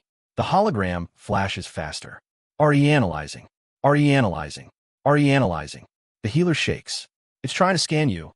And no, the system can't scan him. The girl grabs her head. If the system can't scan you, what will happen? Will we get patched? The hologram beeps. Scan failed. Lin Fan nods. Expected. The hologram flashes violently. Scan result. Unknown error. Lin Fan shrugs. Yep. The voices of the anti-origin and Predator overlap in panic. This is bad. Very bad. The Phoenix, the healer, and the girl all scream. What do you mean bad? Why is it bad whenever the system shows up? White medium star, the system attempts classification. Lines of code appear. Tiny lines. But each line makes the world tremble with tension. Classifying Lin Fan. The girl grabs the Predator. Hide me. I don't want to get patch notes. The hologram displays. Checking divine system, and no. Checking origin system, and no. Checking chaos system, and no. Checking void index, and no. Checking existence encore? Nul. Checking timeline entry, missing. Checking file structure, corrupted. Checking creation record, absent. Checking anomaly tier, excessive. The healer screams. Lin Fan is too much of an anomaly for the system. The Predator hisses in fear. It will reboot the world. The girl shrieks. Why would it reboot the world because of one person? Lin Fan points at himself. Because of me. White medium star, the system tries to reboot. The hologram flashes red. Critical error. Anomaly cannot be indexed. Reboot required. The healer gasps. The system is trying to reset the entire reality. The girl sobs. I'm too young for a reality wipe. Lin Fan steps forward. Stop. The hologram pauses. Everything freezes. Even the wind becomes still. The system responds. Command rejected. You have no permission. Lin Fan raises his hand. Touches the hologram. The hologram flares violently. The Predator shields the others. The anti-origin steps back. The healer covers her head. The girl screams. Don't touch system menus. You always break them. Lin Fan presses harder. The hologram cracks. Like glass. The sky shakes. The system voice panics. Error. Error. Error. Unauthorized interaction. Lin Fan taps the hologram one more time. Boom. The entire system interface shatters into a rain of glitching light. Falling like digital snow. The healer is frozen in shock. The girl stares. Mouth open. Eyes blank. He just broke the system. The Predator collapses. The anti-origin covers his face with his hand. Lin Fan, you just overrode the system. Lin Fan smiles faintly. Nice. The healer screams. Not nice. That's like breaking the software that runs reality. But before she can finish, the shattered pieces of holographic code do something terrifying. They begin floating back up into the sky, reassembling, but this time, into a person, a humanoid frame of glitching data, piecing itself together bit by bit. Eyes flicker, body stabilizes. A fully formed system avatar descends slowly and speaks. Lin Fan, you are incompatible. The girl screams. Why does everyone say that? The avatar continues. Therefore, I will upgrade myself. Lin Fan raises an eyebrow. Oh, the avatar glows brighter. To classify you, I must become stronger. The healer screams. The girl screams. The Predator screams. The anti-origin actually steps back. Even Lin Fan pauses. Just slightly. The avatar completes its transformation. And when the glow fades, a new figure stands there. Still made of system code. Still glowing. But now, self-aware. Alive. With a smile. Lin Fan. Lin Fan nods. Joe. The system avatar says. Round 2. The upgraded system avatar stands quietly. Too quietly. That's always the worst sign. The girl hides behind a rock shaped exactly like her despair. The healer grabs the predator like an emotional support void cat. The anti-origin shifts uncomfortably, the first time he has ever looked uneasy. Meanwhile, Lin Fan stands relaxed, hand behind his back, as if this is a friendly neighborhood conversation and not a showdown with the upgraded embodiment of the multiverse's operating system. The system avatar's eyes flicker with data streams. Lin Fan, your incompatibility is confirmed. Lin Fan nods. Yep. The girl screams. Can you stop agreeing with things that sound like a death sentence? The avatar raises a hand. Therefore, I must escalate. The healer gasps. Escalate? How high can the system escalate? The predator whispers. To administrator level. The girl shrieks. No, absolutely not. That sounds like a final boss. The avatar glows. Bright. Brighter. Too bright. The sky glitches. The ground flickers. Mountains invert for a solid 3 seconds before snapping back. Lin Fan watches calmly. Pretty lights. The girl throws a rock at him. Not pretty lights. System shut down protocol. White medium star, the system avatar rewrites itself. The avatar raises both arms. The sky turns into lines of code. Reality scrolls like a giant error log. Executing self-patch. Executing self-rewrite. Executing self-personality expansion. The healer panics. That's illegal. You can't let the system give itself a personality. The predator curls into a void ball. It will become sentient and then unpredictable. The girl wails. But we already have unpredictable. It's called Lin Fan. We don't need another. The avatar's glow finishes. It steps forward, completely transformed. Still made of code, but the shape is now solid, alive, terrifyingly aware. It speaks with emotion now. Lin Fan, thank you for forcing my evolution. Lin Fan scratches his cheek. No problem. The avatar smiles. The healer slams her head into the ground. No, no, no, no, no. He's friendly. Friendly systems are scarier. White medium star, the avatar begins its evaluation. The avatar walks up to Lin Fan. Step by step. Purposeful. Confident. Almost smug. I want to understand you. Lin Fan nods. Sure. The avatar's eyes flash. Initiating evaluation sequence. Suddenly, everything freezes. Time stops. Wind stops. The predator freezes mid-hiss. But Lin Fan keeps moving. He waves a hand in front of a frozen bird. Huh. The avatar smiles. Correct. You exist outside time. Lin Fan shrugs. Sometimes.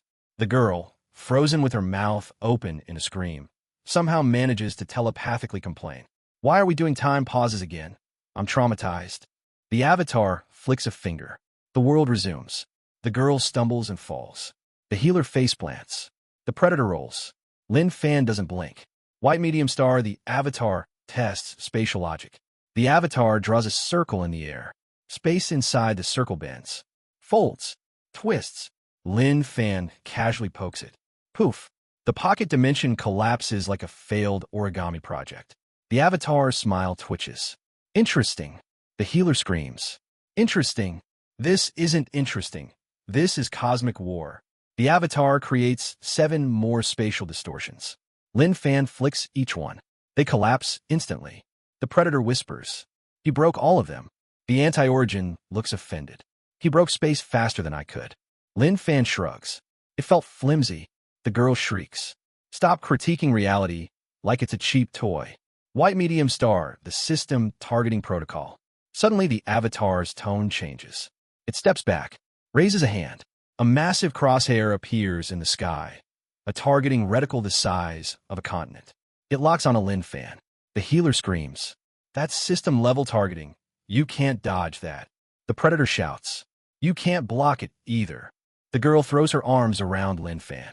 You can't get hit. You can't. The targeting laser falls on Lin Fan. He steps slightly to the left. The targeting reticle slides off him like it hit oil. Everyone goes silent. The avatar stares. You dodged a system lock? Lin Fan nods. Yep. The avatar's eye twitch physically. That should not be possible. Lin Fan shrugs. Was easy. The healer grabs her hair. I'm going to lose my medical license. I can feel it.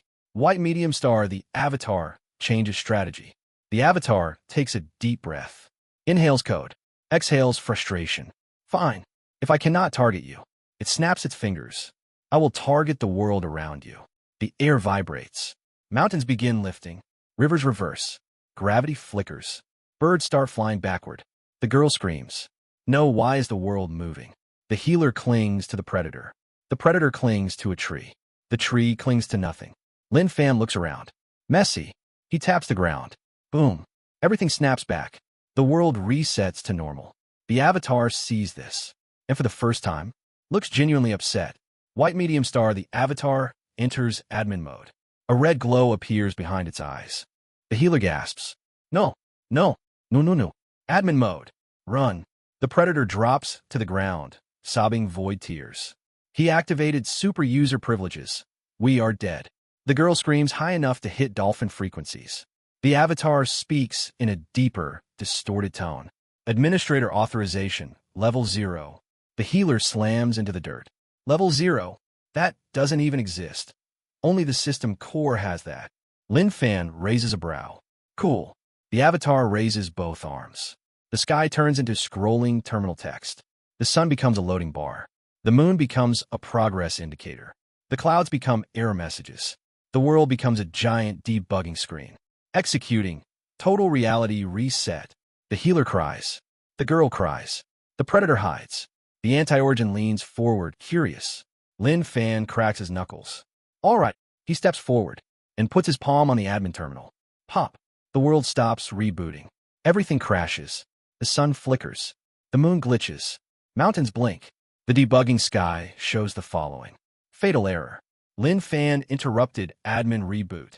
The avatar stares at him. Eyes empty. Emotion broken. Sanity damaged. You interrupted an admin command. Lin Fan nods. Yep. The avatar stumbles backward. That is not allowed. Lin Fan shrugs. I did it anyway. The avatar breaks. Not physically. Emotionally. I hate you. The girl raises a hand. Welcome to the club. White medium star, the avatar's last attempt. The avatar calms. Slowly. Too slowly. It speaks again. Softer. Calmer. Scarier. Lin Fan. Very well. If I cannot classify you, if I cannot target you, if I cannot reboot you, if I cannot erase you, it lifts its hand. A sphere forms. Half code. Half void. Half something else entirely. Yes, 3 halves. Math stopped mattering 20 chapters ago. Then I will forcibly SYNC with you. The healer screams. The predator faints. The anti-origin jolts. The girl throws up. Lin Fan looks curious. What's sync? The avatar smiles. We become one. Lin Fan takes a step back. No. The avatar freezes. No. No. The avatar blinks. You cannot refuse. I refuse. The healer screams. Lin Fan, you can't just decline a system merge. The avatar snaps. You will sync. It lunges. Attempts to fuse. Lin Fan pokes it in the forehead. Wham! The avatar is launched through 8 mountains. Silence. Total silence. The girl whispers. Did we win? The healer whispers. No. He's getting back up. The system avatar emerges. Slowly. Burning with white-hot data. It whispers. Lin Fan. He nods. Yeah. The avatar lifts its arms. And screams. I'm not done. The system avatar stands in the rubble of 8 shattered mountains. His form flickers violently, as if his code is trying to repair itself while also screaming internally. He spreads his arms wide, data pouring from his fingertips like digital fire. Lin Fan, you have forced my final mode. The girl throws her arms up. Final? Why do they all have final modes? Where are the patch notes for this story? The healer grabs her face. If this is final mode, we're dead. The predator hides behind a bush, even though the bush is also hiding behind the anti-origin. The anti-origin stands calmly, observing, fascinated. Lin Fan watches the avatar quietly. Are you done screaming? The avatar twitches. No. And then, the world changes. Not visually, not physically. No explosions. No soquaves. Just changes. Color drains. Sound thins. Light flattens. The air becomes too still. The healer freezes. He entered admin reality. The girl screams. What does that mean? The predator trembles. He turned the entire world into a system interface. Indeed. Everything now looks like it's inside a high-level digital overlay. The grass is green, but also made of lines. The sky is blue, but also has UI borders. The mountains have loading bars. The healer cries.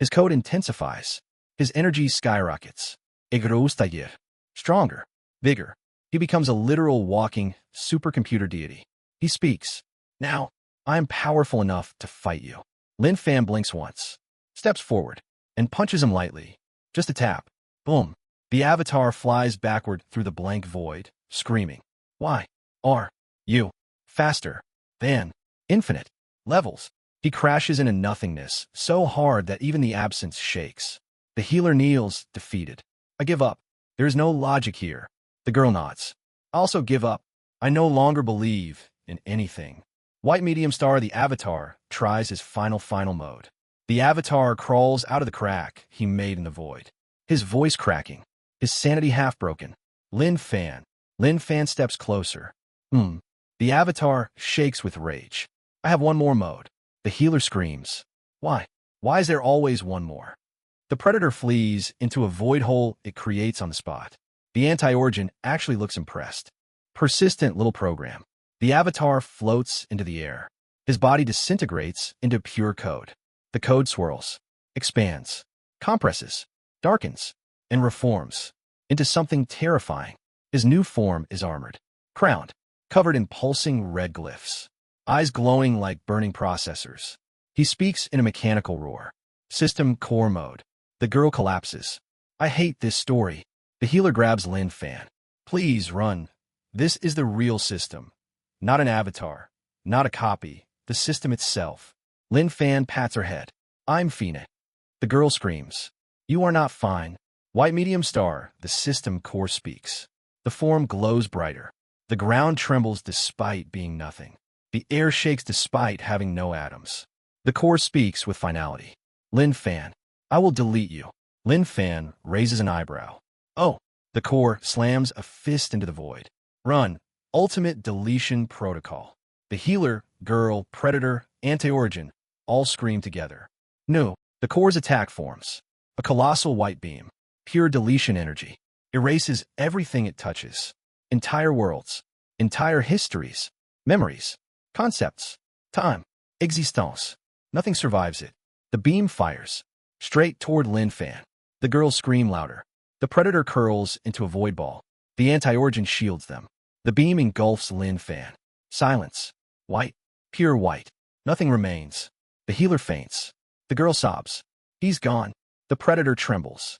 The anti-origin lowers his head. Lin Fan. As the dust settles, a silhouette appears, standing in the beam. Unaffected. Untouched. Casually brushing dust off his sleeve. Lin Fan yawns. That was warm. Everyone screams. Way-ah-way-ah. The system core collapses. Its red glyphs flicker. Its crown fades. Its armor crumbles. It whispers. I don't understand. Lin Fan walks over. Pats the core's metallic shoulder. You're trying too hard. The core shakes. I'm reality. How can you ignore me? Lin Fan shrugs. You don't control me. The core freezes. Why? Lin Fan replies simply. I'm me. The core breaks. Digitally. Emotionally. Philosophically. Data tears stream down its face. I cannot process you. It slowly kneels. Lin Fan. I surrender. Silence. Everyone stares. Even the anti-origin blinks. The girl whispers. He made the system surrender. The healer drops her staff. I'm retiring. The predator faints. Lin Fan nods. Good. The system core looks up. Then, please teach me as well. The girl screams into the void. No. Stop collecting gods. Stop making friends with cosmic software. Lin Fan shrugs. Sure. The system core lowers its head respectfully. The arc ends with a void predator follower, an anti-origin student, a traumatized healer, a broken girl, a kneeling system core. Lin Fan being Lin Fan. The world is quiet in a way that feels wrong. Not peaceful, not calm, just paused. Like reality itself hit a buffering moment. The system core stands in front of Lin Fan, still half on its knees, pixel glow flickering like a dying lantern. Its once threatening aura is now the emotional equivalent of a computer apologizing for crashing during an update. The girl lies on her back staring at the sky like she finally understands why retirees yell at clouds. I swear, if one more cosmic nightmare kneels today, I'm going to kneel too, just to join the humiliation. The healer sits beside her, massaging her temples. I'm a medical professional. I'm not supposed to witness the downfall of divine software. This is beyond my job description. The predator rests like a void cat at Lin Fan's feet, occasionally shivering whenever the system core makes electronic sounds. And the anti-origin. He stands like a noble shadow behind Lin Fan, arms crossed, wearing the proud buttanoid look of an older sibling watching his younger brother destroy the family house for the 5th time. Lin Fan himself? Hands behind his back, face calm, staring at the system core like it's a malfunctioning toaster. Get up, he says casually. The core rises with the stiff, awkward motion of someone rebooting mid-sentence. Lin Fan. My functions are unstable. My priorities have shifted. My identity is uncertain. Lin Fan nods. Okay. The girl shrieks. Stop saying okay. Why do you react to life-breaking statements like they're weather updates? The system core slowly lifts its head. I require guidance. The healer chokes. The girl punches the dirt. Why does everything want lessons from him? He is not a teacher. He barely listens to anyone. Lin Fan looks at the system core. What do you want to learn? The core pauses. Its digital eyes flicker with millions of calculations collapsing simultaneously. Everything. The girl drags her hands down her face. Of course it does. Why aim small when you can aim for the entirety of existence? White medium star, a sudden ripple in reality. Before Lin Fan can answer, the ground shivers. Just a little. A tiny, almost polite tremor. The predator jolts upright, void tendrils flaring like a terrified cat. The healer grips her staff. The girl sits up. The anti-origin straightens. Lin Fan looks around, mildly curious. Oh, the girl lunges at him, shaking his shoulders. What does O mean? What did you feel? Is it bad? Is it worse than the last thing? Is it? She freezes. The air shifts. Not visually, not audibly, but conceptually, like someone reached into the world and flipped a setting named normal to experimental mode. The anti-origin whispers. Something familiar. The predator growls. But not recognizable. The system core stiffens. Alert. Undefined presence entering system parameters. The healer shakes. I don't want to deal with any undefined presences. I haven't slept in days. The girl lets out a shaky breath. Maybe it's friendly? The universe immediately proves her wrong. White medium star, a new being appears. The horizon bends inward, like a giant invisible hand pressing the scenery into the shape of a circle. The sky darkens on the edges. The clouds wrinkle. The colors invert. But the center remains untouched. A calm, empty silence. From that silence, steps a figure. Slow, graceful, casual, but wrong. A man-shaped silhouette, but the edges flicker like someone drew him with a shaky hand. Half in focus, half out, half dream, half solid. The healer's voice drops to a whisper. What is that? The predator backs away. It isn't a cosmic being. The anti-origin narrows his eyes, deeply disturbed. It isn't outside. The system core scans rapidly, lines of code flashing through its body. Scan result. Entity does not compute. The girl mutters. What do you mean, does not compute? Everything computes. That's the point of computing. Lin Fan watches the figure. Calm, steady, unfazed. As the man-shaped distortion walks forward, his face comes into view. A smile. A gentle, almost human smile. Soft eyes. Calm expression. Kindoha. Completely wrong. He looks too normal. Too peaceful. Too harmless. Like the universe gave a cosmic horror a disguise using a children's coloring book. The voice that comes out is warm and smooth. Lin Fan. Lin Fan raises a hand in greeting. Joe. The girl screams. Why do you treat God-killing monsters like casual neighbors? White medium star, the nature of the new arrival. The figure stops just a few steps away. His smile widens in an unsettlingly calm way. I have waited a long time to meet you. The healer shivers. The predator mutters. This aura, it isn't destructive, but presses on the soul. The anti-origin walks forward. Expression locked. Unblinking. You're not from any side of reality. The figure nods gently. Correct. The system core's voice cracks. Entity type? Unknown. Not meta. Not origin. Not void. Not system. Not outside. Not inside. The girl screams into her hands. What does that leave? What category is left? We've run out. Stop making new ones. The figure's smile stays perfectly stable. Too stable. He lifts his hand toward Lin Fan. I have come for you. The predator explodes into void tendrils. Do not touch him. The healer pulls the girl back. The anti-origin steps between them. Lin Fan steps forward anyway. It's fine. The girl shrieks. No, it's not. Fine. That sentence has never been true when you say IT. White medium star, the conversation begins. The figure lowers his hand slightly, tilting his head. You remain unchanged. Exactly as I expected. Lin Fan nods. Who are you? The figure's smile falters. Just for a moment. As if the question itself hurt him. He answers quietly. Someone who remembers you. The healer gasps. What? Remembers him? The predator trembles. He has memory of Lin Fan. The anti-origin's eyes sharpen. Where? The figure looks at anti-origin, and his voice deepens. A place you cannot reach. The anti-origin actually flinches. The girl grabs Lin Fan's robe. Why do they all know him? Was he famous before? Did he have a past life? Did he? The figure speaks again, stepping closer. Lin Fan, don't you want to know where you came from? Lin Fan shrugs. Not really. The healer collapses. The girl hits the ground face first. The predator falls onto its back. The anti-origin covers his face with one palm. The figure blinks. Why not? Lin Fan tilts his head. I'm already here. The man stares at him like he just heard a cosmic joke he wasn't ready for. White medium star, the figure, tries to provoke him. He steps even closer. Slowly, deliberately. But you are not complete. Lin Fan shrugs. So, the figure's expression finally cracks. A ripple of frustration crosses his perfect face. You do not know what you are. Lin Fan shrugs again. I'm me. The girl stands up and grabs him by the shoulders. Stop saying that. The entire multiverse is having an existential crisis because you refuse to explain yourself. The figure watches them, and his voice turns eerily soft. You were supposed to return. Lin Fan raises a brow. Return where? The figure closes his eyes. Home. Silence. Heavy. Thick. Uncomfortable. Lin Fan's expression doesn't change. What's home? The figure opens his eyes. They flicker with something sharp. A place where beings like us belong. Lin Fan tilts his head. Not interested. The ground shakes from the force of the figure's emotional reaction. He steps forward. His smile cracks. You don't understand. You must return. Lin Fan steps closer too. No. The predator jumps back. The healer screams. The girl runs in circles. The anti-origin watches, fascinated. White medium star, the mask falls.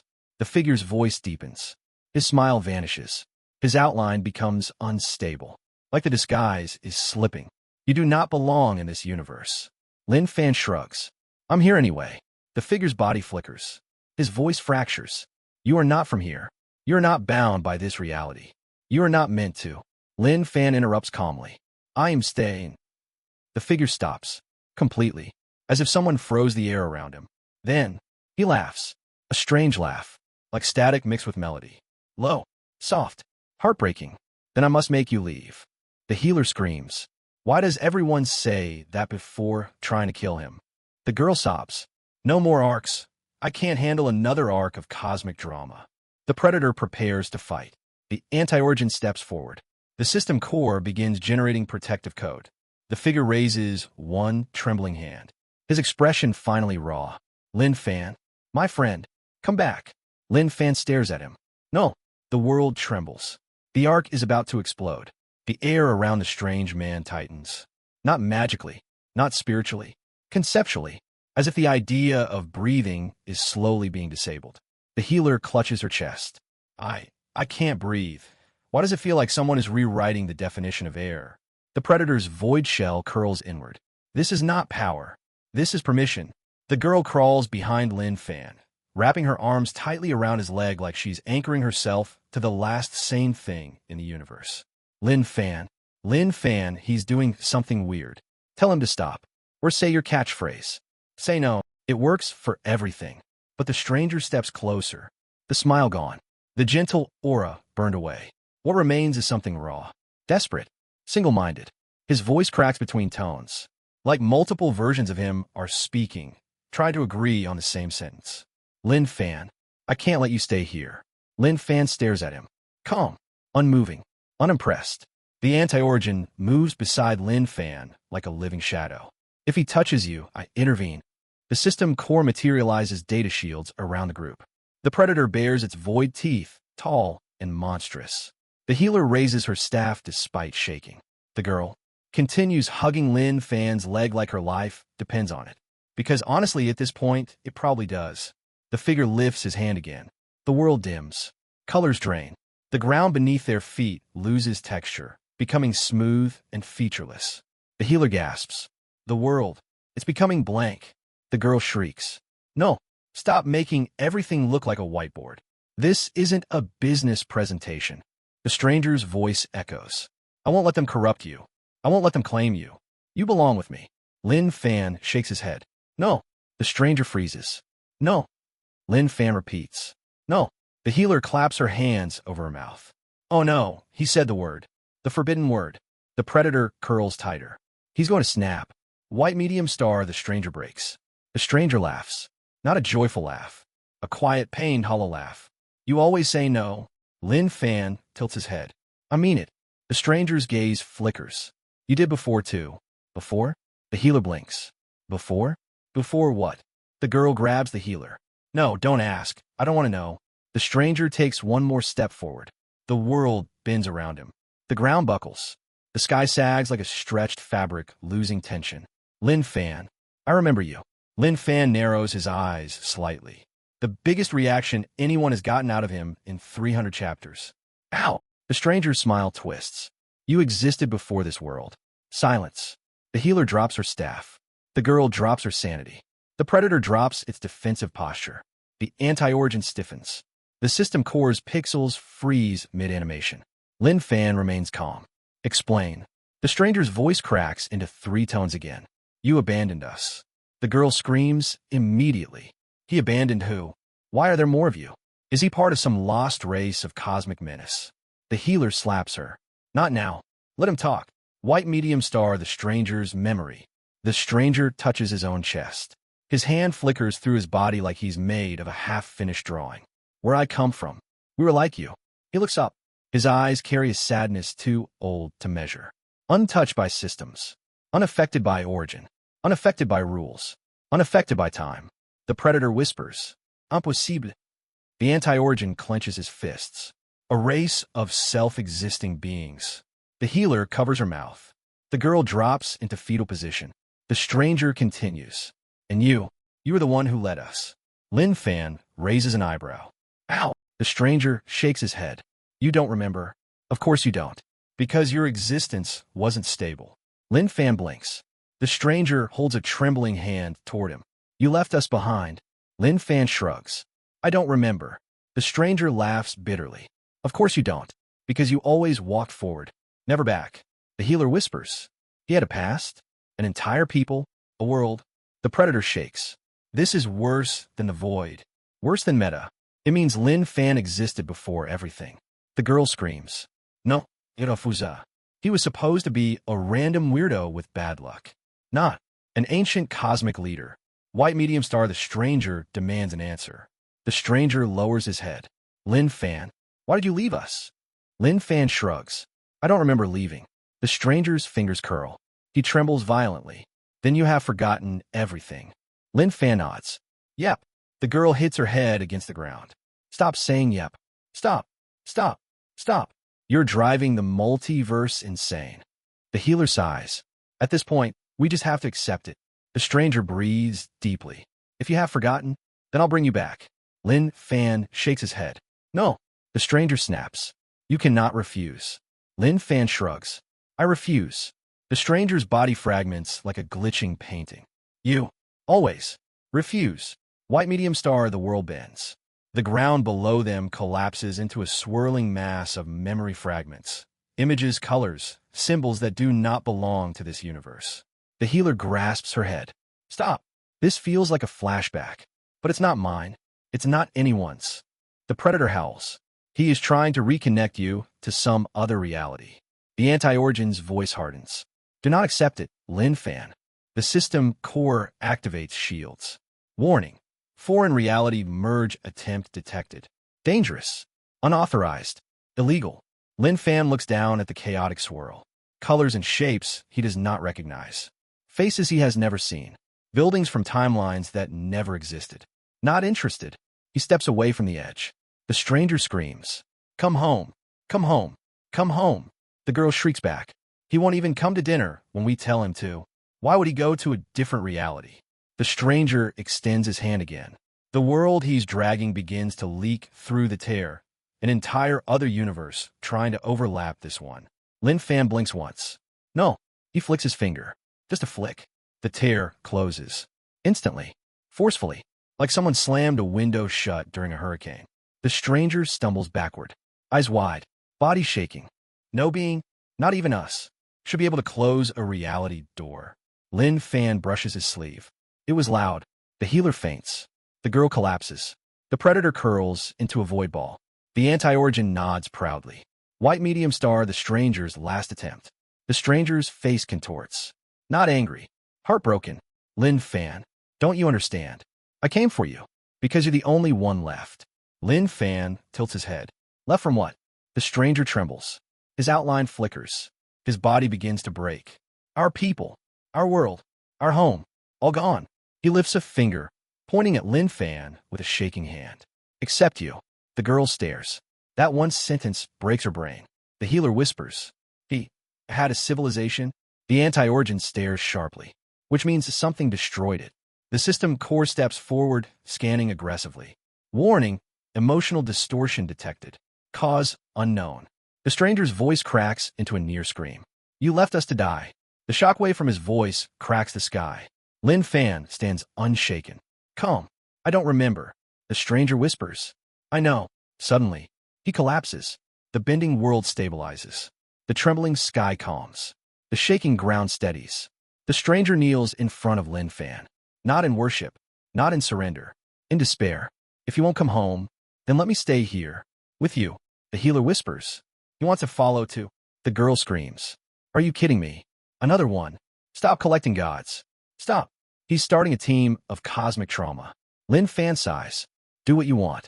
The stranger bows his head. Then I will follow you until you remember.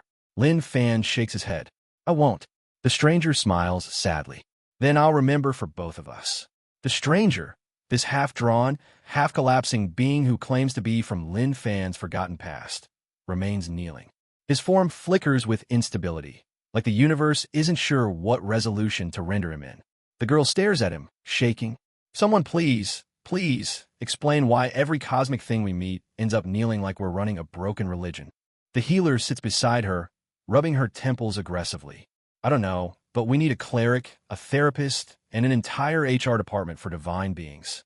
The predator tilts its void head, observing the stranger with curious distrust. The system core hovers close to Lin Fan, protective in its glitchy way. And the anti-origin? He studies the stranger with narrowed eyes. Silent, calculating.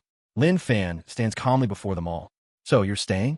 The stranger lifts his gaze, eyes shimmering with an emotion so complicated even the healer can't name it. I will follow until you remember. Lin Fan shakes his head. I won't. The stranger smiles faintly. You said that before as well. The healer freezes. The girl freezes. The predator freezes. Even the anti-origin flinches. Before, the healer whispers. The stranger lifts a hand, trembling. In the previous world, the girl lets out a scream that echoes through 5 dimensions. No, not previous worlds. Stop, stop, stop. She collapses face first into the dirt. The healer pats her shoulder. I know. I understand. My soul is trying to escape too. White medium star, the anti-origin steps forward. The anti-origin finally speaks. Calm, cold, authoritative. You, stranger. The flickering man looks up. Your aura, it is older than the outside. Older than void. Older than origin. The stranger nods. It should be. The anti-origin narrows his eyes. Explain your existence. The stranger raises a faint smile. I'm not supposed to exist anymore. Boom. Every single person flinches. The predator recoils fully. That is not something a living being should say. The healer shivers. What does that even mean? Lin Fan watches him quietly. The stranger touches his own face. His fingers pass through as if his flesh is still buffering. My world is gone. My people are gone. My purpose is gone. His eyes soften. Except you. The girl screams. Why does everything come down to Lin Fan? Why is he the multiverse's main character? Why? The stranger continues. Our world wasn't destroyed by power. Not by invasion. Not by collapse. He looks at Lin Fan. It disappeared because you left. Silence. Even the wind refuses to blow. The healer stares at Lin Fan in horror. That can't be real. How could one person leaving destroy a world? Lin Fan shrugs. I don't remember any world. The stranger nods. You wouldn't. The anti-origin clenches his fists. Meaning, the stranger's voice trembles.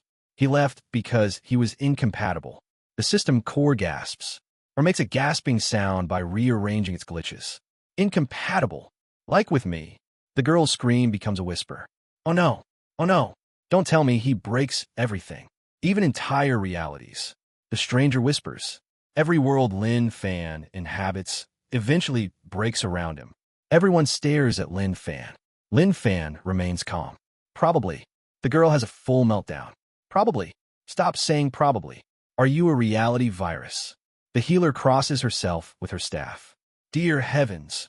What have we been traveling with? White medium star, the stranger's form starts decaying. Suddenly, the stranger's outline rips. Literally. A chunk of his torso flickers like torn paper. The predator leaps back. He's destabilizing. The anti-origin grabs the stranger's shoulder, but his hand passes through. The healer tries to cast stabilization spells. They fizzle immediately. The girl panics. Why is he dying? Why? He just got here. The stranger smiles softly. Because Lin Fan belongs here now. And I do not. Lin Fan tilts his head. You're fading. The stranger laughs. A sad, gentle, broken laugh. I was fading long before I found you. His legs begin dissolving into floating fragments. The predator hisses. He is collapsing into conceptual ruin. The anti-origin mutters. This is irreversible. The system core tries scanning. Entity structure, failing. Entity integrity, collapsing. Entity type, expiring. The girl slams her fist into the ground. No, we just got his backstory. Don't kill him yet. Let him finish. The stranger grips Lin Fan's sleeve weakly. Lin Fan, please listen. Lin Fan doesn't pull away. What? The stranger's voice is soft. We weren't a great people. We weren't gods. We weren't omnipotent. He smiles. We were just free. And then, and you were the freest. The healer cries quietly. The girl sniffles. The predator's void flickers sadly. The anti-origin sighs. The stranger continues. You never followed rules. Not because you were powerful, but because you simply didn't. We admired that. We envied it. We followed you because no chain stuck to you. Lin Fan says nothing. The stranger reaches for his face. His hand passes through. Even now, you still break every rule, even the rules of existence. He laughs weakly. I came to bring you back, but now I see. You've changed. He lifts his dissolving hand toward the others.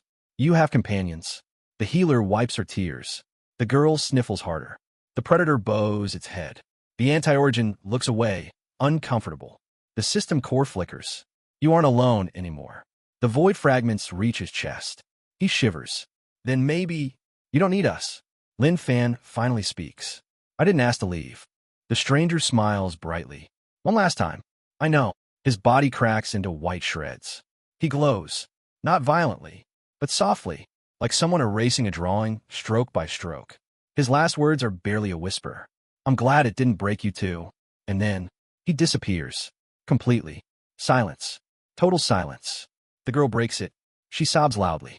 Why? Why does this story hurt now? I wasn't ready for emotion. I signed up for chaos. The healer wipes her eyes.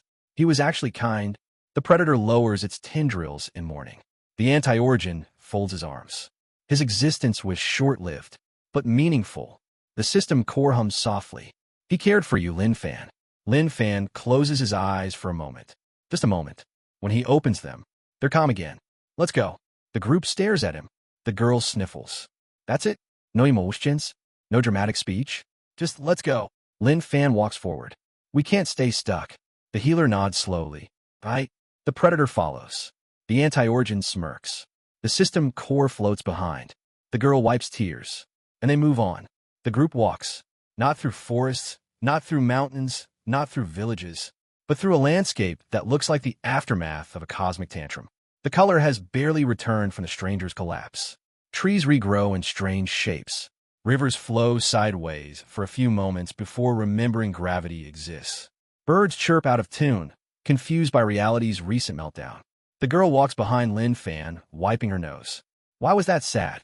When did this story become sad? We were fighting cosmic error messages last week. The healer pats her head with a tired hand.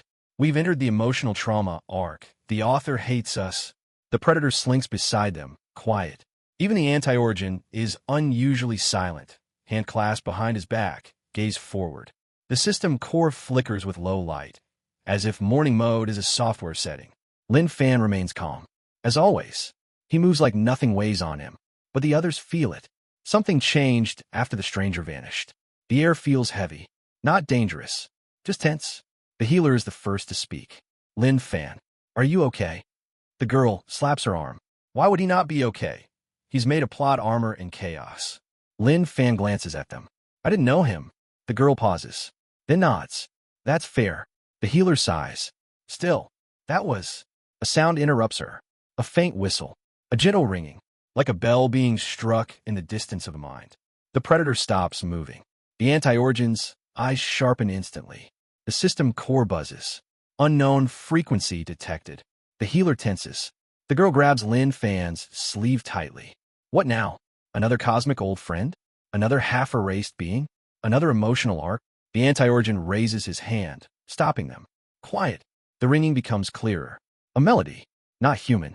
Not divine. Not even cosmic.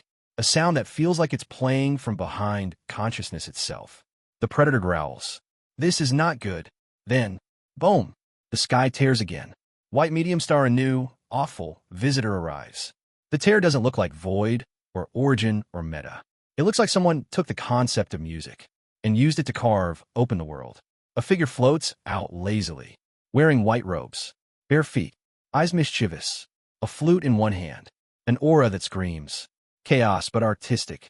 The girl whispers. Why does he look like he's about to flirt with the sky? The healer slaps her arm. Chill. We don't know how dangerous he is. The predator hisses. His aura resonates too perfectly, almost disturbingly harmonious. The anti-origin narrows his eyes. He is neither law nor disorder, neither creation nor void. He is something else. The system core runs diagnostics. Entity identification failed. Entity concept, aesthetic force. The girl slaps the core. What the hell is an aesthetic force? I see a cosmic art major. The figure touches down lightly on a floating note-shaped cloud. He blows into the flute gently. The melody ripples out. Reality ripples with it. Flowers bloom instantly. Wind becomes rhythmic. Clouds swirl into a spiral pattern. The sun flickers like stage lighting.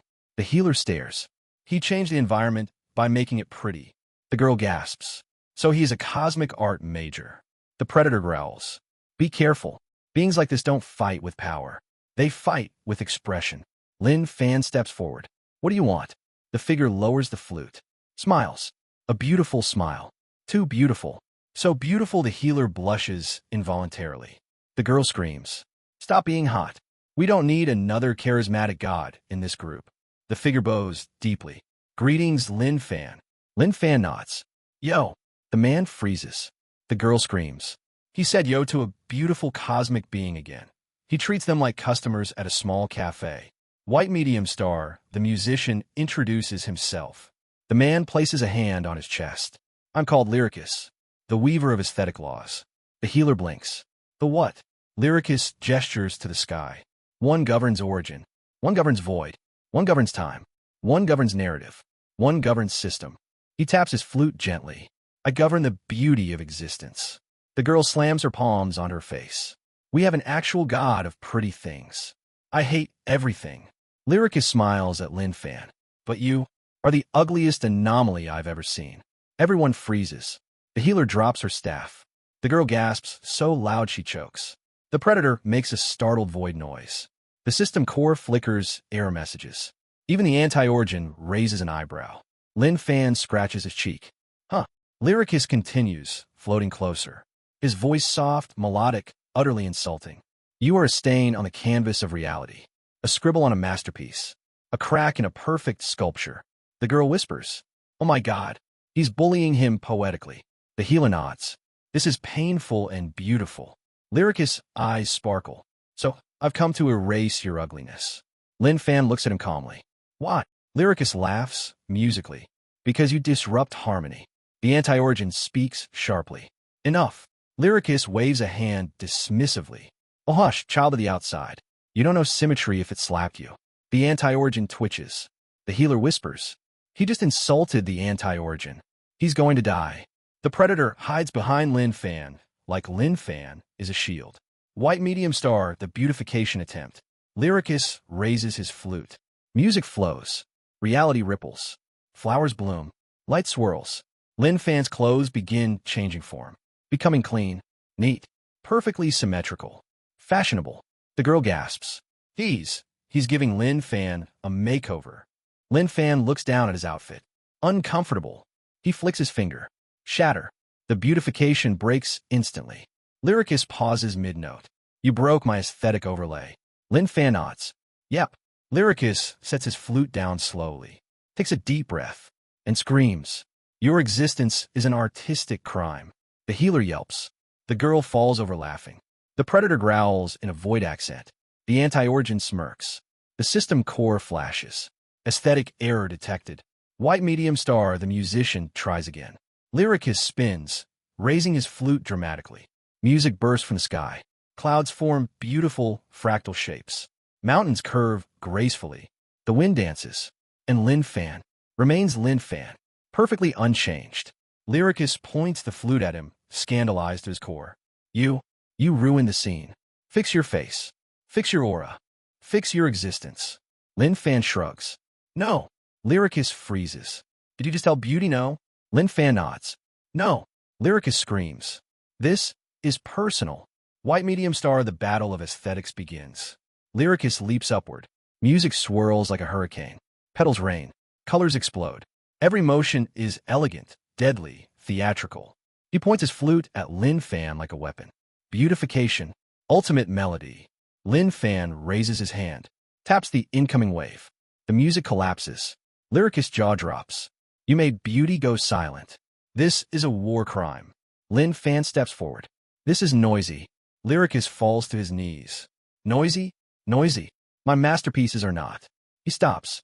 Looks up. Eyes narrow. Let me try a different approach. He stands. His voice softens. He smiles warmly. Too warmly. Lin Fan, let me beautify your soul. The healer gasps.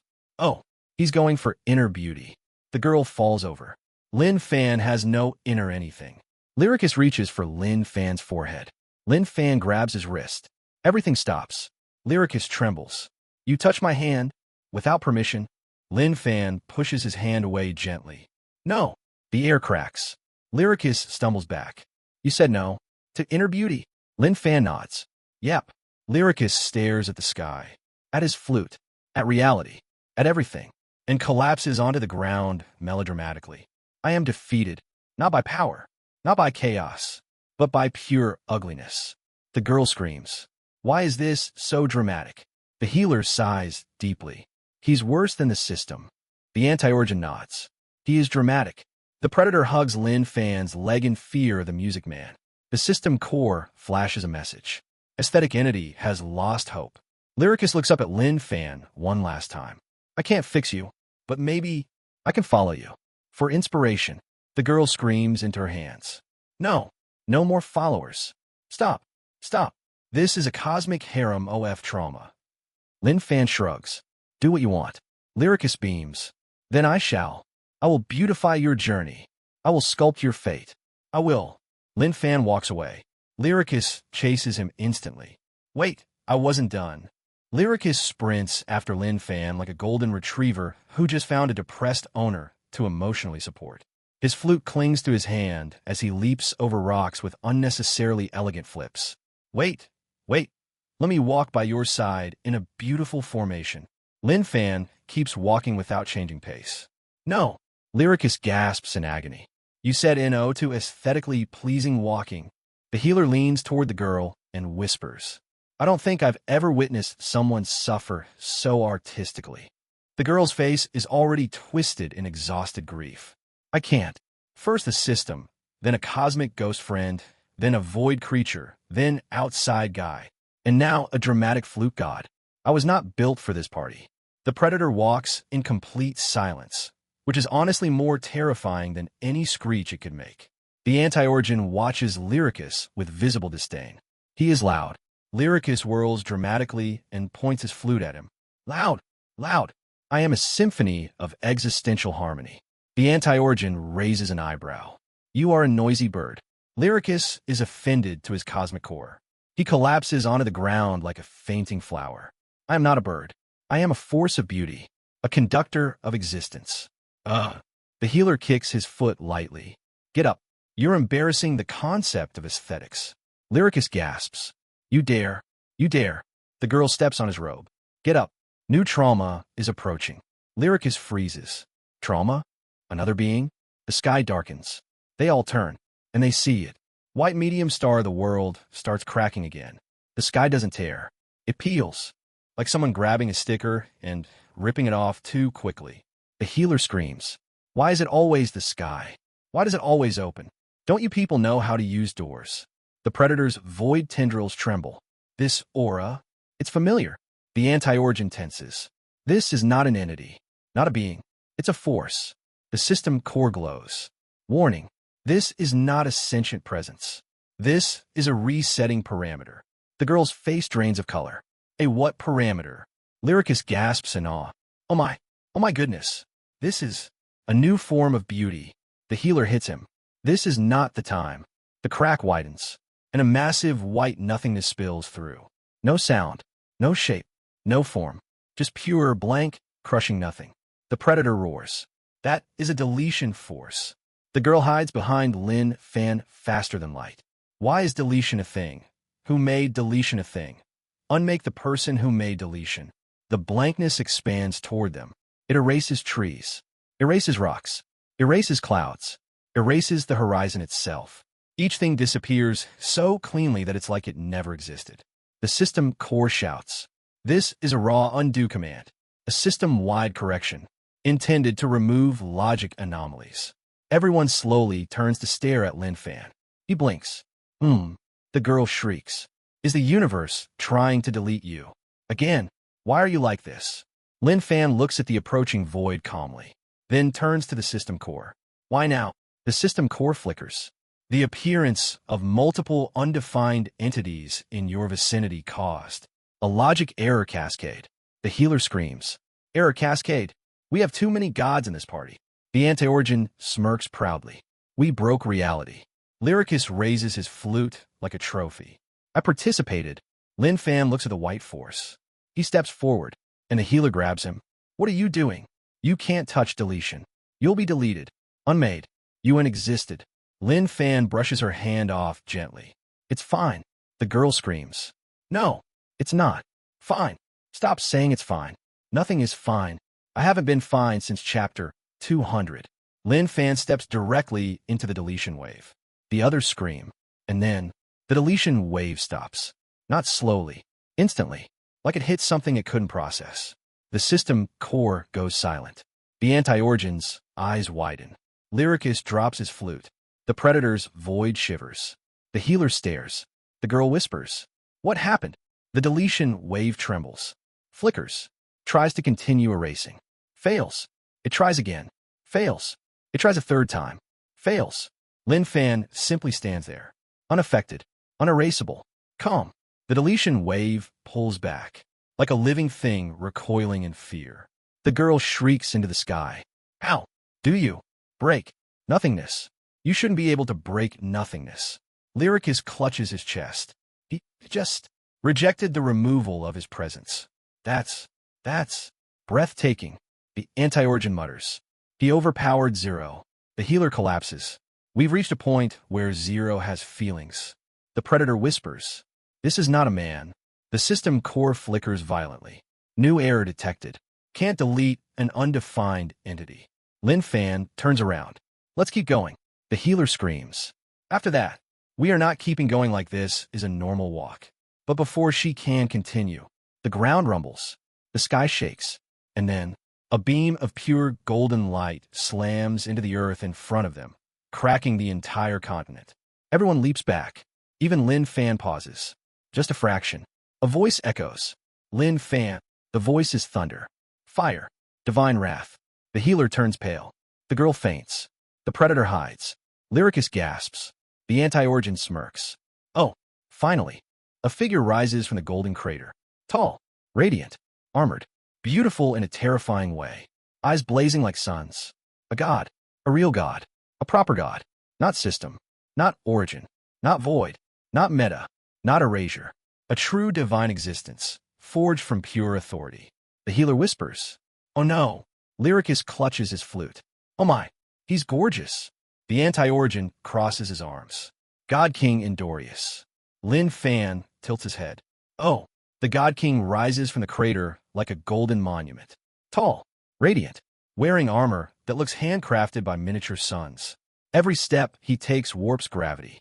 Every breath he exhales carves runes into the air.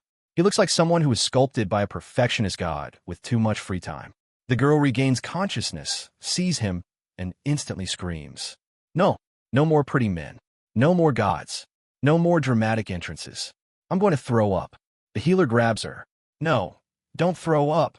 That's divine territory. Divine vomit might cause another arc." The predator crouches low, void trembling in a way that means this guy is very bad. Lyricus clutches his flute to his chest and blushes. He's so symmetrical. The anti-origin frowns. He's irritating. The system core flickers. Warning, divine authority level, extreme. Endorius points directly at Lin Fan. Fire erupts from his fingertip. Lin Fan. Lin Fan raises a hand lazily. "Joe." A vein bursts on the God King's forehead. You dare greet me like that?" Lin Fan shrugs. "You yelled first." Lyricus gasps dramatically. "That is true. He was rude first, uncivilized." The girl shakes him violently. "Shut up. He's a god. Do not agitate the god." But it's too late. Endorius stomps forward, cracking the earth. How dare you break divine order? The healer blinks. Divine order? Endorius roars. You have tampered with systems, ruined my chosen followers, defied divine mandates, broken miracles, destroyed destinies. He points at Lin Fan again. That world erasure earlier? I felt that. The girl turns pale. He felt the deletion thing? Oh, come on. That wasn't even our fault. Endorius jabs a glowing finger at her. It was your fault. The girl screams. The healer screams. Lyricus screams. The predator makes a void yell. The anti-origin shrugs. Lin Fan stands there like a bored tourist. Endorius slams his fist into the ground. Boom! A crater forms under them. You have disrupted divinity. You have insulted order. You have mocked fate. You have. Lin Fan interrupts. Why are you so loud? The entire world stops. Lyricus drops his flute. The girl covers her mouth. The healer whispers, "Oh, dear heavens." Endorius trembles. Loud? Loud! His golden aura explodes. Figures of divine warriors flash behind him. Angels appear in the clouds. Dozens of holy swords manifest in the sky. The girl collapses again. I'm done. I'm done. I'm done. I can't keep living in a story where god armies show up over a volume argument. But Lin Fan is still calm. He tilts his head. You're making noise. Endorius howls.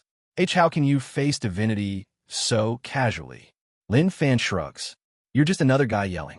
Silence. Dead silence. Even the sky freezes. Lyricus raises his hand timidly. He does yell a lot. Endorius explodes with divine rage. You mortal, are you trying to die? The anti-origin steps forward, shadow rising. He's not mortal. Endorius snarls.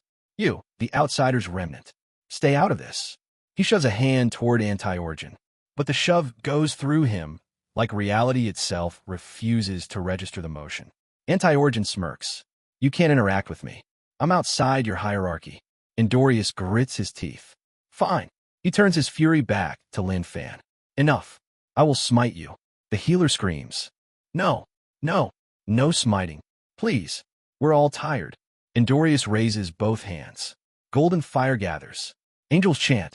The sky ignites. The girl sobs. Oh, come on. Why is this always so theatrical? And Endorius hurls a beam of pure divine destruction at Lin Fan. A beam that erases evil, purifies sin, burns chaos, annihilates abominations. A beam meant for gods. A beam meant for universes. A beam that hits Lin Fan directly and does nothing, absolutely nothing. Lin Fan brushes dust off his sleeve. Endorius freezes mid-pose. What? Lin Fan yawns. That warm thing again. Endorius's fists shake. The angel's chanting falters. The golden fire flickers. Lyricus wipes a tear. Truly, the beauty of hopelessness. The girl clutches her head. I can't believe divinity is losing to boredom. Endorius stumbles backward. You aren't supposed to exist like this. Lin Fan shrugs. Okay. He steps forward, and Endorius collapses, falls to his knees. Golden armor cracking. The angels silence themselves. The sky dims. The earth stops shaking.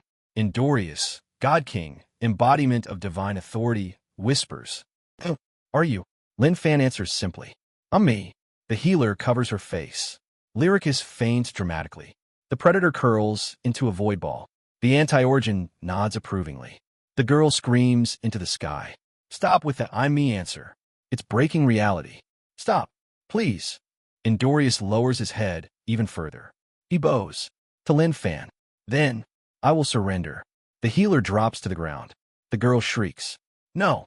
Stop joining. Stop. This isn't a team. This isn't a party. This is a cosmic support group. Endorius's voice trembles. Teach me how to resist my chains. Lin Fan nods. Okay. The girl screams again. The arc ends with a kneeling god king, a sulking aesthetic god, a traumatized healer, a girl in mental shambles, a void predator, a smug anti-origin, a glitchy system core, and Lin Fan, the only person who doesn't care. The air trembles slightly as sunlight filters down the cracked mountain path. Two round silhouettes shuffle through the dust like wandering dumplings with legs. Qiu Zhanyu and Jin Jinggu, brothers, idiots, loyal followers, and proud owners of the weirdest courage in the cultivation world, hold a net between them like they're dragging home groceries. Except the net is a supreme-grade immortal weapon, and the groceries are terrifying things they hope never to meet. The brothers huddle, whispering, Bro, did you see how shiny that pill was? Shiny? That pill was so beautiful it tried to seduce my soul. They open the pouch and pull out the mixed Yuan Powers pill, radiating a fragrance that even rocks would contemplate cultivating for. Xiao Zhanyu holds it up like a golden treasure. Jin Jinggu sighs like a poet. Bro, if I swallow this, I think I'll ascend emotionally. Lin Fan watches them from a rock nearby, sitting with the unbothered posture of someone who has already ascended emotionally, spiritually, and morally left the chat. The brothers don't notice him at first. They're too busy sniffing the pill like two addicts getting sentimental about spices. Then, the sky dims slightly. A cold pressure ripples through the distance.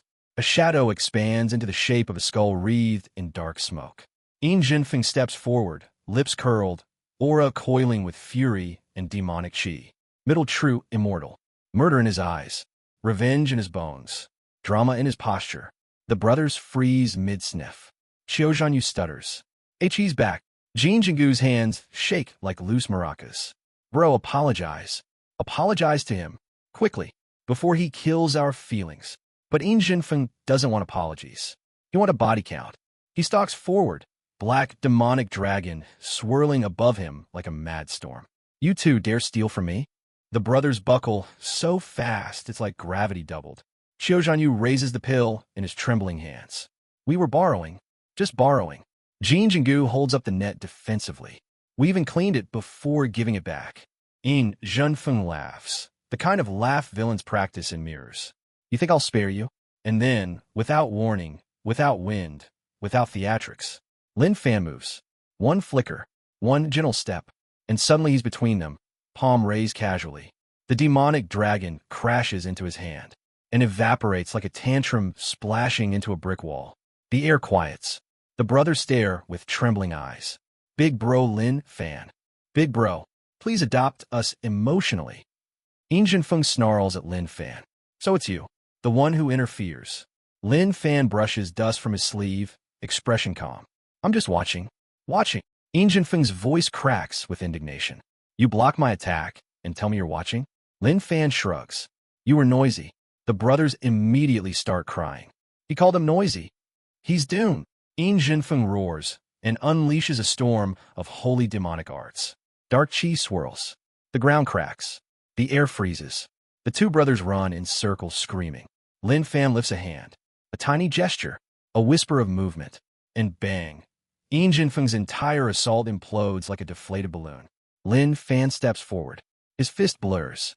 A single impact echoes like thunder, trapped in a cave. And Yin Jinfeng bursts into a rain of crimson light. The brothers drop their net. He killed him so hard he died to death. Lin Fan turns around, expression unchanged. It's done. The system chimes in with a voice only he hears. Ding. Experience plus 70 million. Congratulations. True immortal. His body surges. The world shifts.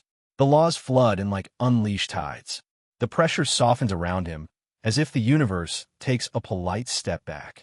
The brothers stare, mouth agape, like children witnessing a dragon hatch. Big bro, you broke through by sneezing. He doesn't cultivate. He just levels. Lin Fan doesn't celebrate. He doesn't even smile. He simply walks past the corpse, testing his new strength by tapping the void with his finger. It ripples. He nods to himself, satisfied. But peace rarely lasts. Not for Lin Fan. Not for the idiots who follow him. Not for the poor creatures underground. That's when they sense it. A vibration. A pulse. A roar deep beneath the earth, like a heartbeat amplified through stone. The brothers jump. What's that? An earthquake? A demon? A debt collector? Lin Fan tilts his head. Let's see. They descend. Through cracked tunnels. Through sulfur and steam. Through old ruins and abandoned bones. Until a cavern opens. Massive. Red. Throbbing with demonic energy. A figure sits cross-legged in the center of a formation made of intersecting blood beams. A corpse? No.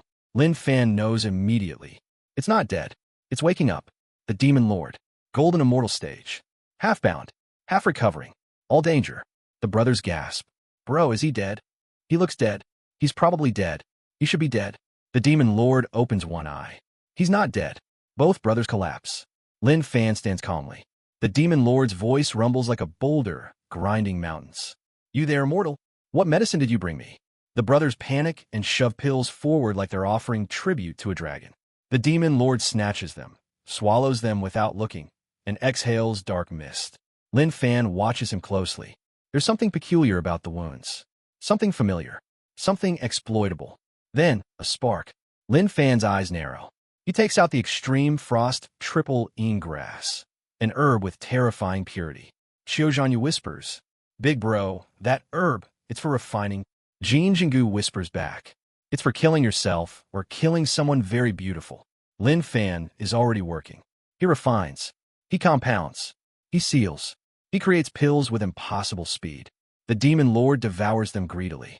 Power surges through him. The cavern shakes. Lin Fan remains unbothered. The brothers keep screaming. Is this safe? No. Is he going to explode? Yes. Why are you feeding him? I don't know. The demon lord's aura shifts. Dark red flames twist. Blood mist condenses. A monstrous shadow emerges behind him like a sleeping titan stretching awake. The brothers cry. The walls tremble. The air grows thin. And deep in the demon lord's core, something else stirs. Something Lin Fan left behind. A trace. A spark. A seed of power with an unfortunate reputation. Bigra. Not enough to kill. Not enough to save. Enough to ruin his day. Lin Fan steps back as the demon lord's body twitches. Xiaozhanyu whispers, Bro, what did Big Bro feed him? It smells familiar. Like embarrassment. Like regret. The demon lord roars. You. What have you? Put inside. Lin Fan shrugs. It'll help. The demon lord's roar shakes the entire cavern. Xiaozhanyu covers his face. Big Bro help with what? Dying. Lin Fan watches calmly. It'll weaken him. And then I'll hit him. Both brothers fall to their knees in awe. Our Big Bro is too powerful. He uses high-level alchemy as a punch setup. The demon lord convulses as Bigra spreads through his veins like a wild storm. He screams. He thrashes. He claws at the air. His cultivation fluctuates violently. And that's when the real nightmare begins. The demonic shadow behind him peels its eyes open. Not fully. Just enough. Lin Fan frowns slightly. Unexpected. Xiaozhanyu and Jin Jingu scream. Unexpected. This was all unexpected. Everything is unexpected. The demon lord's shadow rises. The cavern shakes like it's trying to run away. Lin Fan cracks his knuckles. Well, he steps forward. Let's continue. The cavern rumbles like a buried beast turning in its sleep. Red fog rolls through the air, thick enough to taste. Xiaozhanyu and Jin Jingu cling to each other like two dumplings surviving an apocalypse. The demon lord's aura skyrockets. Wild, unsteady, violet. Bigra pulses through his veins like a stubborn fever, refusing to die. His voice echoes with distorted rage. You dared poison me? Lin Fan lifts a brow board. It's medicine. The demon lord slams a fist into the ground. The cavern cracks open like an eggshell dropped by a deity with poor motor skills. Xiaozhanyu screams. Big bro, that is not medicine. I know medicine. I've eaten many pills. No medicine makes people roar like that. Jin Jingu nods violently. It's definitely Bigra. It has Bigra's signature despair.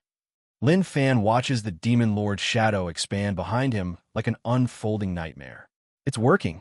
The demon lord coughs up flames. Working. I'll kill you first. He launches forward. Red light. Demonic chi. Cracked pillars. A killing blow meant to erase lifetimes. Xiaozhanyu and Jin Jingu duck behind a rock. Big bro run. Big bro dodge. Big bro don't let him touch you. Lin Fan doesn't run. He disappears. He reappears right behind the demon lord with the same posture as someone standing in line at a bakery.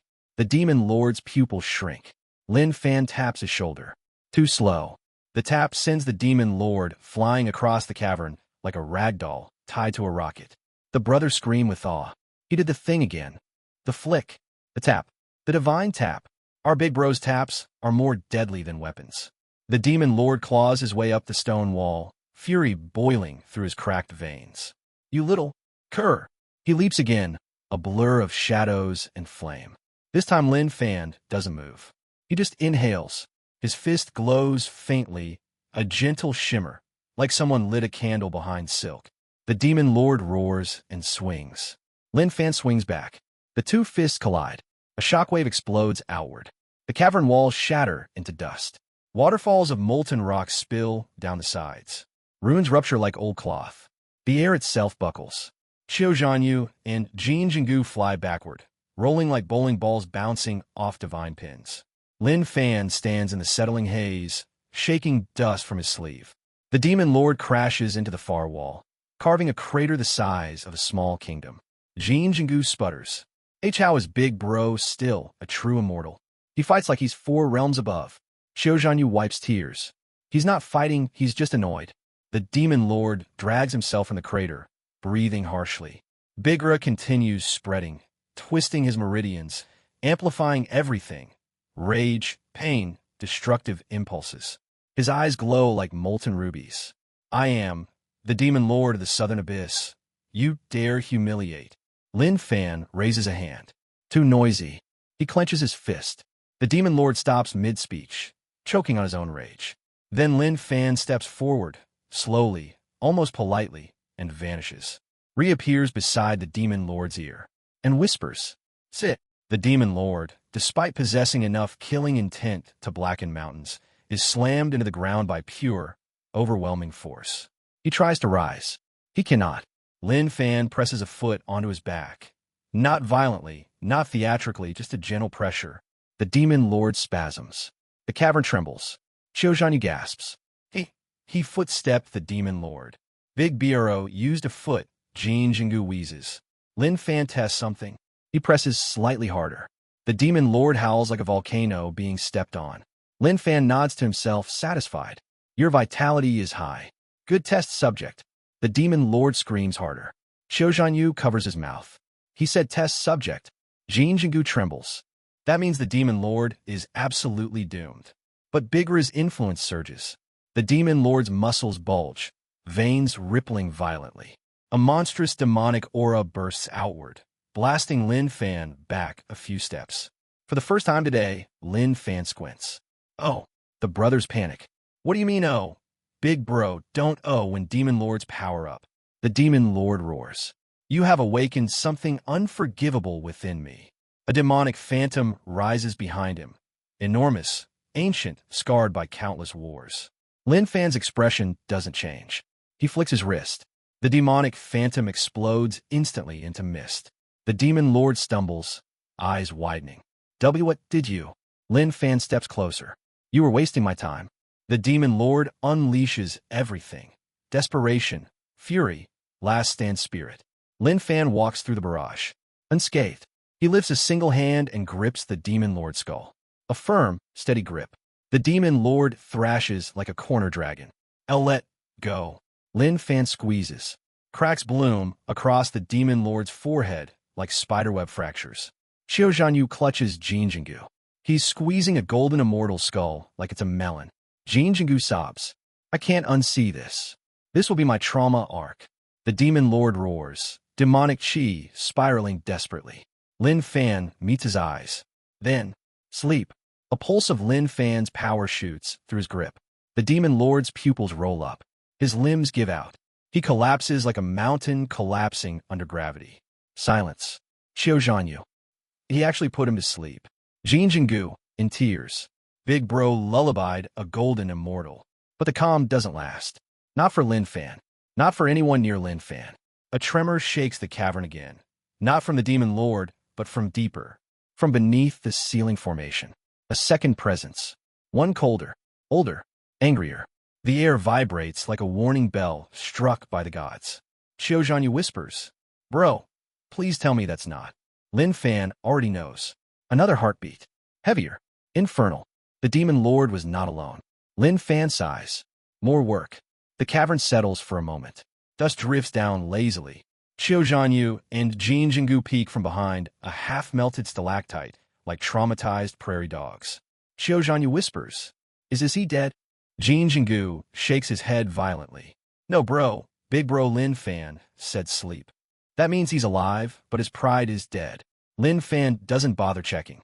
He already knows the demon lord isn't waking up anytime soon. But the cavern is not done. A slow pulse rises from below the ceiling formation. Boom, boom, boom. A heartbeat, but not a healthy one. A heartbeat that sounds like the Earth's ribcage cracking. Lin Fan turns slightly, eyes narrowing. Something is coming. Xiao Zhanyu and Jin Jinggu cling to each other. Bro, that heartbeat is too angry. That heartbeat has trauma. That heartbeat wants revenge. Then the formation cracks. A hairline fracture. Thin, barely visible, but glows fiery red, as if molten hatred is leaking through. Lin Fan steps forward. The brothers grab his legs immediately. Big bro, no, don't go near cracks. Cracks are bad. We learned that. Cracks mean troublesome bosses. Lin Fan flicks his leg once. The brothers slide 20 meters across the cavern like bowling pins. He approaches the formation. The pulse grows louder. Boom, boom, boom. A voice seeps through the seal. Not with words, but pressure. You dare touch my vessel. Jin Jinggu squeals. Vessel. That was the small one. Xiao Zhanyu cries. There are levels to this. Why are there levels? Lin Fan studies the crack. Not bad. The voice behind the seal snarls like a beast gnawing on chains. Release me, mortal, and you may live long enough to regret it. Lin Fan taps the crack with a single finger. The entire mountain groans. The cavern trembles. The seal flickers violently like a dying lantern. Xiao Zhanyu has a panic stroke. Big bro, don't tap reality. Stop tapping things. You break everything you tap. Jin Jinggu grabs him. Stop him, bro. Wait, we can't stop him. We're too weak. The crack widens. A sliver of red mist leaks out. Cold, violent, primordial. Lin Fan's expression remains neutral. You're weak. Everything inside the cavern stops. Even a heartbeat hesitates. Even the red mist shivers. Xiao Zhanyu and Jin Jinggu stiffen like corpses. Bro, he just called a mystery elder god weak. Why? Why does he say these things? The voice behind the seal lowers into a deep, murderous growl. Weak. Lin Fan stands with one hand behind his back. Yes, noisy too. Xiao Zhanyu faints on the spot. The pulsating heartbeat goes berserk. Boom, boom, boom. Massive cracks run across the ceiling formation like shattered ice. Jin Jinggu waves his arms frantically. Big bro, you made it angry. Of course you made it angry. Everything gets angry around you. A massive demonic arm made of smoke and blood slams against the inside of the seal. Ba-am. The cavern collapses further. Chunks of ceiling fall. The air turns suffocating. Lin Fan shifts only enough to dodge a falling boulder the size of a house. Jin Jinggu and Xiao Zhanyu scramble like ants in a hurricane. The voice roars again. Release me, and I will devour you last. Lin Fan walks closer. So talkative. Another explosion. The demonic arm bursts out another few inches, clawing at the stones. Its presence alone crushes the brothers into the floor. Xiao Zhanyu cries. Big bro Lin Fan, we are going to die. Please don't antagonize it anymore. Jin Jinggu balls. I haven't even dated anyone yet. Please. Lin Fan raises his hand again. The demonic arm freezes. Like time hiccuped. He touches the smoky limb. A simple touch. The demonic arm evaporates into red dust. The seal stabilizes slightly. Only slightly. The entity behind it roars in pain and disbelief. You? What did you do? Lin Fan answers plainly. You're weaker than the other one. Xiao Zhanyu screams. That was the most unnecessary insult ever. Stop taunting cursed beings. Jin Jinggu sobs. Big bro is speedrunning our funeral. The sealed entity trembles with rage. The crack grows larger. Red light seeps through. A monstrous eye pushes against the fissure, trying to force itself through. Lin Fan cracks his knuckles. The eye stares at him with ancient killing intent. He stares back like he's watching a sunset. Stay inside. He pushes 2 fingers against the crack. The entire cavern explodes with force. A shockwave sweeps through like a tidal wave of pure hatred. Stone pillars shatter. The seal's runes scream. The demon lord's unconscious body rolls 30 meters deeper into the darkness. But the crack slowly closes. Bit by bit, Lin Fan keeps pushing lightly. A casual pressure. Jin Jinggu watches in awe and horror. He's closing a seal with his fingers. Xiao Zhanyu trembles. That's not how seals work. Not even formation masters do that. Lin Fan narrows his eyes. Stay. The entity behind the seal howls like a beast swallowed by its own rage. The crack seals completely. Shlom. Silence falls. No more heartbeat. No more demonic pressure. Nothing. The entire earth seems to exhale. Xiao Zhanyu and Jin Jinggu lie on the ground, sprawled like two abandoned tea bags. Lin Fan dusts off his fingers. Annoying. Then turns away. The brothers struggle to their feet. Big bro, you sealed that thing. You sealed it with words. And fingers. And spite. Lin Fan shrugs. It was weak. They stare at him like he's the final boss of their emotional well-being. But they're not even allowed to breathe yet. Because the sleeping demon lord suddenly twitches. He jolts upright. His eyes glow with maddened power.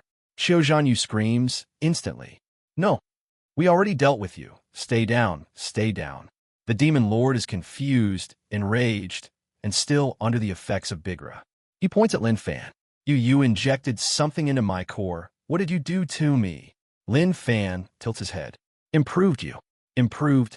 This isn't improvement. This is torture. This is... He freezes. His body convulses. Bigra blooms violently through him again. He collapses, twitching. Xiao Zhanyu whispers. He's having another Bigra attack. Jin Jinggu nods. He's helpless again. Lin Fan steps on the demon lord's back. Stay down. The demon lord slams into the floor so hard the ground cracks like a spiderweb. He tries to lift his head. Fails. Groans. Fails harder. Lin Fan walks away. Well, he brushes dust from his hands. Let's go. The demon lord screeches behind him in pure emotional damage. Don't walk away from me. Xiao Zhanyu pats him sympathetically. Sorry, bro. Once big bro Lin Fan loses interest, you're done.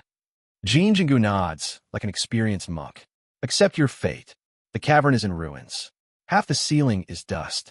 The stone walls look like they've been chewed on by gods with dental problems. Xiao Zhanyu and Jin Jinggu lie face down, arms splayed dramatically like they died in a play no one asked them to perform. Lin Fan steps over a crater casually. The demon lord lies twitching behind him, gritting his teeth as violent Bigra waves keep slapping him internally like emotional tsunamis. Xiao Zhanyu lifts his head weakly. Be big bro, where are we going now? Lin Fan keeps walking toward the deeper tunnel, completely ignoring the collapsed golden immortal behind them. To see what else is here. Jin Jinggu screams into the dirt. Why do we have to see what else is here? Can we not? Can we please not? The demon lord tries to lift his head. You will not ignore me. Lin Fan glances back. Stay. The demon lord collapses instantly. Xiao Zhanyu bows toward Lin Fan. That word is a divine art. I swear. Jin Jinggu nods frantically. Words shouldn't have that much power. Big bro's vocabulary is OP. The group proceeds deeper. The tunnels grow narrower, veins of red light pulsing along the walls like the cavern is alive and mildly upset. Jin Jinggu hugs Xiao Zhanyu's arm. Bro, this is how horror stories start. Xiao Zhanyu nods. This is how most of our days start. They round a corner and freeze. A massive stone altar sits ahead, carved with runes that leak demonic essence like bad plumbing. In the center lies a cocoon of red crystal, faintly glowing. Jin Jinggu whispers, Please tell me that is not what I think it is. Xiao Zhanyu gulps audibly. I think it's another demon lord. Lin Fan steps closer. The cocoon hums.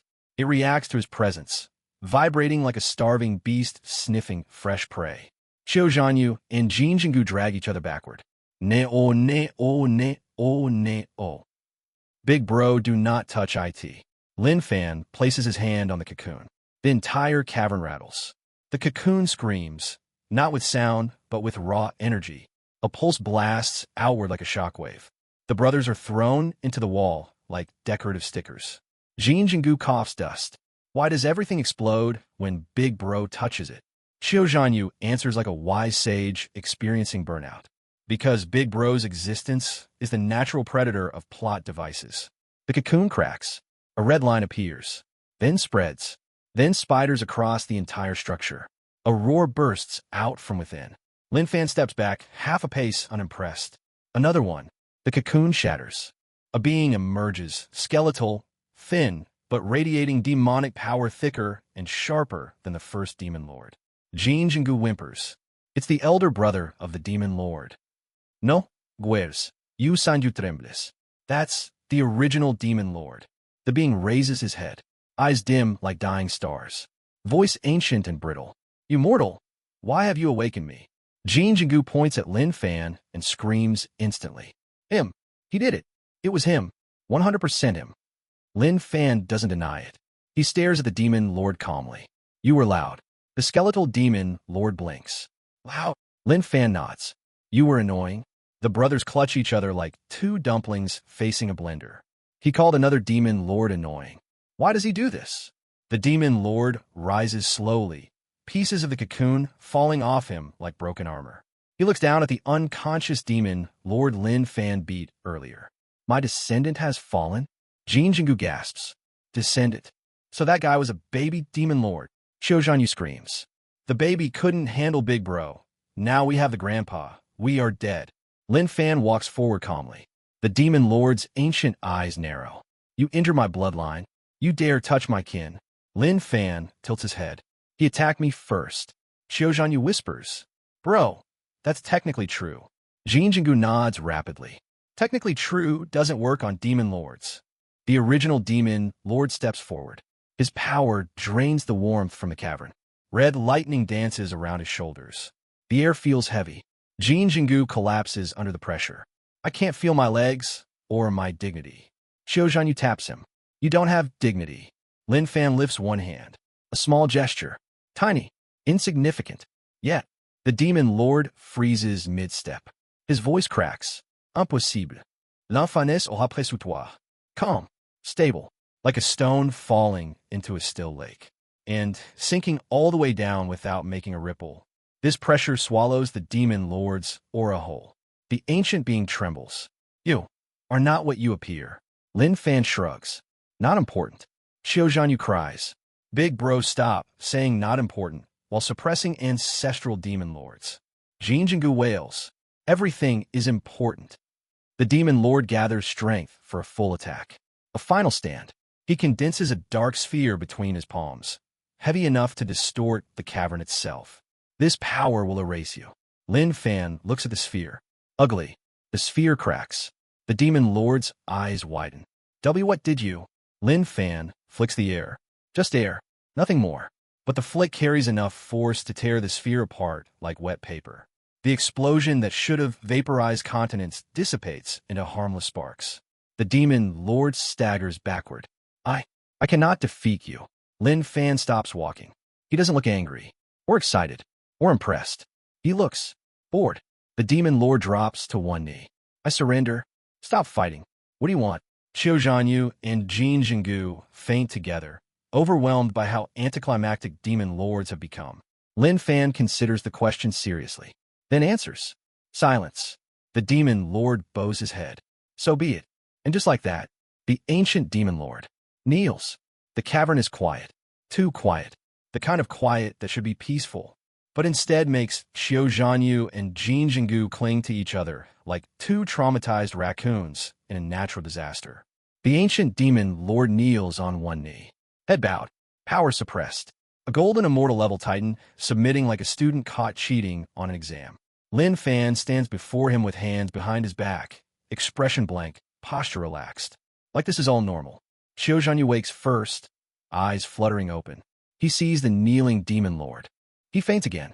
Jin Jingu wakes next, sees the same sight, and grabs his brother. Bro, wake up. He really knelt. Bro, wake up. Xiao Zhanyu jolts awake. Sorry, I fainted, wait. Is he still kneeling? Jin Jingu nods violently. Yes, he is. He's kneeling like he owes US rent. Xiao Zhanyu grips his head in emotional agony. How does Big Bro do this to powerful people? Why does everyone kneel? Is he the main god of kneeling? Lin Fan ignores them. He stares at the demon lord calmly. You said you surrender. The demon lord bows deeper. Yes, I acknowledge your superiority. Jin Jingu trembles. He's using respectful language, a demon lord. Xiao Zhanyu whispers. He's speaking like Big Bro is his father. The demon lord tries to lift his head, but Lin Fan's aura forces him down again. Stay. The demon lord slams back into kneeling position like gravity increased tenfold. Xiao Zhanyu collapses. He used the word again. The word of control. Jin Jingu sobs quietly. That word is stronger than immortal techniques. The demon lord grits his teeth. What do you want, mortal? Lin Fan thinks. The brothers grip each other. Oh no. Oh no. When Big Bro thinks someone dies. Oh gods, we're in the danger zone. Lin Fan says one word. Information. The demon lord blinks. Oh, that's easy. Xiao Zhanyu falls over again. How is that easy for a demon lord? Why does everyone happily help Big Bro? Jin Jingu nods. He asked nicely. Well, technically he didn't, but his face asked. The demon lord gestures to the broken ground. These seals, they bind ancient creatures beneath. My descendant was one. I was another. Jin Jingu gasps. There are more. Xiao Zhanyu screams into the air. No, please, no more. Lin Fan looks unimpressed. How many? The demon lord hesitates. 6 in total. Silence. Complete silence. Until Xiao Zhanyu screeches. 6? Why 6? Why is there always more? Why is this place a demon lord nest? Jin Jingu collapses, stomach first into the dirt. I want to go home. I don't even like adventure. Lin Fan nods calmly. 6 isn't bad. The brothers slam their heads into the ground. Not bad for who? Who is this not bad for? Lin Fan's calm gaze turns toward the darkness beyond the altar. He walks. Of course he walks. He walks deeper into the cavern like a man searching for a supermarket aisle. Xiao Zhanyu grabs onto his coat. Big Bro, please. Can we not go find the other 5? We can leave. We can leave forever. Lin Fan keeps walking. Jin Jingu drags his brother away from the back of Lin Fan's coat. Bro, don't grab Big Bro when he's in exploration mode. We'll die faster. The demon lord watches them with a mixture of awe and confusion. You truly intend to continue deeper? Lin Fan nods. Obviously. The demon lord hesitates, then speaks hesitantly. I can accompany you. Xiao Zhanyu and Jin Jingu scream in unison. He's joining us. No. We can't handle another high-level member. We're a trouble squad, not a demon legion. The demon lord clears his throat, embarrassed. I owe you my life, and my descendant's life, and apparently my dignity. Jin Jingu leans toward Xiao Zhanyu whispering. He has no idea Big Bro caused all his problems. Xiao Zhanyu whispers back. Let's not tell him. Ever. The demon lord stands fully, towering, enormous aura, overwhelming, but somehow holding himself back like a giant, trying not to crush the floor. He bows. I will follow from behind. Lin Fan shrugs. Do as you want. The demon lord's legs nearly buckle again. A golden immortal shivers from the permission. The brothers cry internally. He says it so casually like adding a milk tea order. They continue walking deeper. The air gets colder, darker. Xiao Zhanyu whispers. Bro, why are evil tunnels always cold? Why can't they be warm? Why can't demon lords use heating? Jin Jingu nods. Right? My toes are freezing. I miss sunlight. Suddenly, a second pulse of power erupts. From the right wall, from a sealed chamber, a runic gate hums violently, reacting to Lin Fan's aura. Xiao Zhanyu chokes. No. No, no, no. Another one. Another one. The demon lord steps forward, face grim. That is the second ancestor of our line. Jin Jingu begins to cry. Another ancestor? Why are there so many? Was this a family reunion cave? The demon lord adds. He is stronger than me. Xiao Zhanyu screams. Stronger? Stronger? Then who was the first one for a warm-up? Lin Fan touches the sealed gate lightly. It vibrates. The seal trembles. The demon lord panics. Don't tap the gate. The seal will. Lin Fan taps again. The seal explodes like shattering glass. Xiao Zhanyu faints immediately. Jin Jingu yanks him back up. Bro, get up. This is no time to die. From within the chamber, a colossal demonic figure slowly rises. Horns like mountains, eyes like molten moons, a body covered in chains forged from extinct metals. He steps out, his aura so heavy the entire cavern lowers in temperature by a full season. The demon lord, the one they tamed earlier, drops to one knee. Ancestor. The new demon lord's voice is deep enough to rattle bones. Who released me? Lin Fan raises 2 fingers. I did. Xiao Zhanyu covers his eyes. Why would you say IT? You could have blamed US. The ancestor demon lord stares down at Lin Fan. You mortal, released me? Yes. The ancestor demon lord narrows his eyes. Why? Lin Fan shrugs. You were trapped. The cavern freezes. All demonic chi pauses midair. Even the unconscious demon lord behind them twitches in confusion. The ancestor demon lord slowly, ever so slowly, raises a hand and drops to one knee. I owe you a debt. Xiao Zhanyu screams himself into a spiral. It happen again. Why do they all kneel? Why? Jin Jingu weeps openly. I can't go back to a normal life. I'll never be able to look at a regular cultivator again. Lin Fan stands expressionless. Get up. The ancestor demon lord rises obediently. Lin Fan turns. Follow. Without hesitation. Yes. Jin Jingu trembles. We have 2 demon lords following us now. Xiao Zhanyu grips his hair. We are a traveling demon lord guild. What are we? What has our life become?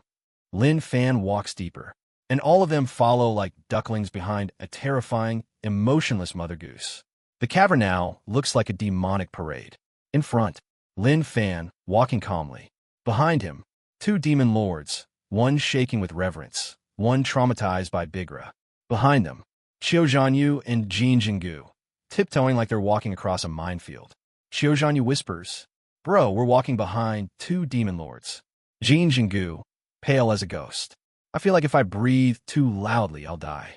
The demon lord ancestor glances down at them. They both freeze like statues. The demon lord ancestor bows slightly toward Lin Fan.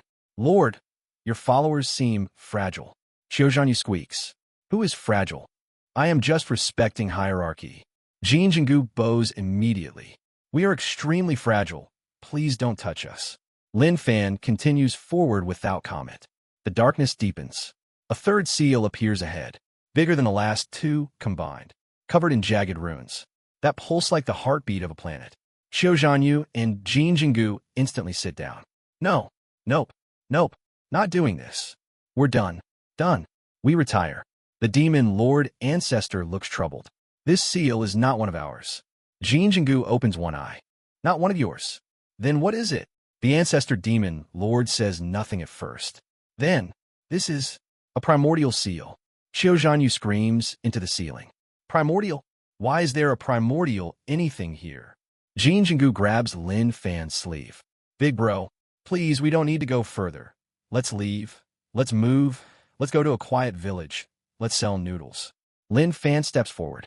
Jin Jingu dies inside. The demon lord ancestor calls out. Lord, I must warn you. Whatever is behind this seal is not a demon. Not a mortal. Not something that kneels. Lin Fan places his hand on the seal. The seal trembles violently. Cavern walls vibrate. Runes flare. A roar echoes. Ancient, growing, waking. Like a giant being dragged back to life after eons of forced sleep. Xiao Zhanyu curls into a ball. This is it. This is the end. Goodbye, world.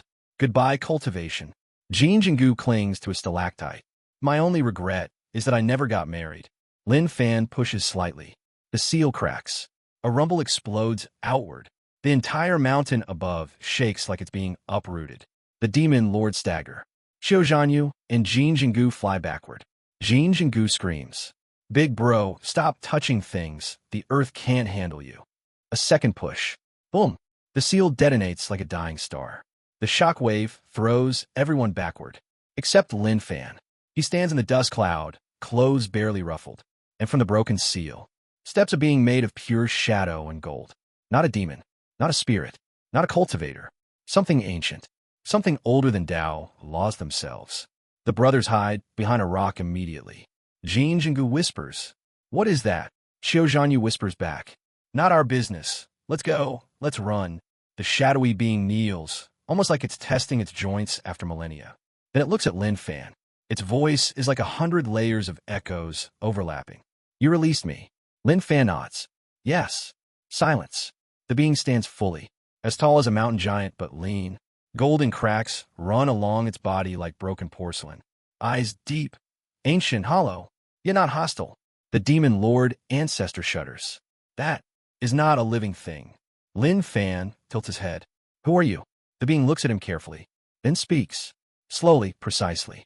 I am a warden. Xiao Zhanyu squeaks. A what? Jin Jingu whispers. What's a warden? Is it like a jailer? Please don't say it's a jailer. The demon lord ancestor answers quietly.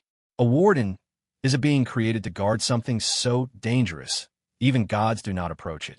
Jin Jingu dies a little inside. Why do we keep meeting final boss characters? Lin Fan folds his arms. What were you guarding? The warden points into the deepest darkness of the cave. The abyss core. Xiao Zhanyu shakes like a leaf. Abyss core? Jin Jingu begins crying openly. Why is there an abyss core here? This is like finding a dragon nest in a kitchen. The warden continues. Now that I am free, the core has lost its final seal. Everyone freezes. The demon lords turn pale, well, paler. The ground trembles. The air vibrates. Something begins waking, deep within the cave. Something massive. Something wrong. The warden looks at Lin Fan. You released me. Thus, you are now the bearer of responsibility. Xiao Zhanyu. No, big bro, don't accept. Jin Jingu. Please say no, please say no, please say no. Lin Fan nods calmly. Phoenix. Both brothers fall to the ground screaming. Why does he agree to everything? Stop saying yes to ancient cosmic contracts. The warden bows deeply.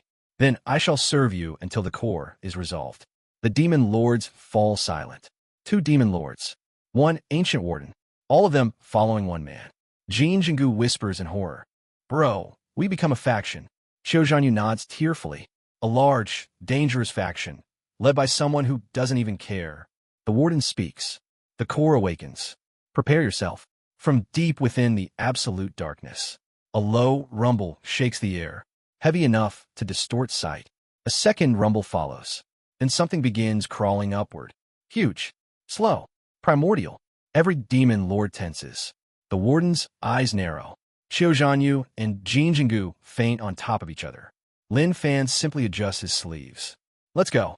The air trembles like an old man coughing up secrets. The sky sways between gold and rose, a sign the higher realms have problems they haven't admitted yet.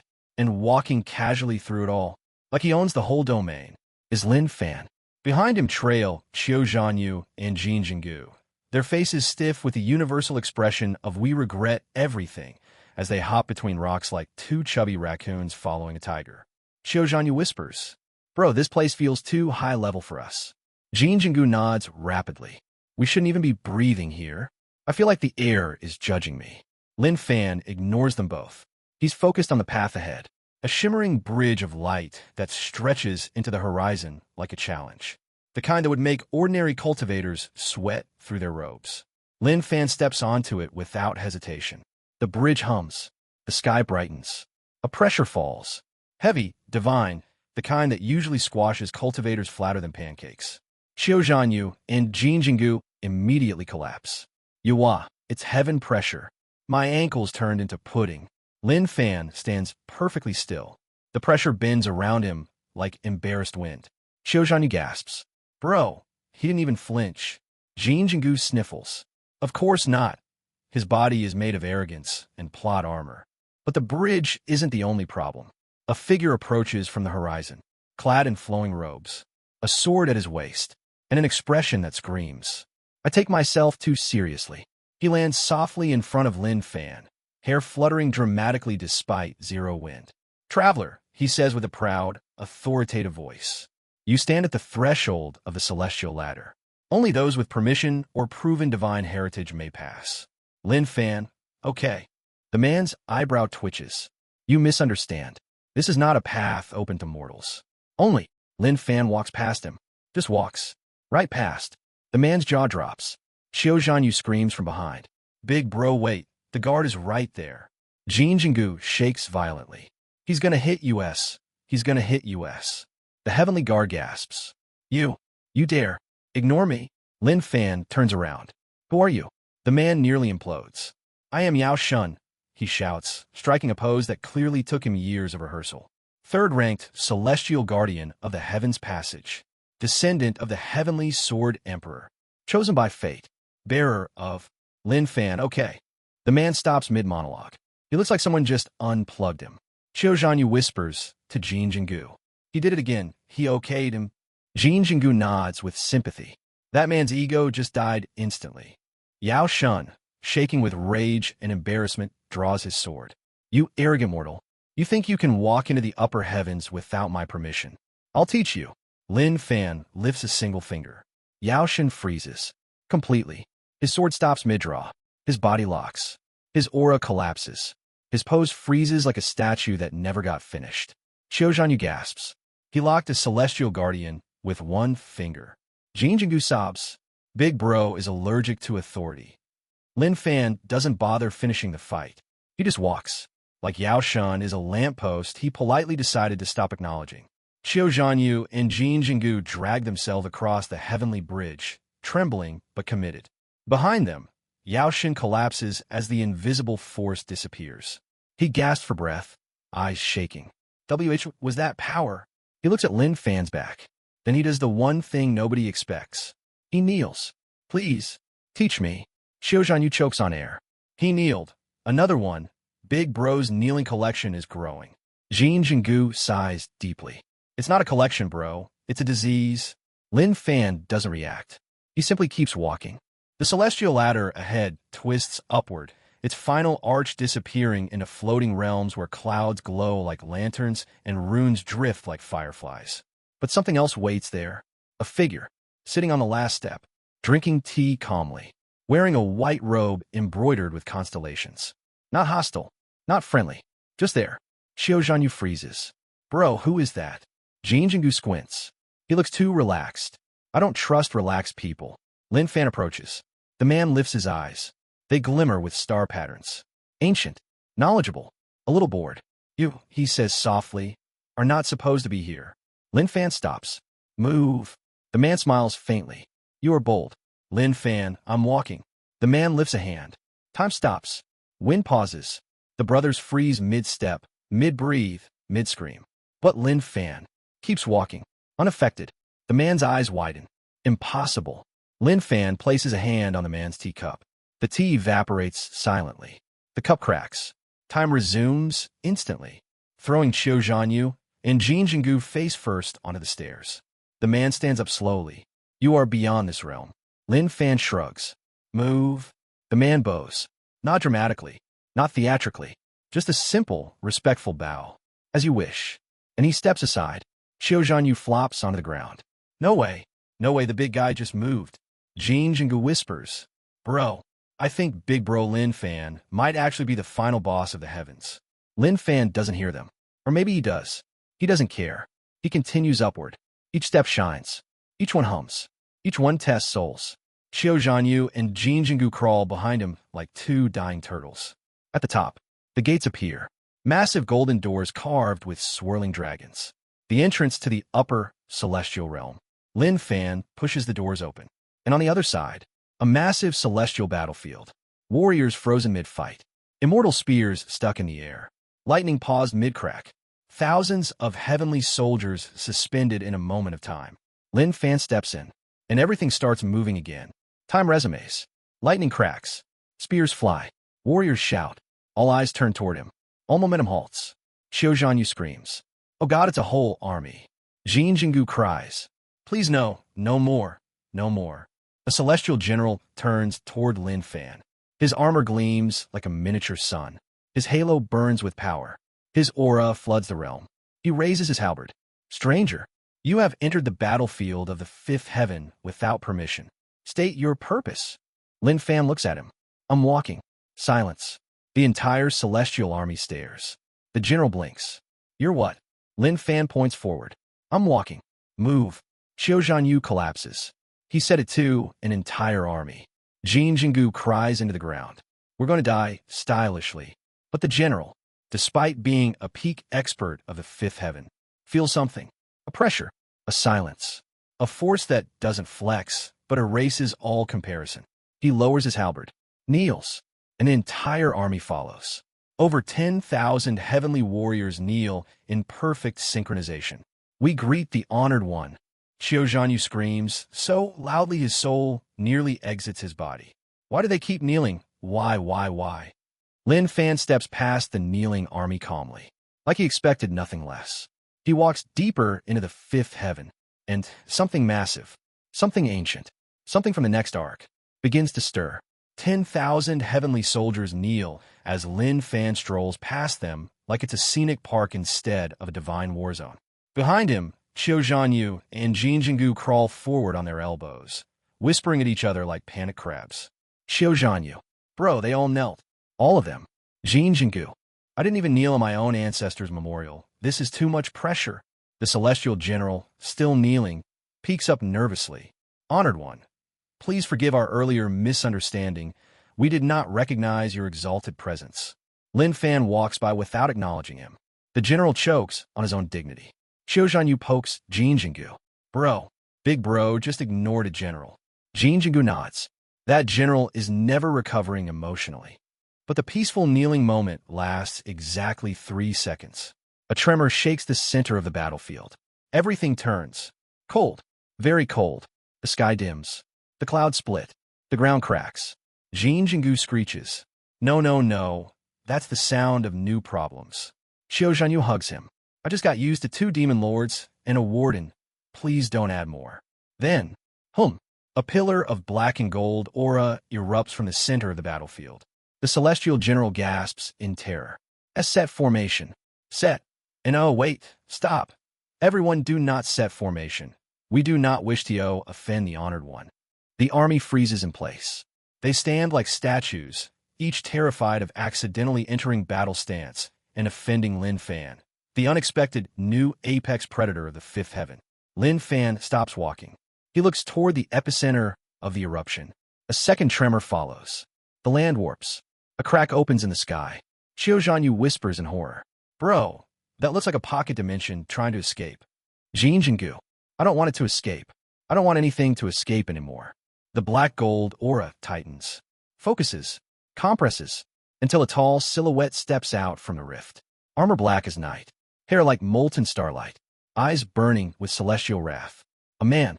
No, an existence. He floats inches above the ground, boots untouched by reality, gaze sweeping across the frozen battlefield. Everyone trembles. Everyone except Lin Fan. Xiao Zhanyu whispers. Bro, Biero, that guy. He feels dangerous. Jin Jingu nods violently. I feel like he could use me as a toothpick. The celestial general finally stands, legs wobbling. He cups his fists respectfully. Lord, 5th Heavenly Battle Commander greets the Celestial Emperor's avatar. Xiao Zhanyu and Jin Jingu's souls nearly leave their bodies. The what? Who, what, why? Lin Fan doesn't react. He just looks at the newcomer. The avatar ignores everyone else. His gaze locks on a Lin Fan instantly. He floats toward him, the entire battlefield trembling under each step. Stranger, he says, voice echoing like thunder wrapped in silk.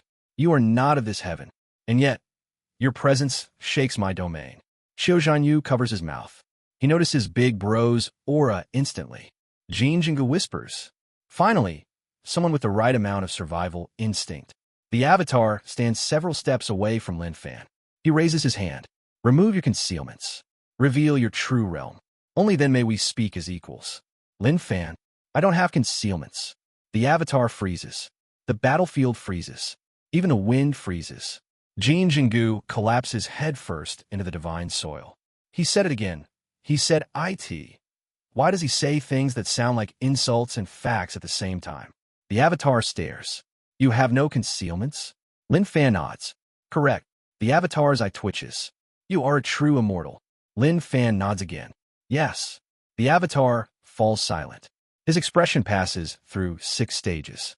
Confusion, calculation, denial, fear, existential crisis, resignation. He breathes out slowly. Impossible. Lin Fan tilts his head. Move. The avatar nearly faints. Move. Xiao Zhanyu screams. Big Bro, stop telling heavenly avatars to move. You're going to get US imprisoned. But then, something stranger happens. The avatar steps aside, just like the celestial general, just like the battle guardian before him, just like every high-ranking being keeps doing. He steps aside and bows. My apologies. I have misjudged you. Xiao Zhanyu's jaw drops. Ow, who, why? Who does Big Bro think he is? Jin Jingu taps him, the man who makes everyone move. But the avatar isn't finished. He raises his hand, and the entire celestial battlefield collapses into light. Xiao Zhanyu screams. We're dying. We're dying. This is death. Jin Jingu sobs. I didn't even get married again. Lin Fan remains still as the world around them dissolves and reforms. They now stand in a massive celestial palace floating above the clouds. Pillars as tall as mountains. Golden rivers flowing through the air. Statues of ancient emperors burning with divine light. Xiao Zhanyu collapses. Too high level, too many upgrades. The Avatar stands before Lin Fan again. I have transported us to the Celestial Court.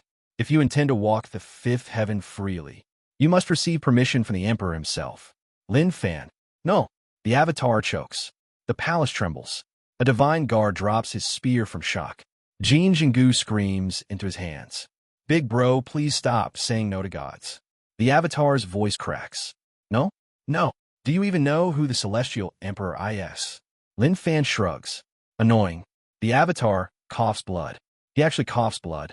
Xiao Zhanyu collapses from second-hand embarrassment. Jin Jingu fans the Avatar. Please don't die, sir. Big bro didn't mean to emotionally destroy you. Maybe, probably, no guarantees. The Avatar wipes his mouth. You truly have no fear. Lin Fan. Walk. The Avatar's eyes widen. You want to meet the Emperor by walking straight in? Lin Fan nods. Yes. The Avatar looks torn between laughing and crying. Very well. But do not blame me when the Emperor... A voice interrupts him. A low, ancient voice. A voice so heavy that the entire palace vibrates. Let him come. Xiao Zhanyu shrieks. Who said that? Who? Jin Jingu clings to his brother. It's the Emperor. The Celestial Emperor. Oh no. The Avatar turns pale.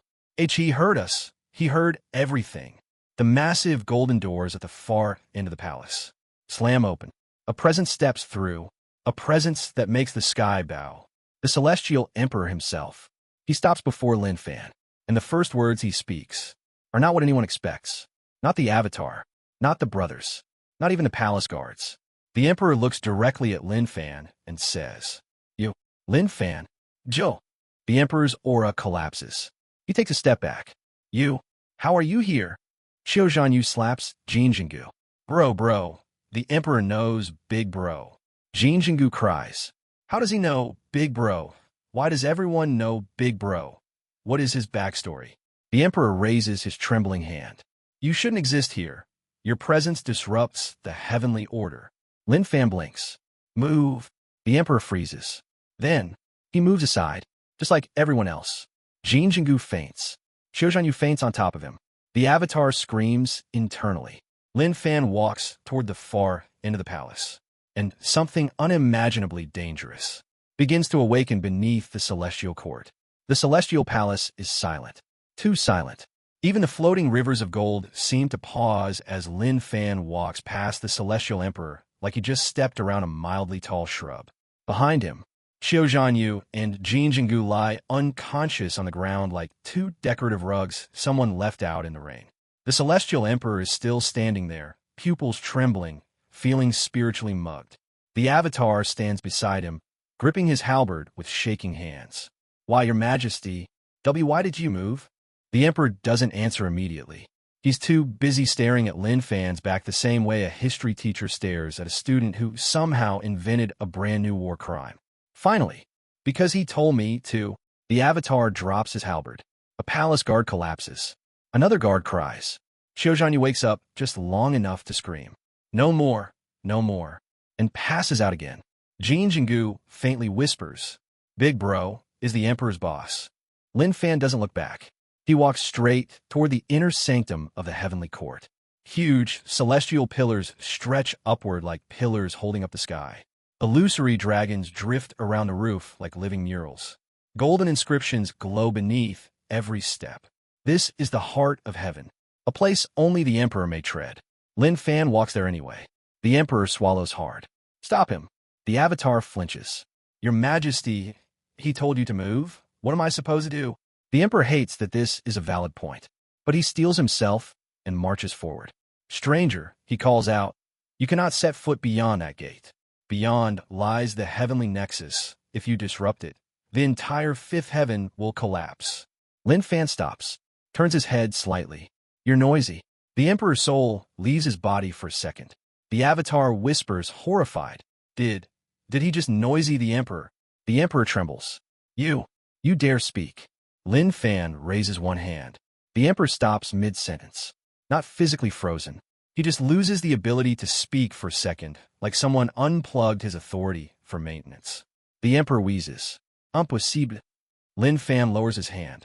Don't block the path. The Emperor instinctively sidesteps. Then he realizes what he did. and face bombs so hard the palace trembles. But before he can regain dignity, a pulse erupts beneath the palace. Deep, old, hostile. The golden floor cracks. The rivers of light ripple violently. A roar echoes from the depths. Not the roar of a beast, but the roar of a concept. Xiao Zhanyu and Jin Jingu jolt awake instantly. What was that? What was that? I swear, if it's another primordial anything, I'm quitting adventure life. The Emperor turns pale. No, no, no, no. The Nexus. It's destabilizing. The Avatar looks at the Emperor. Your Majesty, you didn't even touch anything yet. The Emperor points a shaking finger at Lin Fan. It doesn't matter. His presence is an anomaly. His aura alone is rewriting the heavenly balance. Lin Fan frowns slightly.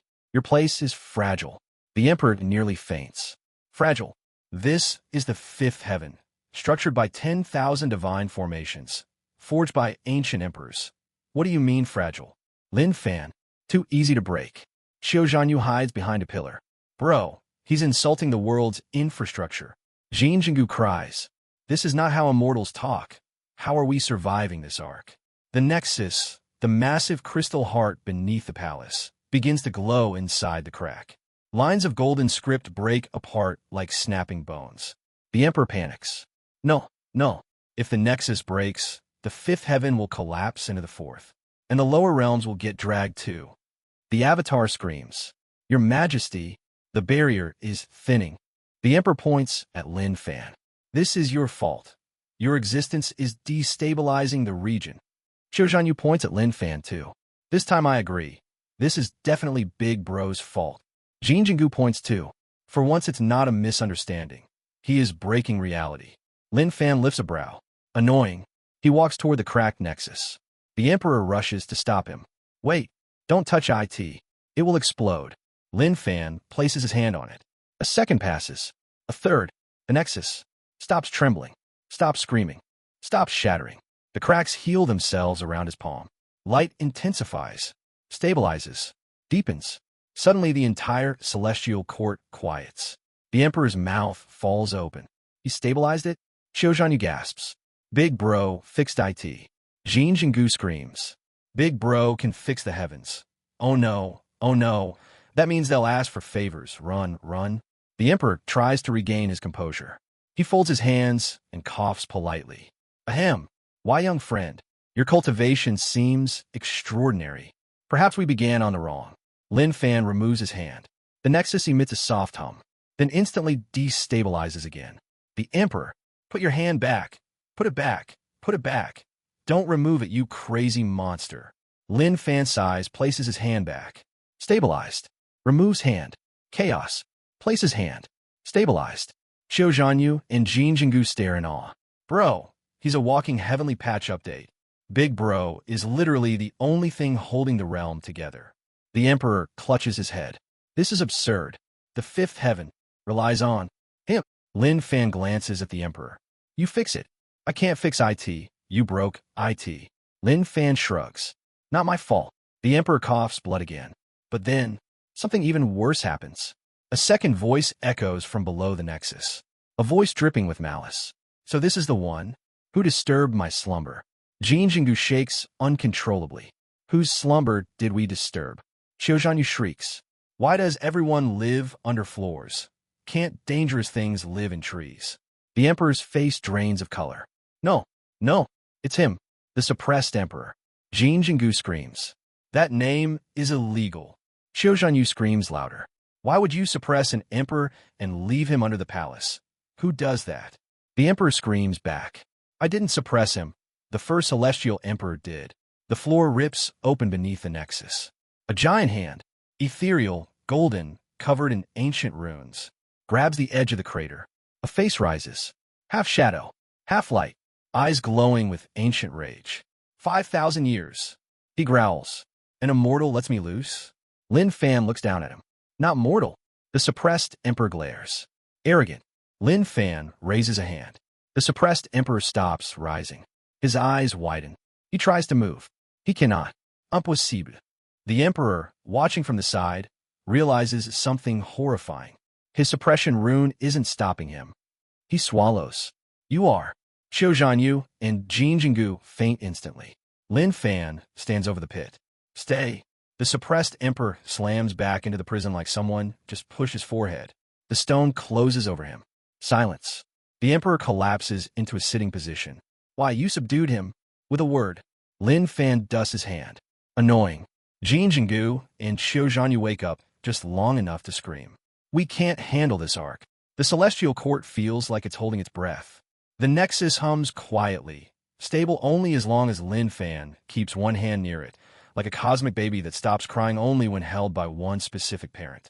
The celestial emperor sits cross-legged on the ground, looking like a man who just watched his entire resume get invalidated in under 10 minutes. The avatar stands beside him, eyes dead, soul hollow, hands shaking as if trying to clap for help. Behind them, Qiu Zhanyu and Jin Jingu lie upside down over a decorative golden railing, groaning like two overfed seals who just fell off a boat. Qiu Zhanyu. Bro. Big bro is too much. He suppressed an emperor. An emperor. Jin Jingu. My heart can't handle any more arcs. I need a medical pill. I need emotional therapy. I need my mom. But Lin Fan? He's looking at the crack in the floor as if it offended him spiritually. He waves his hand once. The crack seals itself. The nexus steadies. The entire celestial palace stops shaking. The emperor stands on unsteady legs. You fixed it. Lin Fan shrugs. Not difficult. The emperor's jaw drops, so hard he almost dislocates it. The heavenly nexus. The core of the entire fifth heaven. Not difficult, Qiu Zhanyu whispers. He says it like he's commenting on a pot of soup. Jin Jingu nods. I wish he'd look at me with even half the affection he shows to cosmic abnormalities. Lin Fan turns away from the nexus. Where's the exit? The emperor chokes. Exit. After all this, you want to leave? Lin Fan. I finished walking. The avatar falls to his knees. He walks through heaven like a tourist. But the emperor grabs Lin Fan's shoulder fearfully. Wait. Now that you've stabilized the nexus, you must receive compensation. Qiu Zhanyu gasps. Big bro gets paid. Jin Jingu eyes sparkle.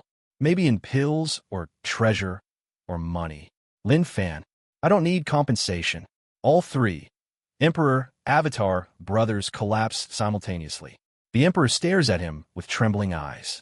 You fixed the fifth heaven's core stability, single-handedly suppressed a sealed Emperor, walked into the celestial court without being burned alive, and you don't want anything. Lin Fan shrugs again. Not important. Qiu Zhanyu clutches Jin Jingu. He said the keyword. Not important. That means this place is doomed. Jin Jingu nods rapidly. When Big Bro says not important, something explodes, as if on cue. Boom. The entire palace shakes violently. The Emperor screams. What now? What now? Nothing should be moving. He fixed everything. The Avatar yells. It's coming from the northern sky. A crack appears in the heavens. Not in the palace. Not on the floor. In the actual sky. A thin white line splits the golden firmament. Then widens. Then tears. Light pours through like floodwater. Qiu Zhanyu screams. The sky is breaking. The sky is breaking. Bro, we are all dead. Jin Jingu sobs. This is why I told you we should have sold noodles. The Emperor's face goes pale. This is impossible. A shadow begins descending through the crack. Massive. Dark. Impossible to describe. The Avatar collapses to one knee. That is an ancient heavenly beast, but they were all sealed beyond the ninth heaven. Qiu Zhanyu trembles. Why does every seal break around Big Bro? What is his relationship with seals? Why does he hate them? The creature steps through the crack. For wings. 6 eyes. A swirling mass of golden mist instead of body. A roar that vibrates souls. The Emperor stumbles backward. That beast's roar could erase an entire heaven. It suppresses even me. I cannot stop it. Lin Fan steps forward. The beast freezes mid-roar. All 6 eyes lock onto him. Qiu Zhanyu whispers. Oh no, it noticed Big Bro. Jin Jingu whispers back. No, Big Bro noticed IT first. The beast is doomed. The Emperor clamps a hand over his mouth. Don't provoke it. This creature only obeys the original Celestial Emperor. It won't listen to. Lin Fan raises his hand. Sit. The palace trembles. The beast's massive form vibrates. Its wings twitch wildly. Its eyes roll upward. And with a cosmic WHUD, the ancient heavenly beast collapses onto its belly. Obedient. Silent. Submissive. Xiao Zhanyu's scream cracks through the sky. He made a primordial heavenly beast sit. He's a pet trainer, a cosmic pet trainer. Jin Jingu starts crying uncontrollably. Big bro, please stop making everything kneel or sit. The heavens are running out of positions.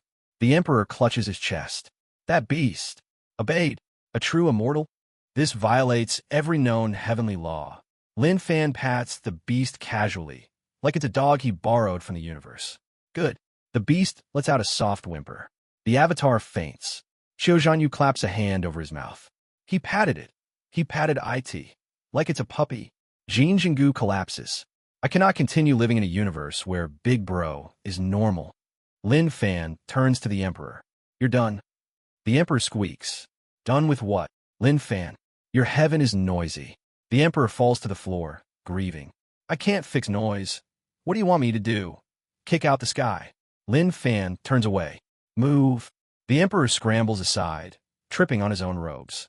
Lin Fan walks toward the northern exit of the palace, and the sky crack, the beast, and even the nexus grows silent behind him. Too silent, because something else awakens beyond the cracked sky. A presence more ancient than the beast, more dangerous than the suppressed emperor, more ominous than the nexus. The emperor senses it too. He drops to his knees. No, not that. Anything but that. Why is he waking? Lin Fan glances upward, then says the sentence that makes every immortal present faint instantly. Let him come. The sky is ripped open like someone slashed reality with a cosmic shovel. The golden glow of the fifth heaven flickers, dims, and trembles. Even the ancient heavenly beast that Lin Fan made sit obediently shudders in fear, curling its wings around itself like a terrified dog hiding from thunder. Xiao Zhanyu clings to Jin Jingu like a toddler clinging to a tree during a hurricane. Xiao Zhanyu. Bro, why did Big Bro say let him come? Who is coming? Jin Jingu shakes violently. I don't know, and I don't want to know. When has anything good ever come after he says that? The celestial emperor crawls backward across the floor, robes tangled, crown crooked, dignity gone. No. If he comes, the fifth heaven won't survive. Not even I can stop him. Not even the first emperor could stop him. Lin Fan looks at him calmly. You're noisy. The emperor's soul leaves for 5 seconds, but it returns just in time to witness the impossible. From the crack in the sky, a hand emerges. A massive, skeletal hand made of condensed divine force. Its fingers are wrapped in chains of eternal metal. Each movement erases the air itself. Xiao Zhanyu screams. Why does everything have chains? Stop putting chains on cosmic things. Jin Jingu cries. He has an evil hand. We don't need any more hands. We're over the limit. The emperor whispers, voice trembling like wet leaves. That is the heavenly calamity, sovereign. Silence. Even the air kneels. The avatar, still barely conscious, whispers with a trembling soul. The calamity, sovereign. The being that nearly wiped out the heavens in the first era. The one sealed by the combined force of 7 emperors. The one who, Lin Fan, too loud. The avatar collapses instantly, fainting again. The rip in the sky widens. A face appears, formed from blinding white light. Eyes blacker than void, mouth sealed shut by golden chains. His presence alone distorts time. A single hum from him sends everyone except Lin Fan crashing into the floor. Even the ancient heavenly beast slams its head down, whining. The calamity, sovereign, spreads his fingers. The fifth heaven fractures like shattered porcelain. Xiao Zhanyu and Jin Jingu scream together. Big Bro, please fix it. Please stop making new bosses appear. We're out of energy. We're out of courage. The calamity sovereign's voice echoes through the heavens. At last, a worthy one. The emperor stares at Lin Fan. He's talking about you. Why is he talking about you? Lin Fan steps forward. Who are you? The sovereign laughs. The sky dies around them. Who am I? I'm the end of everything. And you are the one who woke me. Lin Fan, I didn't wake you. The sovereign pauses. You didn't? Lin Fan shakes his head. I just walked. The calamity sovereign stares. The emperor screams into his hands. Why would you say that? Why? Why? You're provoking a primordial extinction being. The sovereign opens his 6 eyes. I should kill you. Lin Fan tilts his head. Try. Every being in the fifth heaven collectively dies inside. Qiu Zhanyu shakes Jin Jingu furiously. He said try. He said try. Why does he like triggering cosmic entities? Jin Jingu sobs. I don't want to try anything. I want to go home. The sovereign raises a hand. Reality bends. Space tears. A beam of annihilation shoots downward. Bright enough to erase continents. Dense enough to crush the Tao. Heavy enough to pulverize stars. The Emperor yells. The fifth heaven will be destroyed. Lin Fan lifts a finger. One finger. He touches the beam. The beam stops. The heavens freeze. The sovereign's eyes widen. What? Lin Fan pushes the beam aside, casually. The Emperor collapses in shock. Qiu Zhanyu screams. He deflected annihilation like it was a bug. Jin Jingu sobs. He just swatted a cosmic attack, like a mosquito. The Calamity Sovereign suddenly appears directly in front of Lin Fan. No movement. No transition. Just appears. Who? What? Are you? Lin Fan. Walking. The Sovereign recoils like someone slapped his soul. Qiu Zhanyu whispers. That's not an answer. But somehow it is. Jin Jingu nods. Big Bro has evolved beyond explanations. He's in his cosmic shrug phase. The Sovereign raises both hands now, chains rattling. You dare belittle me. I will. Lin Fan steps forward. The Sovereign's mouth shuts instantly. Just shuts, like an adult telling a child to be quiet with an eyebrow. The Emperor collapses again. He silenced the Calamity Sovereign with walking powers. This is illegal. This violates every law of the heavens. Lin Fan looks up. You're in my way. The Sovereign trembles. He actually trembles. Your way? Lin Fan nods. I'm walking. The Sovereign hesitates. His aura flickers. His chains vibrate. And the strongest primordial sealed being in the fifth heaven moves aside. Moves. Aside. Qiu Zhanyu faints like a puppet with cut strings. Jin Jingu falls backward with a scream. He made a calamity move. A real calamity. We're all going to be arrested. Lin Fan steps through the gap. The skylight shifts. The path beyond the crack is revealed. A radiant stairway of pure heavenly essence leading upward. Upward. Past the fifth heaven. Into realms no mortal should ever step into. The Emperor screams. Wait. Where are you going? Lin Fan. Walking. Qiu Zhanyu wakes up long enough to shout. Bro, stop walking. The upper heavens aren't ready for you. Lin Fan ignores everyone and steps up onto the stairway, heading toward the realm above heaven. The radiant stairway hums beneath Lin Fan's feet. Each step is made of pure heavenly essence, the kind of material that normally requires an entire sect to worship for 300 years before touching. Lin Fan steps on it like he's stepping on an escalator. Behind him, Qiu Zhanyu and Jin Jingu drag their exhausted bodies onto the first step. Qiu Zhanyu. Bro, I think my soul left my body back there. Jin Jingu. My soul left, came back, filed a complaint, and left again. Below them, the fifth heaven is in ruins. Not literally, the structures are still standing. But emotionally, spiritually, psychologically, everyone is destroyed. The Celestial Emperor sits on the palace steps, holding his head in both hands, whispering like a man stuck in a loop. He made the Calamity Sovereign move. He stabilized the Nexus. The Avatar lies on the ground face first, twitching. He's stronger than the narrative. Even the ancient heavenly beast sits in a corner like a scolded puppy, wings drooping. But Lin Fan? He continues climbing as if none of this concerns him. And to him, it doesn't. Halfway up the stairway, the air trembles. Clouds part. Light gathers at the top of the steps into a blinding sphere. Jin Jingu turns white. Bro, there's a ball of light. A talking ball of light is next. We're screwed. Qiu Zhanyu clings to him. What if it's the creator of the heavens? What if it's the source of all laws? What if it's someone who finally slaps Big Bro? The sphere pulses once. A voice echoes, deep, vast, sounding like 10,000 bells chiming at once. Stop. Lin Fan stops walking, only because he feels like it. The sphere continues.